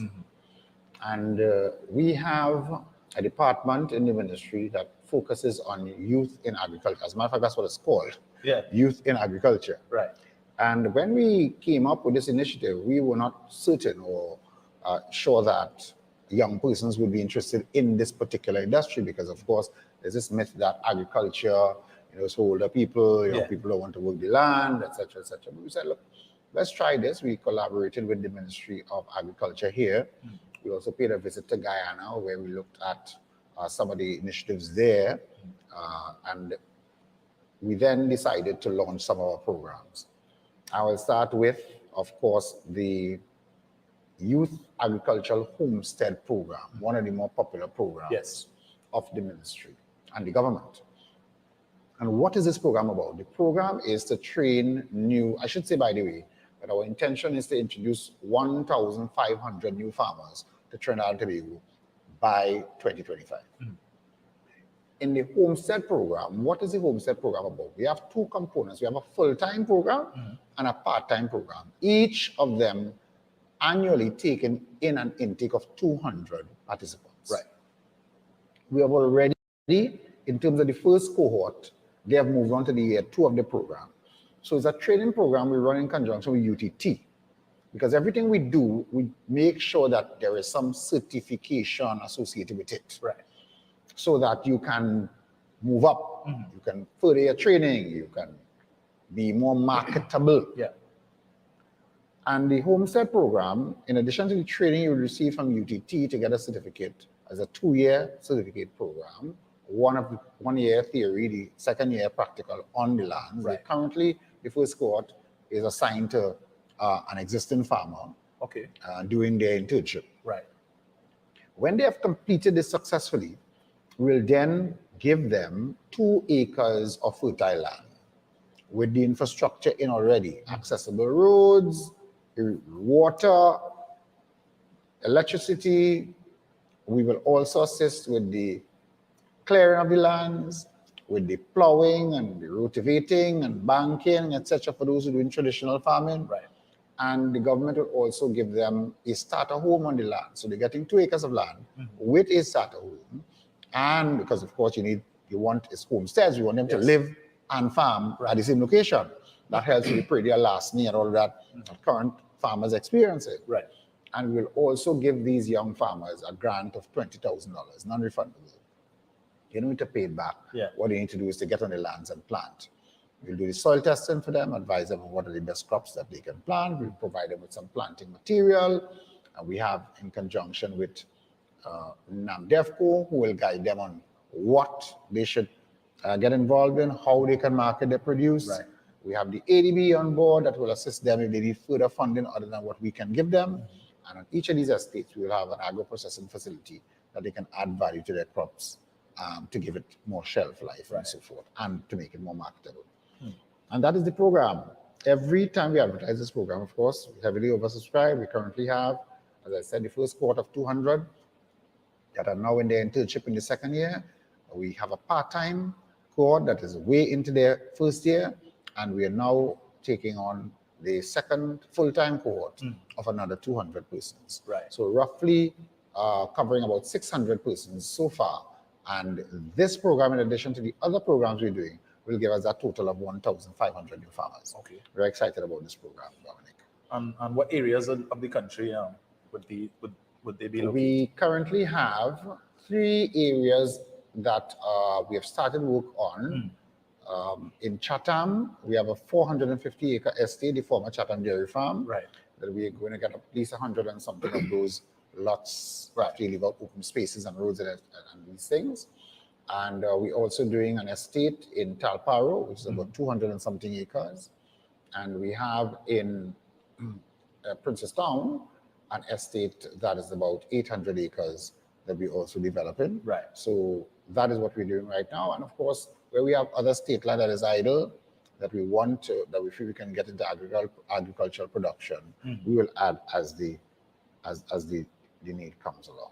Any intention to incorporate the previous mega farms that the Manning administration would have? No, this program does not involve mega farm. It's strictly homestead. Right. And it's 2 acres per farm. Right. Okay.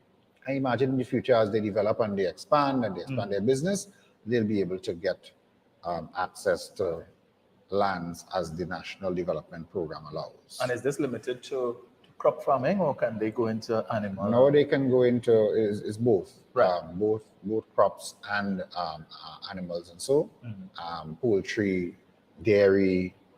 The training covers all these areas. Right. Because we utilize the former ECIAF, what is known as ECIAF in Centeno. Yes. That's where the training is being done, and therefore they're exposed to all of these different types. And in addition to the modern techniques of hydroponics and all of these sort of modern techniques. For the benefit of supporters of the opposition who may be listening, just to clarify, a party card is not required. Oh, no, we don't. No. You just need to be a citizen. What you need is citizenship. Right. So once you're a citizen of Trinidad and Tobago, it doesn't matter where you're from. Right. You have access to these programs. Okay. Of course, you have to apply. If you don't apply, we can't consider you. Yeah. So to be considered, you have to apply. Cabinet has appointed a committee. There's an evaluation criteria. There's a cabinet-appointed committee that will evaluate these applications, and of course, the final persons will be selected. You must demonstrate some interest in agriculture, and if we are going to build into this program that we have built into the program that you cannot get these lands and then change the use to anything else. It is strictly agriculture. So when whatever point in time you decide, well, I no longer want to be in agriculture, it's not like you can go and open a scrap iron yard or a mechanic shop or a parlor. Right. No.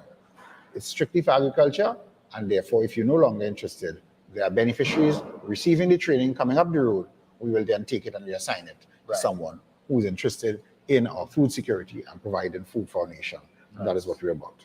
So it's going to contribute to diversification. Of course, definitely, definitely. We need to produce more food. You know, we import a lot of food, and we have some lands. We don't have as much land as other countries, but we have quite a lot of land that we can put into active cultivation. It's just there idle right now. Right. squatters going on it and all these things. So we put it into active use. In Mayo, we have a community project there in collaboration with TCL, where TCL has donated an acreage, I think it's about 80 acres, for 40 young persons from the community. So this is another program, and it is intended that, it's 40 acres, sorry. They have donated 40 acres of land in the Mayo community to facilitate 40 small-scale farming operations. So they'll get 1 acre. And this is for residents of Mayo. Mayo is an area that TCL operates out of. And therefore TCL, we are very happy that they came on board to partner with the ministry for programs such as this. And they've already assigned the 40 selected through a process, the 40 persons from Mayo who will benefit from this program. Also under the agricultural initiative is a shade house program. I mentioned to you before we went to Guyana. The Prime Minister went first, he saw a program, he was quite impressed by it. A team from the Ministry of Agriculture and the Ministry of Youth visited thereafter. We looked at the shade house program. We thought it would be something we should do here because we import a lot of vegetables, high-end vegetables, the carrot, the broccoli, and those types of things. And we have entered into partnership with UWI, and we are training annually 100 persons in shade house production. And the government has allocated 26 acres of land at Tucker Valley in Chagaramas for this program. But we'll not only do it at Tucker Valley. Friday of this week, I'm going to Tobago to meet with the Chief Secretary and the Secretary for Agriculture, I think it is, where we will look to identify areas in Tobago where we will be able to establish some of these shade houses for the benefit of the young people in Tobago. Also, and I'll talk about it in a while, in Beach Camp in Palo Seco, the government has allocated that area as a youth development area, and we will have some shade houses there as well. We'll have shade houses in Talparo, we'll have shade houses in Sandy Grande, so we'll have at least 5 locations in the country where we have these shade houses. So when the young people complete their training, they will have facilities where they can apply their trade, and we will give them the support that is required as we encourage them to get into production, that they will be able to supply the hotels, the tourism sector, the fast food outlets, with a lot of the vegetables. When you go to various fast food outlets, you see a lot of salads and so forth. They'll be able to provide the raw material for these things. We also launched just a week ago the aquaculture project. We live on an island. It says the blue economy. We have to be able to make some, expand our economy, and not only are we going to have enhance and expand the energy sector, but we have to be able to utilize our natural resources, which involves fish, things that come from the sea. So we are training these young persons in aquaculture in collaboration with the Ministry of Agriculture and the University of the West Indies. We are currently inviting applicants for that program. It will close, applications will close, I think, on the 15th of August. So I encourage all young persons listening to this program who would like to be trained by UWI in aquaculture. So you can go into shrimp or fish or those types of activities, and you can actually create a business like that. We're offering that training, and we intend to train over the next 3 years 100 young persons in aquaculture. I mean, so you would have mentioned that several of these programs are oversubscribed. So is there a minimum criteria that is required that would separate, for want of a better term, the goat from the sheep? Well, I can tell you it's not based only on qualifications. If you are able to demonstrate, for instance, if we're doing the shade house program, and you can show us, let's say you have no academic qualifications, but you can demonstrate to the committee that at your home, in your backyard, you have been able to put up a 10 by 10 shade house, and you are doing some things inside there, that will be taken on board and taken into consideration. So that there is a clause in the conditions that say if you can demonstrate a keen interest in agriculture, you will receive favorable consideration, notwithstanding the fact that you may not have met what we set as the minimum academic qualifications. Right. Yeah. Right. If we come into, there is a program that we are about to launch, which is the Urban Youth Agricultural Initiative. And with that program, we intend to go into some of the urban areas and introduce them to some of the modern techniques in farming. So you may not have land space, but you can do vertical or horizontal hydroponics, and that you can use as a means of a livelihood. So we intend to roll out that program very shortly. We're going to do a pilot in 3 areas, the Youth Urban Agricultural Initiative. And of course, we are already receiving a lot of interest in that program. Right. And that is, those 4 programs I've mentioned constitute our Youth in Agriculture Initiative. I can also tell you that Cabinet recently approved the modernization and upgrade of the UTT Ekiaf campus. So of course, this campus was constructed somewhere in the 60s or somewhere around there. Right. And of course, with time, it has, of course, it requires some upgrade and to bring some of the techniques into the modern age. Right. And Cabinet has approved because of our seriousness about the agricultural sector and our youth in agriculture initiatives, to upgrade that campus. And we expect that we will get on with that work. Right. Sometime. Yeah. So you mentioned quite a bit about after the training aspect, getting into starting your own business. And we know a critical part of having your own business is being able to manage your books. So is there a component where these persons, I know you mentioned the small business development company.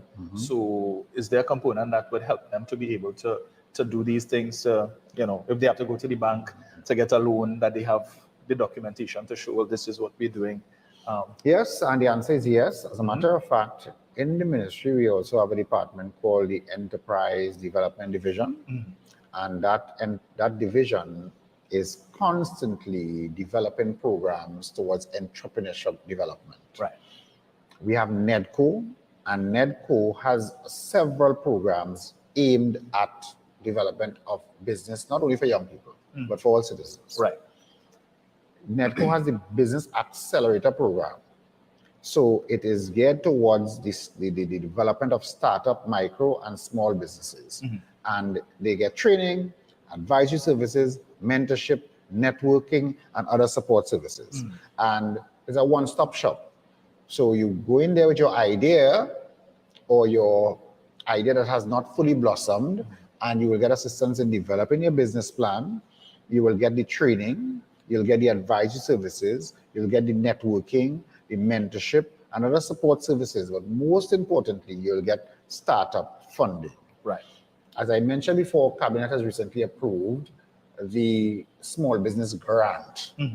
So if you went and you learned to be a barber, and you don't have the money to buy your first set of equipment, you get a grant to do that, and you can go and start. And if you wish to expand later on, you then take an advantage of the loan funding as you move towards expanding. And this program has been very successful, and we're going to continue to support the Business Accelerator Program of NEDCO, and we continue to expand the services that NEDCO will be able to offer to small and micro enterprises. So this grant, is it exclusive to participants of these various programs? Or no, it is not. It is not. As a matter of fact, 60% of the grants will be held for young persons, and the other 40% will be open to other persons who may be over 35 and also want to get involved in business. As many of these programs we roll out, persons continue to say, what about me? I'm 36. I just turned 36. How do I get involved? Well, this is the Ministry of Youth, so we have a focus on the young people. But in some instances, we do have retraining programs for persons who might be over the age. White Up in particular offers a retraining program in a wide number of areas that I will mention to you later on tonight. And therefore, we continue to provide these opportunities for our young people. Right. And is there a cap on how many of these programs any one person could access? Yeah, because we want to touch as many lives as possible. There is a one-dip policy. Because you have some career hoppers to different training programs, Yes. right? We don't want you to just hop training programs because of the stipend. Right. We want you to come in, successfully complete, and then move into employment or entrepreneurship. Right. Right? Right. You're not to become a career stipend earner by going to different training programs. It's a one-dip policy. So you all have a component where they will be given guidance. So all they of can the better decide. all of the programs have attached to it entrepreneurship training, life skills and civics, career guidance, and mentorship. Those constitute fixed part of the training programs that we offer right now. Yeah. Okay. The Civilian Conservation Corps. Well, we have successfully been able to expand our national service offerings. Those programs, CCC and the MILAT and the MIPAT, fall under our national service umbrella. Okay, and that's under MILAT, MIPAT is under your ministry. That's right. Okay. So that we do these programs in conjunction with the Defense Force. And CCC, of course, have been very successful. Every year we graduate a minimum of 800 persons out of CCC. I was so stunned to see the level of participation and the wide range of training programs available to CCC. So in terms of cosmetology, culinary skills, electrical, air conditioning and refrigeration, a wide range. It's a 9-month to 12-month program. Excuse me. And at the end of the program, persons are able to find employment or go into business. Right. A very, very successful program. It is our intention to continue to support and expand that program. The MILAT, well, I was very, very pleased to see that we are able to attract young persons who were not too successful academically. Right. They come into this residential program along with the military, high discipline, and at the end of the program, they're able to graduate out of there with their CSEC subjects. Right. So it's a program that we pay close attention to see how we can expand this reach. And as we are currently developing the Mausika campus, where we have expanded the offerings there, we are currently refurbishing that space. Is a former teaching college. And we're trying to expand this capacity right now. And we've also converted or determined that we will utilize the beach camp facility in South Trinidad, which has a lot of buildings on it, etc., already owned by the state. We'll develop that and we'll be able to accommodate some 500 young persons, both male and female, at that location. Right. Both in CCC, MILAT, MIPAT, transition home. Yes, those are the offerings. So MILAT, MIPAT. And an agricultural program. Right. So MILAT, MIPAT, does that have a female component or is it We are just... currently about to introduce a female component. And CCC does have both male and female. MILAT and MIPAT were male only before. And we're now going to do a pilot project where we include young women in the MILAT, MIPAT as well. But we'll be able to touch more lives because we now have 2 complexes, one in South, one in Mausika, and that gives us the ability to attract more young people who are in need of that kind of service and training. So the young people who pass through MILAT, MIPAT, does that give them an advantage should they decide they want to join the Army or the Coast Guard? Or... Well, that seems to have been an attraction to the program. Yes. But there is no guarantee of that. Right.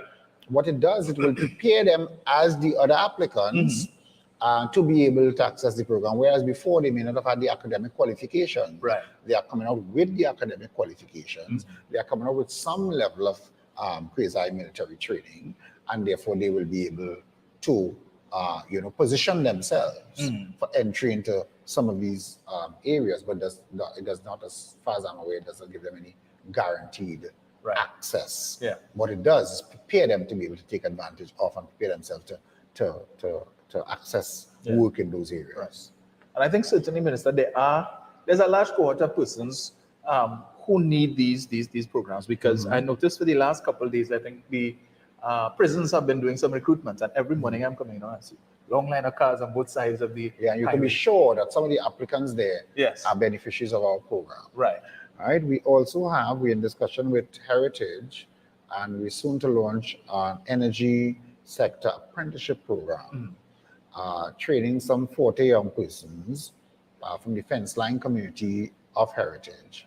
And it is the intention that a lot of young people will gravitate towards this kind of training opportunity. We intend to bring on board possibly the MIC or NESC, one of those agencies, to do the certification part of it. MYDNS is going to be involved, Heritage is going to be involved, and of course, program is going to be based at Palancing 1.40. All right. So a young person participates in that program, and then they come out with their qualifications and so on, and they decide, I want to hop across to Guyana to look for a job. Is that permitted, or are they required to? No, definitely. We're not holding you back. Of course, because we have an energy sector here, I expect that they will find opportunities here first. Where they do not, we're not going to hold them back from their development, because they may be able to go out there and work and get skills that they can bring back home to the benefit of our local economy. Yes. So we are not going to put any restrictions on that at all.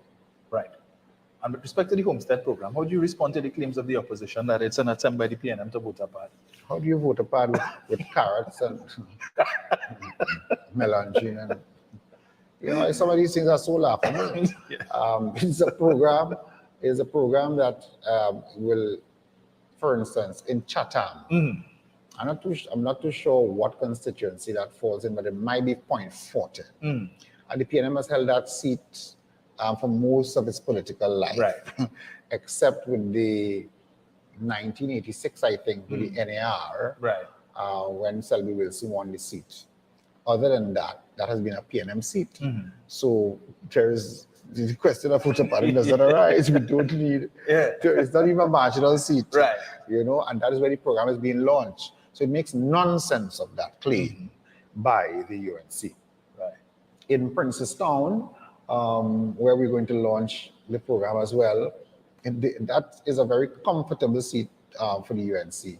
If we put a couple farmers inside it to plant some produce, I don't think that is going to affect the elections in any way.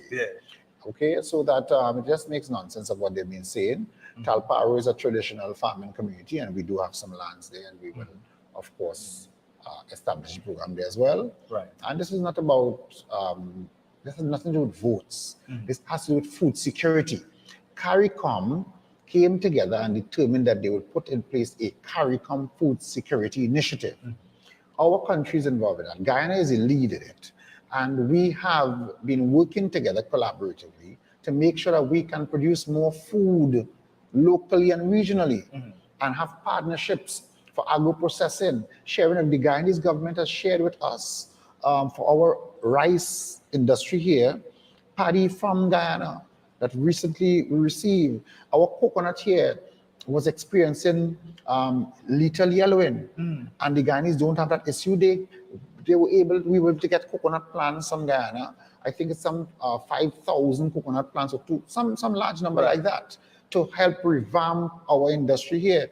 I mean, you listen to the UNC and they can't come up with any good ideas, but we are working. That's what the country elected us to do. So we are going to revamp the rice industry, the agriculture, the coconut as well, plantations, and we're just going to do all that we can to help increase our food production, and that is what we're focused on.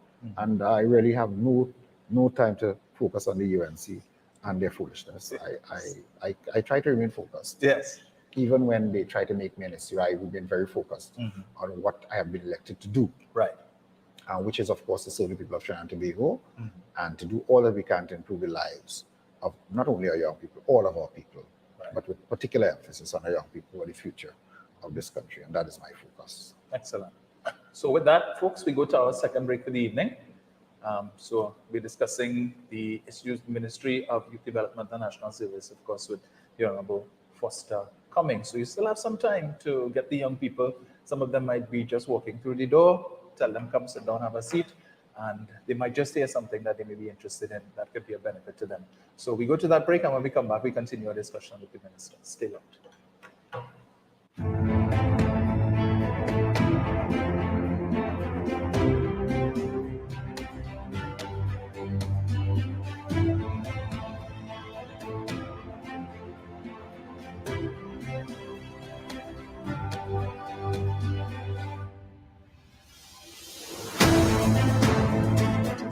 My parents' generation grew up with Royal Castle from the first restaurant in 1968 when that distinctive, tempting aroma hit the air.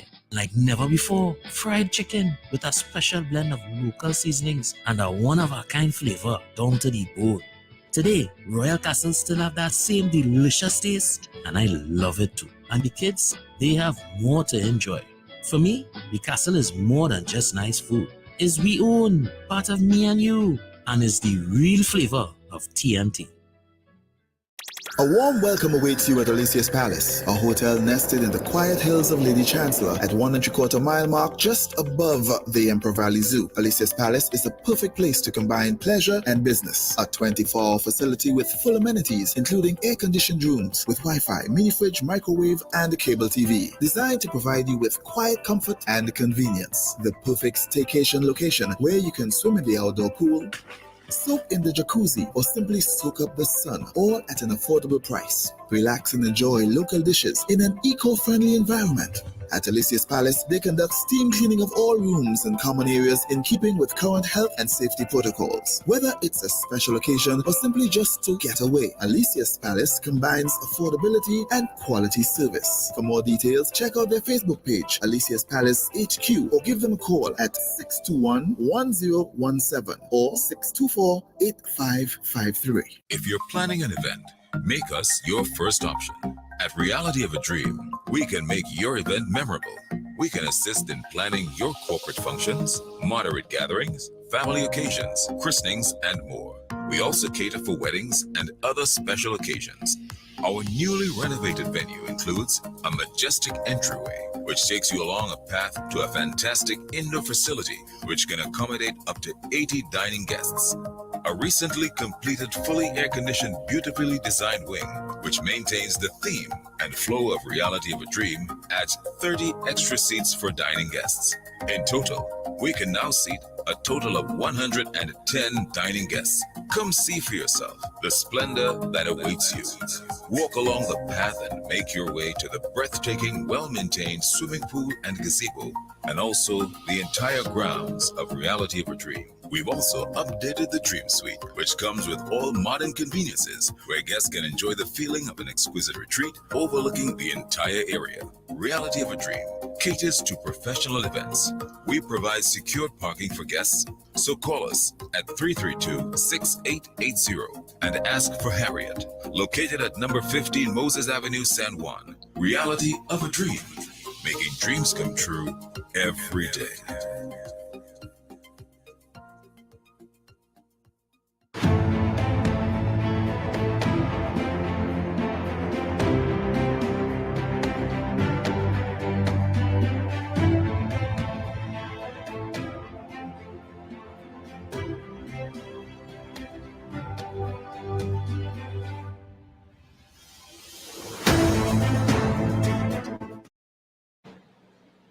And we're back. Thank you for staying locked to The Real Issues with yours truly, Dominic, Romain, and my guest this evening, none other than the Minister of Youth Development and National Service, Foster Cumming, who for the last hour or so has been providing us with some really, really good information. And Minister, I'm seeing, well, we are streaming on Facebook as well, and I'm seeing some persons here asking questions such as, well, first of all, they're extending congratulations. They're saying this is an excellent plan and should be closely monitored to ensure that the young farmers complete these programs successfully. Someone else is saying that the PNM is known for development of people by the many programs they offer to a young population. Great job done by you, sir, and for your dedication and hard work. But a couple of people are asking, are there any specific programs targeted to women, females? Well, all of the programs that we do are targeted to, as a matter of fact, the agricultural program in particular, there's a weighting score, right? And part of the policy includes the single mothers and giving single mothers an opportunity to enter this program. Right.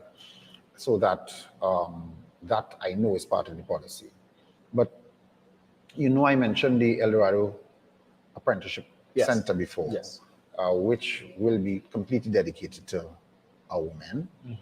The apprenticeship center in Chagaramas is going to be co-ed. Right. And also the one at Wallerfield that is to be constructed would also be co-ed. And all of the non-residential centers cater for both male and female. Okay. So we are going to be focusing on development of our young men and our young women as we move forward to these programs. I was speaking earlier about the Youth Development Agency of Trinidad and Tobago. Yes. And this agency, as I said, responsible for the management of all of our programs. It's the umbrella agency because the intention is that we don't want anything to stand in the way of the efficiency that we want to attend to these programs. Right. So that you want to have a certain sort of private sector approach to the management of these facilities in particular and the programs. So the agency, as I said, will go to Parliament sometime later this year. The bill is already drafted and going through all the stages of approval before it gets to the Parliament. And that agency will be responsible for the management of the youth development and apprenticeship centers, the youth development centers, the transition homes, the former St. Michael Home for Boys, the 2 national service complexes at Mausika and Beach Camp, and the youth in agriculture programs. Right. And this will be the umbrella organization. NIDAT, as we call it, will create and facilitate and maintain asset-based positive youth development through various projects and programs stemming from these centers, the non-residential and the residential centers. And it will give targeted support for youth development initiatives aligned to the policy, the youth policy. So that we look forward to the establishment of that agency because I am convinced that that will be able to have some sort of sustainability to make sure that in the future, we have set into our system an agency dedicated to youth development. Right. And that is the intention here. And because we want to make sure that we alleviate poverty, promote youth employment and entrepreneurship. And you know, people, when we look at the media sometimes, we could go away with the idea that our young people are only involved in negative activities when that is not the fact. So our intention is to reduce substance abuse, combat young people getting into crime, treat with the issues of delinquency, and some level of, in some areas, what people might describe as hopelessness among some of our young people. So we're very excited about what we're doing as a government for youth development and what we are going to put in place as opportunities for them in a very organized way. So you don't end up with problems of the past that you would have mentioned earlier on. Yes? Yes. Minister, there may be persons who are inclined towards the culinary arts. Any intention of incorporating the OTT HDI facility to maybe accommodate that? Well, 2 of our institutions will be focusing on the culinary arts and preparing persons for the hotel industry. As you know, the Ministry of Tourism is actively involved with Royal Caribbean and other shipping lines in terms of providing employment for some of our young people. And we also have a responsibility to offer training for that industry so that the El Dorado location will have a focus on the culinary arts and hospitality, etc. And the camp at Chagaramas will also have that focus, and also a focus on the marine industry. So those are 2, not that they will be restricted to that only, but there will be that focus. Okay. While in South, and there'll be heavy emphasis on agriculture and energy, and in Central, technical vocational skills and agriculture. So different campuses will focus on different areas as their core offering. Does not say that they will not offer training in the other areas. And as I said, we'll collaborate with existing agencies, because I know YTEP also has a very recently launched a culinary, expanded their culinary offerings. So we will collaborate with these agencies so that when we receive applications for programs that we do not feel will offer at the center, we will, of course, collaborate and take the participants to these various centers for that training. Right.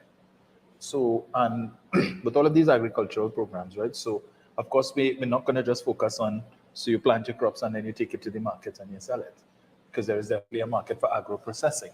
Oh, yes. At the homesteads, we will be having at each homestead some level of agro-processing taking place to encourage, of course, our farmers to be able to supply the demand in some of the in the hotel industry, for the fast food, right, as well as some of the supermarket chains and so, so that where there's some level of import taking place, we'll be able to reduce that and provide that market for them, but also to get involved in export to the region and internationally. Right.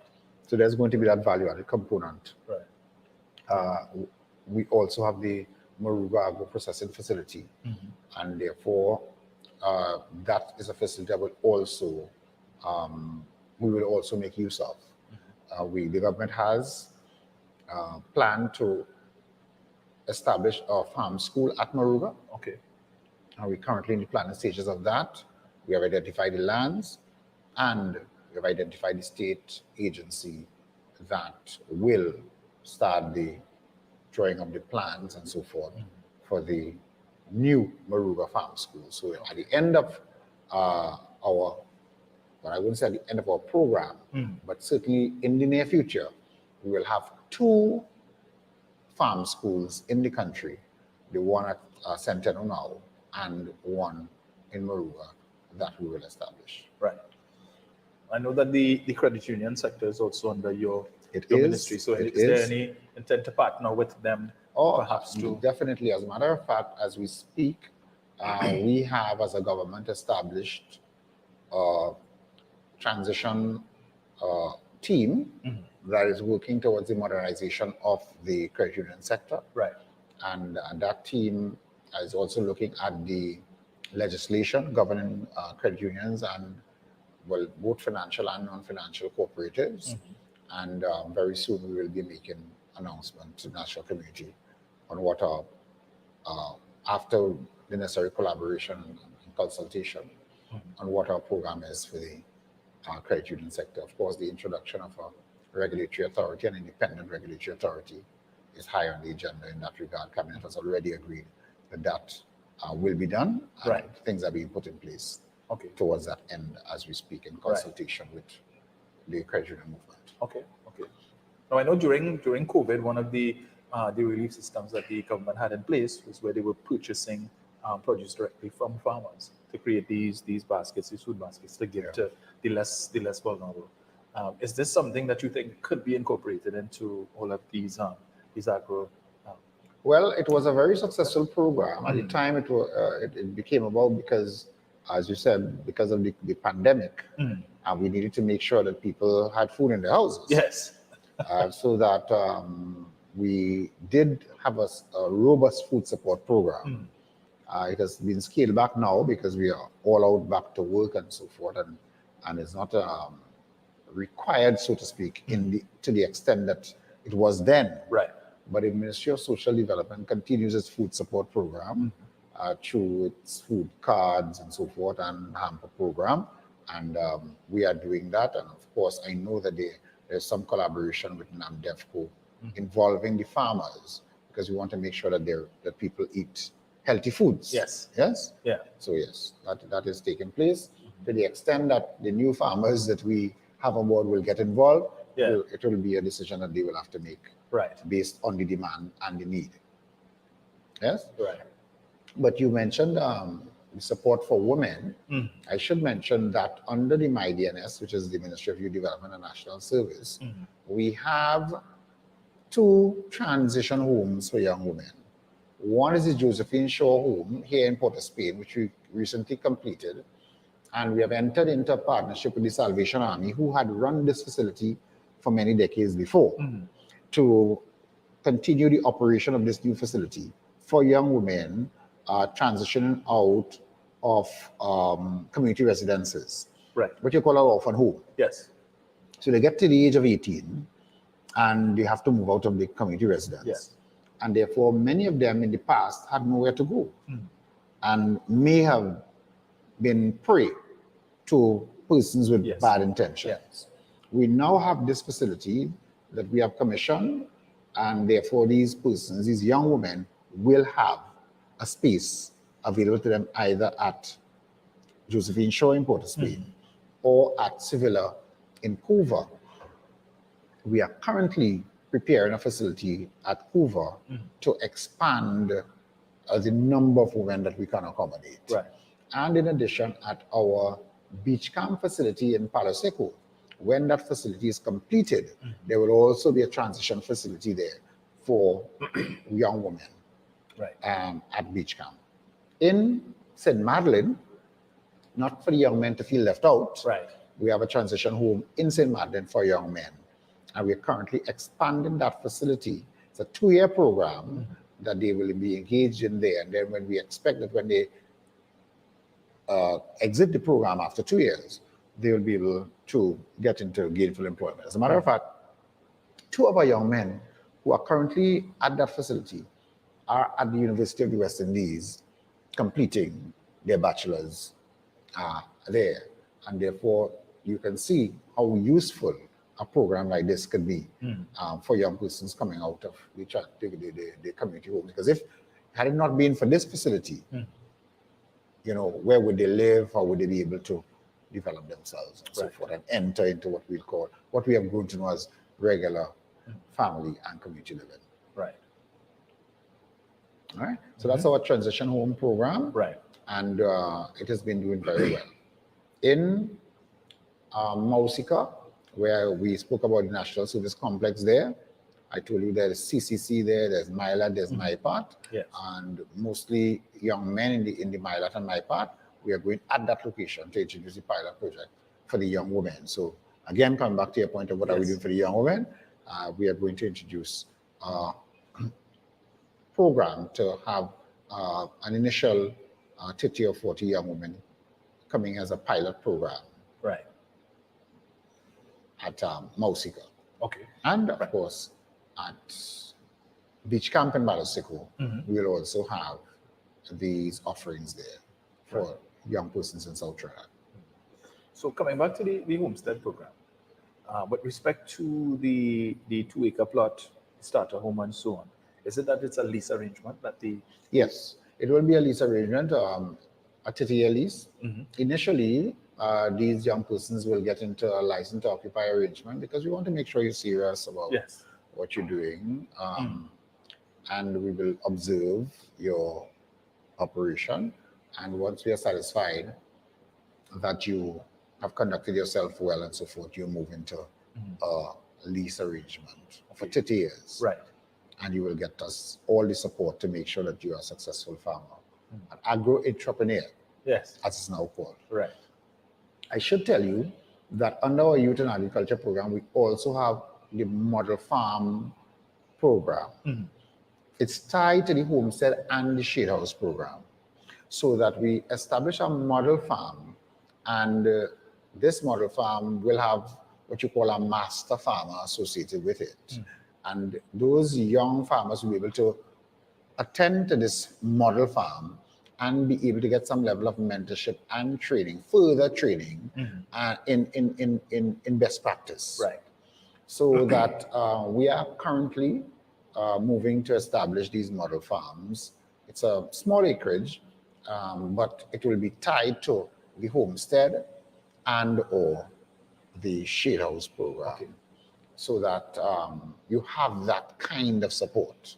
If you're uncertain about a technique, you can go across to the model farm, and the master farmer there will be able to give you some assistance and assist you with that technique. Because at the end of the day, many of the persons who have been in farming, a lot of their techniques, they did not learn it at any university. It's practical, on the ground, and it has been working for them. Right. So we have these young persons who have gone to either UTT or UWI, gotten their certification and their training there. But when it comes to the practical components, when they're actually on the lands, they will have this master farmer who will be there. We'll also have a monitoring and evaluation unit that will do some of the things I mentioned to you earlier, assist in pooling resources for plowing and rotivating and those types of things. Soil testing, we will get assistance from the Ministry of Agriculture. Right. And we'll also be able to guide them on the use of pesticides and weedicides. And what we have done in the past, we have farming districts, but the built-in support right there is where we may not have gotten it right. Right. So the ministry is currently embarking on service level agreement with the Ministry of Agriculture to provide all the extension services that will be required for these farmers, who will all become registered farmers, because they will have the land, they'll be doing the cultivation, they can then get their what is called a farmer's badge, and all of the benefits associated with registered farmers in this country will be available to them. Because the farming industry is one of the industries in this country, I don't know if there's another one, that is tax-free. Right. You don't pay taxes on inputs, and you're not going to pay taxes on your profits. It's totally tax-free. And therefore, in addition to being tax-free, if they have to buy equipment, they get incentives for that.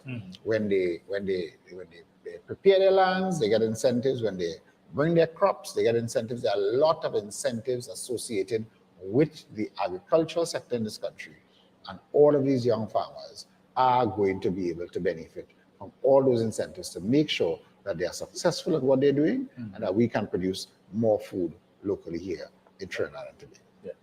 I mean, I'm sure there will be persons who are listening to us and who may say, all of these are very great programs, but two of the main problems that persons in farming encounter, of course, is the issue of agricultural access roads and predial lassity. Right, and so therefore these young people need to be aware. This is something that we've taken that on board, and it's for that reason that we're developing these estates that will come fully developed, right, with a road network, with the water available, with the electricity available, and the coming with a starter home as well. Right. So it's a community environment. Everybody looks out for each other. It's hardly likely that with that kind of arrangement that we'll have people who, the criminals who would want to prey on these farmers coming into an environment like that. It's easier for the police to police an organized, well set out environment. So that yes, we've taken those things on board, and therefore that is why we have developed it in such a way that is easily accessible for the farmers to take in their inputs and to bring their crops out. The way the starter home is being developed, there's a what you call an annex next to the home. There's a kind of packing area for them to wash and pack their produce and so forth. Right. And the marketing agency, which is in Andevco, will assist them with taking it to market, either the wholesale markets or, as I said, to the established supermarket chains or the hotels or the fast food outlets, and so on for export. Right. So I think it is going to be a very successful program. The enthusiasm, I visited the trainees at ECIAF, UTT, and they're all very, excited about what they're doing. They try to encourage me to milk a cow. I did not agree. But I did assist with planting some peppers. Right. And they are quite excited about it. And it dispels the whole notion that young people are not interested in agriculture. We are in some good times here for our local food production coming out of the youth in agriculture programs that we have rolled out as a government. And these programs certainly are a far cry from what would have been offered in terms of agriculture 2010 to 2015, Caroni Green, which was a disaster. Yeah, well, the UNC is known for disasters, and it is because of poor planning. Yes. They are kind of populist arrangement. They want to do what they feel people think is popular, and so they don't take the time to plan for it to be successful and sustainable. We are not making that mistake. We have traditionally been the party in government who comes with very good plans Most of the development of this country can be tied to the PNM and good planning, our free education, both at the primary, secondary, even the preschool, and now tertiary level to some extent with the GATE program. So we know about planning, and what we have done is put together a very good plan that will allow our young people exiting the secondary school system to have available to them a wide range of training opportunities in technical vocational areas. And even now, I did not mention, but we also have a program in computer repairs, in coding, in computer programming, app development, mobile app development. Right. We have been training our young people in that as well, and that program is also heavily subscribed. And a lot of persons have moved on coming out of that training to go into developing their own apps. Right. So you can find that service. Graphic design, we also have a program in that area. I mean, at the Ministry of Youth Development, we have a number and wide range of programs for young people. You can visit our website as www.mydns.gov.tt, and you'll be able to not only get access to what we have on offer, but you'll be able to apply when applications are invited for the various programs. Yeah? You know, and I'm glad you mentioned that, Minister, because I sit on the board of an alumni association for a Potterswing school, and you know, we've had from time to time we have our career day, our career week, but we've never really brought in people to discuss agriculture as a possible career option. Right. So now that I hear you speak about this, you know, we're more than happy to either come myself or have the coordinator of the program come and speak with the young people. And while I'm here, I should tell you that we are currently accepting applications and nominations for our annual National Youth Awards, which will be held in September. And you can go onto the website. You may know young persons.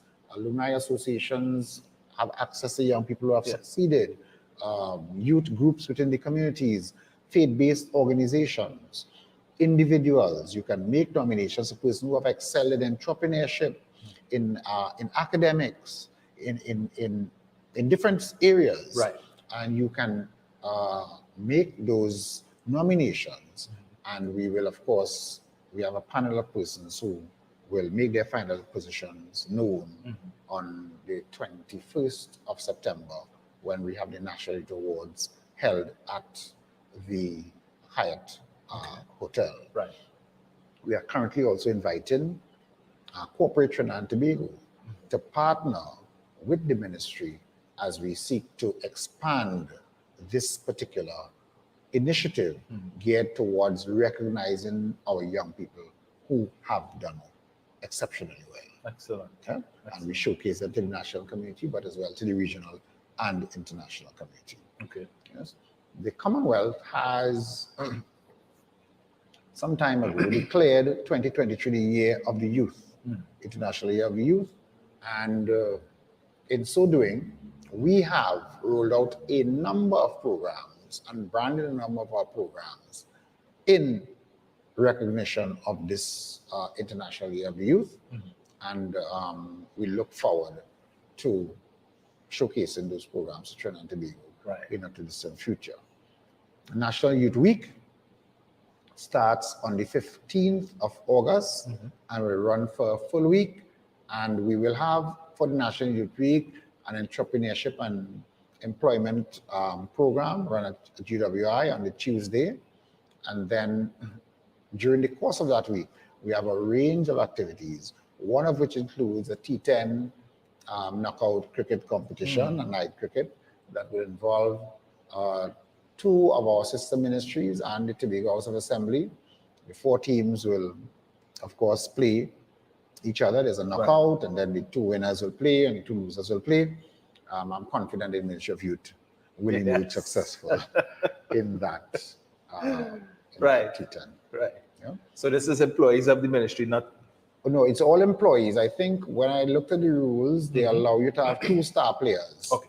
Each team can get 2 national players or club players to come and play with them. It gives it some more excitement and so forth, and we will do that. We also have a cultural explosion, which will give an opportunity to young people in the culture, in the various arts to come forward and showcase their talent. And that, of course, will give them exposure to opportunities both locally, regionally, and internationally. So we look forward to Youth Week. As you know, Commonwealth Youth Games will be held here in Trinidad and Tobago, and we also look forward to those games. And of course, it showcases Trinidad and Tobago as a location that can host international events such as that. And we are all also very excited about that. Excellent. So we go to another break, our last for the evening. And when we come back, let me see if I can get the minister to share his thoughts on local government reform and the election campaign. So still up, we'll be right back.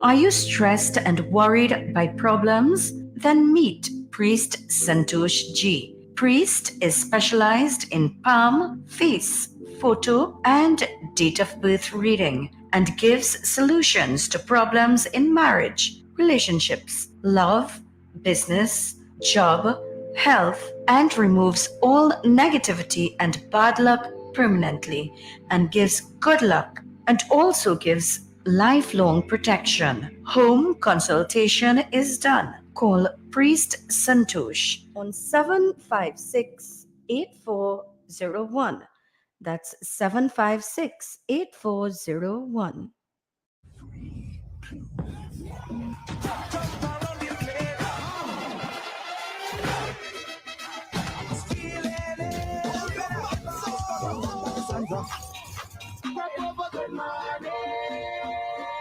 Show them how we just jump up. Show them how we just free up.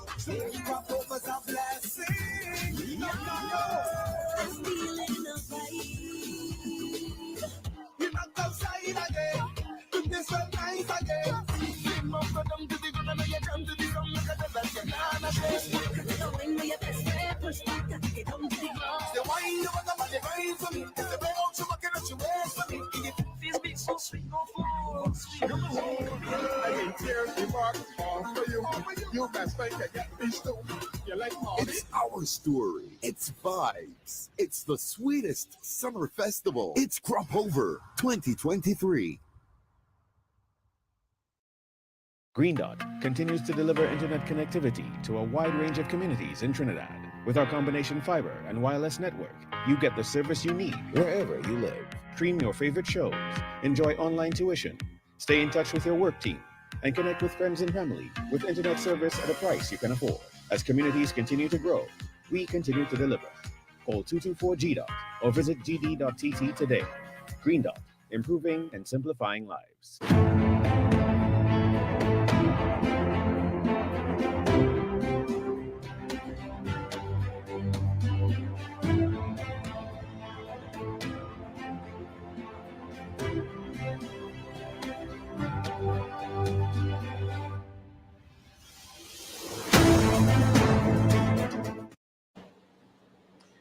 And welcome back. And you are, of course, tuned into The Real Issues with Dominic, Romain. So if you're just joining us, unfortunately, you would have missed a treat. I have as my guest this evening the Minister of Youth Development and National Service, Mr. Foster Cummings, who's been sharing quite a bit of information with us. And based on the feedback that we're getting from social media, those of you who are viewing us on the stream, the information is being well received. So, Minister, the question has been asked. Persons who might have had a run-in with the law, who might have had a short stint in prison, are they excluded from any of these programs? And the question is no, they're not excluded. Right. What we have done is we have established a relationship with the police youth clubs. Now, persons may not know, but the police youth clubs have been doing a remarkable job in many communities. In my own community of La Hoqueta, we recently resuscitated the police youth club there. We also have a police youth club in Greenville, which has been doing a remarkable job. And so we have established a relationship with the police youth clubs that have a network across the country. And for many of our programs, we have asked them to submit applications from their network into these programs, because they also do a lot of social work and community work with persons who may have had a brush with the law in the past. We have also been talking to Vision and Mission, so that no, they're not excluded if there are persons who may have had a brush with the law before and they now want to improve improve their life, access training and get into productive activity. We are certainly not going to close the door to that. Excellent. Right? And because the intention is that we would want them to become productive citizens of the country. We're not going to park them on the side and leave them vulnerable to as repeat offenders. So the answer is certainly yes.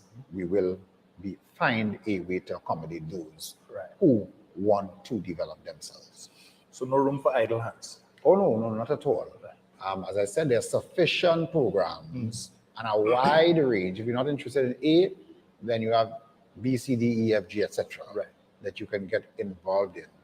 And we have something for almost everyone at the Ministry of Youth Development and National Service. So before we delve a little bit into the politics, just to come back, the grant funding program, how does one access that again? You apply to the NEDCO. The application NEDCO will be administrating this program on behalf of the government. So you have a business idea, right? You want to sell bottled water, and you go with your idea to NEDCO, and they will sit you down with their professionals and help you develop a business plan. And after you develop the business plan, that will indicate how viable this thing could possibly be. You do the feasibility, etc. And once it is something that ticks the boxes, you'll be able to access the grant. Training will be, you have to do a mandatory training with NEDCO. And they will assign you to a mentor who has experience in that or similar type business, either in the retail or light manufacturing or service industry. A lot of people coming into I suspect will be in terms of services, because we are training so many persons and they want to get involved in business. And then once you, as I said, tick those boxes, you'll be able to access this seed grant to be able to get your equipment. So let me give you a practical example.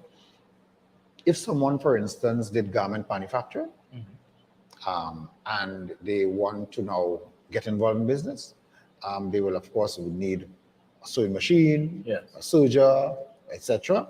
That money will go towards those inputs into their new garment manufacturing business. Similarly, culinary arts, if someone did baking, and now they're so skilled, they want to start to produce and sell hops and bread and cakes, etc. You might need an industrial oven, and that $20,000 will go towards something like that. That is the intention. And it's a grant, not a loan. So it's a grant. Have to pay it back. You don't have to pay it back. But if you want to expand later on, you go into the accelerator program, or you access the traditional NEDCO loans, and you can then expand once you demonstrate that you have been doing well. So it's going to be a boost for our small business sector, micro entrepreneurship. And we're going to see more persons getting involved in this, which is what we want to do, because we say at the ministry, we want to have job creators coming out of these, because it's an investment, This is an investment. The country is making an investment. It's your tax dollars, my tax dollars. The young persons don't pay for these programs. It is an investment in them and in our future. So we want returns on our investments. And our returns is a boost in the job market in terms of providing the skills required in the various industries, but more so in introducing young people into business. It helps to stimulate the economy and employ people, create jobs, and and that's what we want to do. Excellent. Local government reform, your thoughts? Well, as I said yesterday, I was in Superior speaking at a youth empowerment symposium put on by the Superior campaign of the PNM. I'm General Secretary of the party, so move about from time to time. And as I said to them, we all know as citizens that we have to revamp and improve on what local government is in this country. We know that. We live somewhere and we see that we need some improvement in the services that are being offered. And this reform will bring about an executive council, similar to the THA in Tobago, that will be able to make decisions that can then be implemented by those who are employed in the local government system. It will be an executive council with specific responsibilities as per the law that was passed, and therefore we expect to see improvements. If something is not working properly and you leave it the same way, what do you expect to get out of it? Yes. And therefore there's a bold step by the government. It's a decentralization of authority to the local government system, so that you within your communities you can then start to look at your school repairs, your road network, your drainage issues, your land and building taxes, and you retain that income at the local level, so you're more readily able to spend it to bring services to the people on a more ready basis. I mean, some people will be happy to say, leave everything as it is. I mean, that's the UNC style. Yes. We are not about that. We are promoting local government reform as a way to improve services in the local community through this process of having an executive council in place that will be able to have the authority and the responsibility to deliver service to our people at the local level. I fully support it. Right. And I know most citizens who are interested in positive development for our country will support local government reform because they know what it means. They understand this improve services at a local level. And with that in mind, I expect that the country will support the PNM so that we can implement this throughout Trinidad, because we already have the THA arrangements in Tobago. Right. And in your constituency of La Hoqueta Talparo, how do you see this reform impacting the quality of service that you are able to? In La Hoqueta Talparo, we have several local government districts, at least 5. 3 on the southern side of the constituency, which is the more rural districts. Right. Those seats are currently held by the UNC.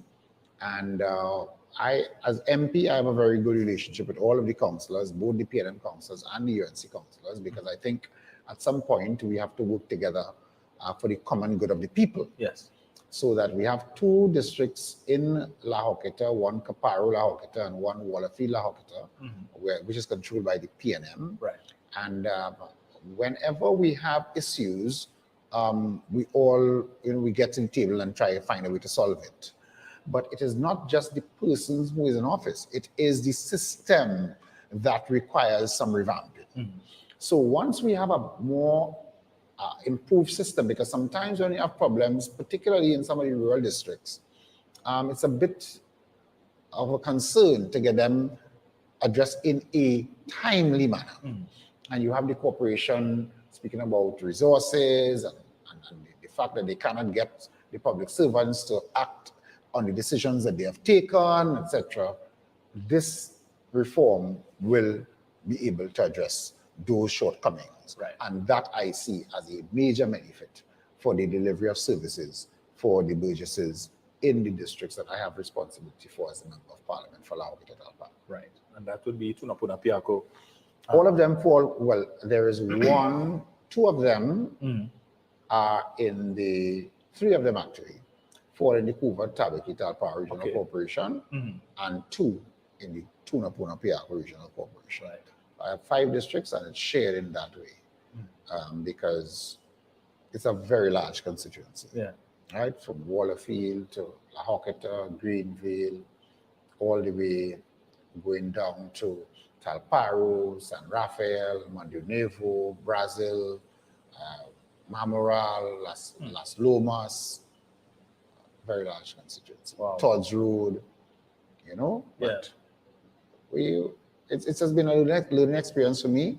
I spend a lot of time traversing different areas, Wallafield in particular, a large farming community. Last week I was in Todd's Road, meeting with a farmer there who's doing the dragon fruit. I don't know if you've ever had it. Yes. But very, very tasty fruit. Yes. Very costly fruit as well. Yes. Not many people do it, so I imagine because of demand and supply issues, it's costly. But he and his family doing quite good. I was so pleased to see husband and wife and children farming together and producing the dragon fruit, and I aim to give them all the support that I can to expand what they have been doing. I was very impressed by it, and I was very happy for the plan that he gifted to me. I hope we will get a dragon fruit from it. Right. I think it takes about 8 months. Okay. So okay. I'll make sure I nurture it and water it so I can get a dragon fruit out of it. But we support agriculture in a very serious way in the constituency that I represent. Yeah. Most of it is farming.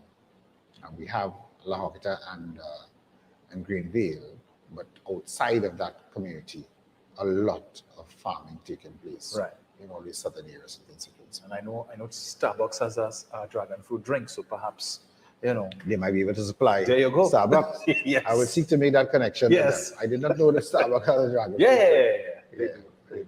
But I will seek to make that connection. Yes. But on constituency, do you get a lot of local government issues coming to you? Yes. Well, what I do on constituency day is I invite the councillor. I have a roving day. So sometimes I'm in La Hokita, sometimes I'm in Wallerfield, sometimes I'm in Todd's Road, where I do have a sub-office in Todd's Road as well. So depending on where I'm meeting, I'll invite the councillor if they're available. Yeah. To join with me so that when people have local government issues, we can seek to address them one time. Right. And that has worked out quite well. And I intend to continue, with that model. Right. Of having these office days that will involve local government people as well. One of my local government councillors who's returning, Derek Laguerre, is very enthusiastic about farming himself. So he gives a lot of assistance with the farmers who want to get involved in farming and looking for their services. We have collaborated with the Agricultural Society of Trinidad and Tobago as well to offer support to people who want to be registered as a farmer. We have had at least 2 sessions with the farmers out in Wallerfield. We're trying to get their security of tenure, their leases renewed. Right. And we're in discussions with the Commission of State Lands and the Ministry of Agriculture and State Lands to make sure that we give them the assistance that we can, because they need their security of tenure in order to access funding and so to expand their operations. Right. And that's the kind of support we have been giving. Okay. Excellent. Yeah. So you can look forward to great things coming out of La Hokita Paro. Right. But this is before. Where can persons get more information about all that you shared with us this evening with respect to? From the ministry, firstly, the ministry's office is at the corner of Elizabeth and Tragrit Road. And you can visit the ministry at any time. We have a cadre of youth development professionals there who will be willing and able and ready to speak with you and give you all the guidance that is required. If you have access to internet and you want to go on our website, you can also do that, and you'll get up-to-date information on our website. As a matter of fact, most of our applications to these programs are done online. But at the website is www.mydns, that's www.mydns.gov.tt. And you'll get a lot of information there. You can also apply for the programs online, or you can visit our Facebook page or our Instagram page, and you will also get information there. In addition, we have several district offices across Trinidad that will be able to give information to you in San Fernando and Point Fortin, etc., and in Shawana's. And of course, you can call the ministry, or you can, send me a message on my Facebook page, and you will be responded to accordingly. Okay. Very accessible and very available to be of service to the young people of Trinidad and Tobago. So there are persons who have children who are listening to the program. You can also log on and share that information with them for their benefit and the benefit of their friends. Yes. Jack is back inconsequential or much ado about nothing? I have a different approach. I try to remain very focused and not distracted by things. I contested a constituency called Laokatataparu, a very heated contest. Yes. And if you observe the way I campaign, it is more of saying to the community what I am going to do or propose to do, or what benefit electing me will bring to you, and you can look and observe what I've been doing. I mean, I spent the last 2 hours with you saying to Trinidad and Tobago, this is what we have been doing as the Ministry of Youth Development for the young people. Measure it. It is there. It is in action. You can go on, you can get your young people on. It's not pie in the sky. So I pay very little attention. While I keep myself informed, I pay very little attention to the things that come from the Yellow Party, because I know that the best government for this country is the PNM. Yes. And therefore I would spend the time that I have sharing with the country what we have been doing, what is our track record, and what we propose to do. And therefore, with that in mind, the persons who have to cast a vote when the time comes will have that information, other than all the bacchanal that other people keep saying. I focus a very little on that. So in the 5 minutes or so that we have left, Minister, you're on the platform. Speak to the people. Well, as I've said, this is a serious country. We have a lot of talented people in this country, and we can do much better with all hands on deck. I encourage people, and I started my constituency. I encourage young persons. We are going to roll out a national service program in a short while that will require all of Trinidad and Tobago. It doesn't matter, at the end of the day, people have their political preferences. But when we roll out that program, we want everybody that is meaningful on board in that program for the benefit of young people, to help them, to show them, to share with them your experiences. Some people have retired and approached me and say, listen, I want to help. I'm not looking for any salary. I just want to give back something. I'm not retired. I've learned so much. This country has been good, so good to me. I met with a PhD recently, and she was saying to me, I've received so much from this country. All of my training, my experience, I want to give back. I'm not retired. I don't want a job. I just want to help. The National Service Program will be able to accommodate that kind of enthusiasm and drive. And therefore, our young people will have the kind of mentors that are needed to help to guide them in the right direction. So that Trinidad and Tobago, the government requires your support to make life better for young people and to make life better for all of us here in Trinidad and Tobago. And for those of you who are interested in making sure we have a secure country here, that we have positive development taking place, I ask you to give the support to the government so that we can continue the work that we have been doing in that regard. We need your support. We cannot do it alone. We want to work with you to make sure we can achieve that. Right. So, and you mentioned something there just now with the national service aspect of your ministry. So it's not about just young people, because I think the impression people got was national services, they're going to call you up to go and serve. No, the national service is not, firstly, it's not compulsory. Right. So that doesn't, we're not going to pass any law to mandate young people to get involved. It's all voluntary. Right. But we're going to package it in such a way, this will be done by the agency. We're going to package it in such a way that it makes it attractive for the young person to want to get involved. And to also attract those persons that I simply mentioned earlier on, who have excelled, they are doing well, they want to share their expertise and their experience with the young ones coming up. We are going to have a way to get them on board so that they can be able to share those experiences. Right. So based on what you mentioned just now, as persons who are retired and who really want to give back, make a contribution to that national service. Yes, they will certainly be able to do that. We'll soon launch the program, and all the information will be given. It's an online arrangement to get your details. You'll be able to log on, tell us, listen, I am A, B, C, D, E, I want to contribute, and our team will be in touch with you and connect you with the relevant program where we can utilize your skills. And the young persons, in similar vein, we intend to touch the lives of thousands and thousands of young people through this program as we tap into the CCC, the MyLab, the MyPart, and what we now call the NSTT, which is a National Service Trinidad and Tobago program. We're going to launch it very soon. And look out for it. It's going to be dynamic, and it's going to make a great difference in the lives of young people here in Trinidad and Tobago. Wow.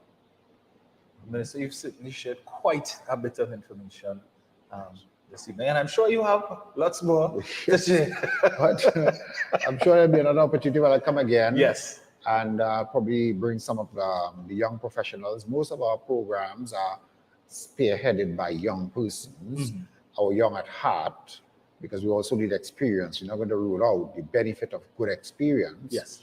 And I certainly will come on another occasion, walk with a couple of them, who'll be able to share more in-depth information on the benefit of these programs and how you can get on board the program. But pay attention to our youth caravan. As I said, we roll out into Maruga community on the 5th of August, and we will be taking the range of government service programs to that community to get our young people there on board. And these caravans allow for sign up one time. Yes, you can apply on spot. And we intend to have a rollout of 2 caravans per month. So anywhere between 20 to 24 of those programs will roll out each year. So look out for them in your community. We'll be coming to you. Are there any documentation that persons are required to work with to sign up for these? No, you work with your ID. Your national ID is important, right? And that will do the trick. And you work with your interests. And once you demonstrate an interest, we are interested in pointing you in the right direction. Right. So that's what we're doing, Dominic, and we thank you for the opportunity to come and speak to the country through your program, through SynergyTV here. I was pleased to come and have this discussion and to share with the national community what the government has been doing in terms of youth development in this country. Yes. And again, thank you to all the listeners for giving us the attention this evening as we shared the youth development initiatives of the government. Yes, and we are truly appreciative for the time that the minister has spent with us. I mean, I know I took him away from the meeting this evening. He should be in Arima, being the general secretary of the party. But again, this is what the ministers, our ministers, are willing to do for us, to provide you with the information, where you would not get it otherwise. And thus far, all of the guests that we've had, all of the ministers we've had, the feedback has been tremendous. And persons are truly appreciative of the information, because otherwise they would not have known where to go to get it. Yeah, and you'll only get it here, as we say. So continue to tune into the program. Tomorrow night we have another guest as well. Not a serving politician, but one from, not of recent vintage either, but nevertheless, someone who can share some information with us with respect to some of the various issues that we have ongoing at this point in time. So Wednesday, you're going to Arima? Well, I don't think that I think by the time I get to Arima, the meeting might be over. Right. But it was a pleasure being here. Yes. We are going to be in Palancing on Friday with a conversation with the Prime Minister. Right. On Friday, we also launched a program to redevelop the Palancing velodrome, and the young persons in the community are very excited about that. We have several programs in that community, and I will be taking some time to talk to the young people of Palancing and Darien and Los Bajos and Siparia about those programs that the government has in store for them. So we do that on Thursday, and on Saturday we are in Point Forte as we meet with the residents in that area, as we continue to educate and Trinidad and Tobago about the local government reform and invite them to join the PNM in that effort. Yeah, and on that note, folks, we're out of time, but not out of things to say. But join us again tomorrow night, where we'll have another informative program, and I trust that you would enjoy our guests. Again, I would leave it question mark until tomorrow, to make sure that you all tune in. So enjoy the rest of your evening. Thank you so much, Minister, and thank you to all of our viewers. And that's a wrap.